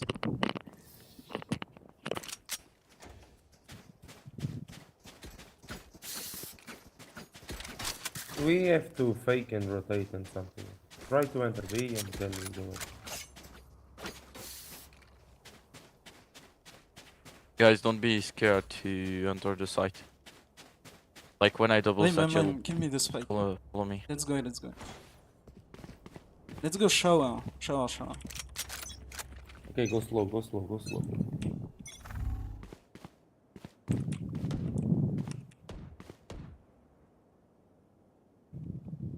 Right now, we need you. Nice. Sage is on top of the wall. Smoke heaven. Let me get this. Crash is ready. We should rotate now. We should rotate. Yes, rotate. Take TP and rotate. Slow. They push behind us. Come on, go. Full sandy.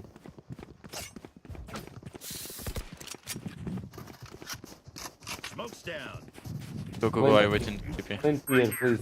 Plant here. I wait in the TP. Sana. Plant there, please, guys. So we need an entry. We need someone to enter. Reyna is here. I mean, come.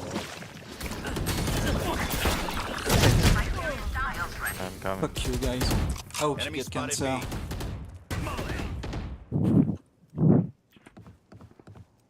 Dim beacon here. Out of charges. Reyna backside. Nice. You will barely worth the effort. Reloading.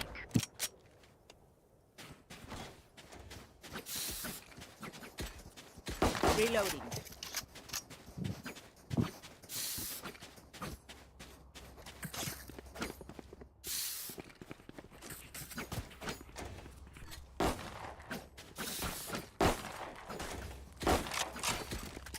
Reloading. Right here. Come on, come together, please.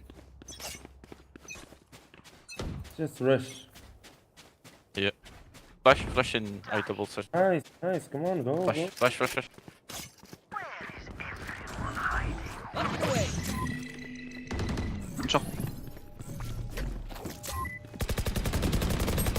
What the fuck? Go get him, buddy. Right now it took 40. Cover the plant, please. Reloading. Spike planted. I have line up and Oh, I can't. Why is nothing smoked? You have a nail. Why is Heaven not never smoked?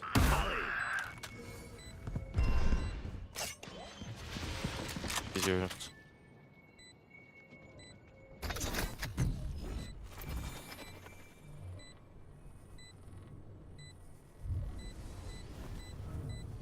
Open up the sky!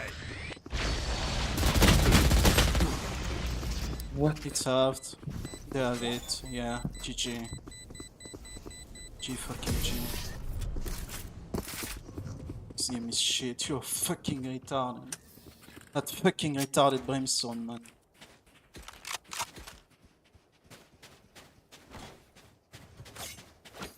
Let's go return A.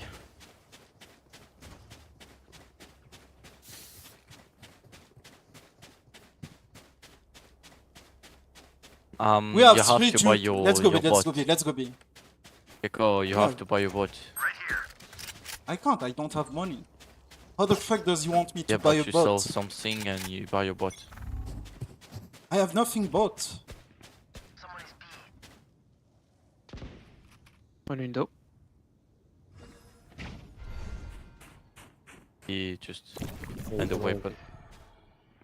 Saw you, little homie. Launching smoke. They found my wife.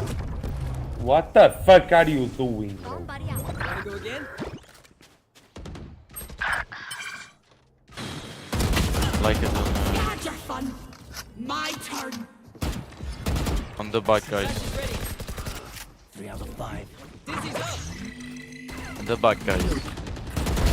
No sweat.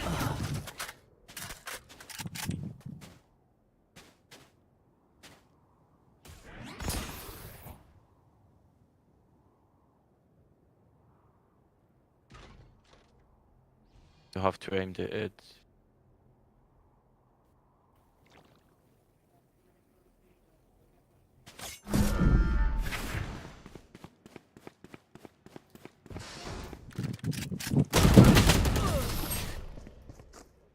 Oh!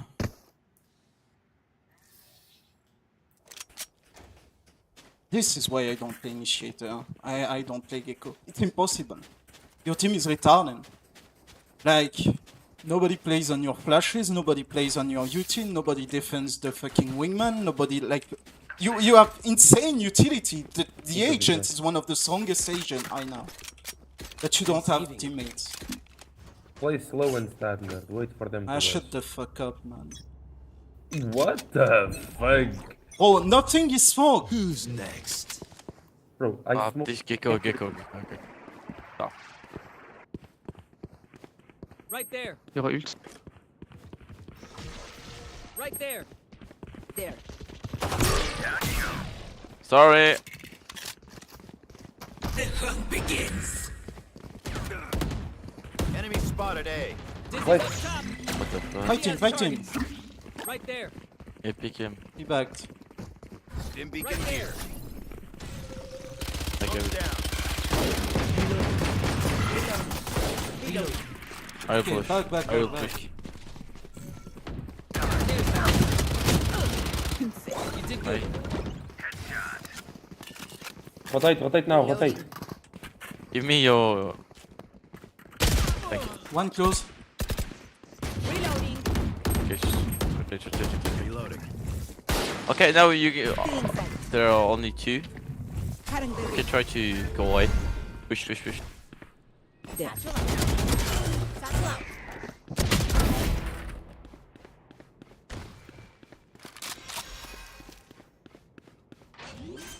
I need you. Cover the plan, guys. Shower. Guys, play together.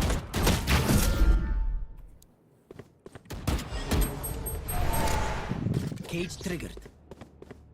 I have retrieved the spike. No, play to kill.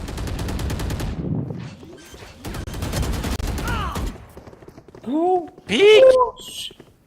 Oh my god, bro, you are so bad, man! You are so fucking bad! What the fuck? Bro, leave the game. Please, if you leave the game, we have more money. Please, leave the game, bro.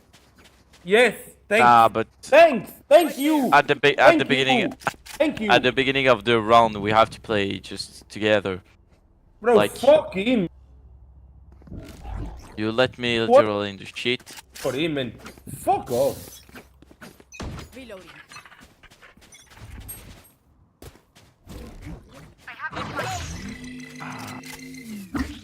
I got you. I got you. We don't care, Right Cypher. there. Just play. Yes, fuck off, man. It's okay. Our spike carrier's down. I hate this glove so much. Take the spike, Brim. Enemy spotted B. Enemy spotted B. Oh, this team is dog shit. I can't. I can't, man. I hope this Raze fucking kill himself. I hope he kills himself. This Raze is retarded.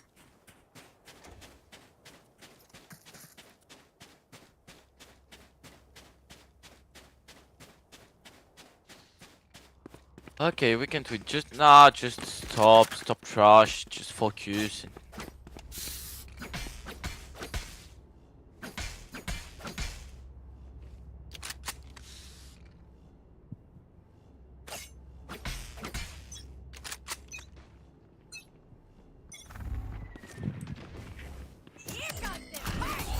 Satchel out.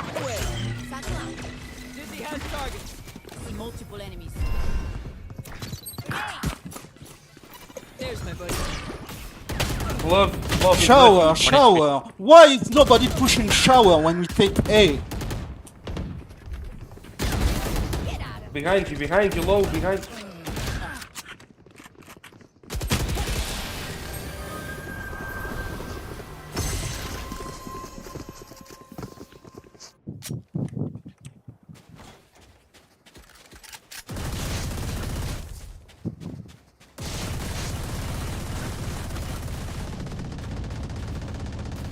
Just play your game, just let the fuck up, all of you. Just focus, dude. Try to win this game. Fucking shit, man. Dude, Right there. fuck, man. 2-3 fucking Fucking half, useless and trash. then my team managed to throw, like. We can't do shit, like. I can't get plant, I don't have smokes, I don't have flashes, I don't have open. You did good.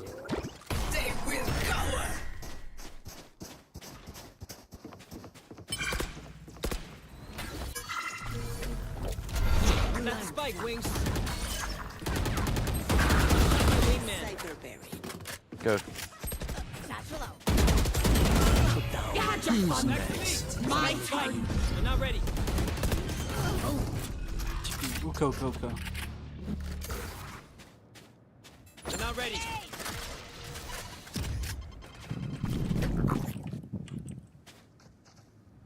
Wingman's planting. And my wingman's down. Up we go. Someone's dead. Couldn't just be friends. Nice. Huh? That's what I like. Nice.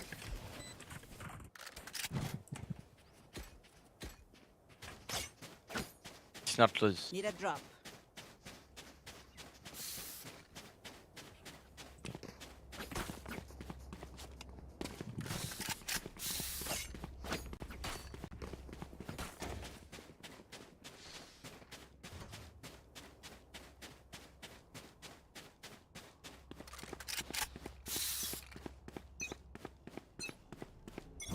Let's go, guys. Dizzy's up top.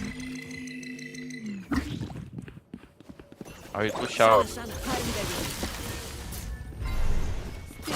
Nothing shower. Be careful, shower. You have nobody again. Cypher, give me the spike. Enemy spotted A. I got the spike. Okay, I'm shower. Nobody's shower. That's lamp. Ah, okay, sorry. Okay, no problem, dude. Holy fucking shit, they don't even know the position of the map, like.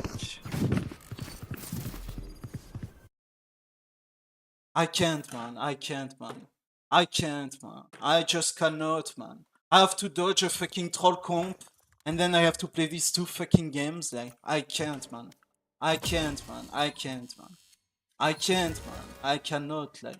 Like, it's insane, like, to not have fucking team. You have people who don't understand the map they play on, like, in your fucking team. Like, the fuck you want to do? Like, you can't win. You just cannot win. Like, you queue with people they don't even know. Like, Bind has been on the fucking map pool since fucking forever, man. It has been on the map pool since fucking forever, man.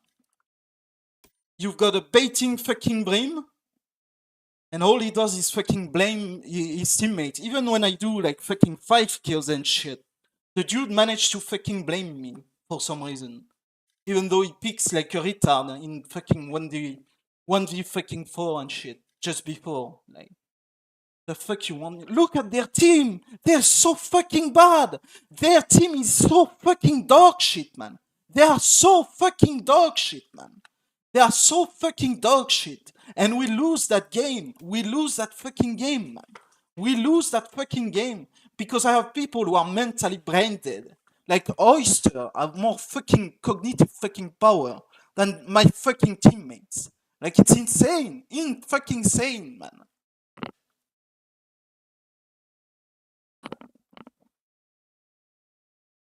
That shit steals me. Steals me so fucking hard, man. To not be able to rank up because you are fucking retards who can't fucking communicate, don't know the pose on the maps, don't fucking rotate, nothing. There's nothing in the team. Like, we killed 3 people A instead of like pushing. I have a Cypher, dude. I have a Cypher in my team. He is not able to put one trap behind every single round of attack. Like, you have one trap to place down. One fucking trap. I don't play Cypher. I never have that trap. It's insane. I play Cypher better than my Cypher. I play Reyna better than my Reyna. I play fucking Raze better than my Raze. I play Brim better than my Brim. And I'm on fucking Gecko, a fucking agent that I never play, that I only lose on with to fucking facilitate these people's fucking life. And I lose. I'm so fucking done. Like, we have nobody going out on site. We have, like, it's the Cypher who jumps on site first, followed by me. Like, insane. Fucking insane. I have a fucking Raze that fucking stays in the TP and arena that doesn't want to flash and push. Like, do anything. Like how? Like, the game is fucking free. Literally free. Literally fucking free, man.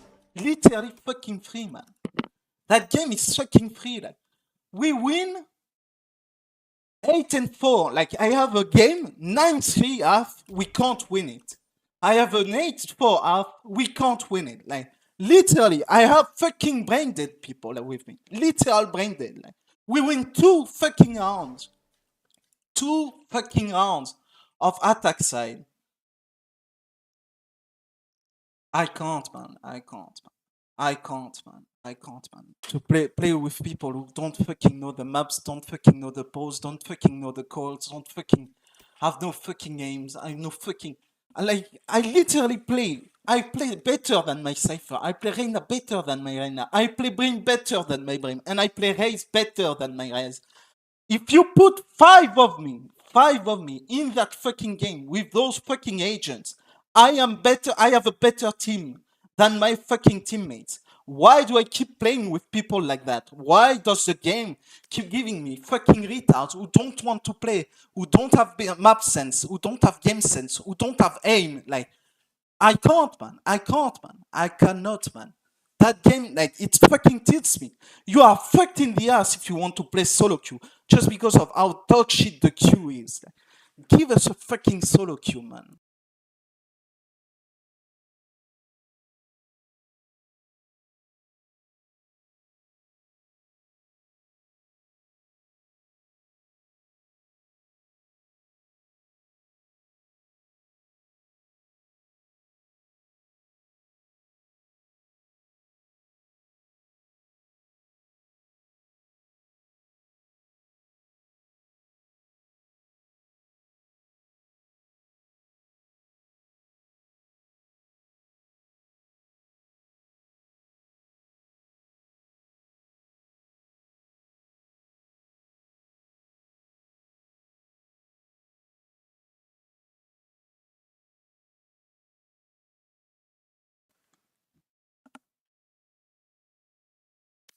I literally stopped playing Cypher because I was tilted to have dog shit team every single time I play Cypher. I play Arbor, I play Gecko, I play Initiator and Controller, and I still have those dog shit teammates with no fucking brain. You can call for them. You call everything to them. You call all the rotation, all the fucking pushes, all the fucking holds.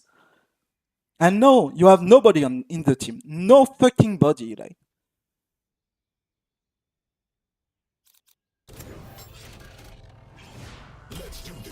It's so fucking annoying.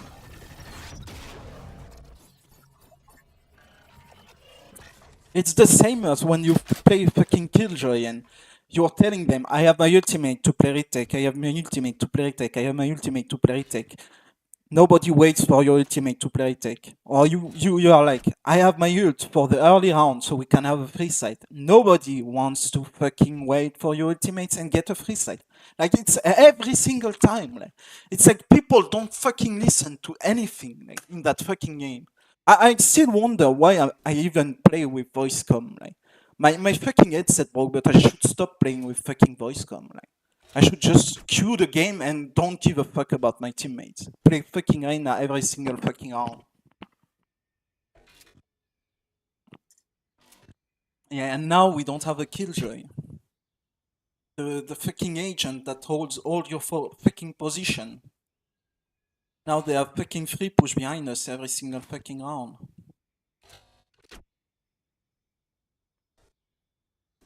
I have a dog shit Sage. I wonder why.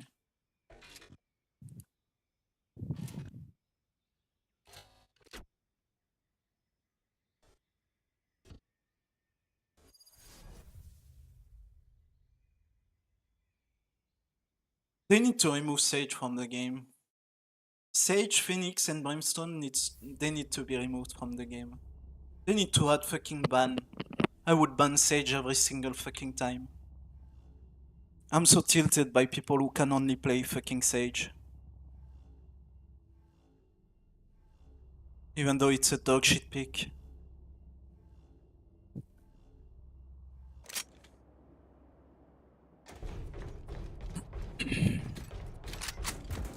Hello team. Nobody's speaking. I bet I have 2 premates of 2. And I'm gonna have a fucking hell of a game. Incoming hell of a game. Hello? Is my mic working? Hello? Yeah.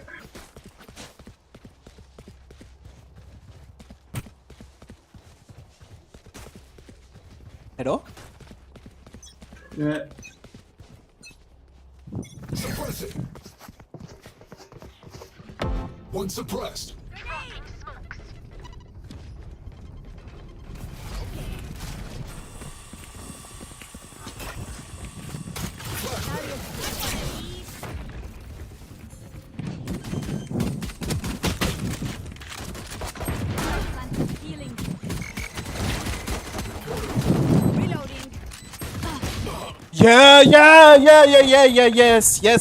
Yes, my dude, yes, sure, my dude, sure.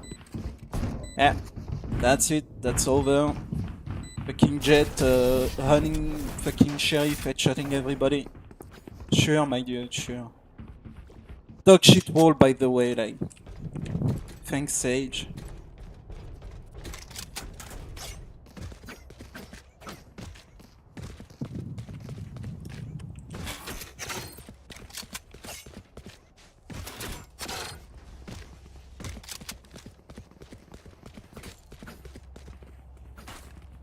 There is literally one wall to place, and it's the fucking wall that goes there.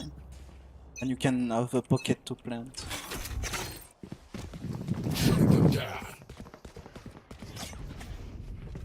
Dropping smoke. Grenade. Plant the spike. Bomb buddy out. Keep going, Enemy spotted A. Jet on side, backside.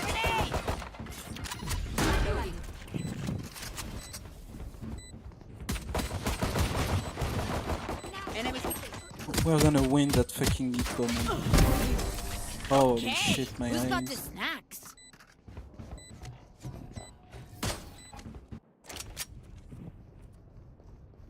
Can someone get this?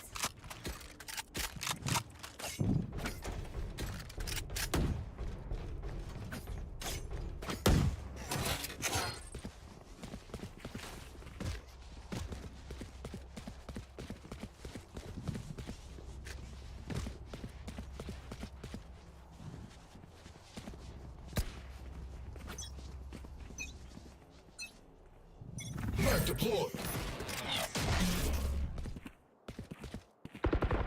Have a kit.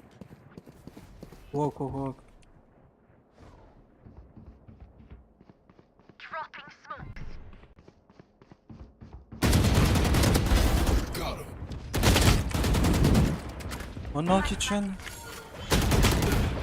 And one mid. Satchel up. Satchel up. Nightmares This over. one was mid. He has a vandal.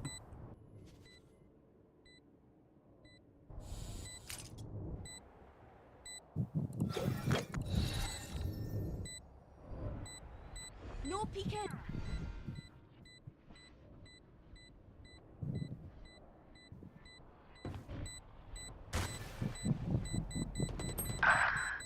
Sage.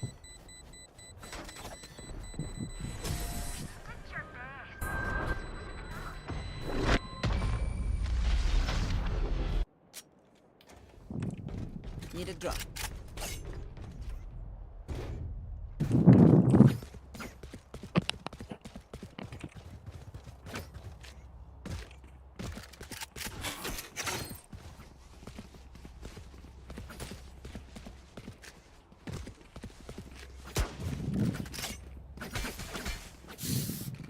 Reloading. Reloading.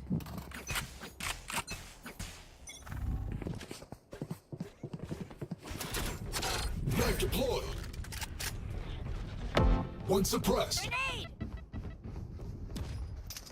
Dropping smoke inside. Here, yeah. I'm holding behind. Tango down. Top. There.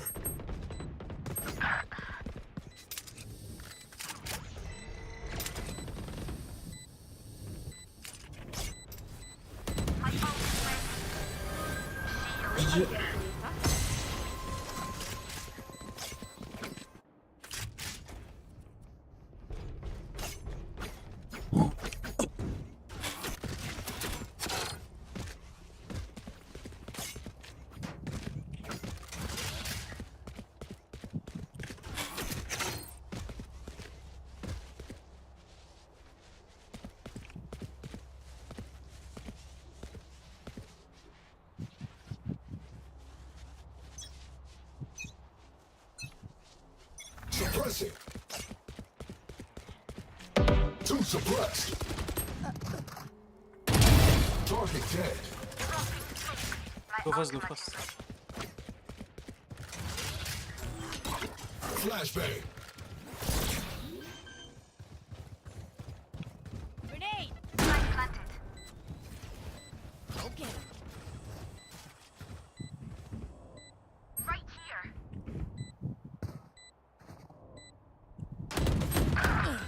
Enemy spotted Like B. I never left. Flash.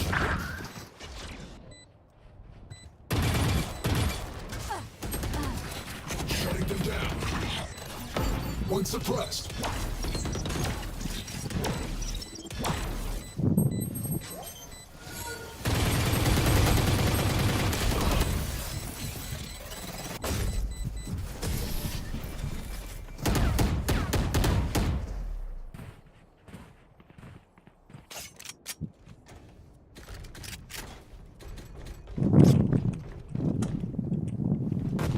Reloading. Spikes here. Reloading.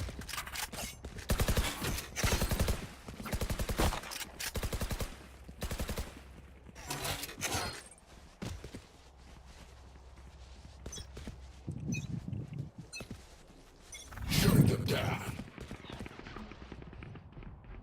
Dropping smokes. Here goes the party. Flash. Enemy spotted A. Light planted. That's a kill. Dropped. There. Enemy spotted A. Flashbang. Omen low, 10 HP.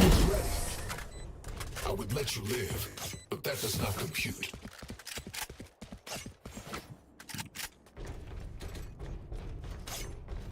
Can I get a drop? Can someone get this?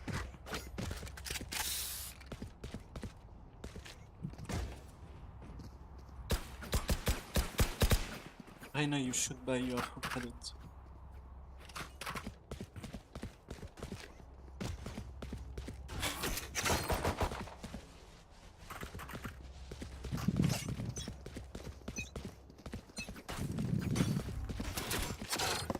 Suppressing.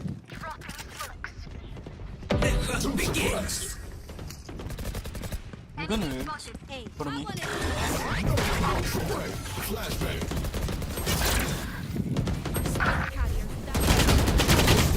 Reset. Trace Reina.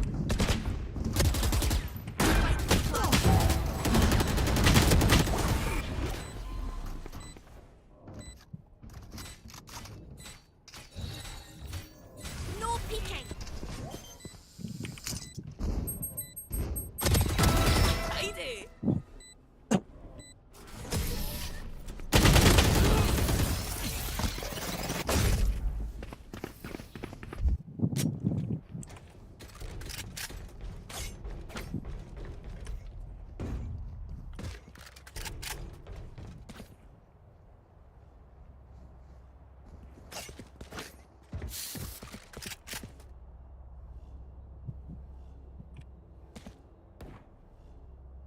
Could I have a drop?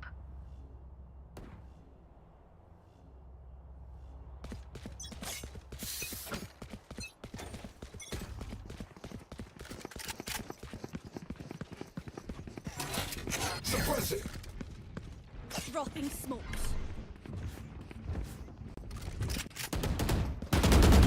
Enemy spotted A.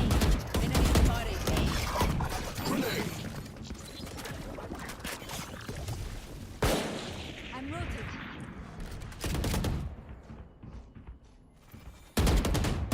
Plant the spike. I'm rotating. I need healing. Plant the spike.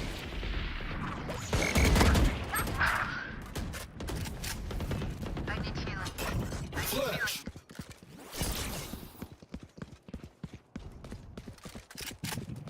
Spike planted. I need healing. Healing you. You will not kill my allies. 2 mid.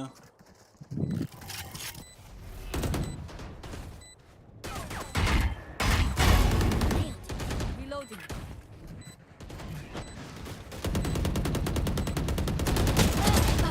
Yellow.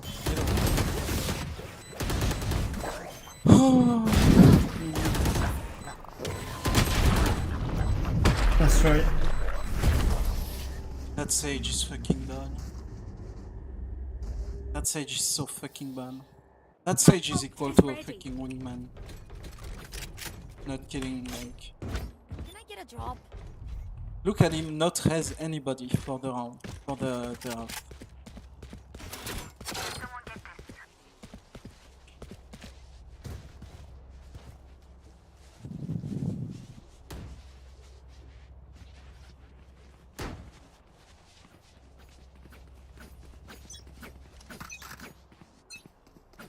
Knife deployed.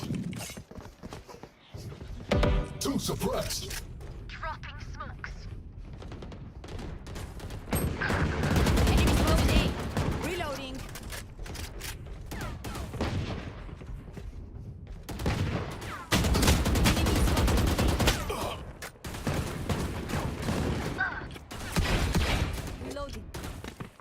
Duty is not over. Reload. Thanks for the reboot. Why does he res me? Like I never left. Reloading. Enemy spotted A.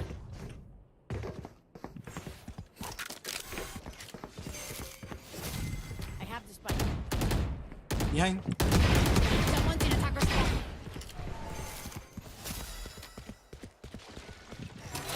Shutting them down. Reloading.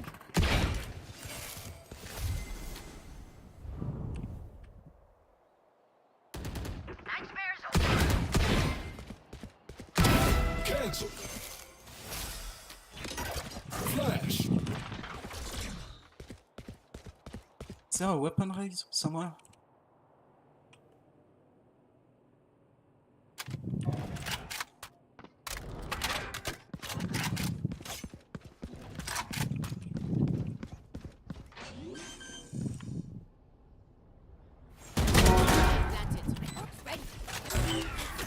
Knife deployed.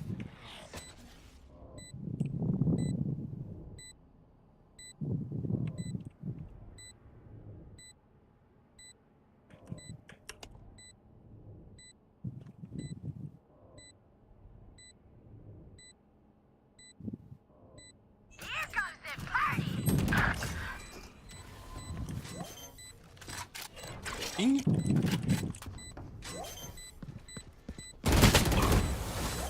Can someone ping the spike? Can someone give info?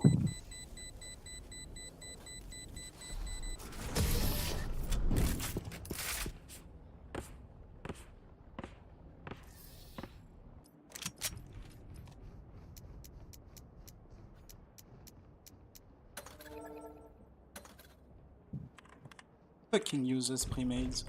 I hope you guys get cancer.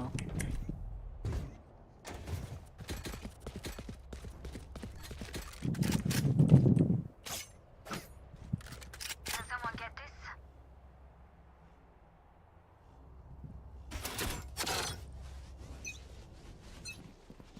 Suppressing.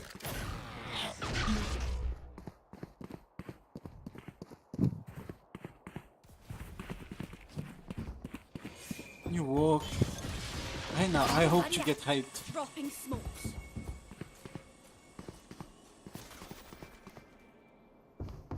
Cutting their vision. Nice slash return. Enemies still inside.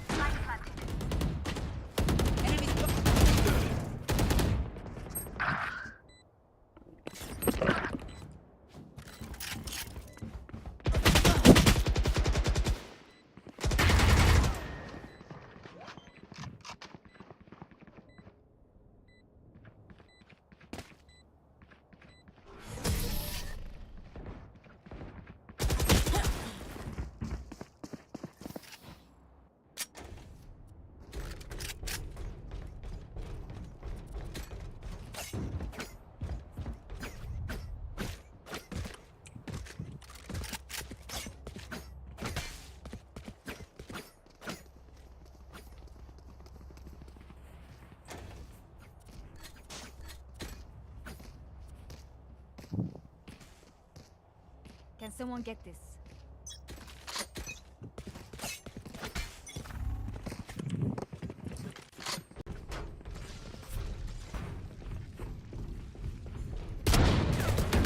Return to class. Enemy spotted A.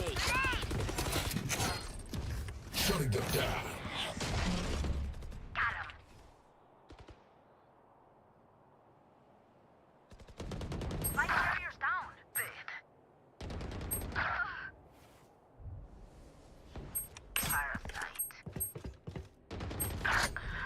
He's low, mid life.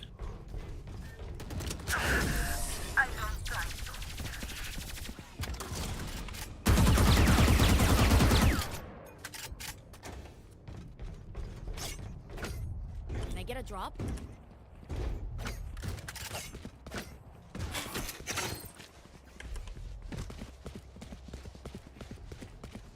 Can I get a drop?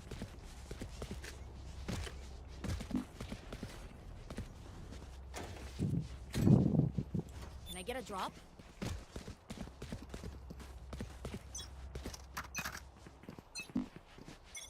Flashing. Satchel out. Satchel out.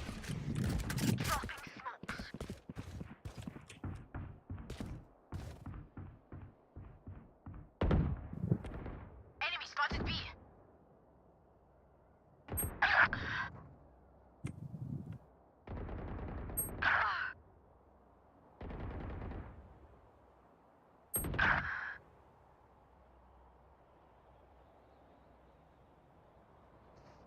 Spikes down.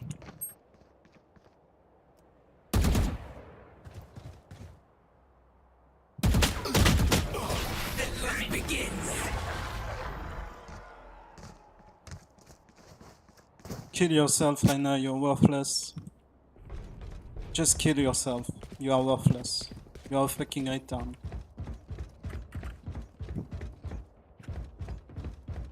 Honestly, kill yourself. Do it, you unlovable fuck. Nobody will miss you.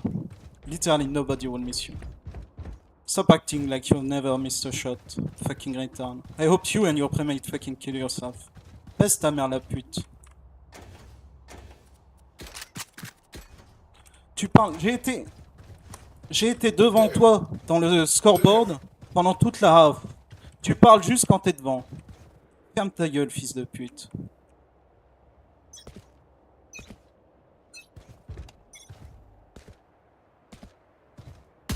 Bibi. Shutting them down. Spike B. Flashbang.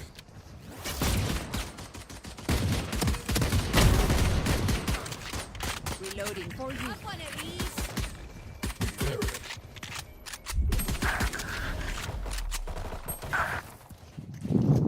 That's one B. That was their best. Alright. Reloading. Ça risque rien du tout, je m'en bats les couilles. Tu joues en premade pour pas parler dans tes games, fils de pute. Tu sers à rien. Pourquoi tu joues en comp? Va jouer en normal.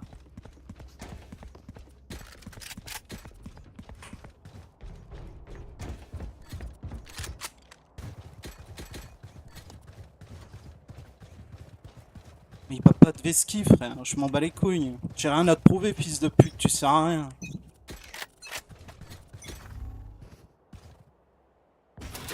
Knife deployed. Be careful, eh? Enemy spotted A. Enemy spotted A. Enemy spotted A. Enemy spotted A. Vous jouez en comp, vous êtes même pas capable de donner les infos aux gens, de ping le spike, de rien faire. Jet low. Satisfied.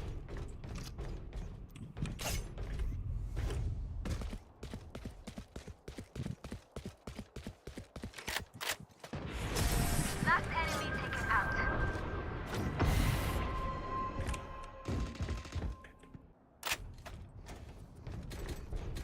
Can I get a drop? Need a drop. Can someone get this?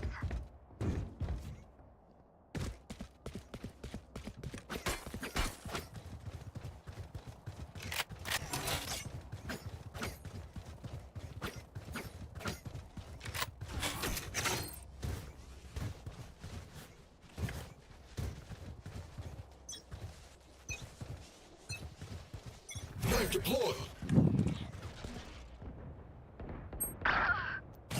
Mid. 2. Parasite.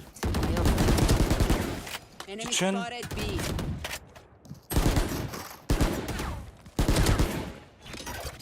Flashbang.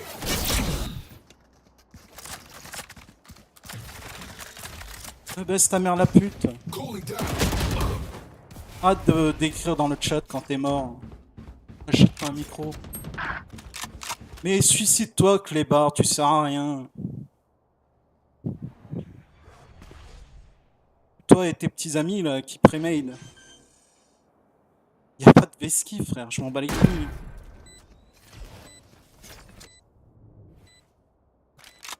Allez vous suicider. Shut the fuck up. Hey, Sage, you are playing on Paris server. If you don't want to hear French, don't play on Paris server, okay? Get him. If you don't want to hear French, don't play on the Paris server, man.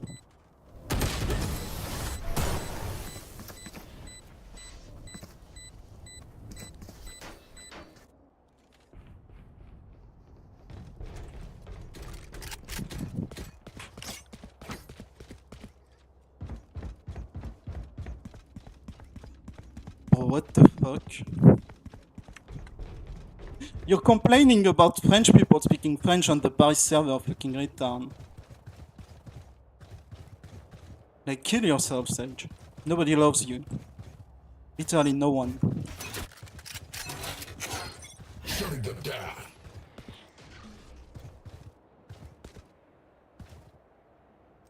On A.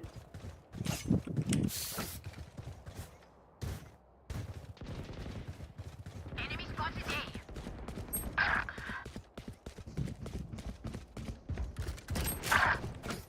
Drop in smoke.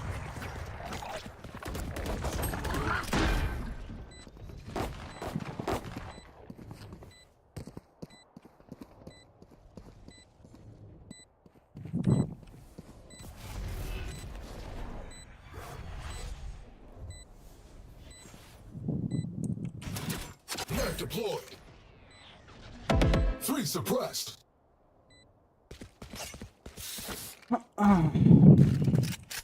Holy fucking shit, man, these people.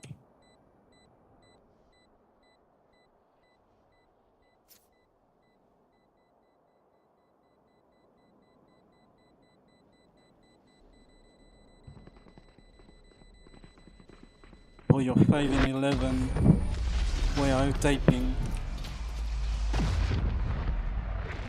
You don't speak, you type. All you do is type.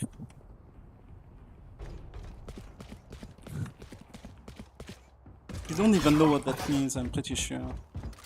All you do is type, fucking return.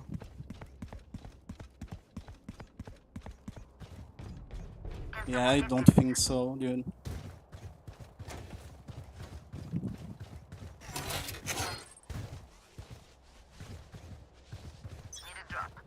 You unlovable fuck, kill yourself.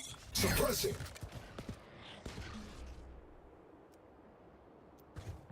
Be careful, eh?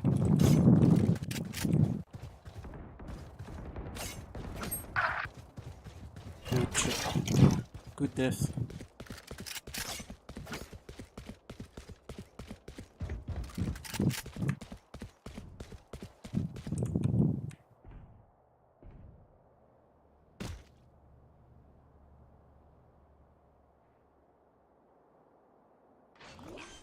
Planting a B.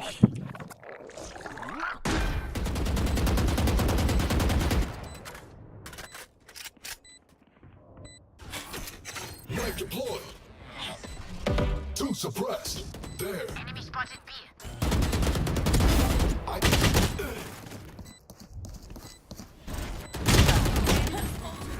Two mid. Enemy spotted B.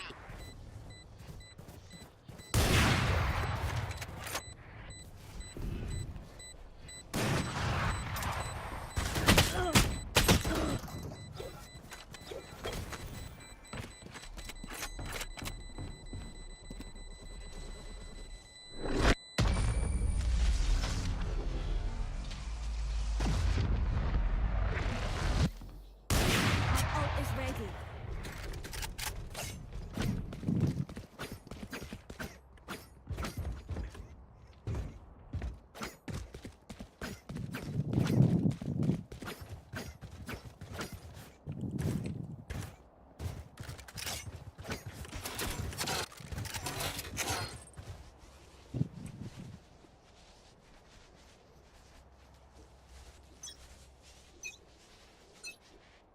Suppressing.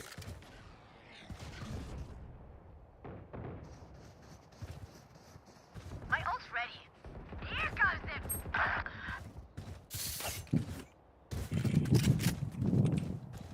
They will come. Dropping smokes.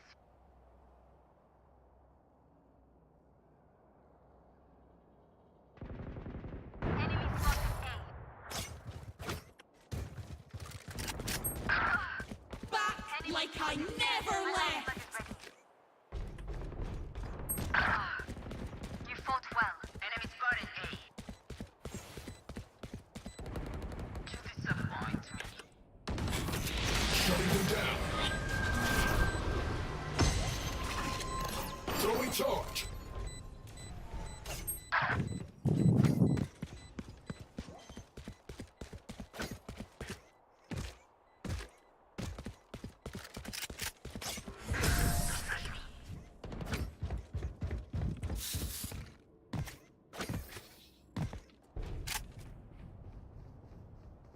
Can I get a drop?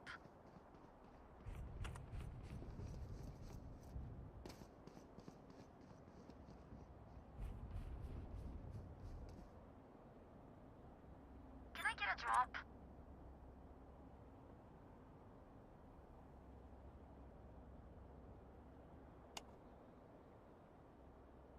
Can I get a drop?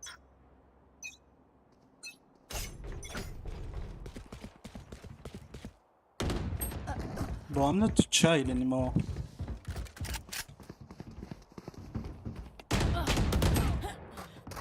Your duty is much over! Damn. What a shot.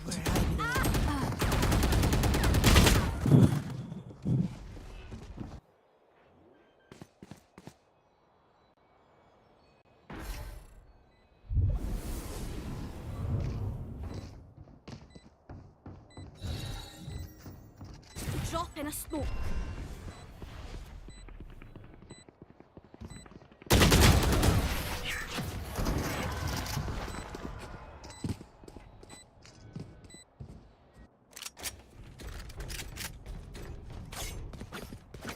Need a drop.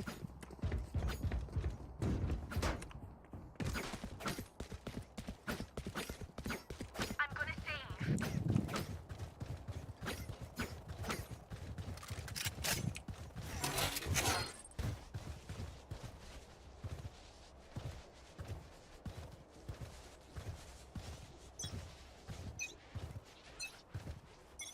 Knife deployed.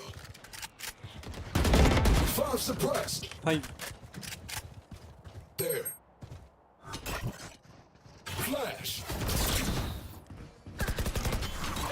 Flash.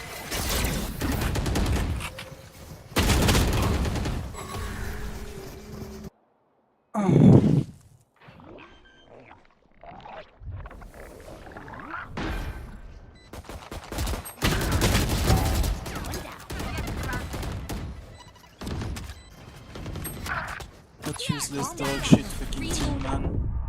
It's insane. Fucking pre-made, like, literally spam typing at you. Nightmare's over! All while doing nothing. Ah, no fucking info on the map. 0 fucking info on the map. Need a drop. Can someone get this? Nah, we are not winning. We are not winning that game. I don't give a fuck. I'm sandbagging that game. We are not winning it.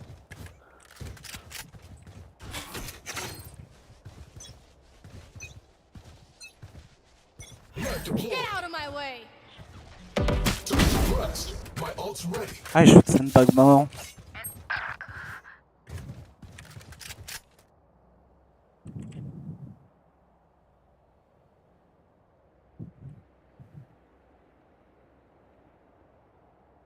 Jet's grounded.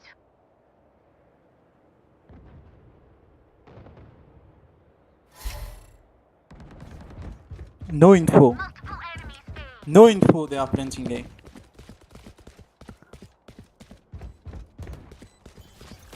They wall and shit, man. The hunt begins. One dead. Flashbang. Flash.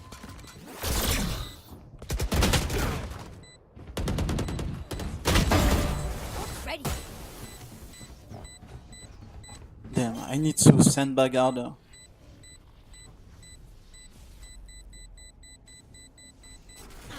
Shame. I love There is no. I don't give a fuck if I have to lose points for that, but they are for sure not winning point.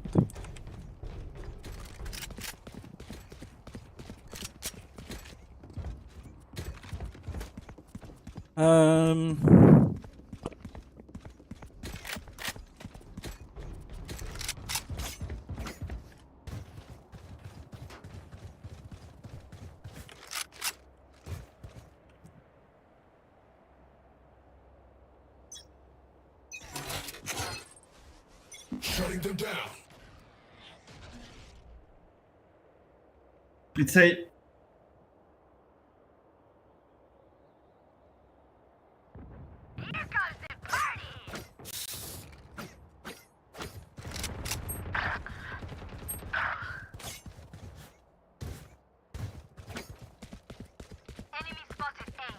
You will not kill my allies!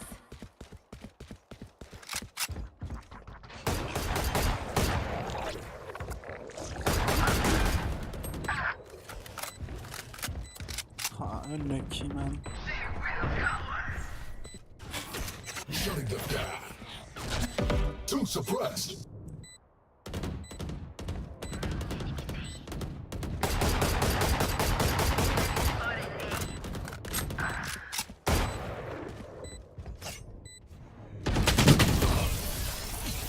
Unlucky. GG. That really is unlucky.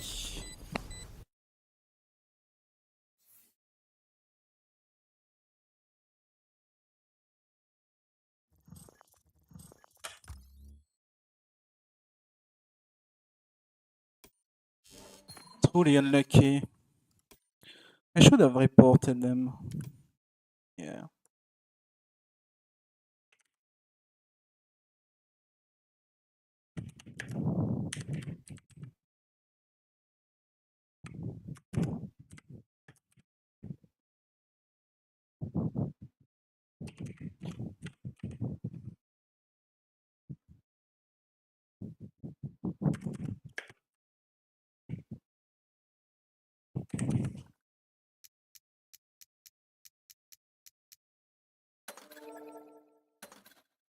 Okay.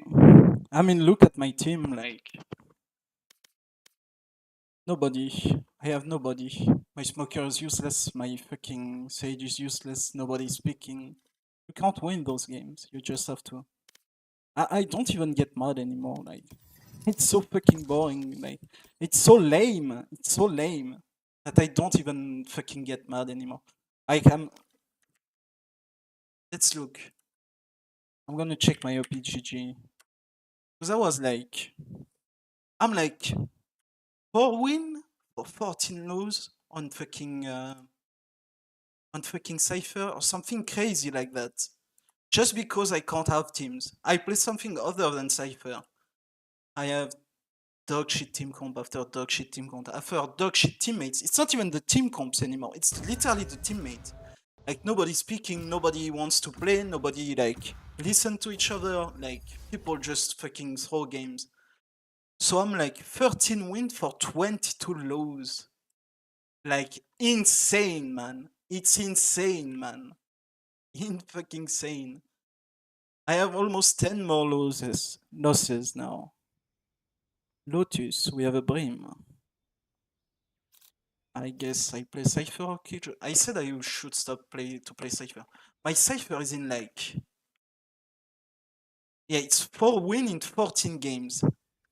I've lost 10 games. Yeah, basically the 10 game I'm losing these games of Cypher. Like 14 games, 4 win, 10 loss with my Cypher, man. What do you want to play, Nabskir? Like it's crazy. Go Sentinel Duelist.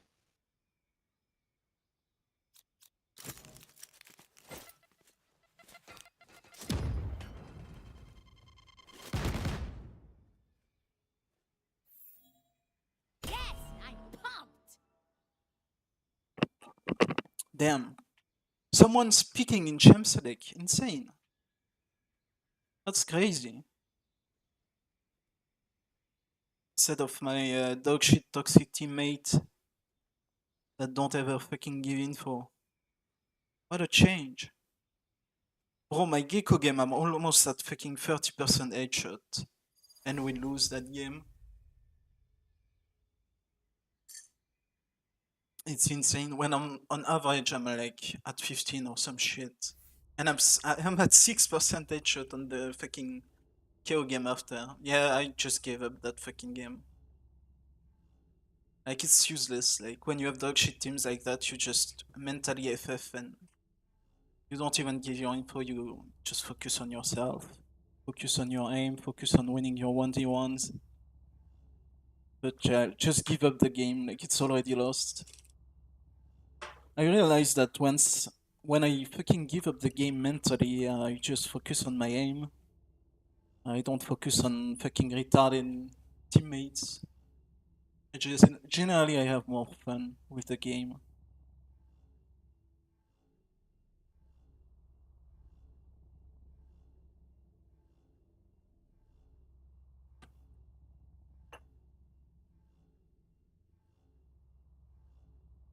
But yeah, like having a team that don't give an info on Icebox, it's insane. Like, I don't know. I don't want the map pool to be like made for fucking solo queue. Obviously, it should be made for like competitive, top level and shit. But man, if only people could fucking play good agents and fucking... They should ban people who don't have mics. Like, literally. Should give us a solo queue and ban people who don't have mics.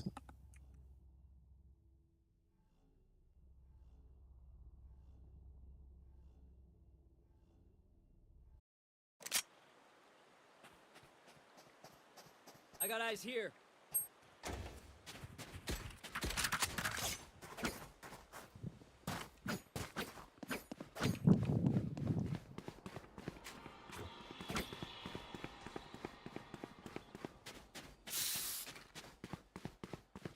Hello. I just wall and go B, so we play retake if it's... See.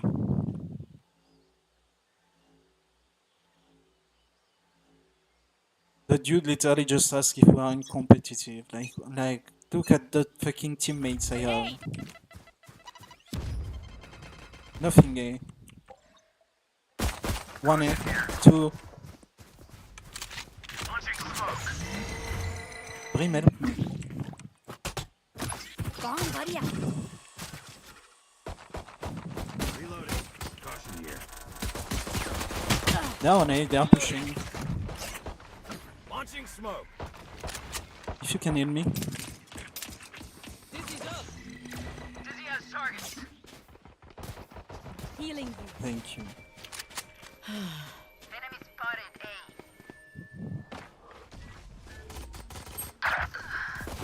A. Going B. One going B, one behind the rumble here. 52 Killjoy.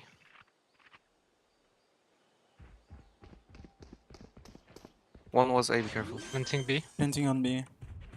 Smoke's down. Close. Reloading. Good job. Nice up play. Got ghost upper. Not the boom you hoped for.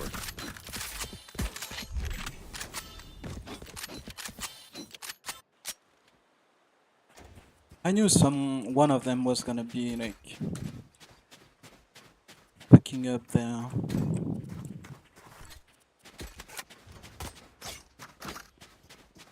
Gun here.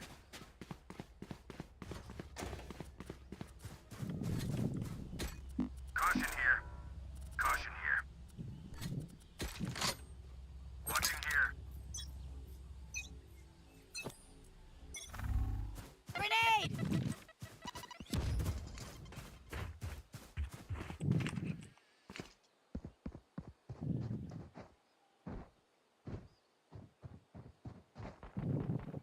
Enemy spotted.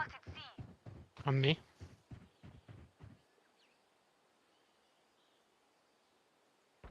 They didn't break wall. Start breaking it. Somebody's there. Still not on site. They're out, they're out. Enemy spotted C.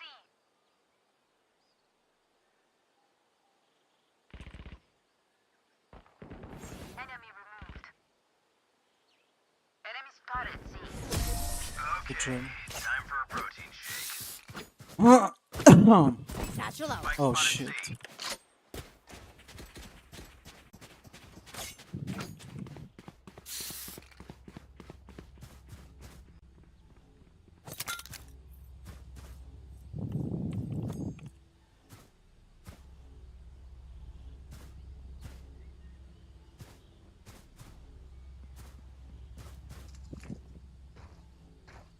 Yeah, we have a good bonus.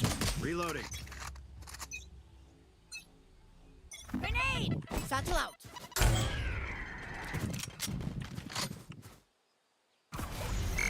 A. Caution here.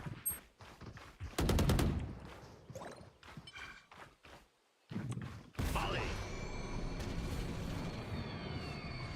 Launching. 140 on Gecko, 3. Stim beacon here.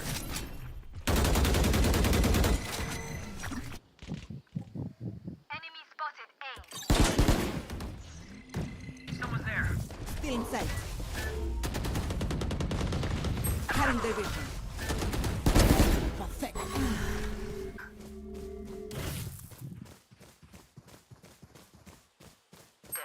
We have Spike.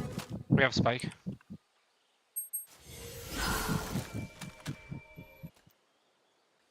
Be careful spawn. Reyna got spawn.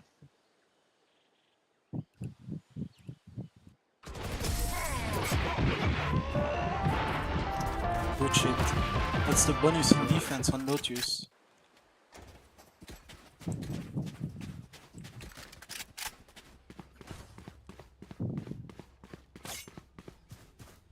Satchel out.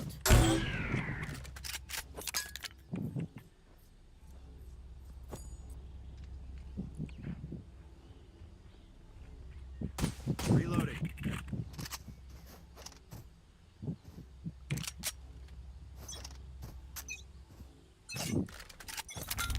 Grenade!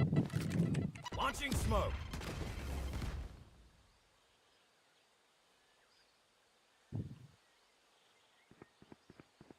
Right here. B, B, B.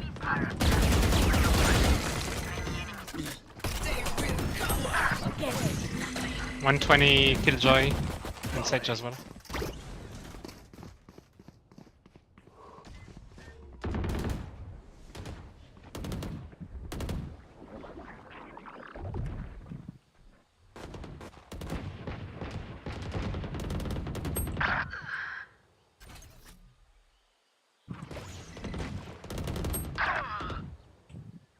Enemy spotted B.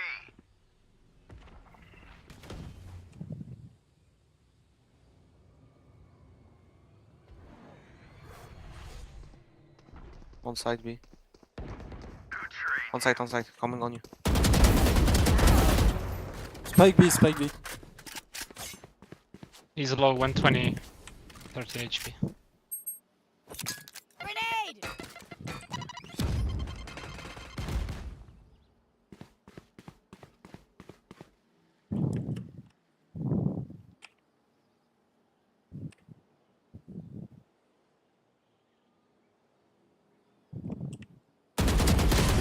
What the fuck? Oh my fucking god.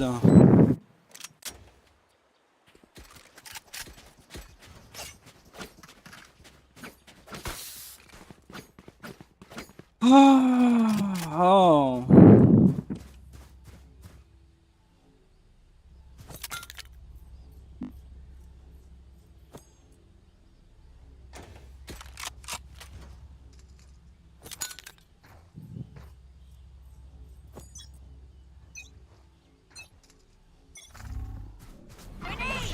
Hey. Help.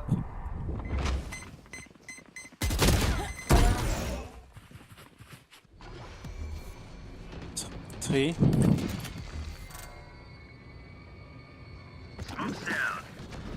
You should run. The hunt begins. Knock down 3.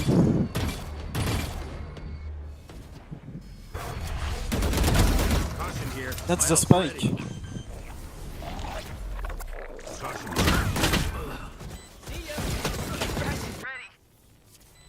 Oh yeah! Monster on the loose! Killjoy back B main. A main, sorry. On your right right now, Killjoy. She's rebel. Gecko is side.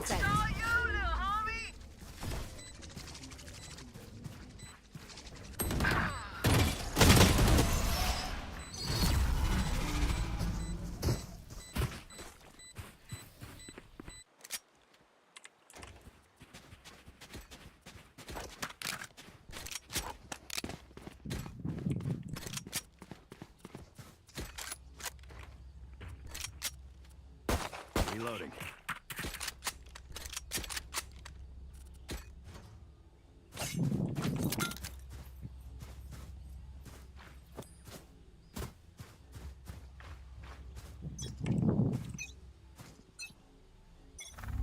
Grenade! Caution here. 1A. Launching smoke. Smoke's down. Scatter.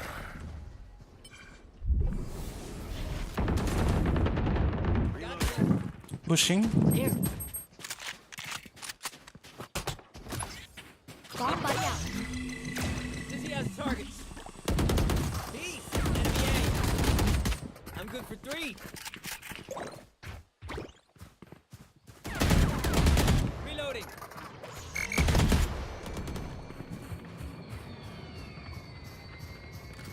It's all blocked by the wall. Satchel out. Dizzy's up top. Satchel out.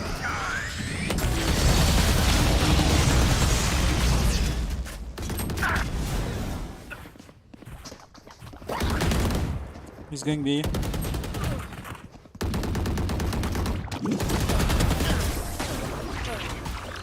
Okay, done.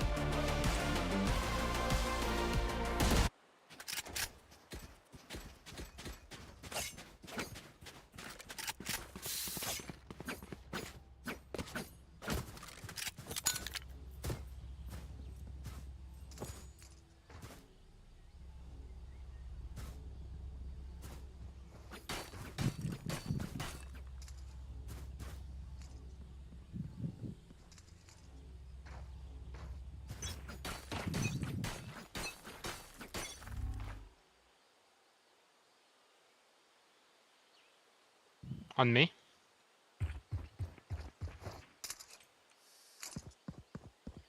Grenade! We didn't entry yet.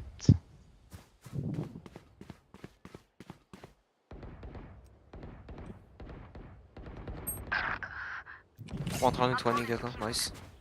Well played.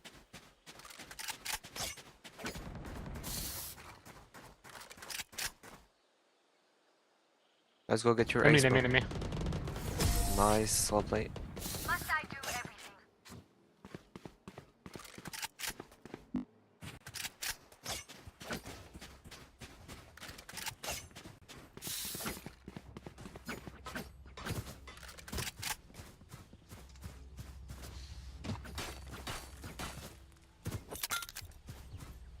Reloading. I go A maybe. I don't think they will come C again. Go see. Grenade!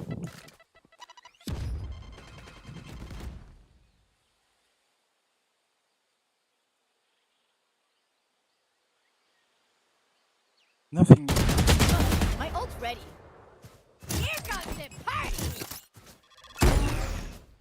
Satchel out. Be careful B. It's C. Out of charges. There. Flash is ready. It's all you, little homie. Okay. Sage is mount. There.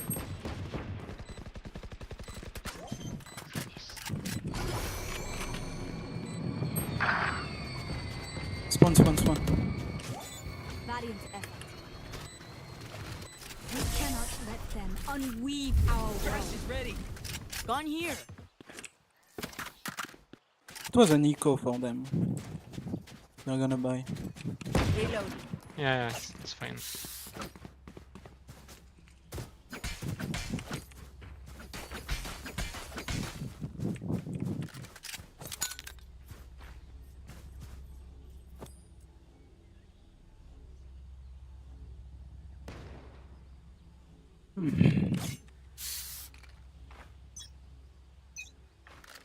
There. Grenade. A.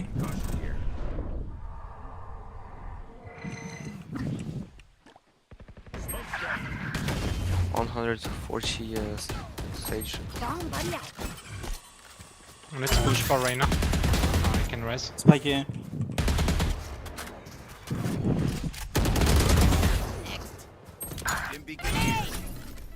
Satchel out. Out of charges. B, be careful. Spike gone. You will not kill my. Wait for me. Killjoy was B, be careful. Grenade.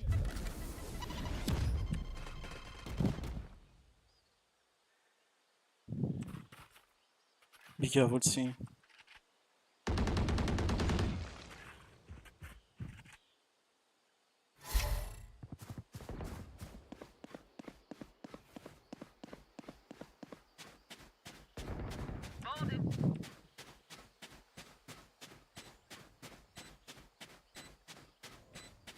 Caution here.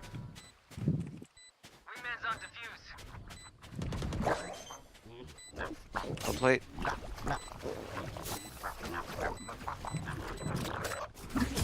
Que padre! My little guy did it! Finally, good fucking arm.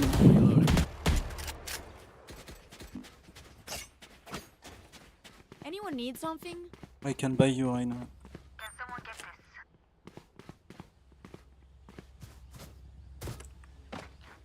Anyone need something? Need equipment.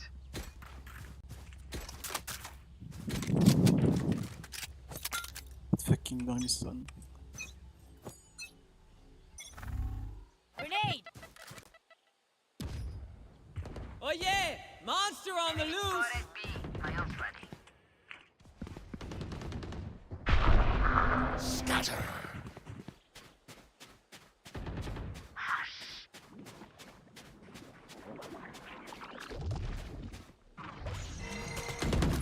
Bomb by out.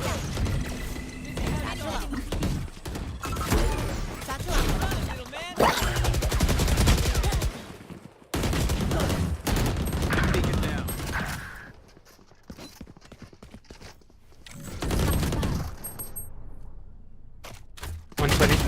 Bro, please, no.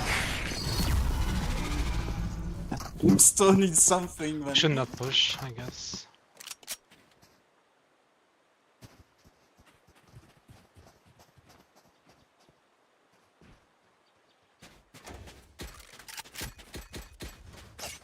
Bro, just the next time, don't peek with your utility in your hand. Take your wand.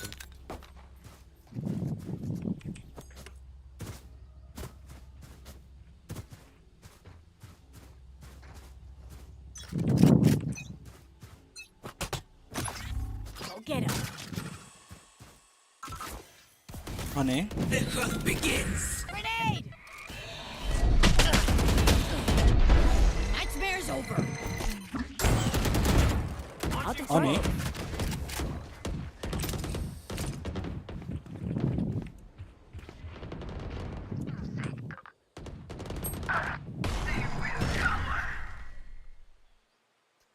Caution here. Someone's there.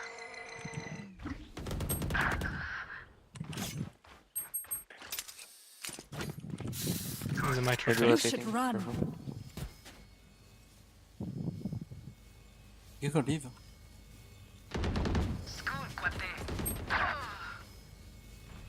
Aye, aye.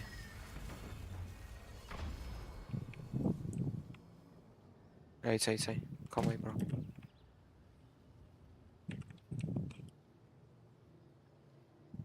Caution here.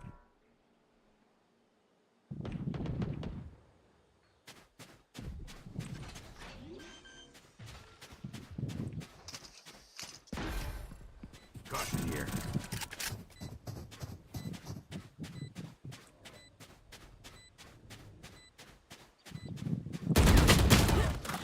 Bro, don't say A if you don't know, please. Bro, they was main. You take fucking 3 hours to rotate. Yeah, it was on B because I knew they were gonna push. Bah alors viens pas frère, fais pas les couilles.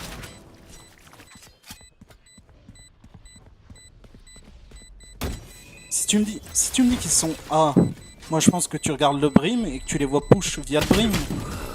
Me dis pas frère, A si tu les vois pas avec le et brim. s'ils sont main, mais je les ai vus. Mais frère, ils étaient main. Tu mets 3 heures à rota. Eux, ils rotent en même temps, frère. C'est pas de ma faute.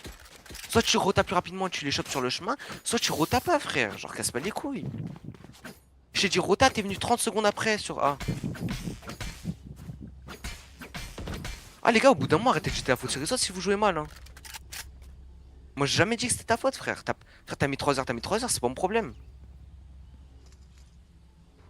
C'est pas la question. La question c'est que je crois que tu me donnes l'info du brim. Parce que le brim parle pas. C'est pour ça.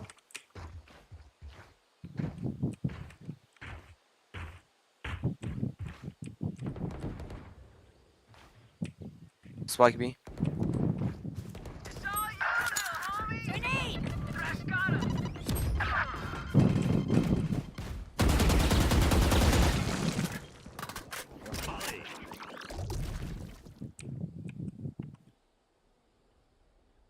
$120 right now. Je vais raison. Okay. Your duty is not over. Casse le mur en C. Si. Merci. Satchel out.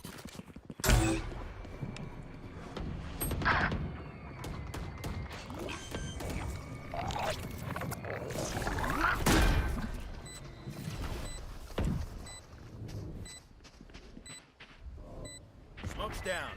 Oh yeah! Monster on the loose!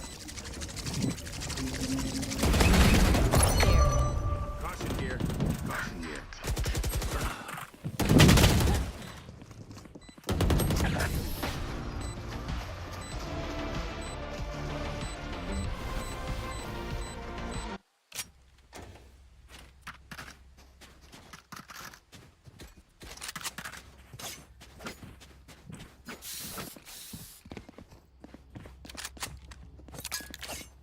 Caution here.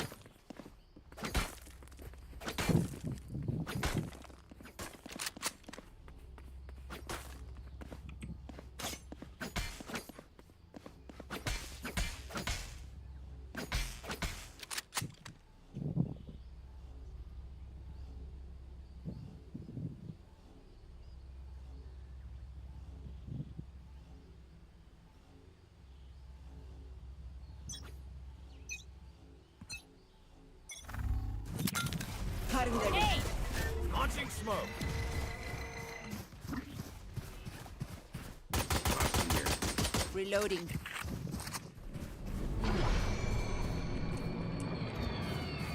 We are a bit slow, maybe we can go B. Smoke's down. Reloading. Smoke down. In the smoke. Falling.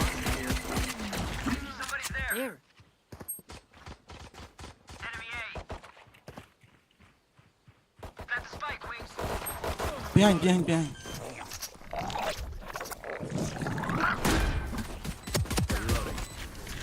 Don't pick behind. Two behind. Heal. Don't pick them, wait. Sage heal if you can. Caution here. City. Do not fight us. No ghost! Oh.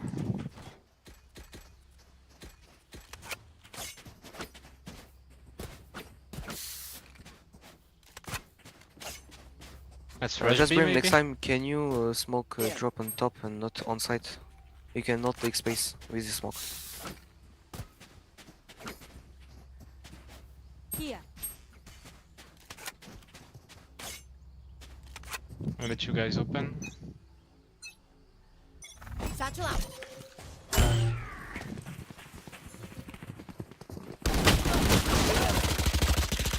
Reloading. Launching smoke. Let's rotate C. Yeah, let's roll. Colorful kill. Cutting the ring.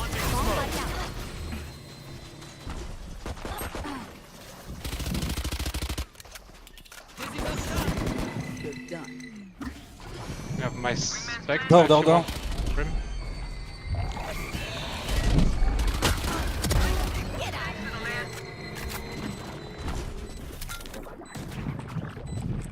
Still inside. Never saw. There's a spec Brim. CT. Reloading. Dizzy's up. Dizzy's down.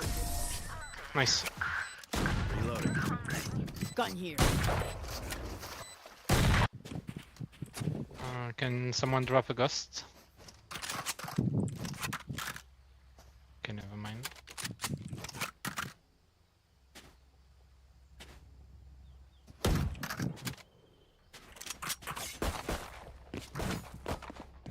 Keep the Vandala.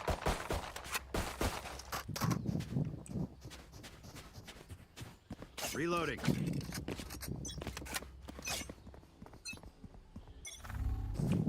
Cutting the ring. Smoke down. Enemy spotted A. Grenade. Reloading. Smoke down. Inside. Reloading. Let's rotate B. Taken down.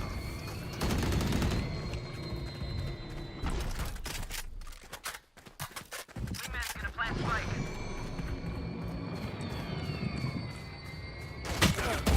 Take some space, go here. Satchel out.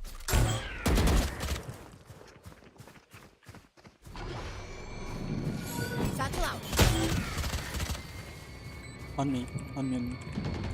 Rest.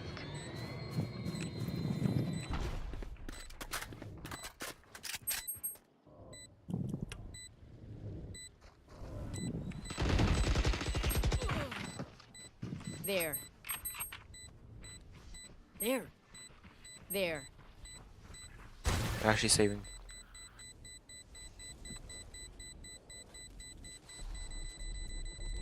That's bogey kill.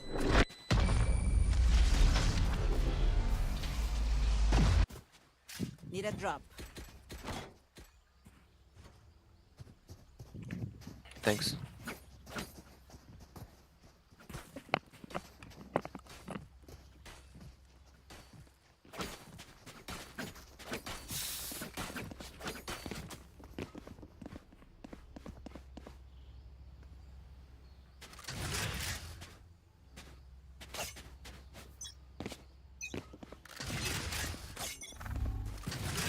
Still inside. Enemy spotted How many? A. Let's go B.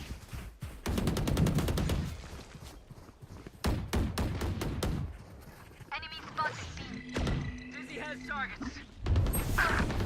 Cállate. Plant the spike, Wings. They will cover. Caution here. Spikes. Caution here. Satchel out. Caution here.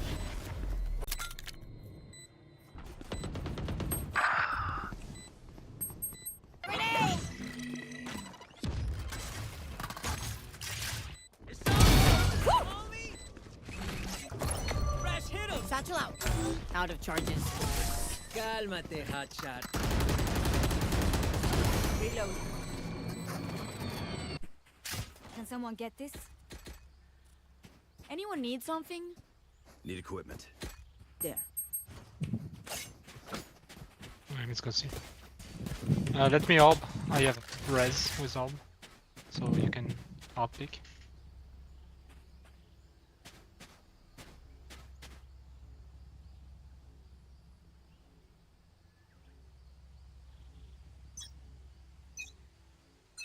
There.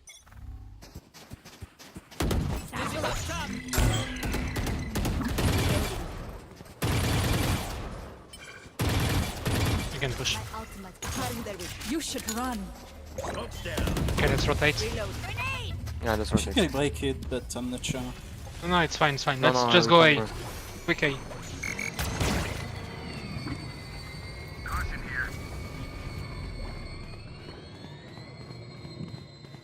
Launching smoke. Satchel out.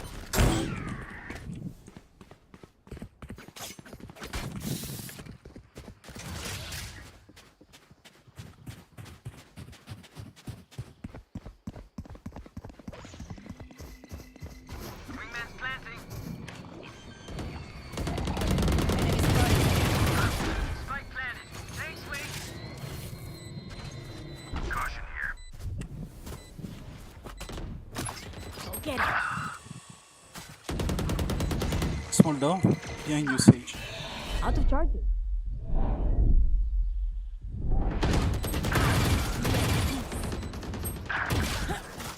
One side, Stairs. 120.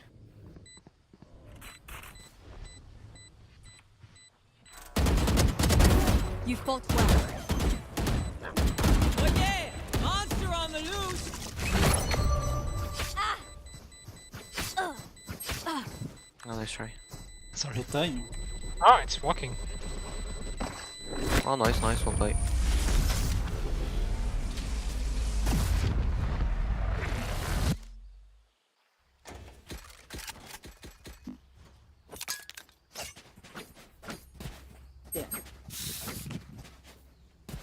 There. Let's just rush B and I just res you. Sage walled. Reloading. Okay. So pick on A. Pick on A, I was.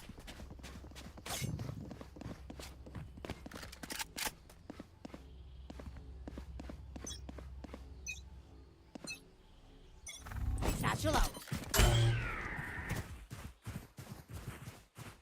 Dizzy's up! Down. Satchel out. Grenade. Reloading. Enemy spotted. A. Nightmare's over. Let's take B maybe. Launching One A. Out of charges. Begins! Stim beacon down.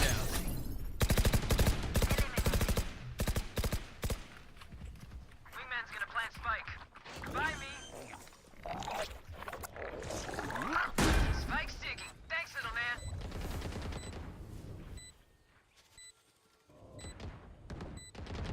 Enemy spotted.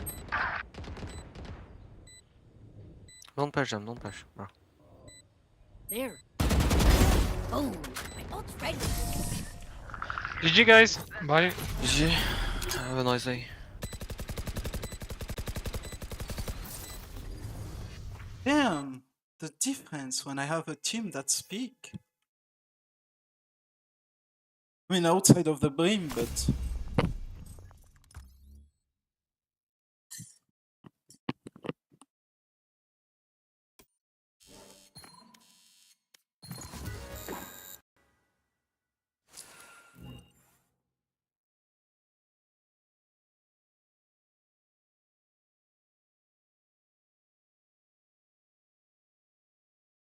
Rise is so fun to play.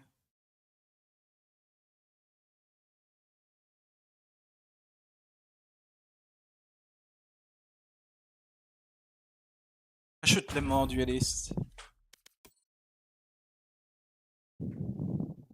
I'll take a quick break after the next game.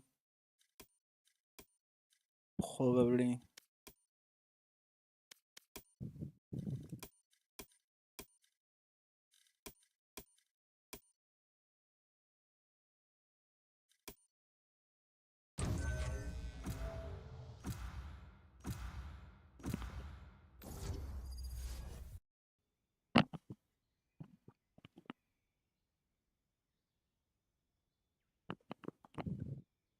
Ascent is a killjoy map. Ooh, I already don't like my team. Viper has never been like strong or super meta on fucking Ascent. Ever. Like, it has always been fucking Omen.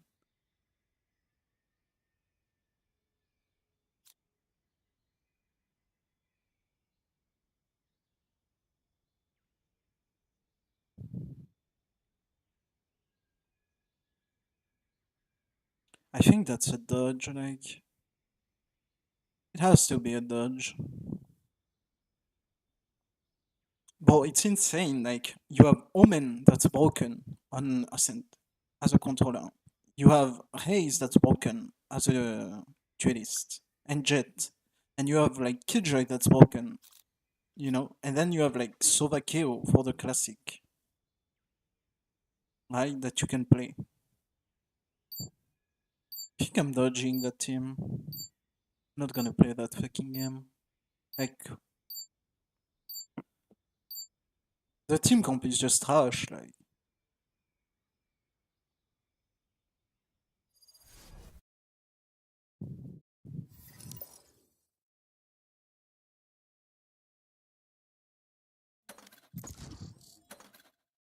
How much do I lose for dodging that?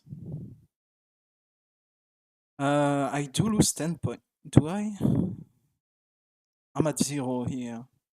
I'm at minus 19. No, I'm at minus 19 here. Minus 38. Plus 24. That's like minus 14. So that's 86. No, I lose 3 points for dodging that. Wait, it used to be like you dodge once, it's 3 points. You dodge twice, it's 10. Did they change that?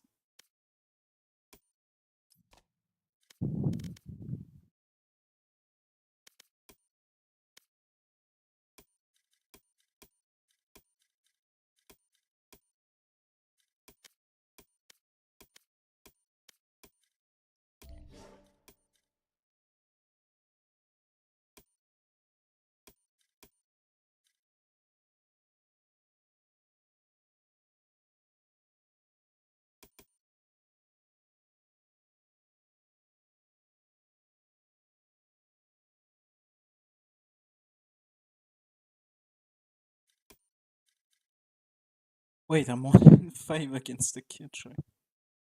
How? I'm literally stomping everybody else.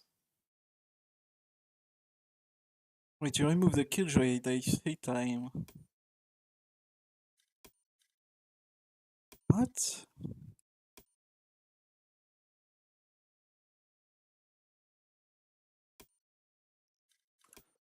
It's so weird.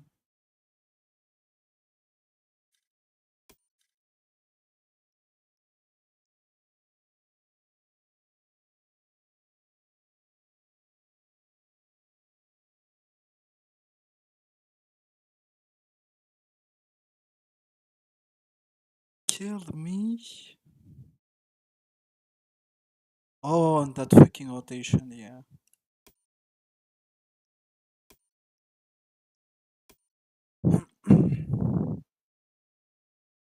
Yeah, he pushed me on C when I was disabled. He's the one who killed me.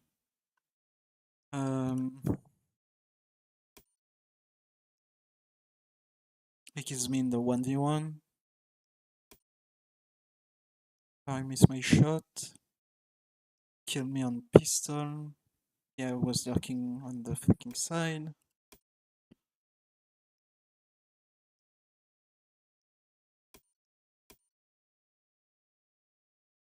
Oh, and he killed me when he was stabbed, I guess. Yep.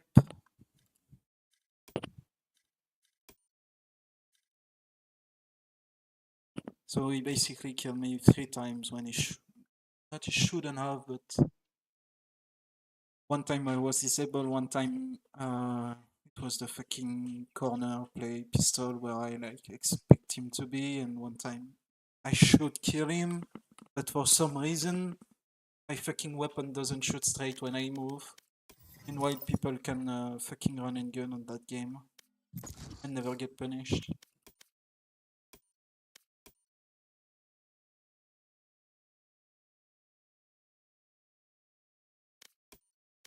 Fuck. Now I kinda wanna grind.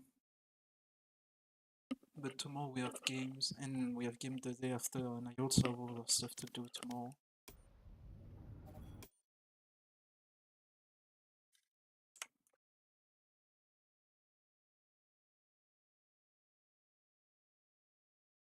Oh, and we should have the draw on Monday too.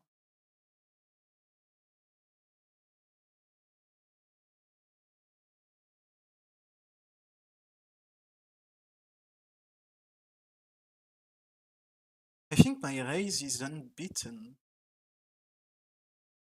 I think I'm 3-0. Yeah, I'm 3-0 with raise. Like, it's crazy. You have agents where, like, when you play them, you always have good team. And then you have, like, fucking Cypher when you have the most dog shit fucking team ever. And I don't know if it's because, like, the way I play, right?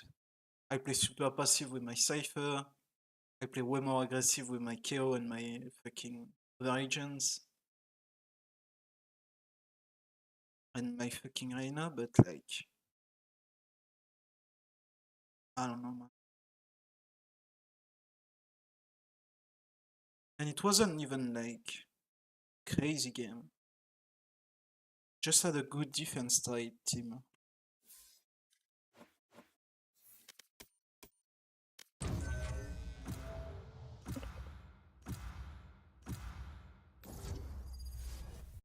Breeze, so I should play KO.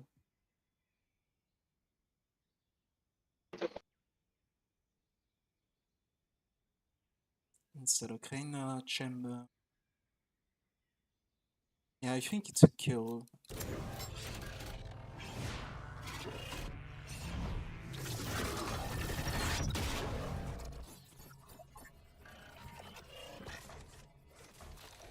Oh, an Arbor game.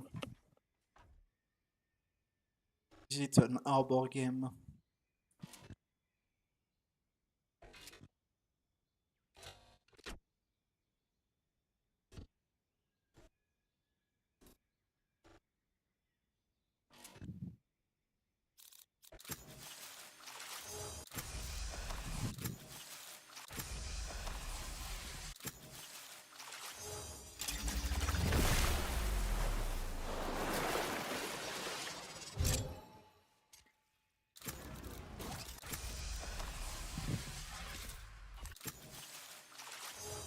Yeah, let's pick Arbor.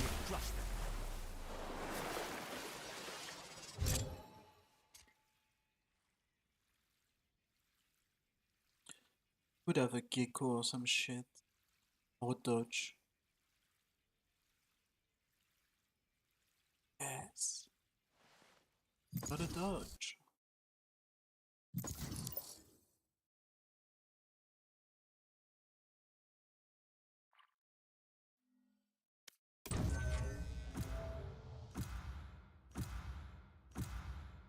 He's not Ibis Fox. Kimberly.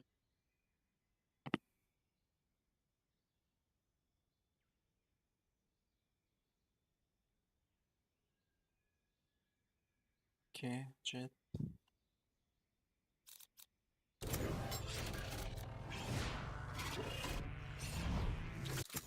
Kill Arbor.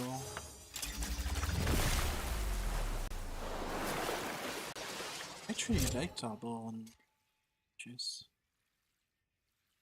It's weird because his wall is like way smaller than Viper.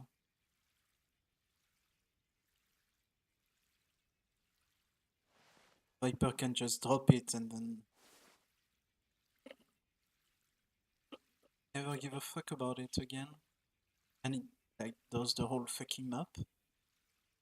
But then with him you have to like drop it every fucking time. And like you can't. Oh my god, not an ISO, please. Please, not an ISO. To use the Sage.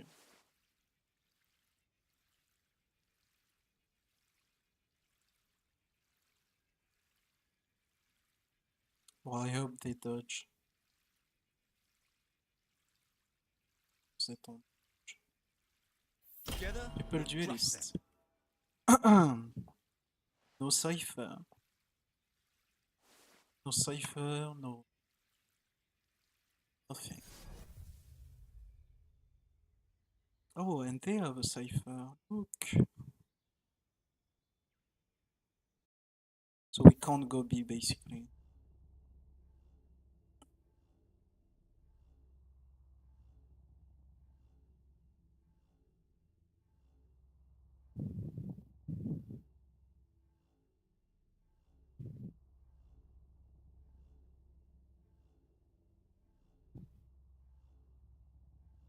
We don't have a kill, we don't have a fucking Sova, we don't have a fucking Cypher. We have nothing. We have dog shit team comps.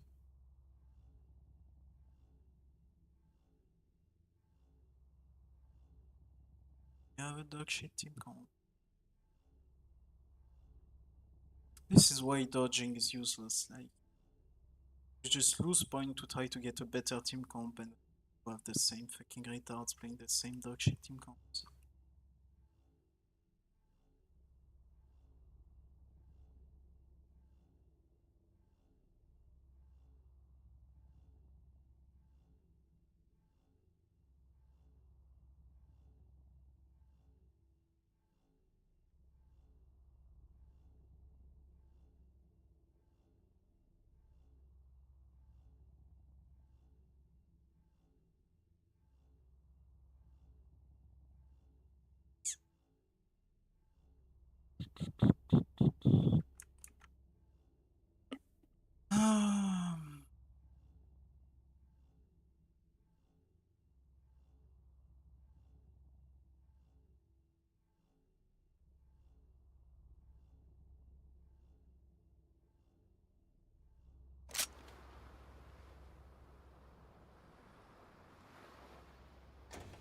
Hello. Can someone spot me? You. Hello. Okay.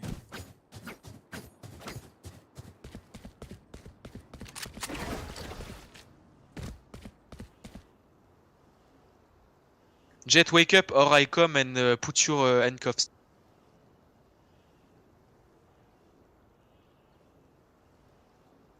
Jet, wake up.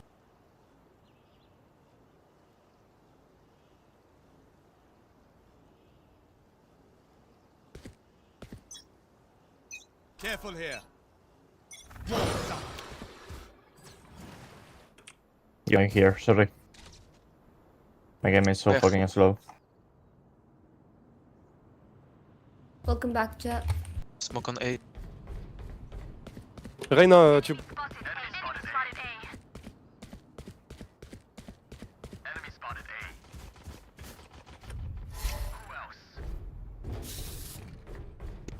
Arbor, I need you. Need healing.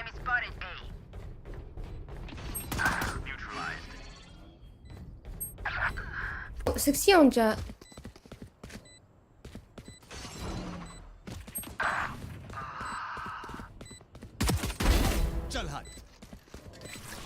Let's go. Can do it. Mid.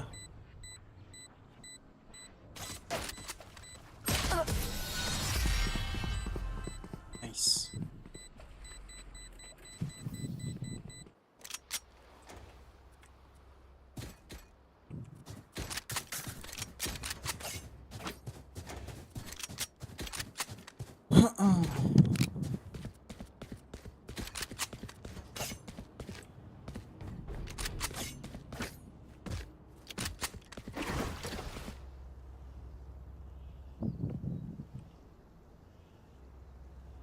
Can someone play B with me? I'm on my way. Water rising. Mid. Cypher is mid. Cypher is mid. It's B now. No, nothing beef. Cypher is mid with Wacom. Can you break it? Right there. On my ping, on my ping. Shoot. Oh, nest. Pick 1, 2, 3. Behind you, Harbor. On top. Right. Harbor. À mon avis, là, Reyna gain tube, I think. Oh, they are already on site. Oh, la blague.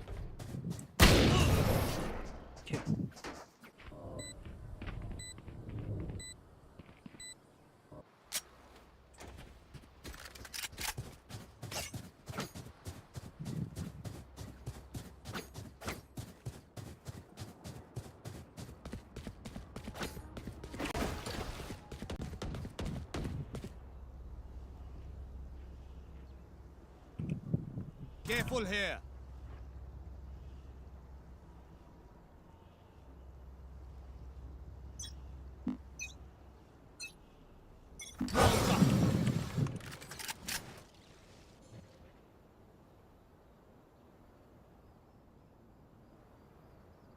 Careful rolls. Out on B, bro.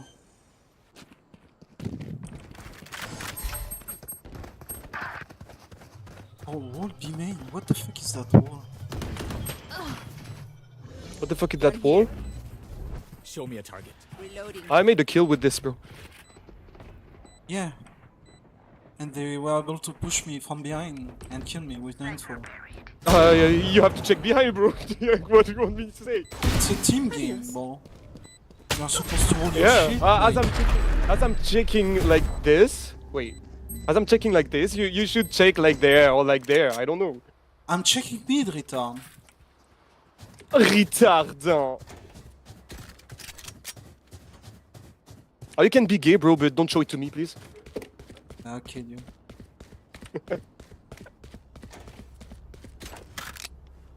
GG. GG, well played.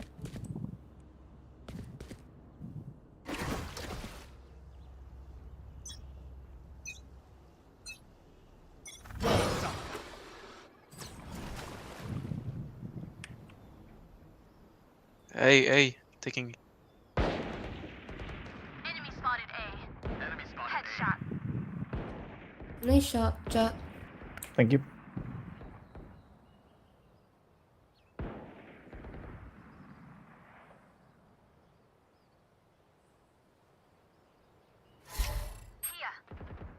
Double door one. Careful here. I've got your trail. 120 on Omen. Water rising. One top, Jet. And she.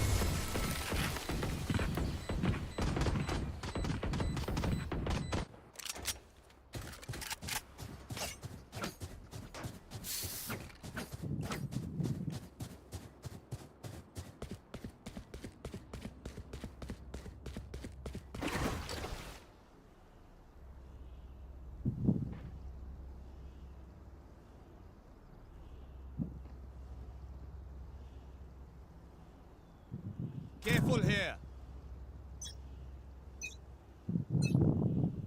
Water rising.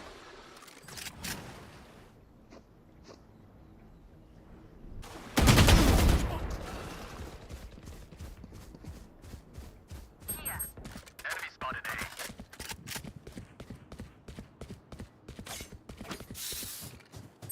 Pushing all. I need someone to play on 2. I'm low. Ultimate ready. Dead old. Nice.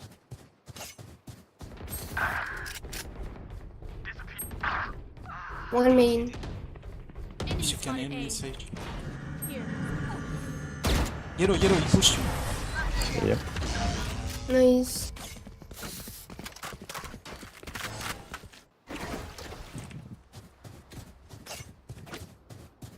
I need a gun. Can I have Vandal like I can ult instead? instantly.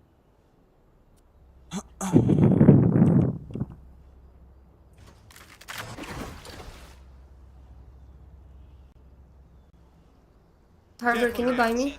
Right there. Speak up if you need a distraction.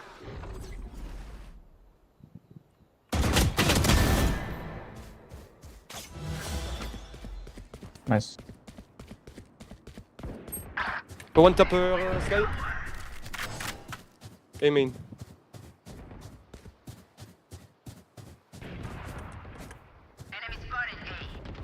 Take your tube.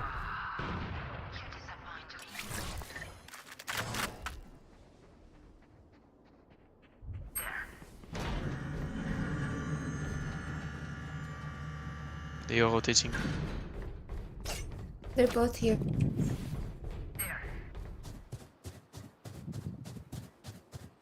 Jet reste sur A en vrai, je pense. Min. Water rising.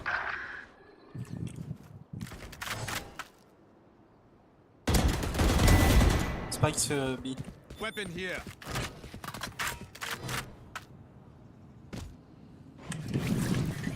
Flooding them. Ming. Ah, my fucking gun.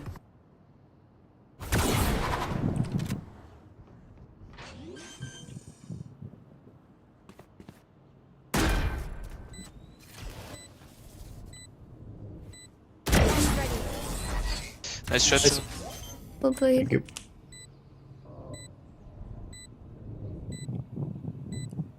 Oh, was that important?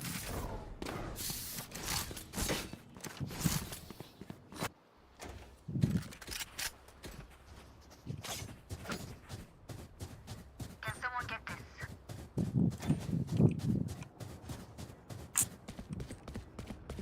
Careful here. Thank you. No problem.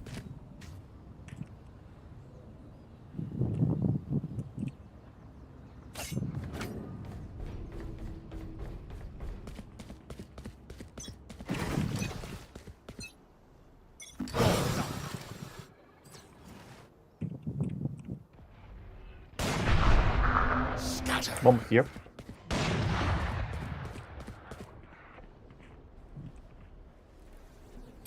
Omen spawn.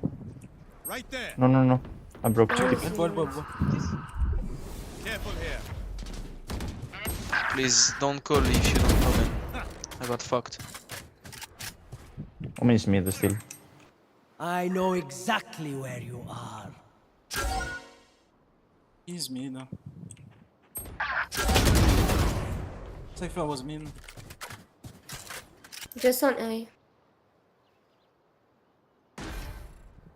Okay, with me please.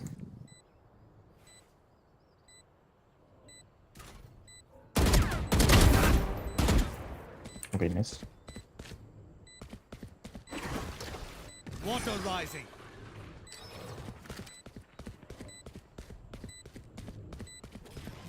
Right there. Shield going up. Fuck.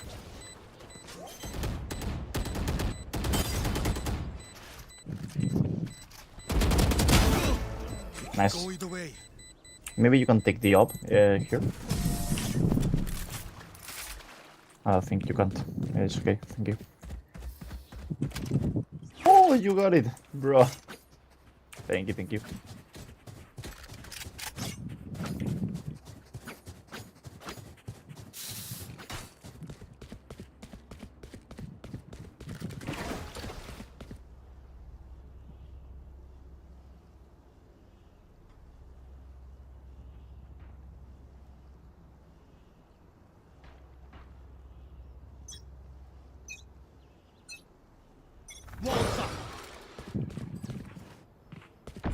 Smoke on A.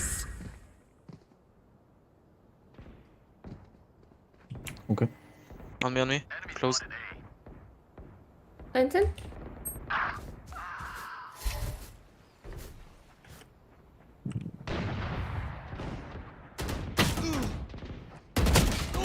One elbow.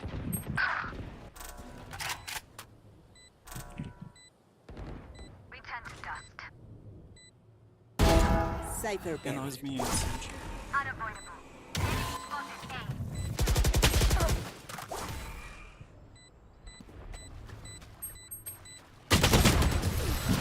Nice try, nice try.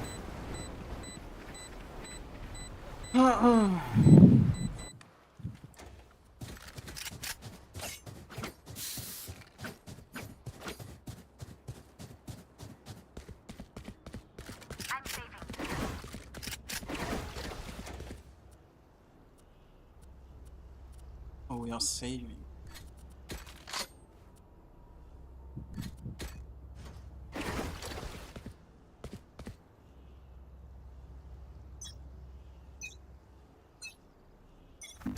Rising. Watch this.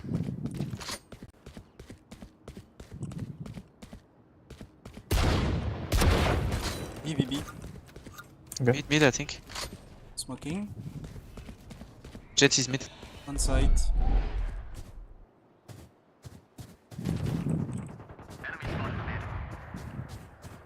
Cutting their vision. Nice. Harbor, come on.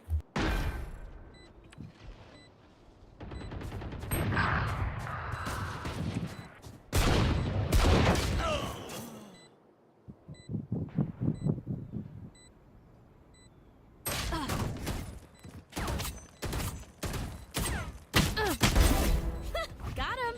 Someone's backside. No charges left. Fuck.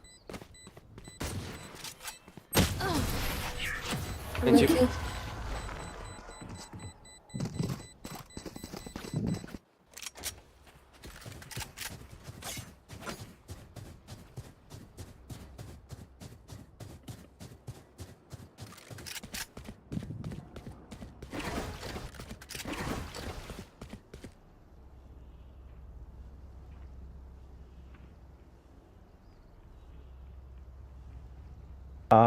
I will try to pick here, maybe.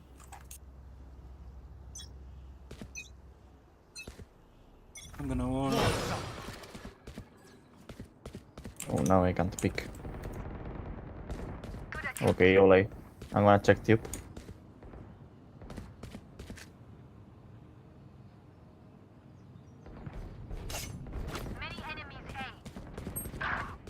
The hunt begins. Are they going in? Yeah, I think so.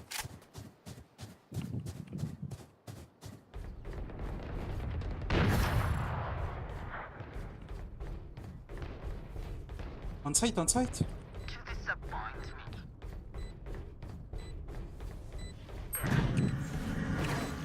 Water rising. Nice close. Fuse, fuse. Blocking fire. Nice. Reload. They have no right to do this.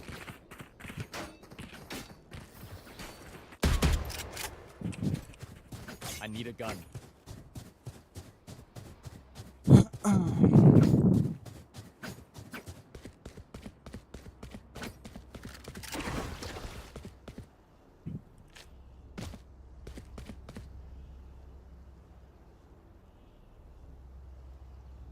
I'm gonna do again my bad wall. Nice. Or you could just wall B main. Get out of my way. Flooding them.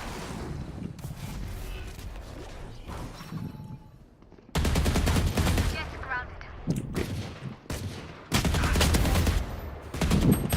Oh, Messi. Reina, behind you, behind you. Too late. On top of the box, sorry. Enemy spotted. B.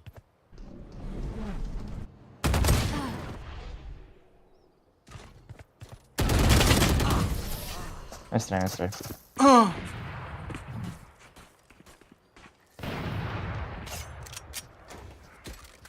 If only I had a wall B main.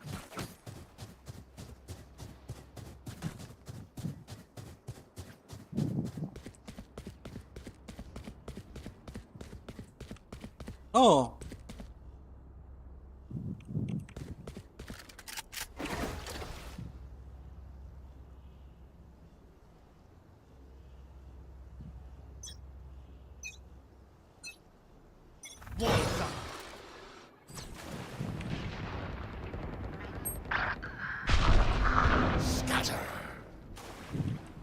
Rion, I mean.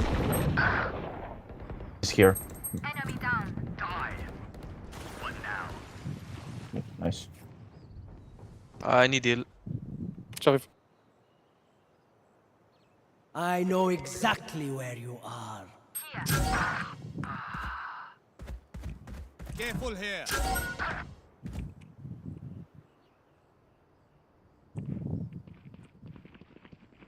On your left. Not yet.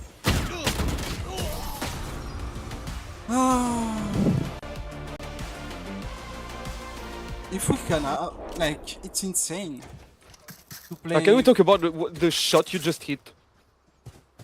Who? What? You, bro. Like, it doesn't make even sense the way you shoot. Yeah. It's just a reaction. Can you explain to me how I it don't know, I worked? just got lucky. Cypher was probably gonna play on B.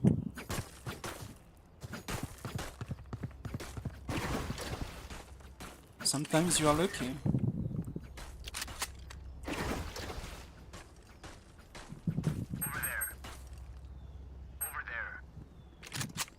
Here. I said you should maybe take this back.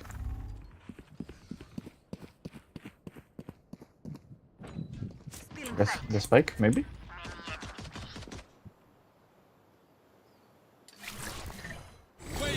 Oh, okay. Maybe go away. Give me. I'm gonna take it. I'm gonna take it. Go. Got ya. Hang it up, buddy. Thank you. Reload. Water rising.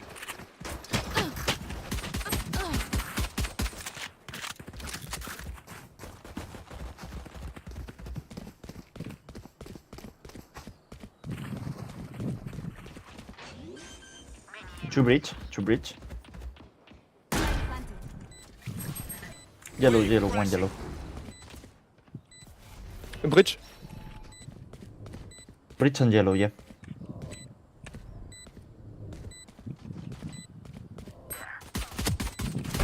Grenade. Got three.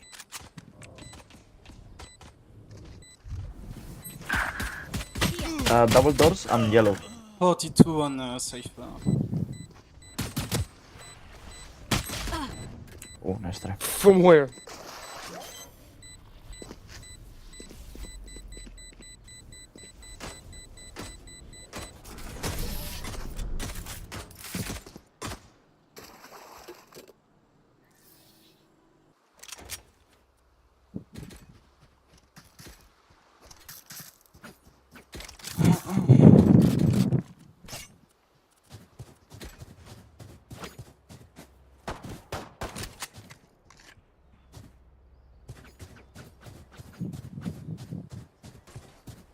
Go in, ult. Right there.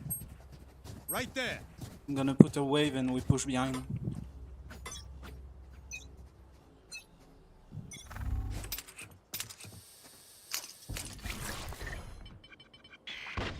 Flooding them. Enemy spotted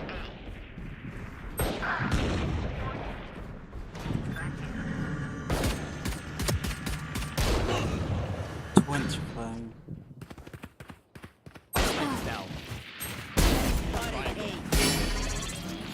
Got the spike. Spike's down.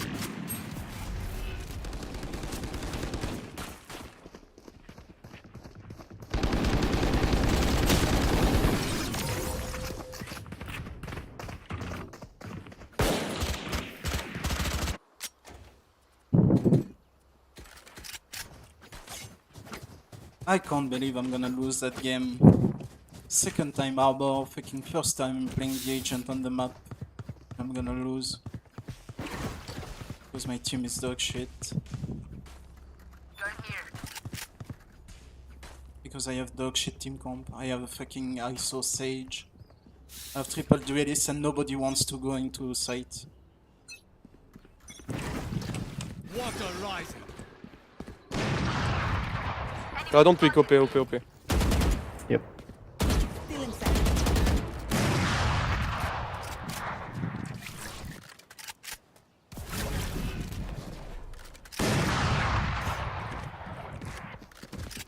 A. Nest.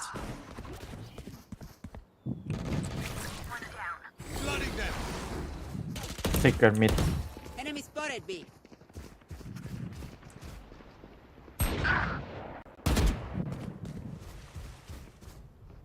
Omen bridge, outlaw. Oh, 40 on Jet. Spike planted. Mid. Yeah, we can use it. Holy fuck. No. Oh my god. Holy Full my butt. Didn't see nothing. Oh, full my butt, bro. I whipped Look my at the entire life. people I have in my teams, man.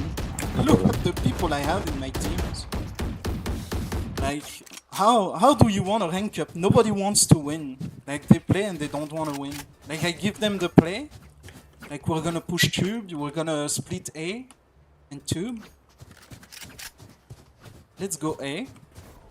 You push main, we push tube, and we go together.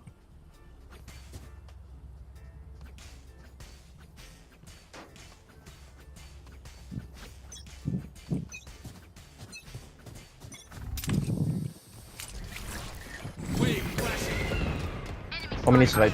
2. Ah no, on top of the box. Okay.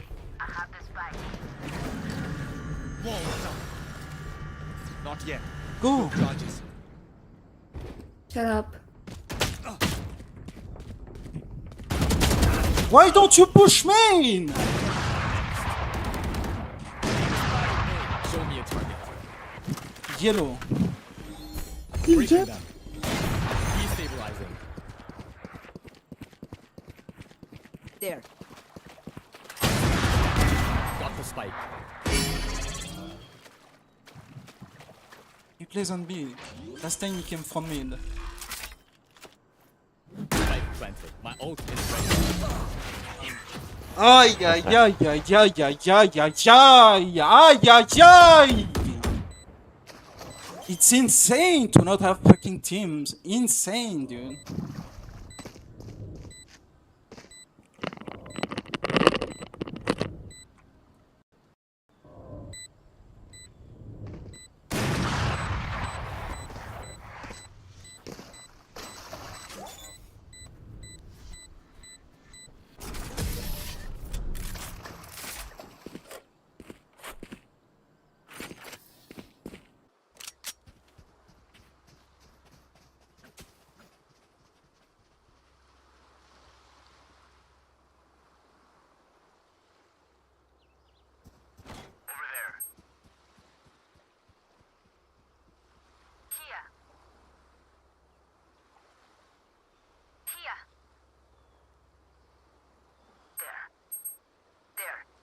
I think B is not good.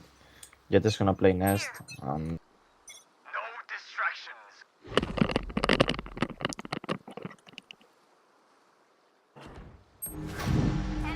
Oh, one down. Right there.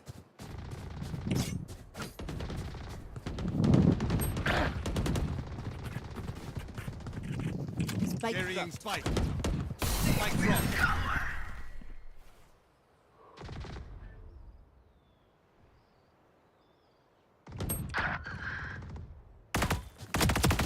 There's one mid.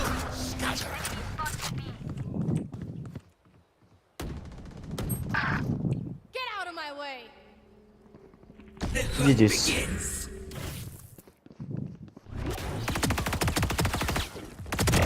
Kill confirmed. Let's try GG's.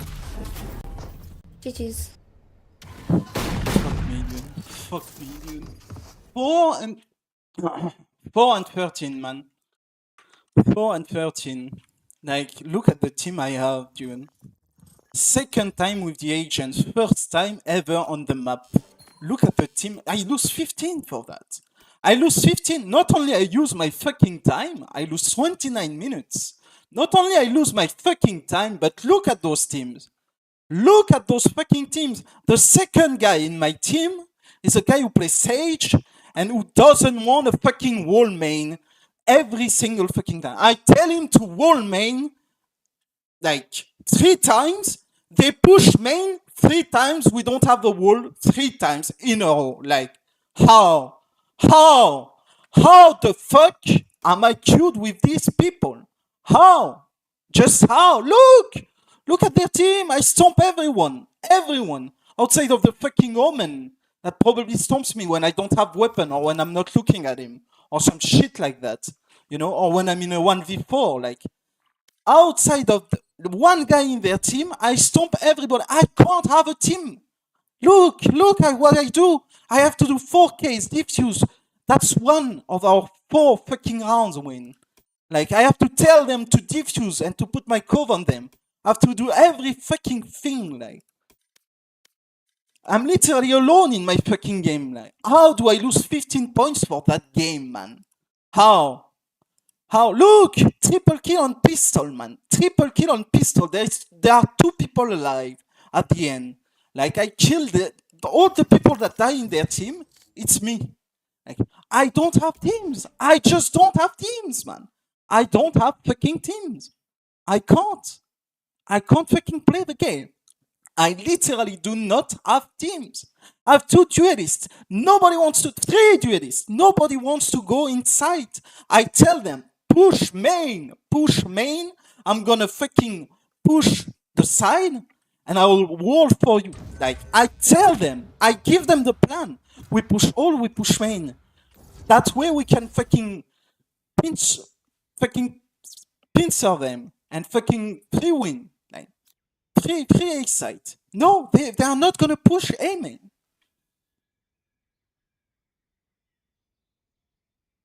It's so tilting. It's so fucking tilting. It's so fucking tilting.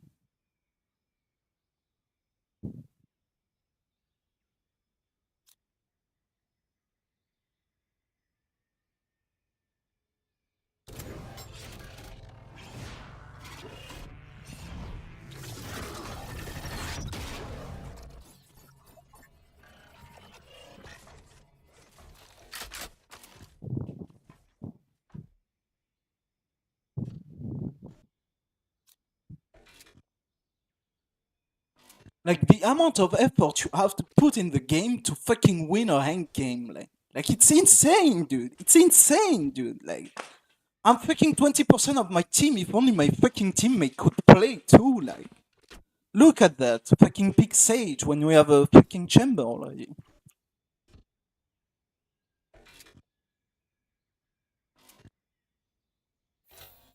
Let's do this.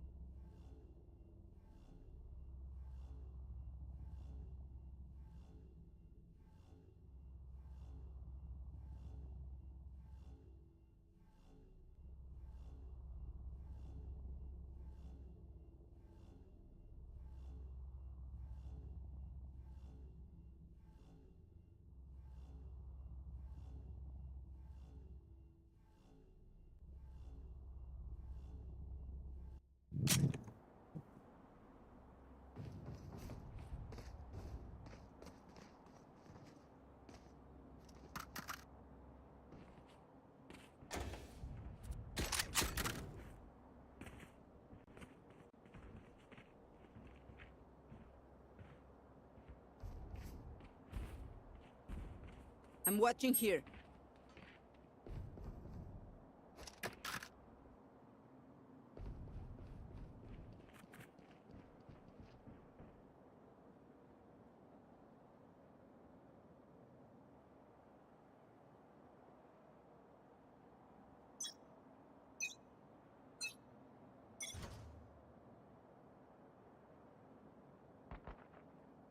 Enemy B.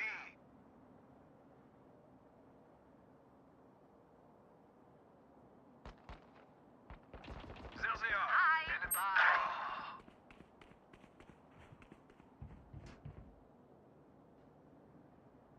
Multiple enemies.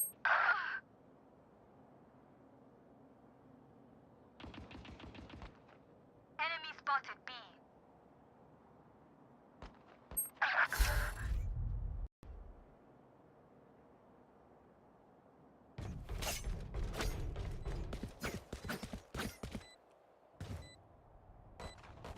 Opponent killed. Suppressing. One suppressed. Enemy spotted. Bad guy down.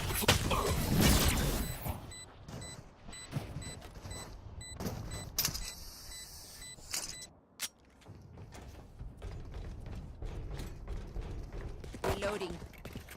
I'm saving. I'm saving.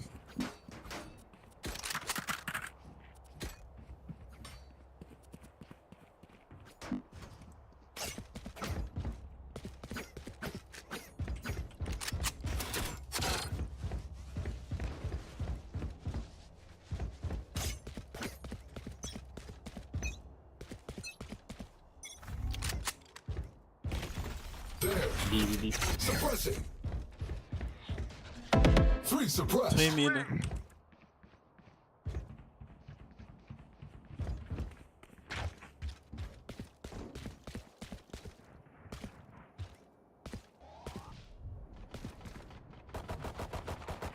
spotted B.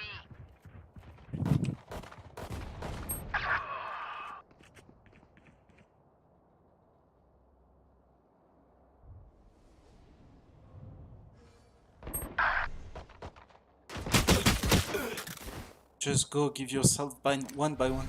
One is mid. Yeah, don't heal, dude. Don't heal. You have 10 HP, don't heal.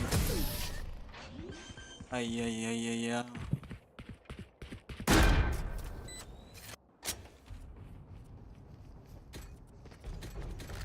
Going for another treat. Nobody speaking.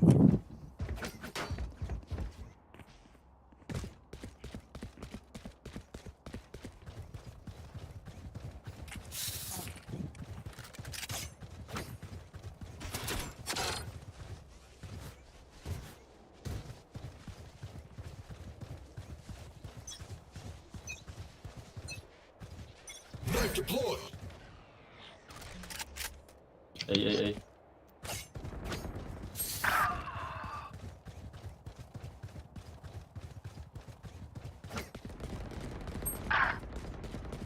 What the fuck is that pose that the Sage is playing? Flash.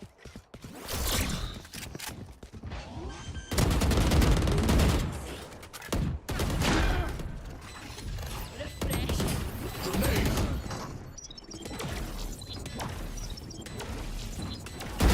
You want a piece of this? Suppressing. One suppressed.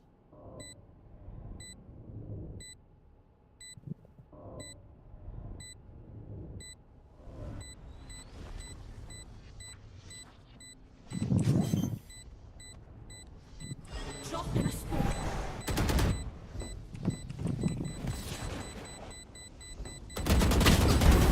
Cooling down. Taking one for the team.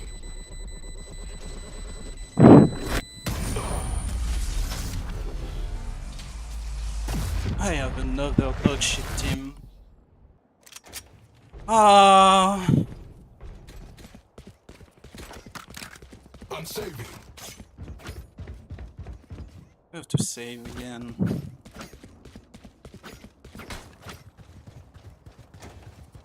I'm saving. Sage, play with me, please. I'm saving.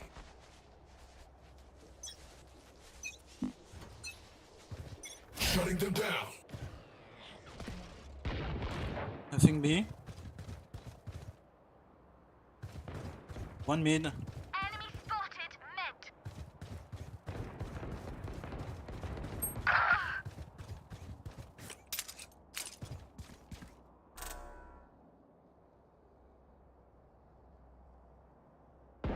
One dead.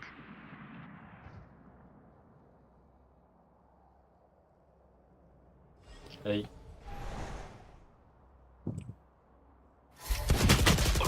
One on B.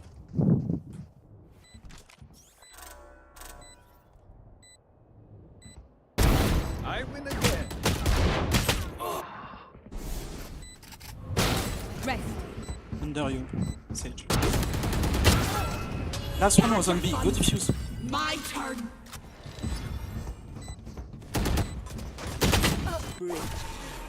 My ult. Nice. So the Reyna doesn't play.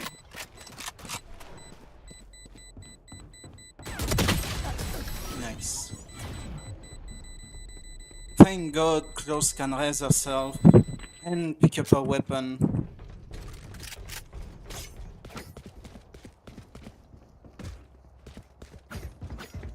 Thank God that agent is released. It really was the agent we needed.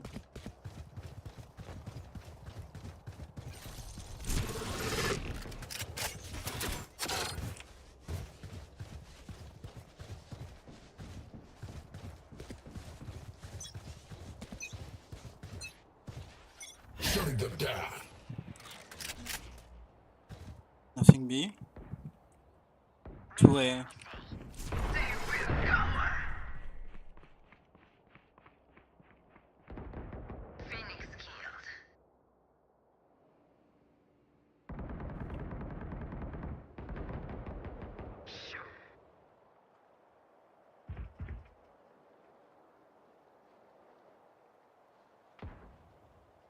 Many enemies A.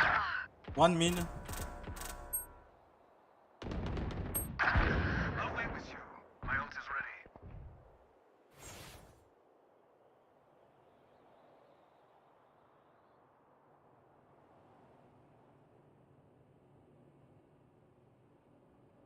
I'm behind.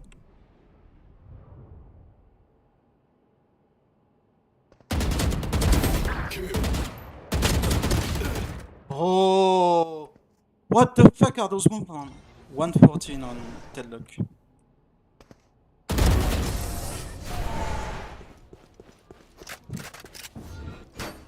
Fucking Crate blocking me like. Reloading. If only we could have people speaking in that fucking game. Why is every single time I have a Icebox game, I have one guy speaking? Like, literally one guy speaking. It's like you have a word count. Like, you have one word every fucking 3 rounds. Every single time. Why do I have a Sage and a fucking Chamber and nobody's holding me with their utility? Jet mid. Flashbang.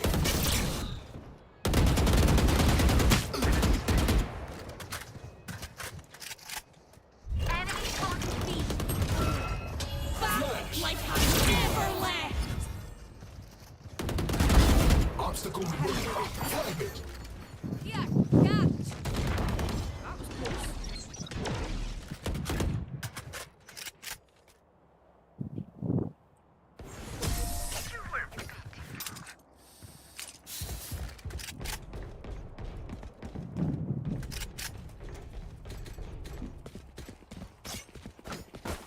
Why is every time I play Icebox, I have a team that doesn't speak and I have a dog shit comp? Why? Why every single fucking time, man? It's like a fucking curse map play.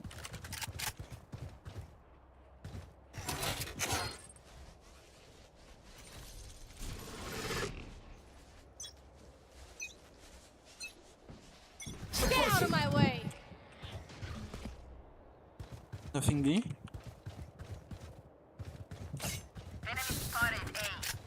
Be careful, main.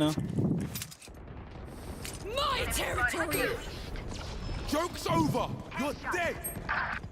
3 here? 3 Reina?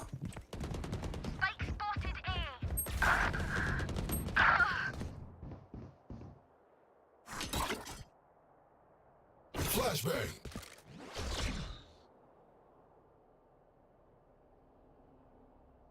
Drop in a smoke.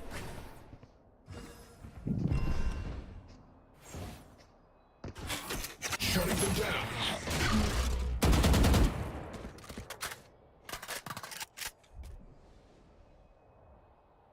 Cooling down.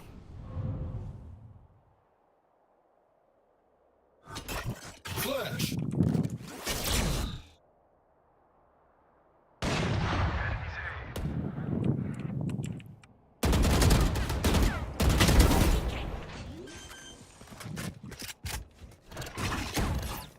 Flag it.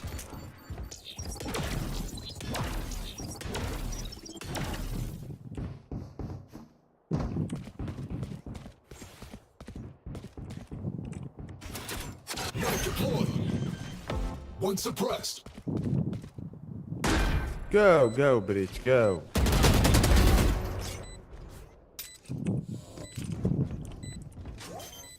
No peeking.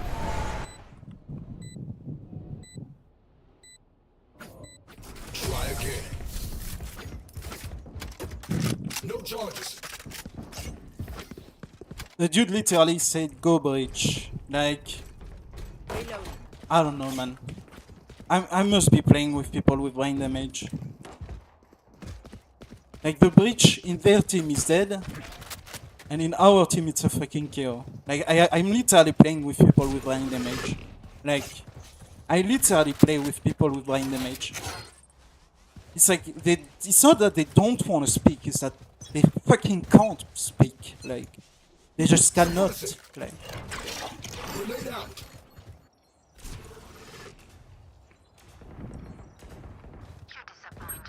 Rich man.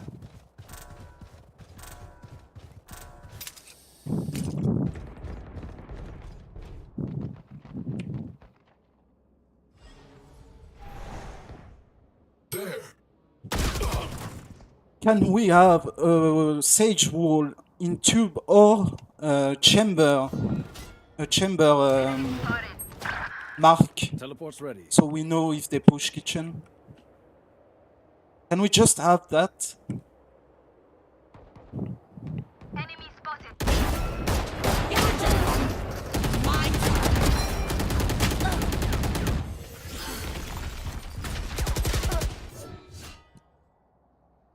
Fucking trolling. Fucking trolling. Fucking trolling. Nice. Why? Why, boy? Why? Shut up, shut up, shut up.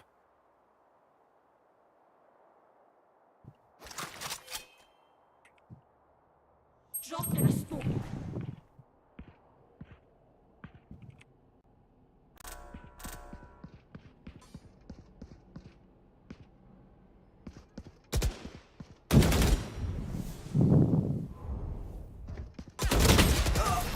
Holy fucking shit, man.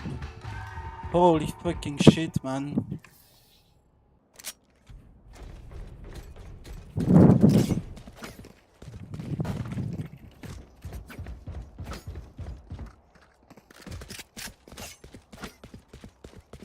Chamber, can you put your mark in kitchen? They are so dead.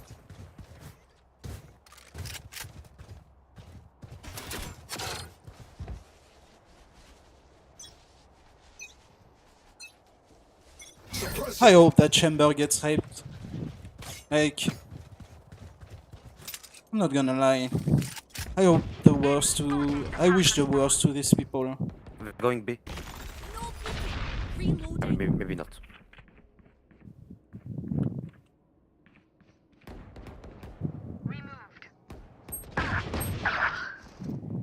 Low bridge. Front tap. Bro, they have a lurking bridge. They literally have a lurking breach.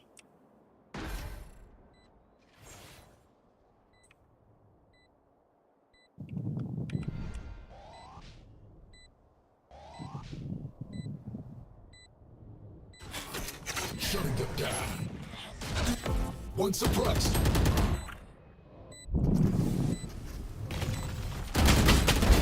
Hostile KIA.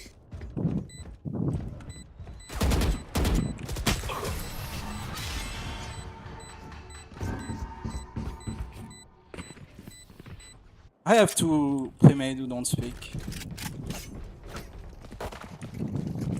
Like, I wonder if my fucking chamber has sound.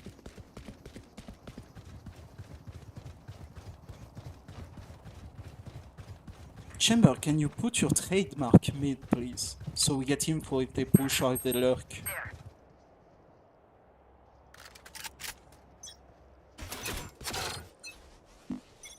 Chamber, I hope you get raped. Two suppressed. Cooling down. Flashbang.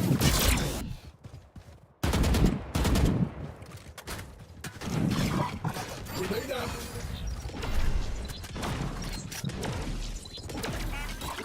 Flash.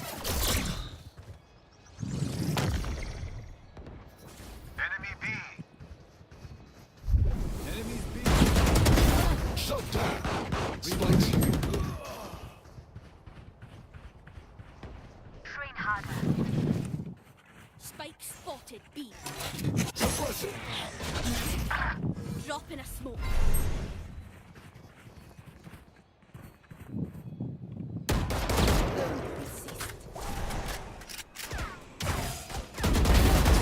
Survivors rest.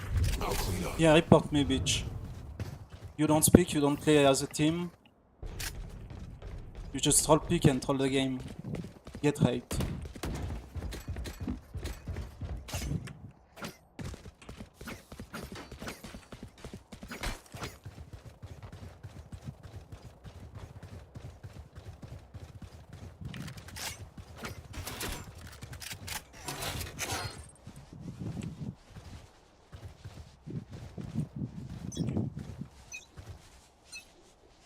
Suppressing. Nothing me.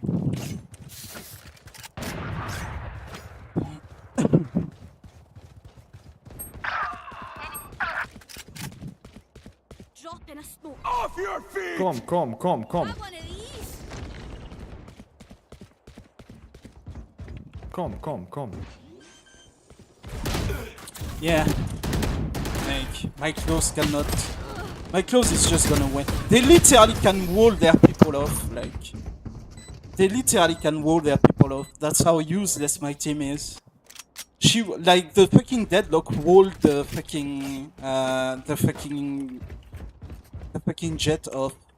I knew he was there, like, cause if he's not gonna push, like, if they're gonna, like, push A, commit A, it's obvious that the guy is not gonna, like, push mid and push kitchen, right?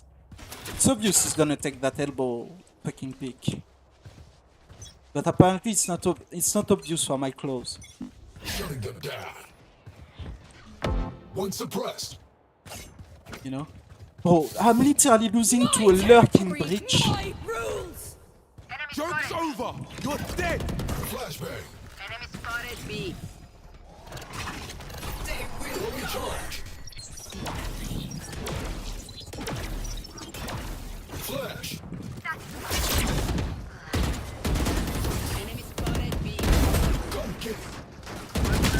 Ah, my fucking gun! Was that their best?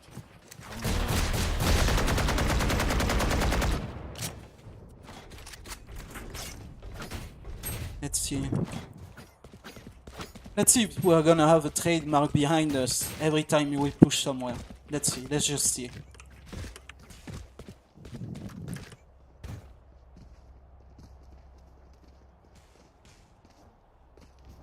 What do you buy as a chamber? See, look. I mean, he's a good player for the game, right? Look at the skins. I bet he has skins on every single fucking gun. He even has a broken sword and shit. Like, look. What a nice pigeon. Imagine paying $100 for fucking dog shit fucking pixel in a video game. Shutting them down. One suppressed. You're not. Close, was he? Flashbang.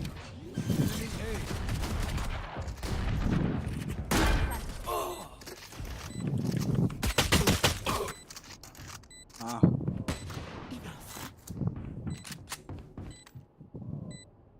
Said if you can heal close. For you. Gain.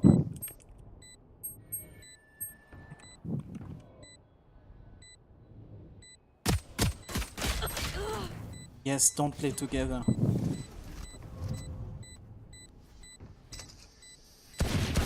Nice. That's a lost round. Yep. Playtime, playtime.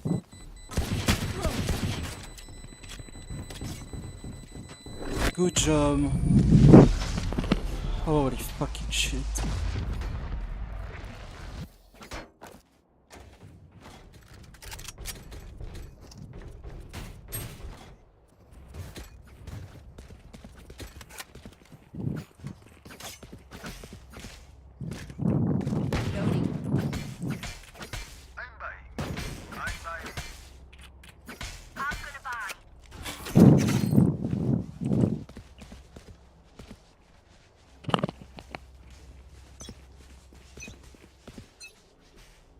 Deployed. Spike dropped. Dropping smoke. I have the spike. Bridge screen.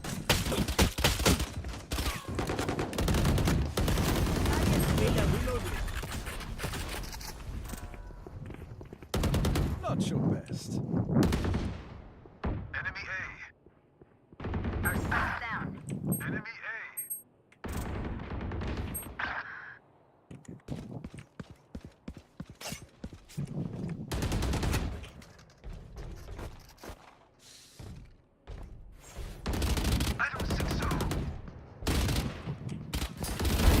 Radiant kill.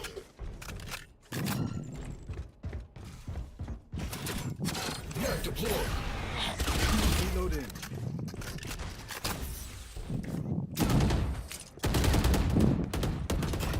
Flash. Vandal vert.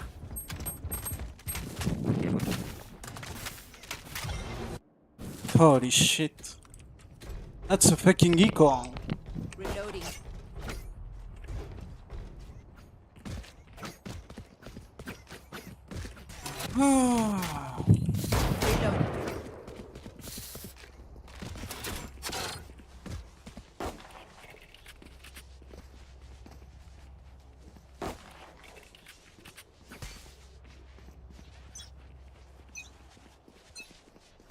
Shutting them down. One suppressed. Dropping smokes.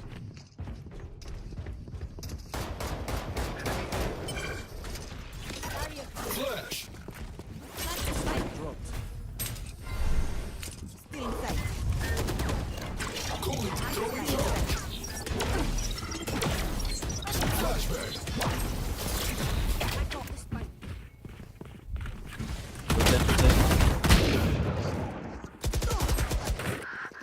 Nice. Nice, good rotate. Good rotate.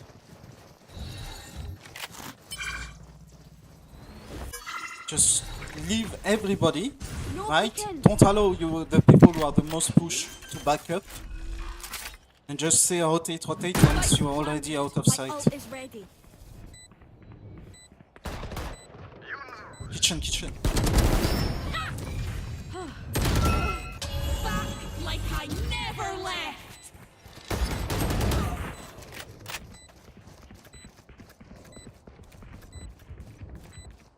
Trolled. GG. GG.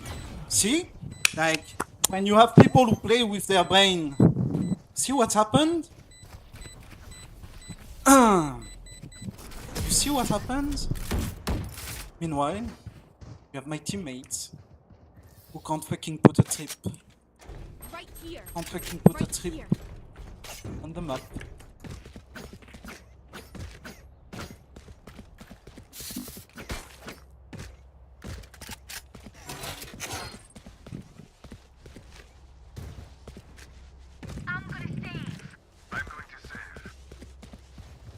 We need to full buy this round. Ah, fuck it, I full buy. Last round was our bonus. We should have been saving last round.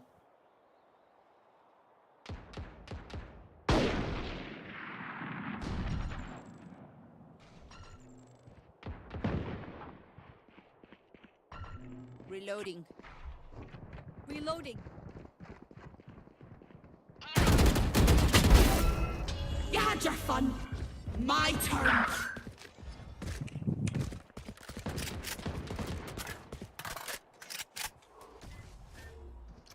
Dropping smokes.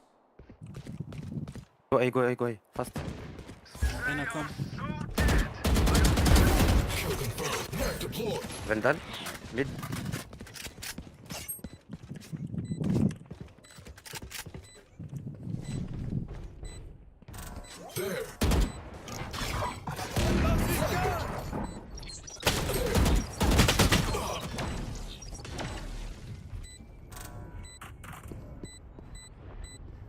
Reloading.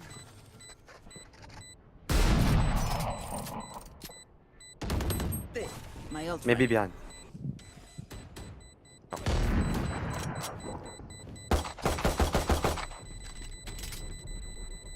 Leave, leave, leave.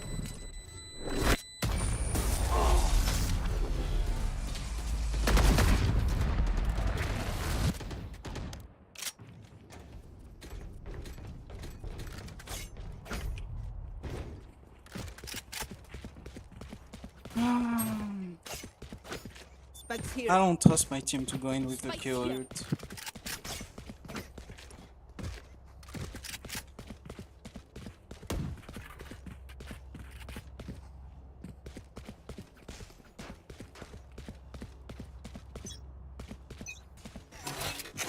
Here.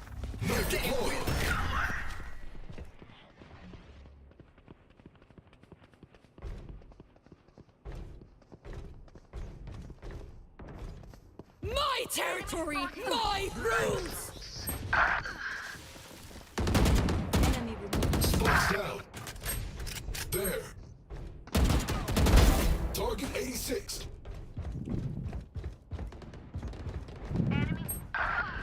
So close. Do better. Oh! How does he wait for me to pick him? Like, how does he know? How? He was behind. I have the spike.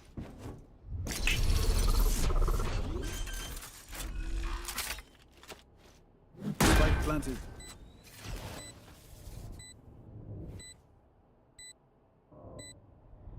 He has a mark to put down. He still has his mark, man. Nice.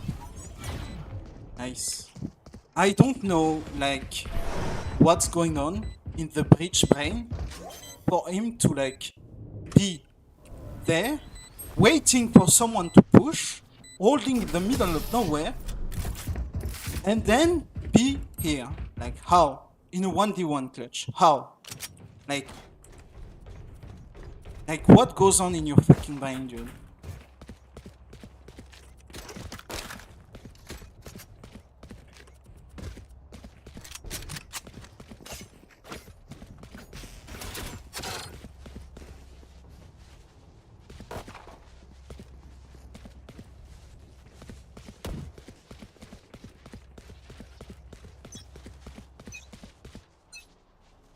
Shutting them down. One suppressed. Cutting their vision. One on site. Deadlock on site. Cutting their vision. It's a go. On top. Plant the spike. Spike's down. Going down. Spike retrieved. Come help me! Come help me! Come help me! Time to die. Don't make a fuss. Holy fucking shit, dude. How fucking brain dead do you have to be to not see that your fucking ally with planting needs fucking help, like. My Reina is holding nothing, my Sage is lost in the middle of fucking nowhere, like.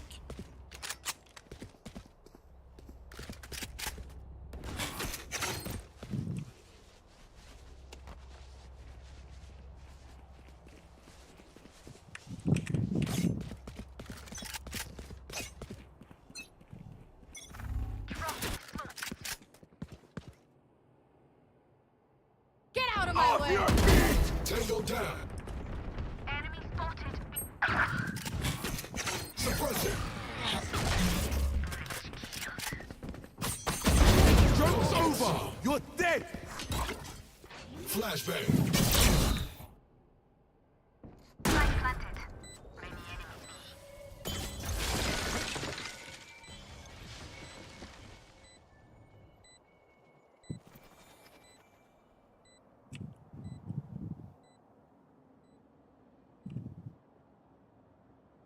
Here.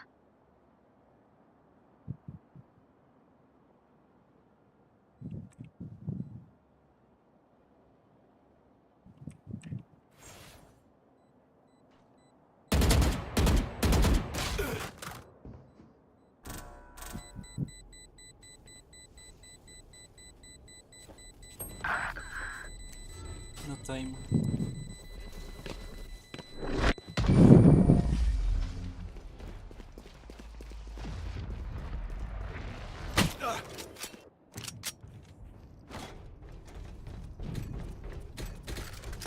Reloading. The game is 3-win. 3 fucking win. If I have people with a brain. Fake B.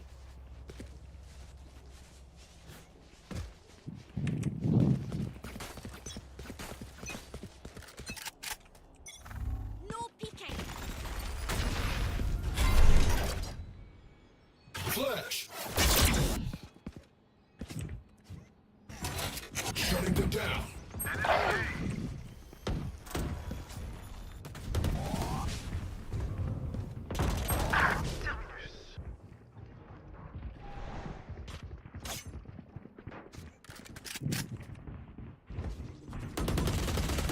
No, there is a thing.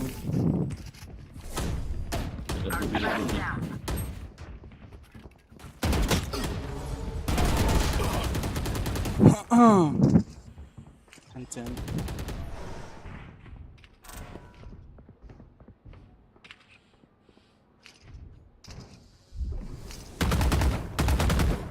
Holy shit. What are you dismissing, my dude? Where is he aiming at? Where the fuck is he aiming at? Where the fuck is he aiming at? Like... Reloading.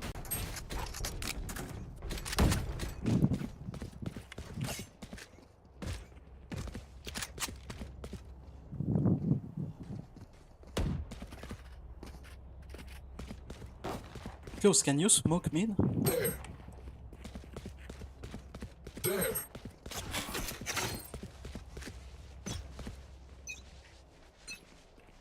Suppressing.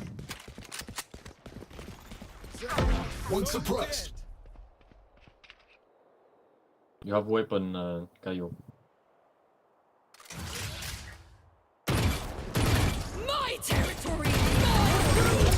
Help, help! Spikes down.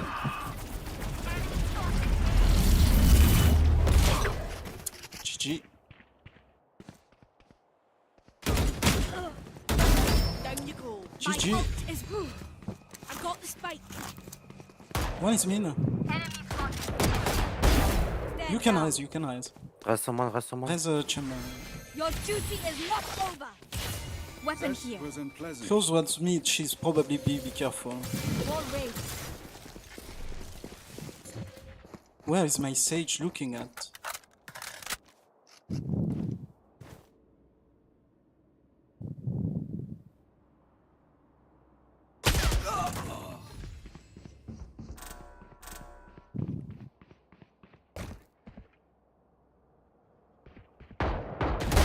Good attempt. Okay. Close was on B.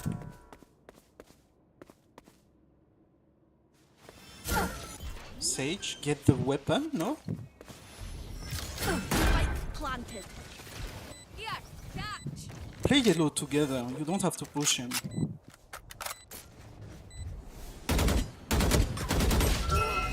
Back like I never left.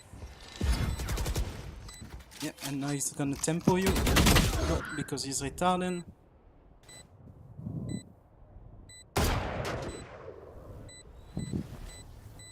Here.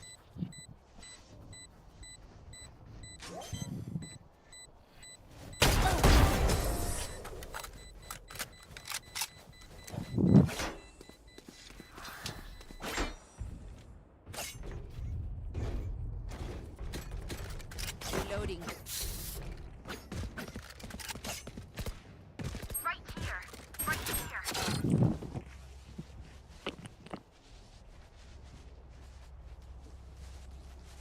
here. Skin Panda cloth, please. Skin Panda.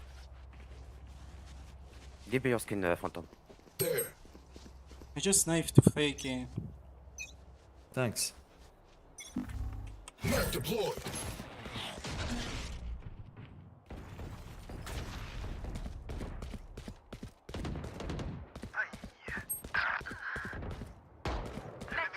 You had your fun.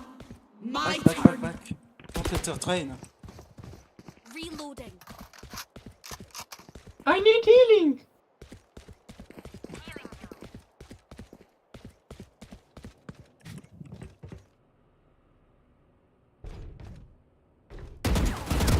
Deadlock on A.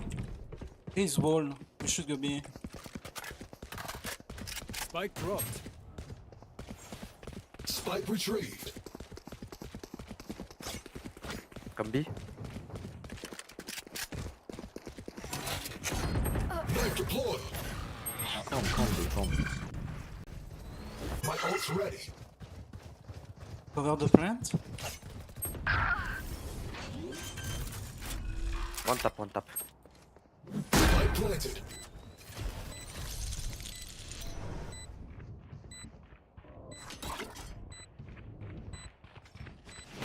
Flashback. Teleport's gone.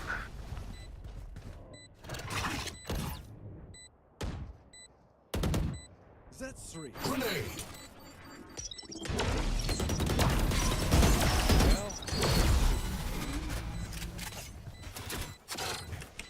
Suppressing. I can buy for you. Did I have a drop? Reloading. I can buy for you. Reina Did I have a request. drop? You can buy and you buy full share. Anyone need anything? I can buy for you.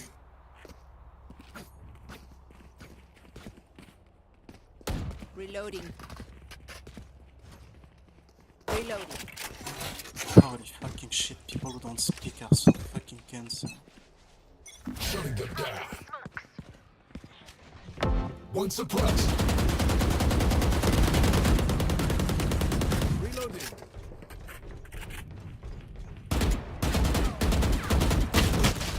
Jet ground. Why does he not pick with me? Why is my chamber like looking at me? I literally have my ultimate. Like if we take that kill I can Go back, ult and we go go back. in. Behind bridge. Mid, under you. Oops. Let's go B. Careful here.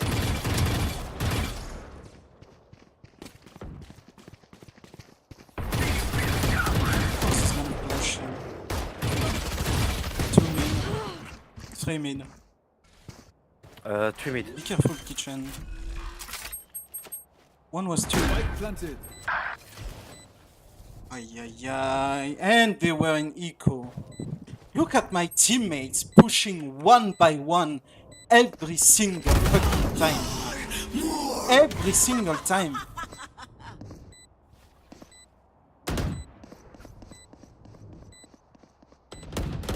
Mid, behind you right now. 1 HP. 1 HP, 1 HP. Nice. Oh, what fucking shit.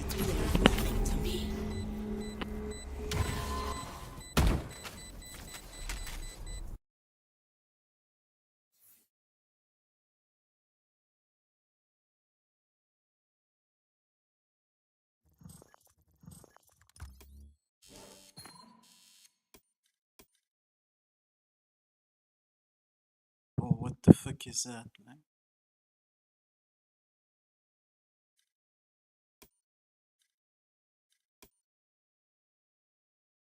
Breach on fucking icebox with the most random lurking timing. So retarded that you can't even predict anything. You don't know what he's doing, but I'm pretty sure he doesn't even know himself.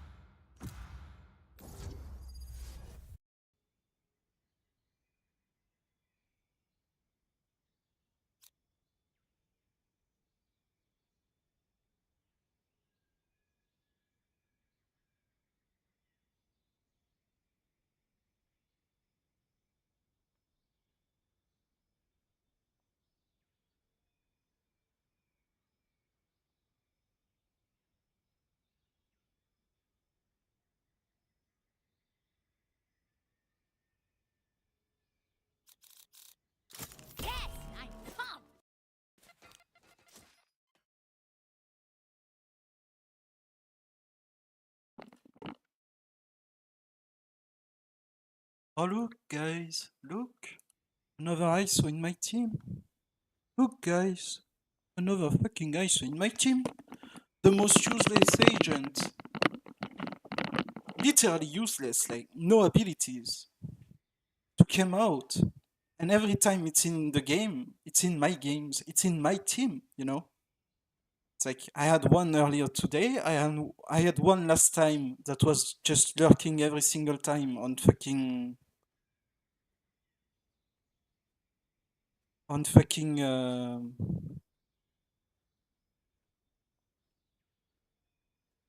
on fucking Sunset, and now I have another one. And you know what that means? It means that we fucking lost. We fucking lost that game. That game is lost. Nice. I saw. Ooh. I love having dog shit. Literally dead agents. Dead agents. in my games. I love it. I love having an Omen and a Close. Right? On a fucking map where Omen is enough or Close is enough. Right? I love having a Sova. That's not gonna do anything. I love not having a Sentinel. You know, I just love having dog shit team comps. I live for that. Meanwhile, you look at their team comps. 1 controller, 2 duelists, 1 sentinel, 1 initiator.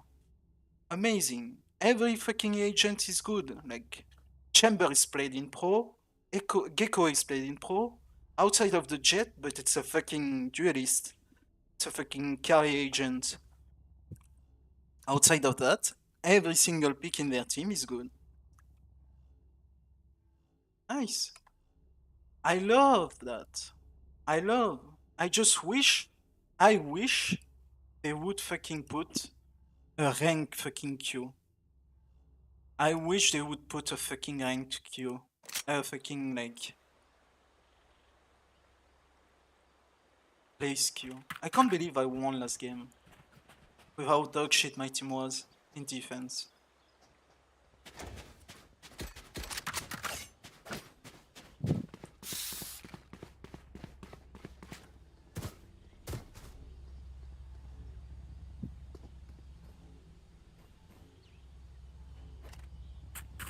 Hello?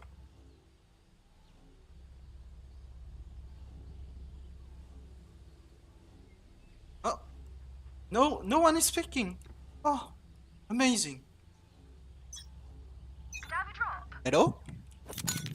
Grenade! Cover going out. Enemy spotted. On my mark. Dust.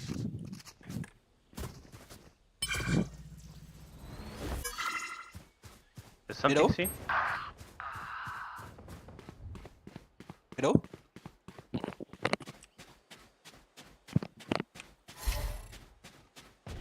Multiple enemies C. Hello?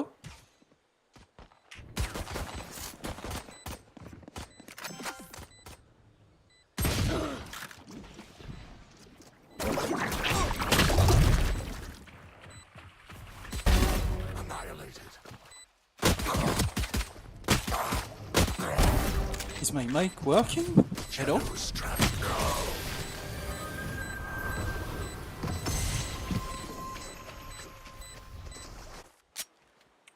Apparently my mic is not working. Which is weird because I fucking hear myself for some reason.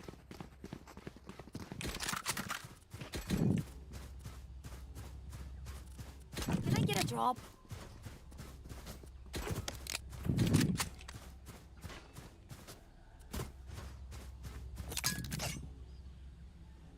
Hello? Is my mic working? Grenade! Right here.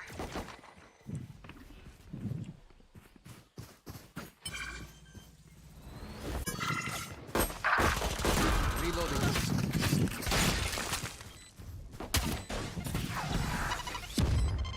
Scanning ahead. Satchel out. Quiet now.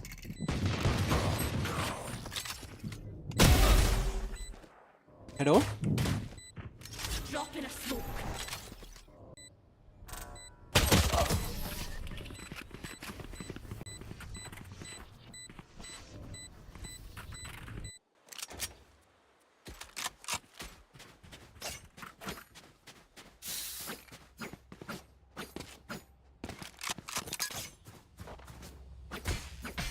It's one of those. Dude, I saw. I should just dodge.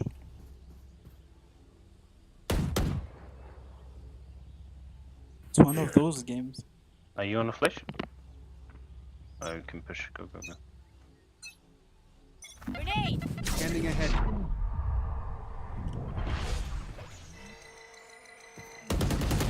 Reloading. Right Mid. here. Bomb buddy out.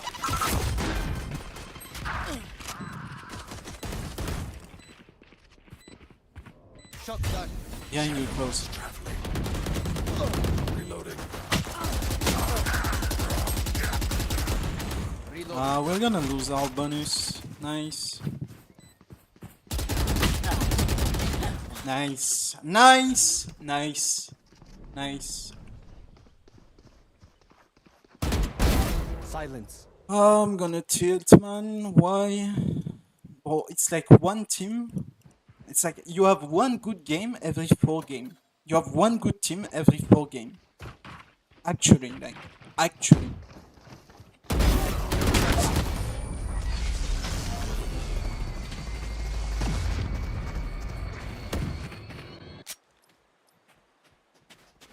GG, I'm trolling, guys. Could I have a drop?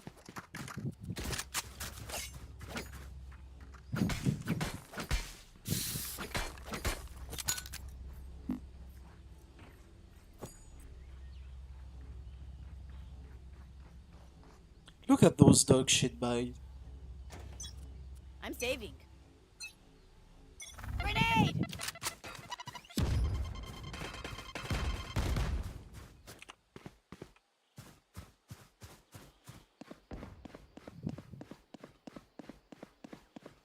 Look where he's playing on C, bro. He's playing in the fucking spawn.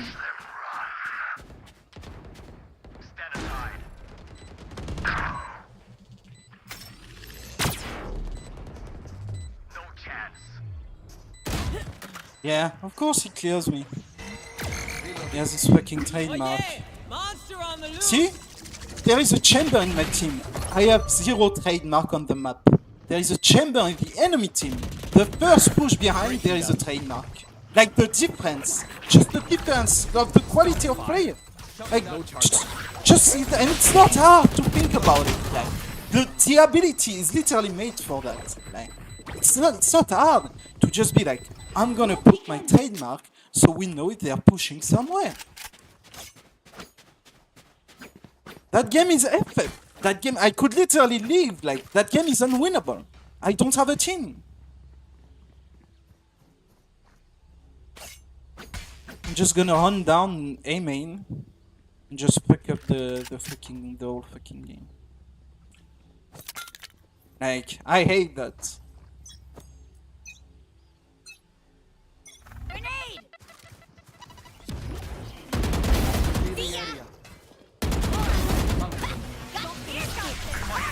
My ult's ready. Okay. Satchel out. Yeah, of course. Why is my ultimate not out?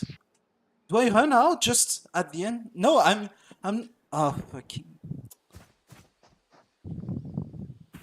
Deploying drone. On C. Gecko is on C. Planting on C. No distraction.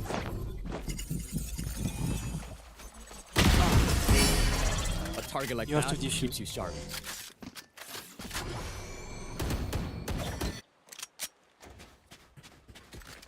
Nice roll.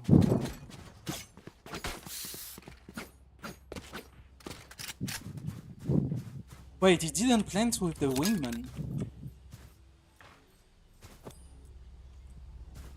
Oh, maybe because he's last and he dies, the wingman doesn't plant.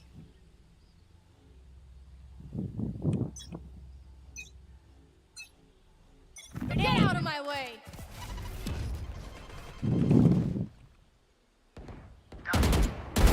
Nightmare's over! Chamber A. Gecko C. 2 for you C.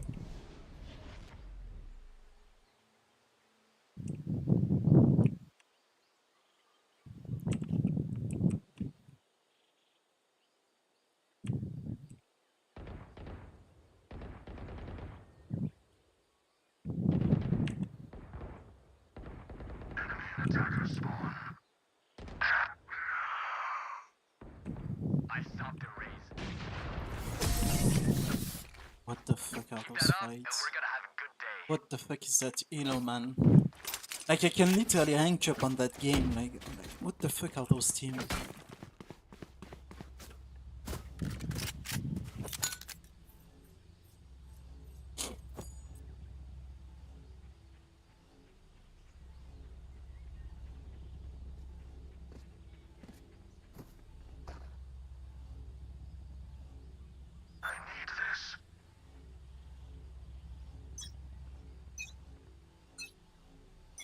You want to play? Let's play.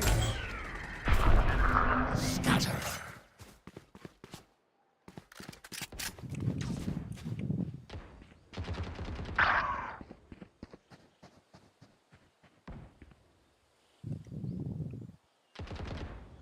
Enemy spotted C.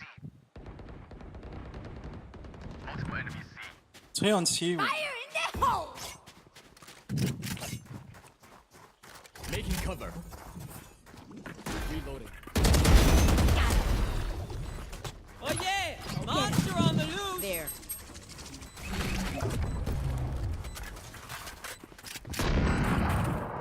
Enemy spotted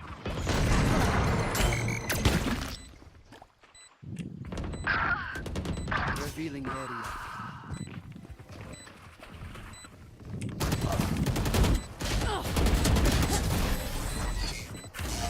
How do we lose 3 people to 1 jet when they are so packed in my fucking team? Like, I literally have 3 people on top of each other, sucking their own dicks, and they manage to die to the fucking jet. Satchel out.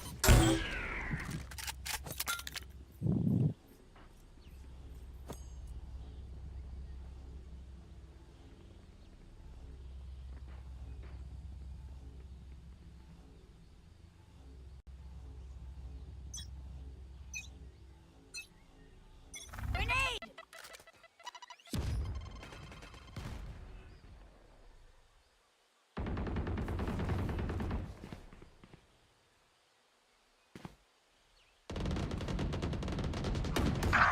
Enemy spotted B. Enemy spotted. That's you, pal. My ult is ready. Have one of these.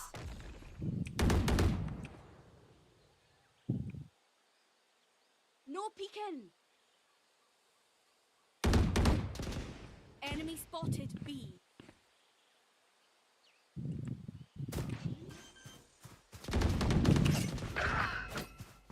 Back like I never left. Bomb buddy out.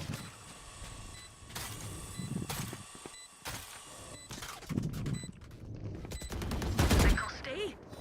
Refresh. Satchel out.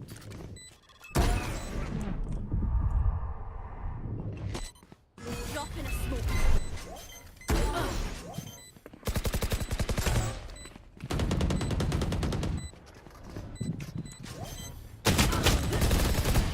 Ah, nice. Nice. I love to have 0 info. I love to have 0 stock power in my defensive side. Because I have a fucking ISO that plays off the map. Just love it. You just love it.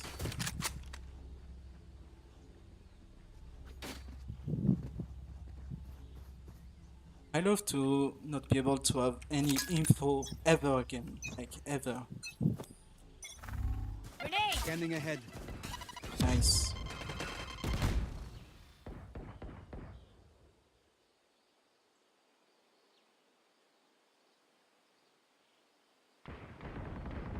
Multiple enemies.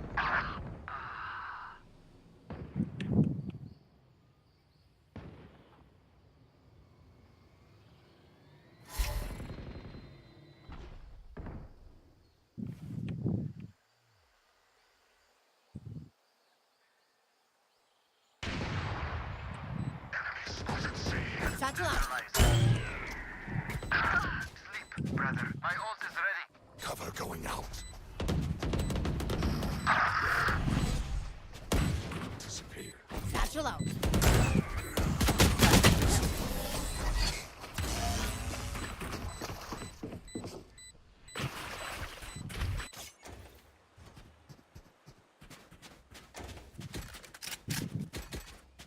Yeah, sure. Surely we're gonna surrender, man.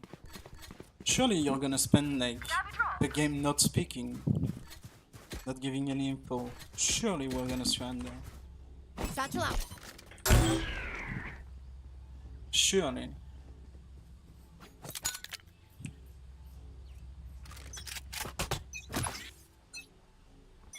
Bomb buddy out. Deploying drone. Yeah, nice. I am the hunter.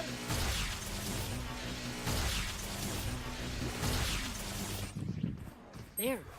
Scanning ahead. Surely.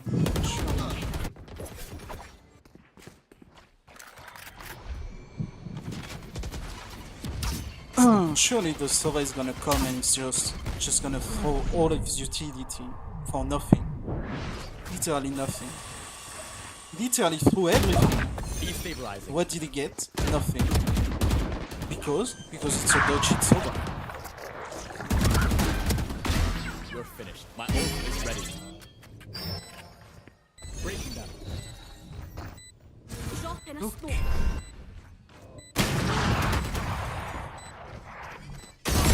I stopped their raid. No distraction. He's gonna do the same fucking thing. Yep. How can he go through the fucking wall? I don't know. That agent is trash. I hope they just delete it I from have the a game. reputation to maintain. It's just a trash agent.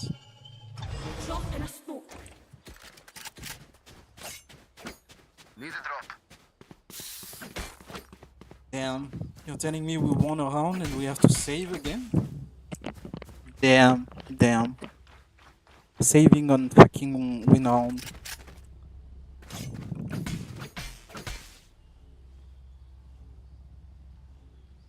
It's crazy how, like, A, you're supposed to play with 3 people, but we have two people on B, 2 people on C. You want to play? Let's play.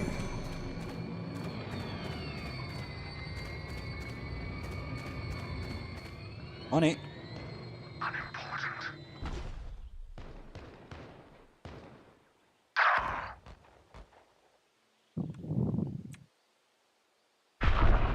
Scatter.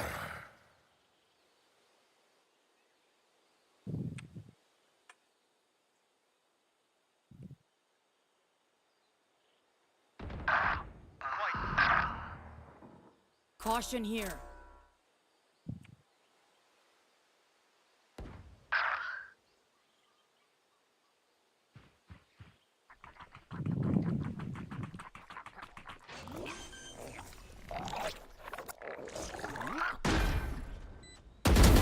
One down. My ult's ready.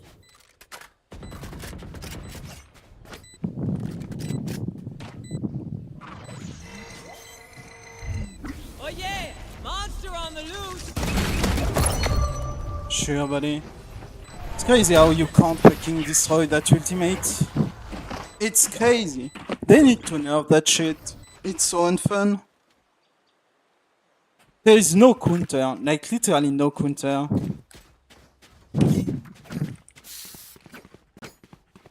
No fucking counterplay to that fucking shit.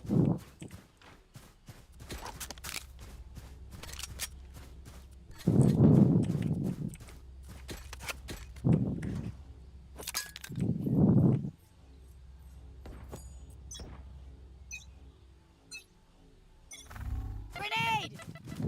Out of charges. Here comes the party!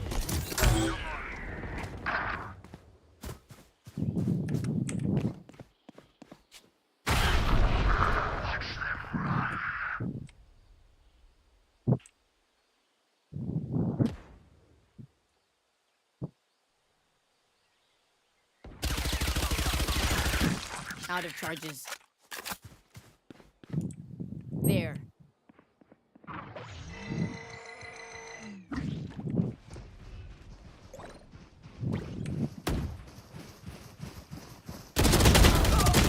Yeah, how do they know? How do they know?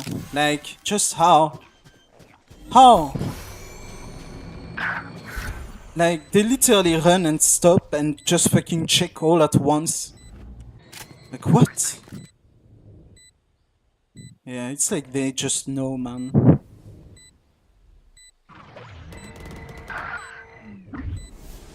God, my team is awful. God, it's so unfun to play with dog shit people. Like, they are everywhere, man. every fucking where. Like, they are everywhere. I have zero fucking info.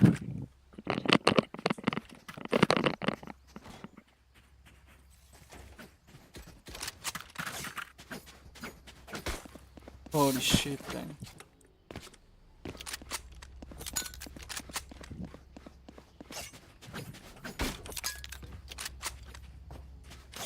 People pick dog shit comp, don't speak and shit, and then they want to surrender the game. Like, what the fuck are you doing with your life? Literally queuing games to throw. These people are literally queuing games to throw. Fucking pre-made. Dog shit fucking pre-made. I hope they give a solo queue one day.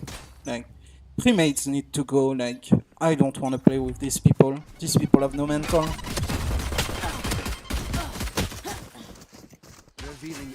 Don't push with me, guys. I hope you all get hyped. Focusing. Our spike is down. Oh, the fucking laser is a grenade now. Nice.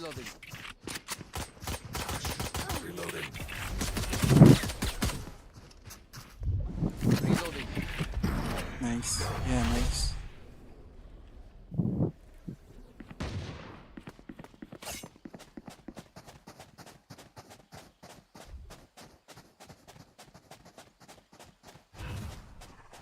Shadows traveling. I hope my teammates get raped, get cancer.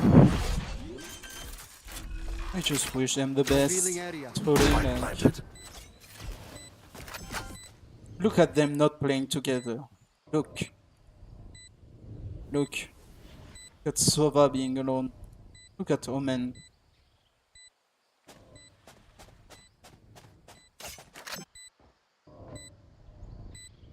Look at him. Like, just jumping on top of shit.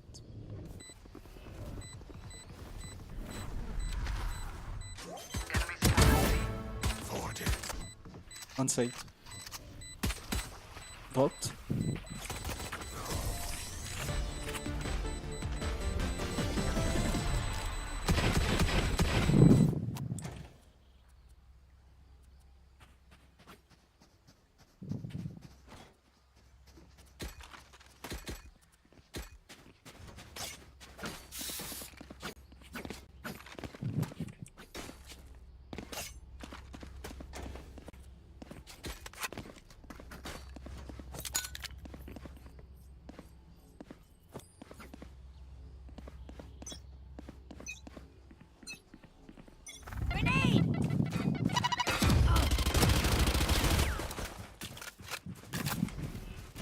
There.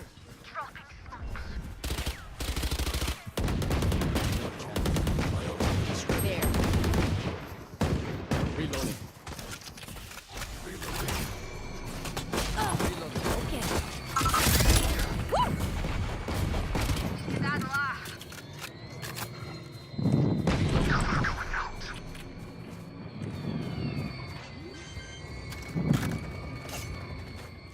Spike planted.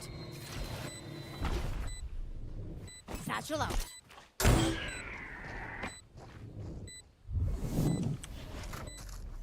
Reloading.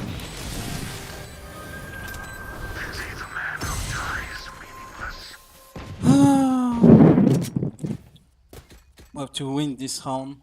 It's our bonus.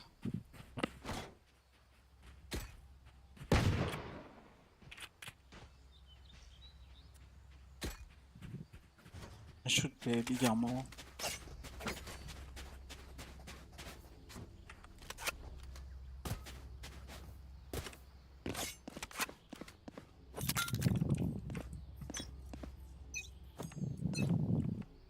Grenade.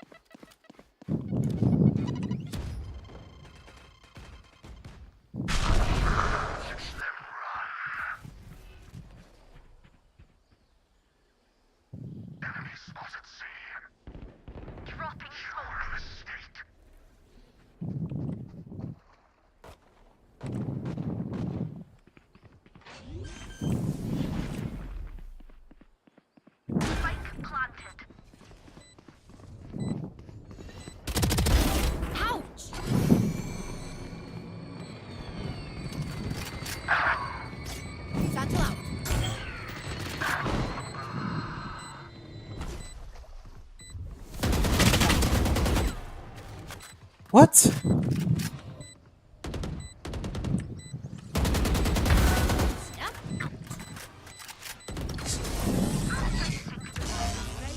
Grenade!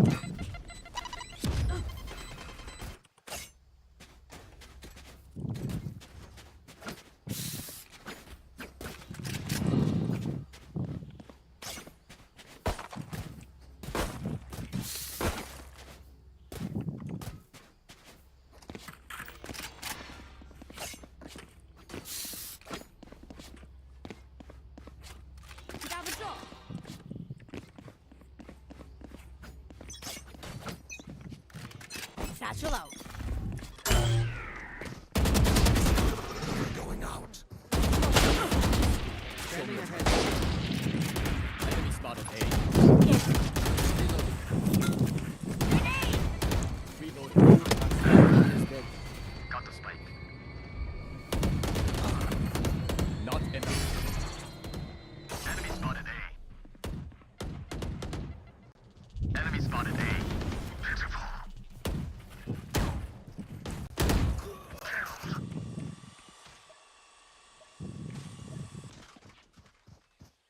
Breaking them.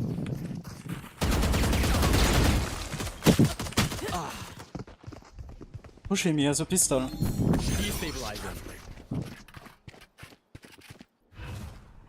Shadows traveling. Planet. Show me a target.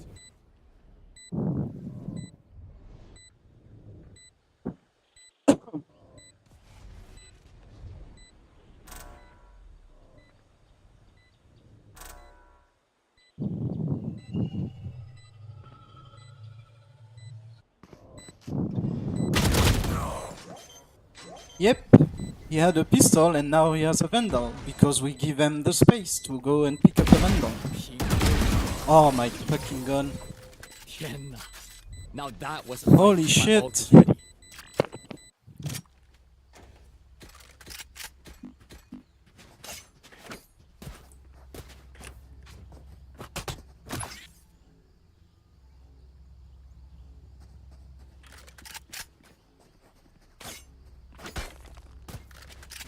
I need a gun. I need a gun.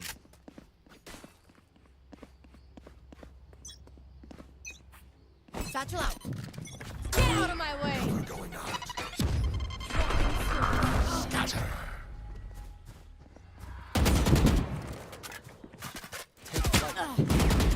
There.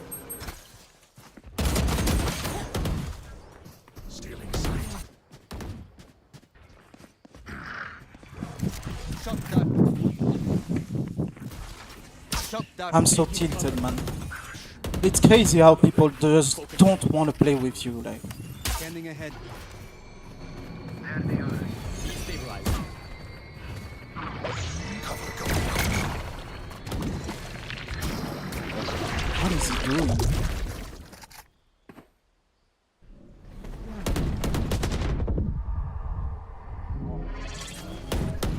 No distraction. You got the gecko.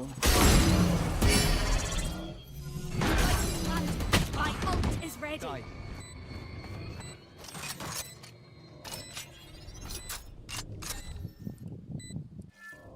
No peeking. Why is she peeking? What the fuck is happening? Oh, like, you are in a 1v3. Why do you re-pick? Why do you give him a 1v1? Like, how? Like, I don't get it, man. It's too advanced of a play for me. Like, my brain is too small. My brain must be too fucking small.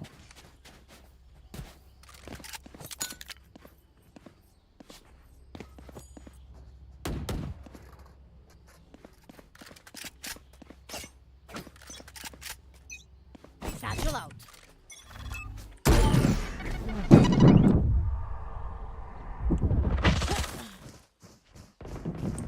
Shot down. My ult is ready. Shadows traveling. Drop in a smoke. Take flight.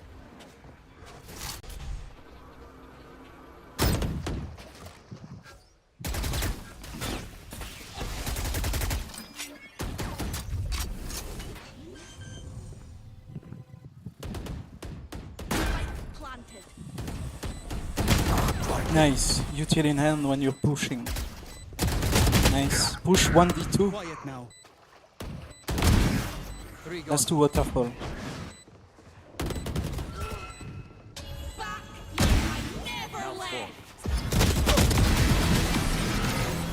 None escape me. I'm back for good.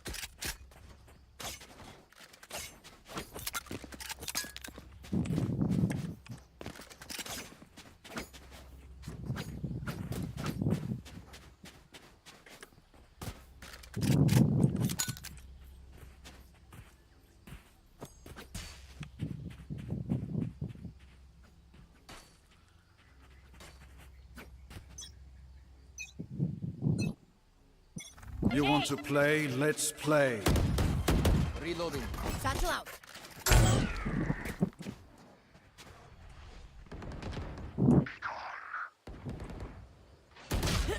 Yeah, nice. Nice. Breaking them. Literally pushes alone. Focusing. Mount. Like, what?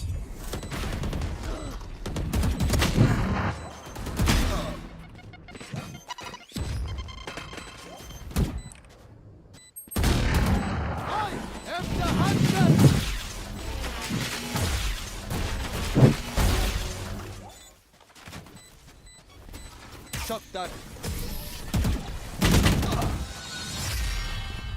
NT.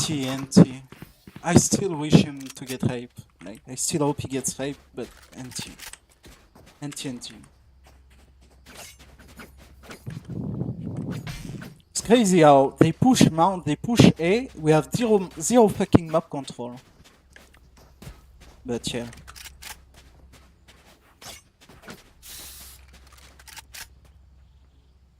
And we still are in those fucking... I need a gun.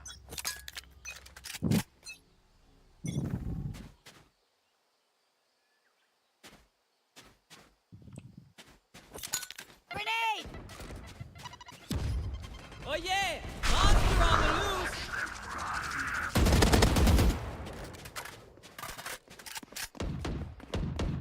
Reloading.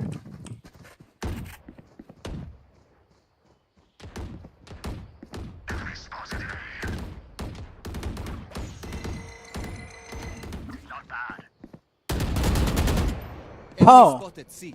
How fast does he pick it up? Like, Spike carrier's down. Satchel out.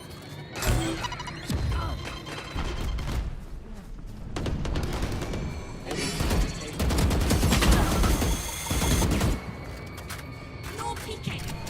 I have the spike. Crashing is down with you. Reloading. Deploying drone.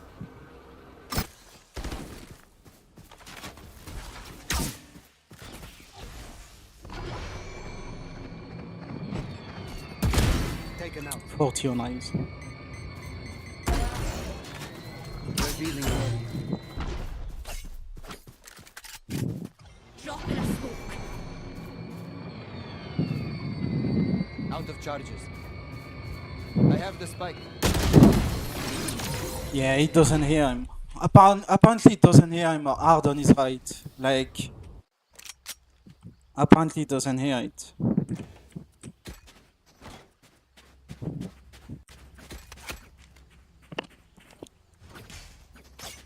I need a gun.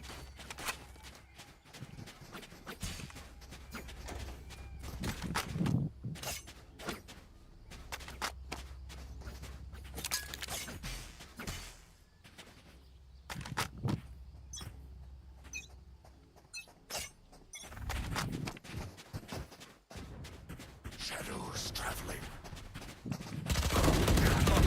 Spike carrier's down.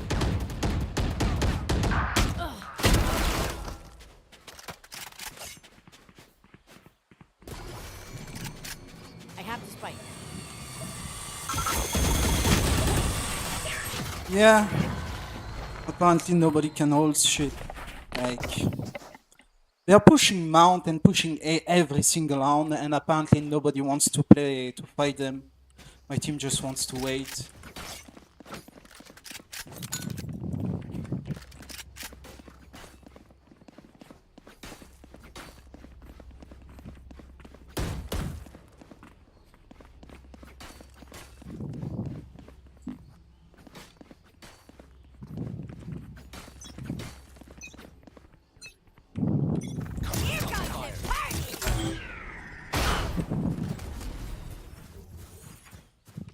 Scanning ahead.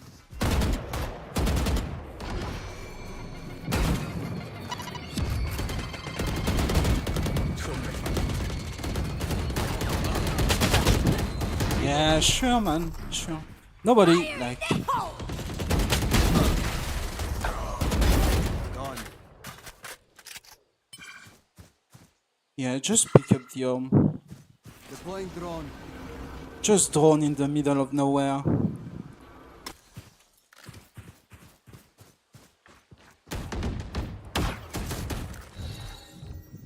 Drop in a smoke.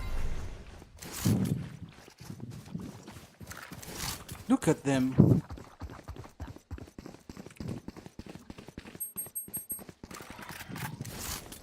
Plant? Oh.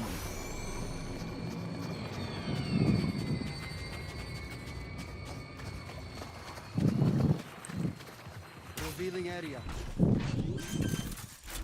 Shot that. Spike planted. My ult is ready. Dropping smokes.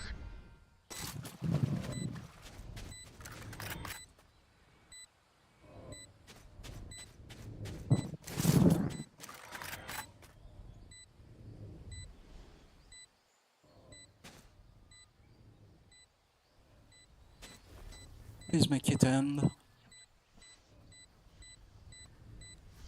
I don't want to play OT with these people. Scanning ahead. Get back, sweetheart. I need to find a way to throw around.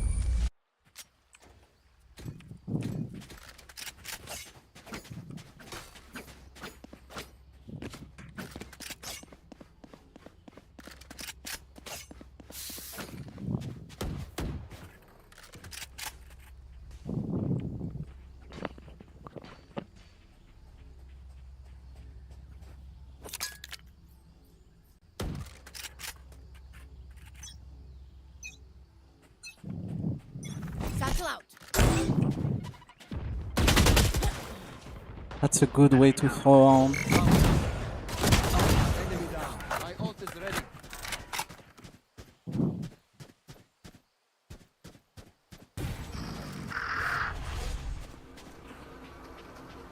We have a lot of ultimates though. That omen. God, I'm losing to these people, like. Just run through a smoke like a retard. We are losing to that kind of fucking mind. What is he doing? No Don't do it, bro, don't do it. He misses your ultimate. I mean, I think he won 3 out of the 4 fucking ultimates, yeah. Can I get a drop?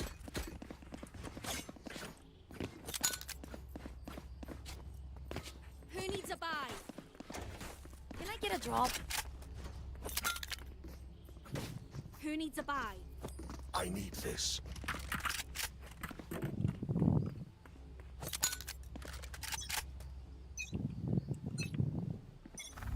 Satchel out.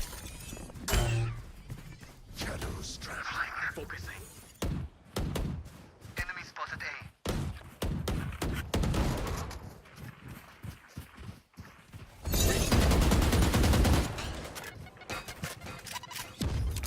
Grenade!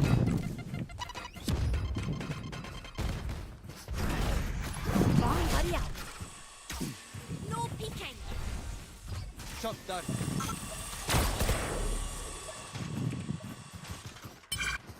It's light. Satchel out.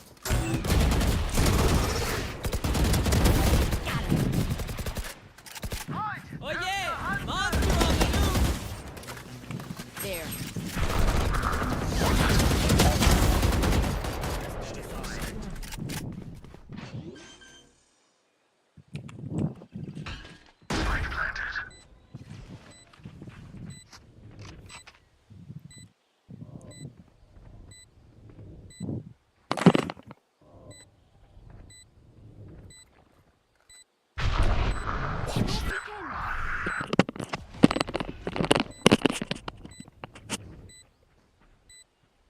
lost my zone. Fucking.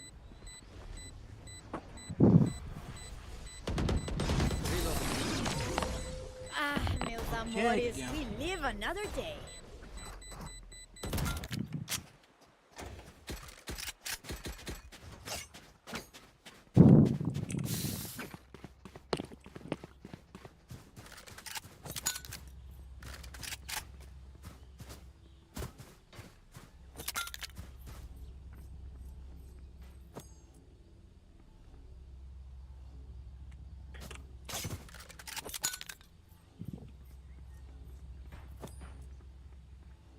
Caution here.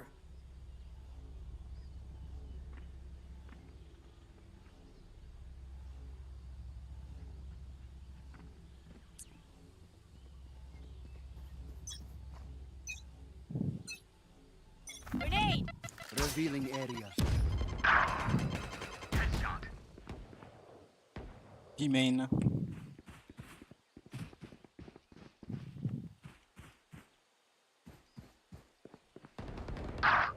Someone is running B main.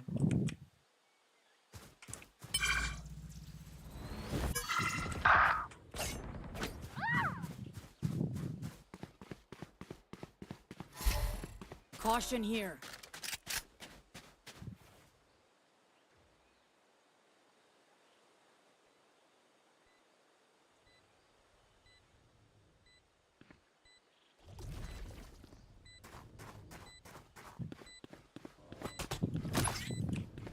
Bomb buddy out. Too still. Ah, if only we could wait for a retake on C.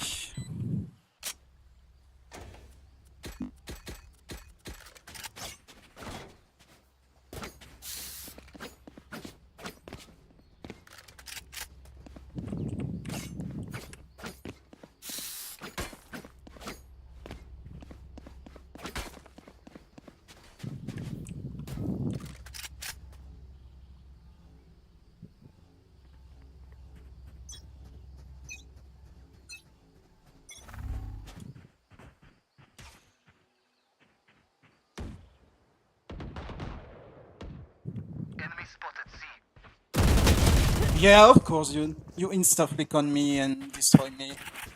I love insta double headshot, dude. Look at that, insta double headshot with the Odin. If that's not amazing, dude.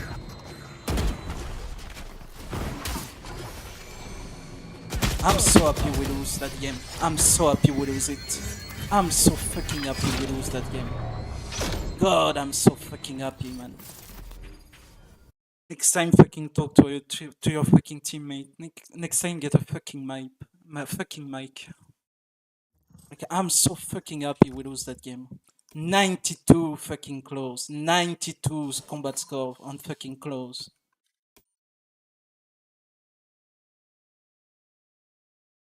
Like, yeah, I'm so happy we lose that game.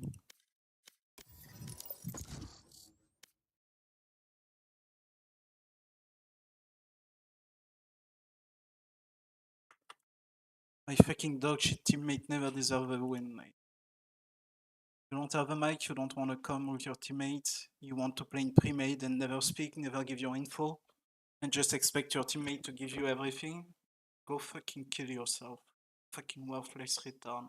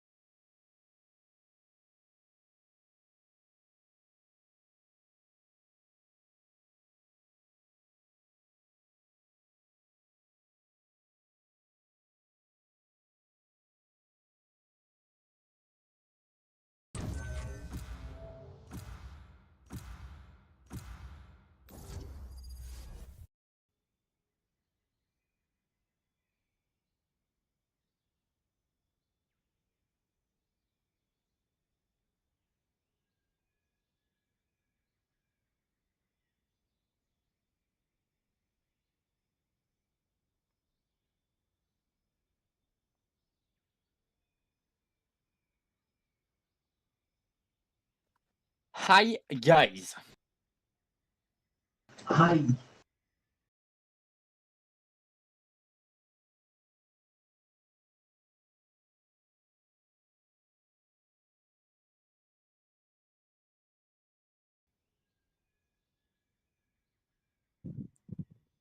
Ooh. If that's not a dog shit team. Ooh.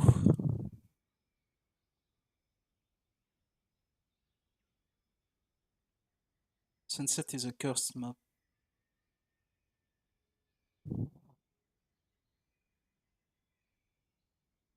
I mean, they spoke in champ select, so I guess I can try Cypher.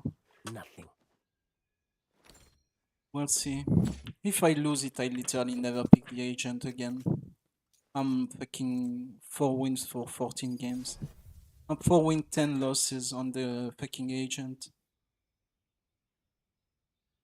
Oh my god. If I lose with Cypher against fucking Killjoy Sage, I'll kill myself. I'll literally do it. I'll do it live.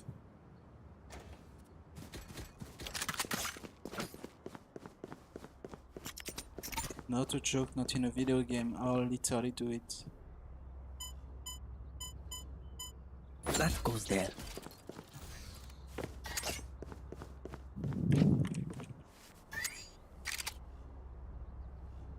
Ah, this is a nice spot. Okay, again.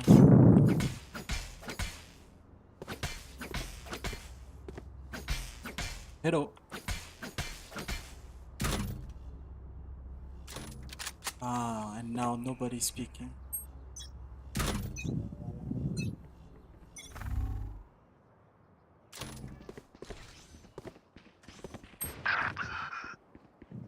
Nice.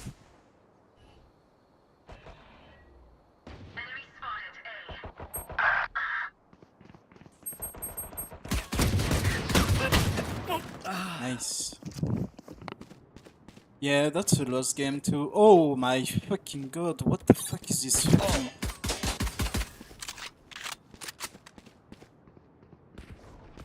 What the fuck is that lag he's playing with?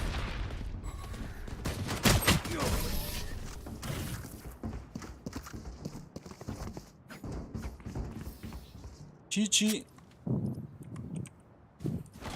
Nobody's speaking and I have a dude that's chat restricted. You love them. You love those games.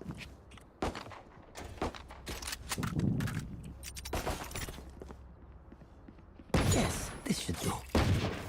You got to love those games. Reloading. This goes here. I'm saving. Here.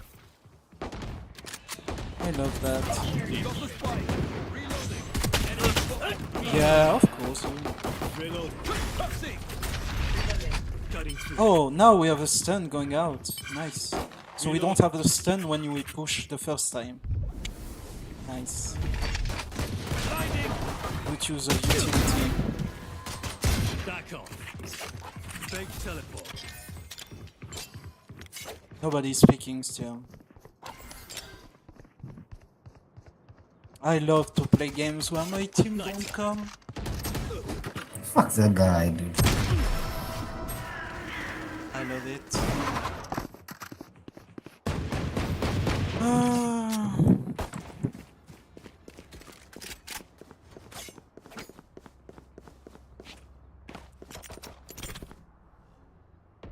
That goes there.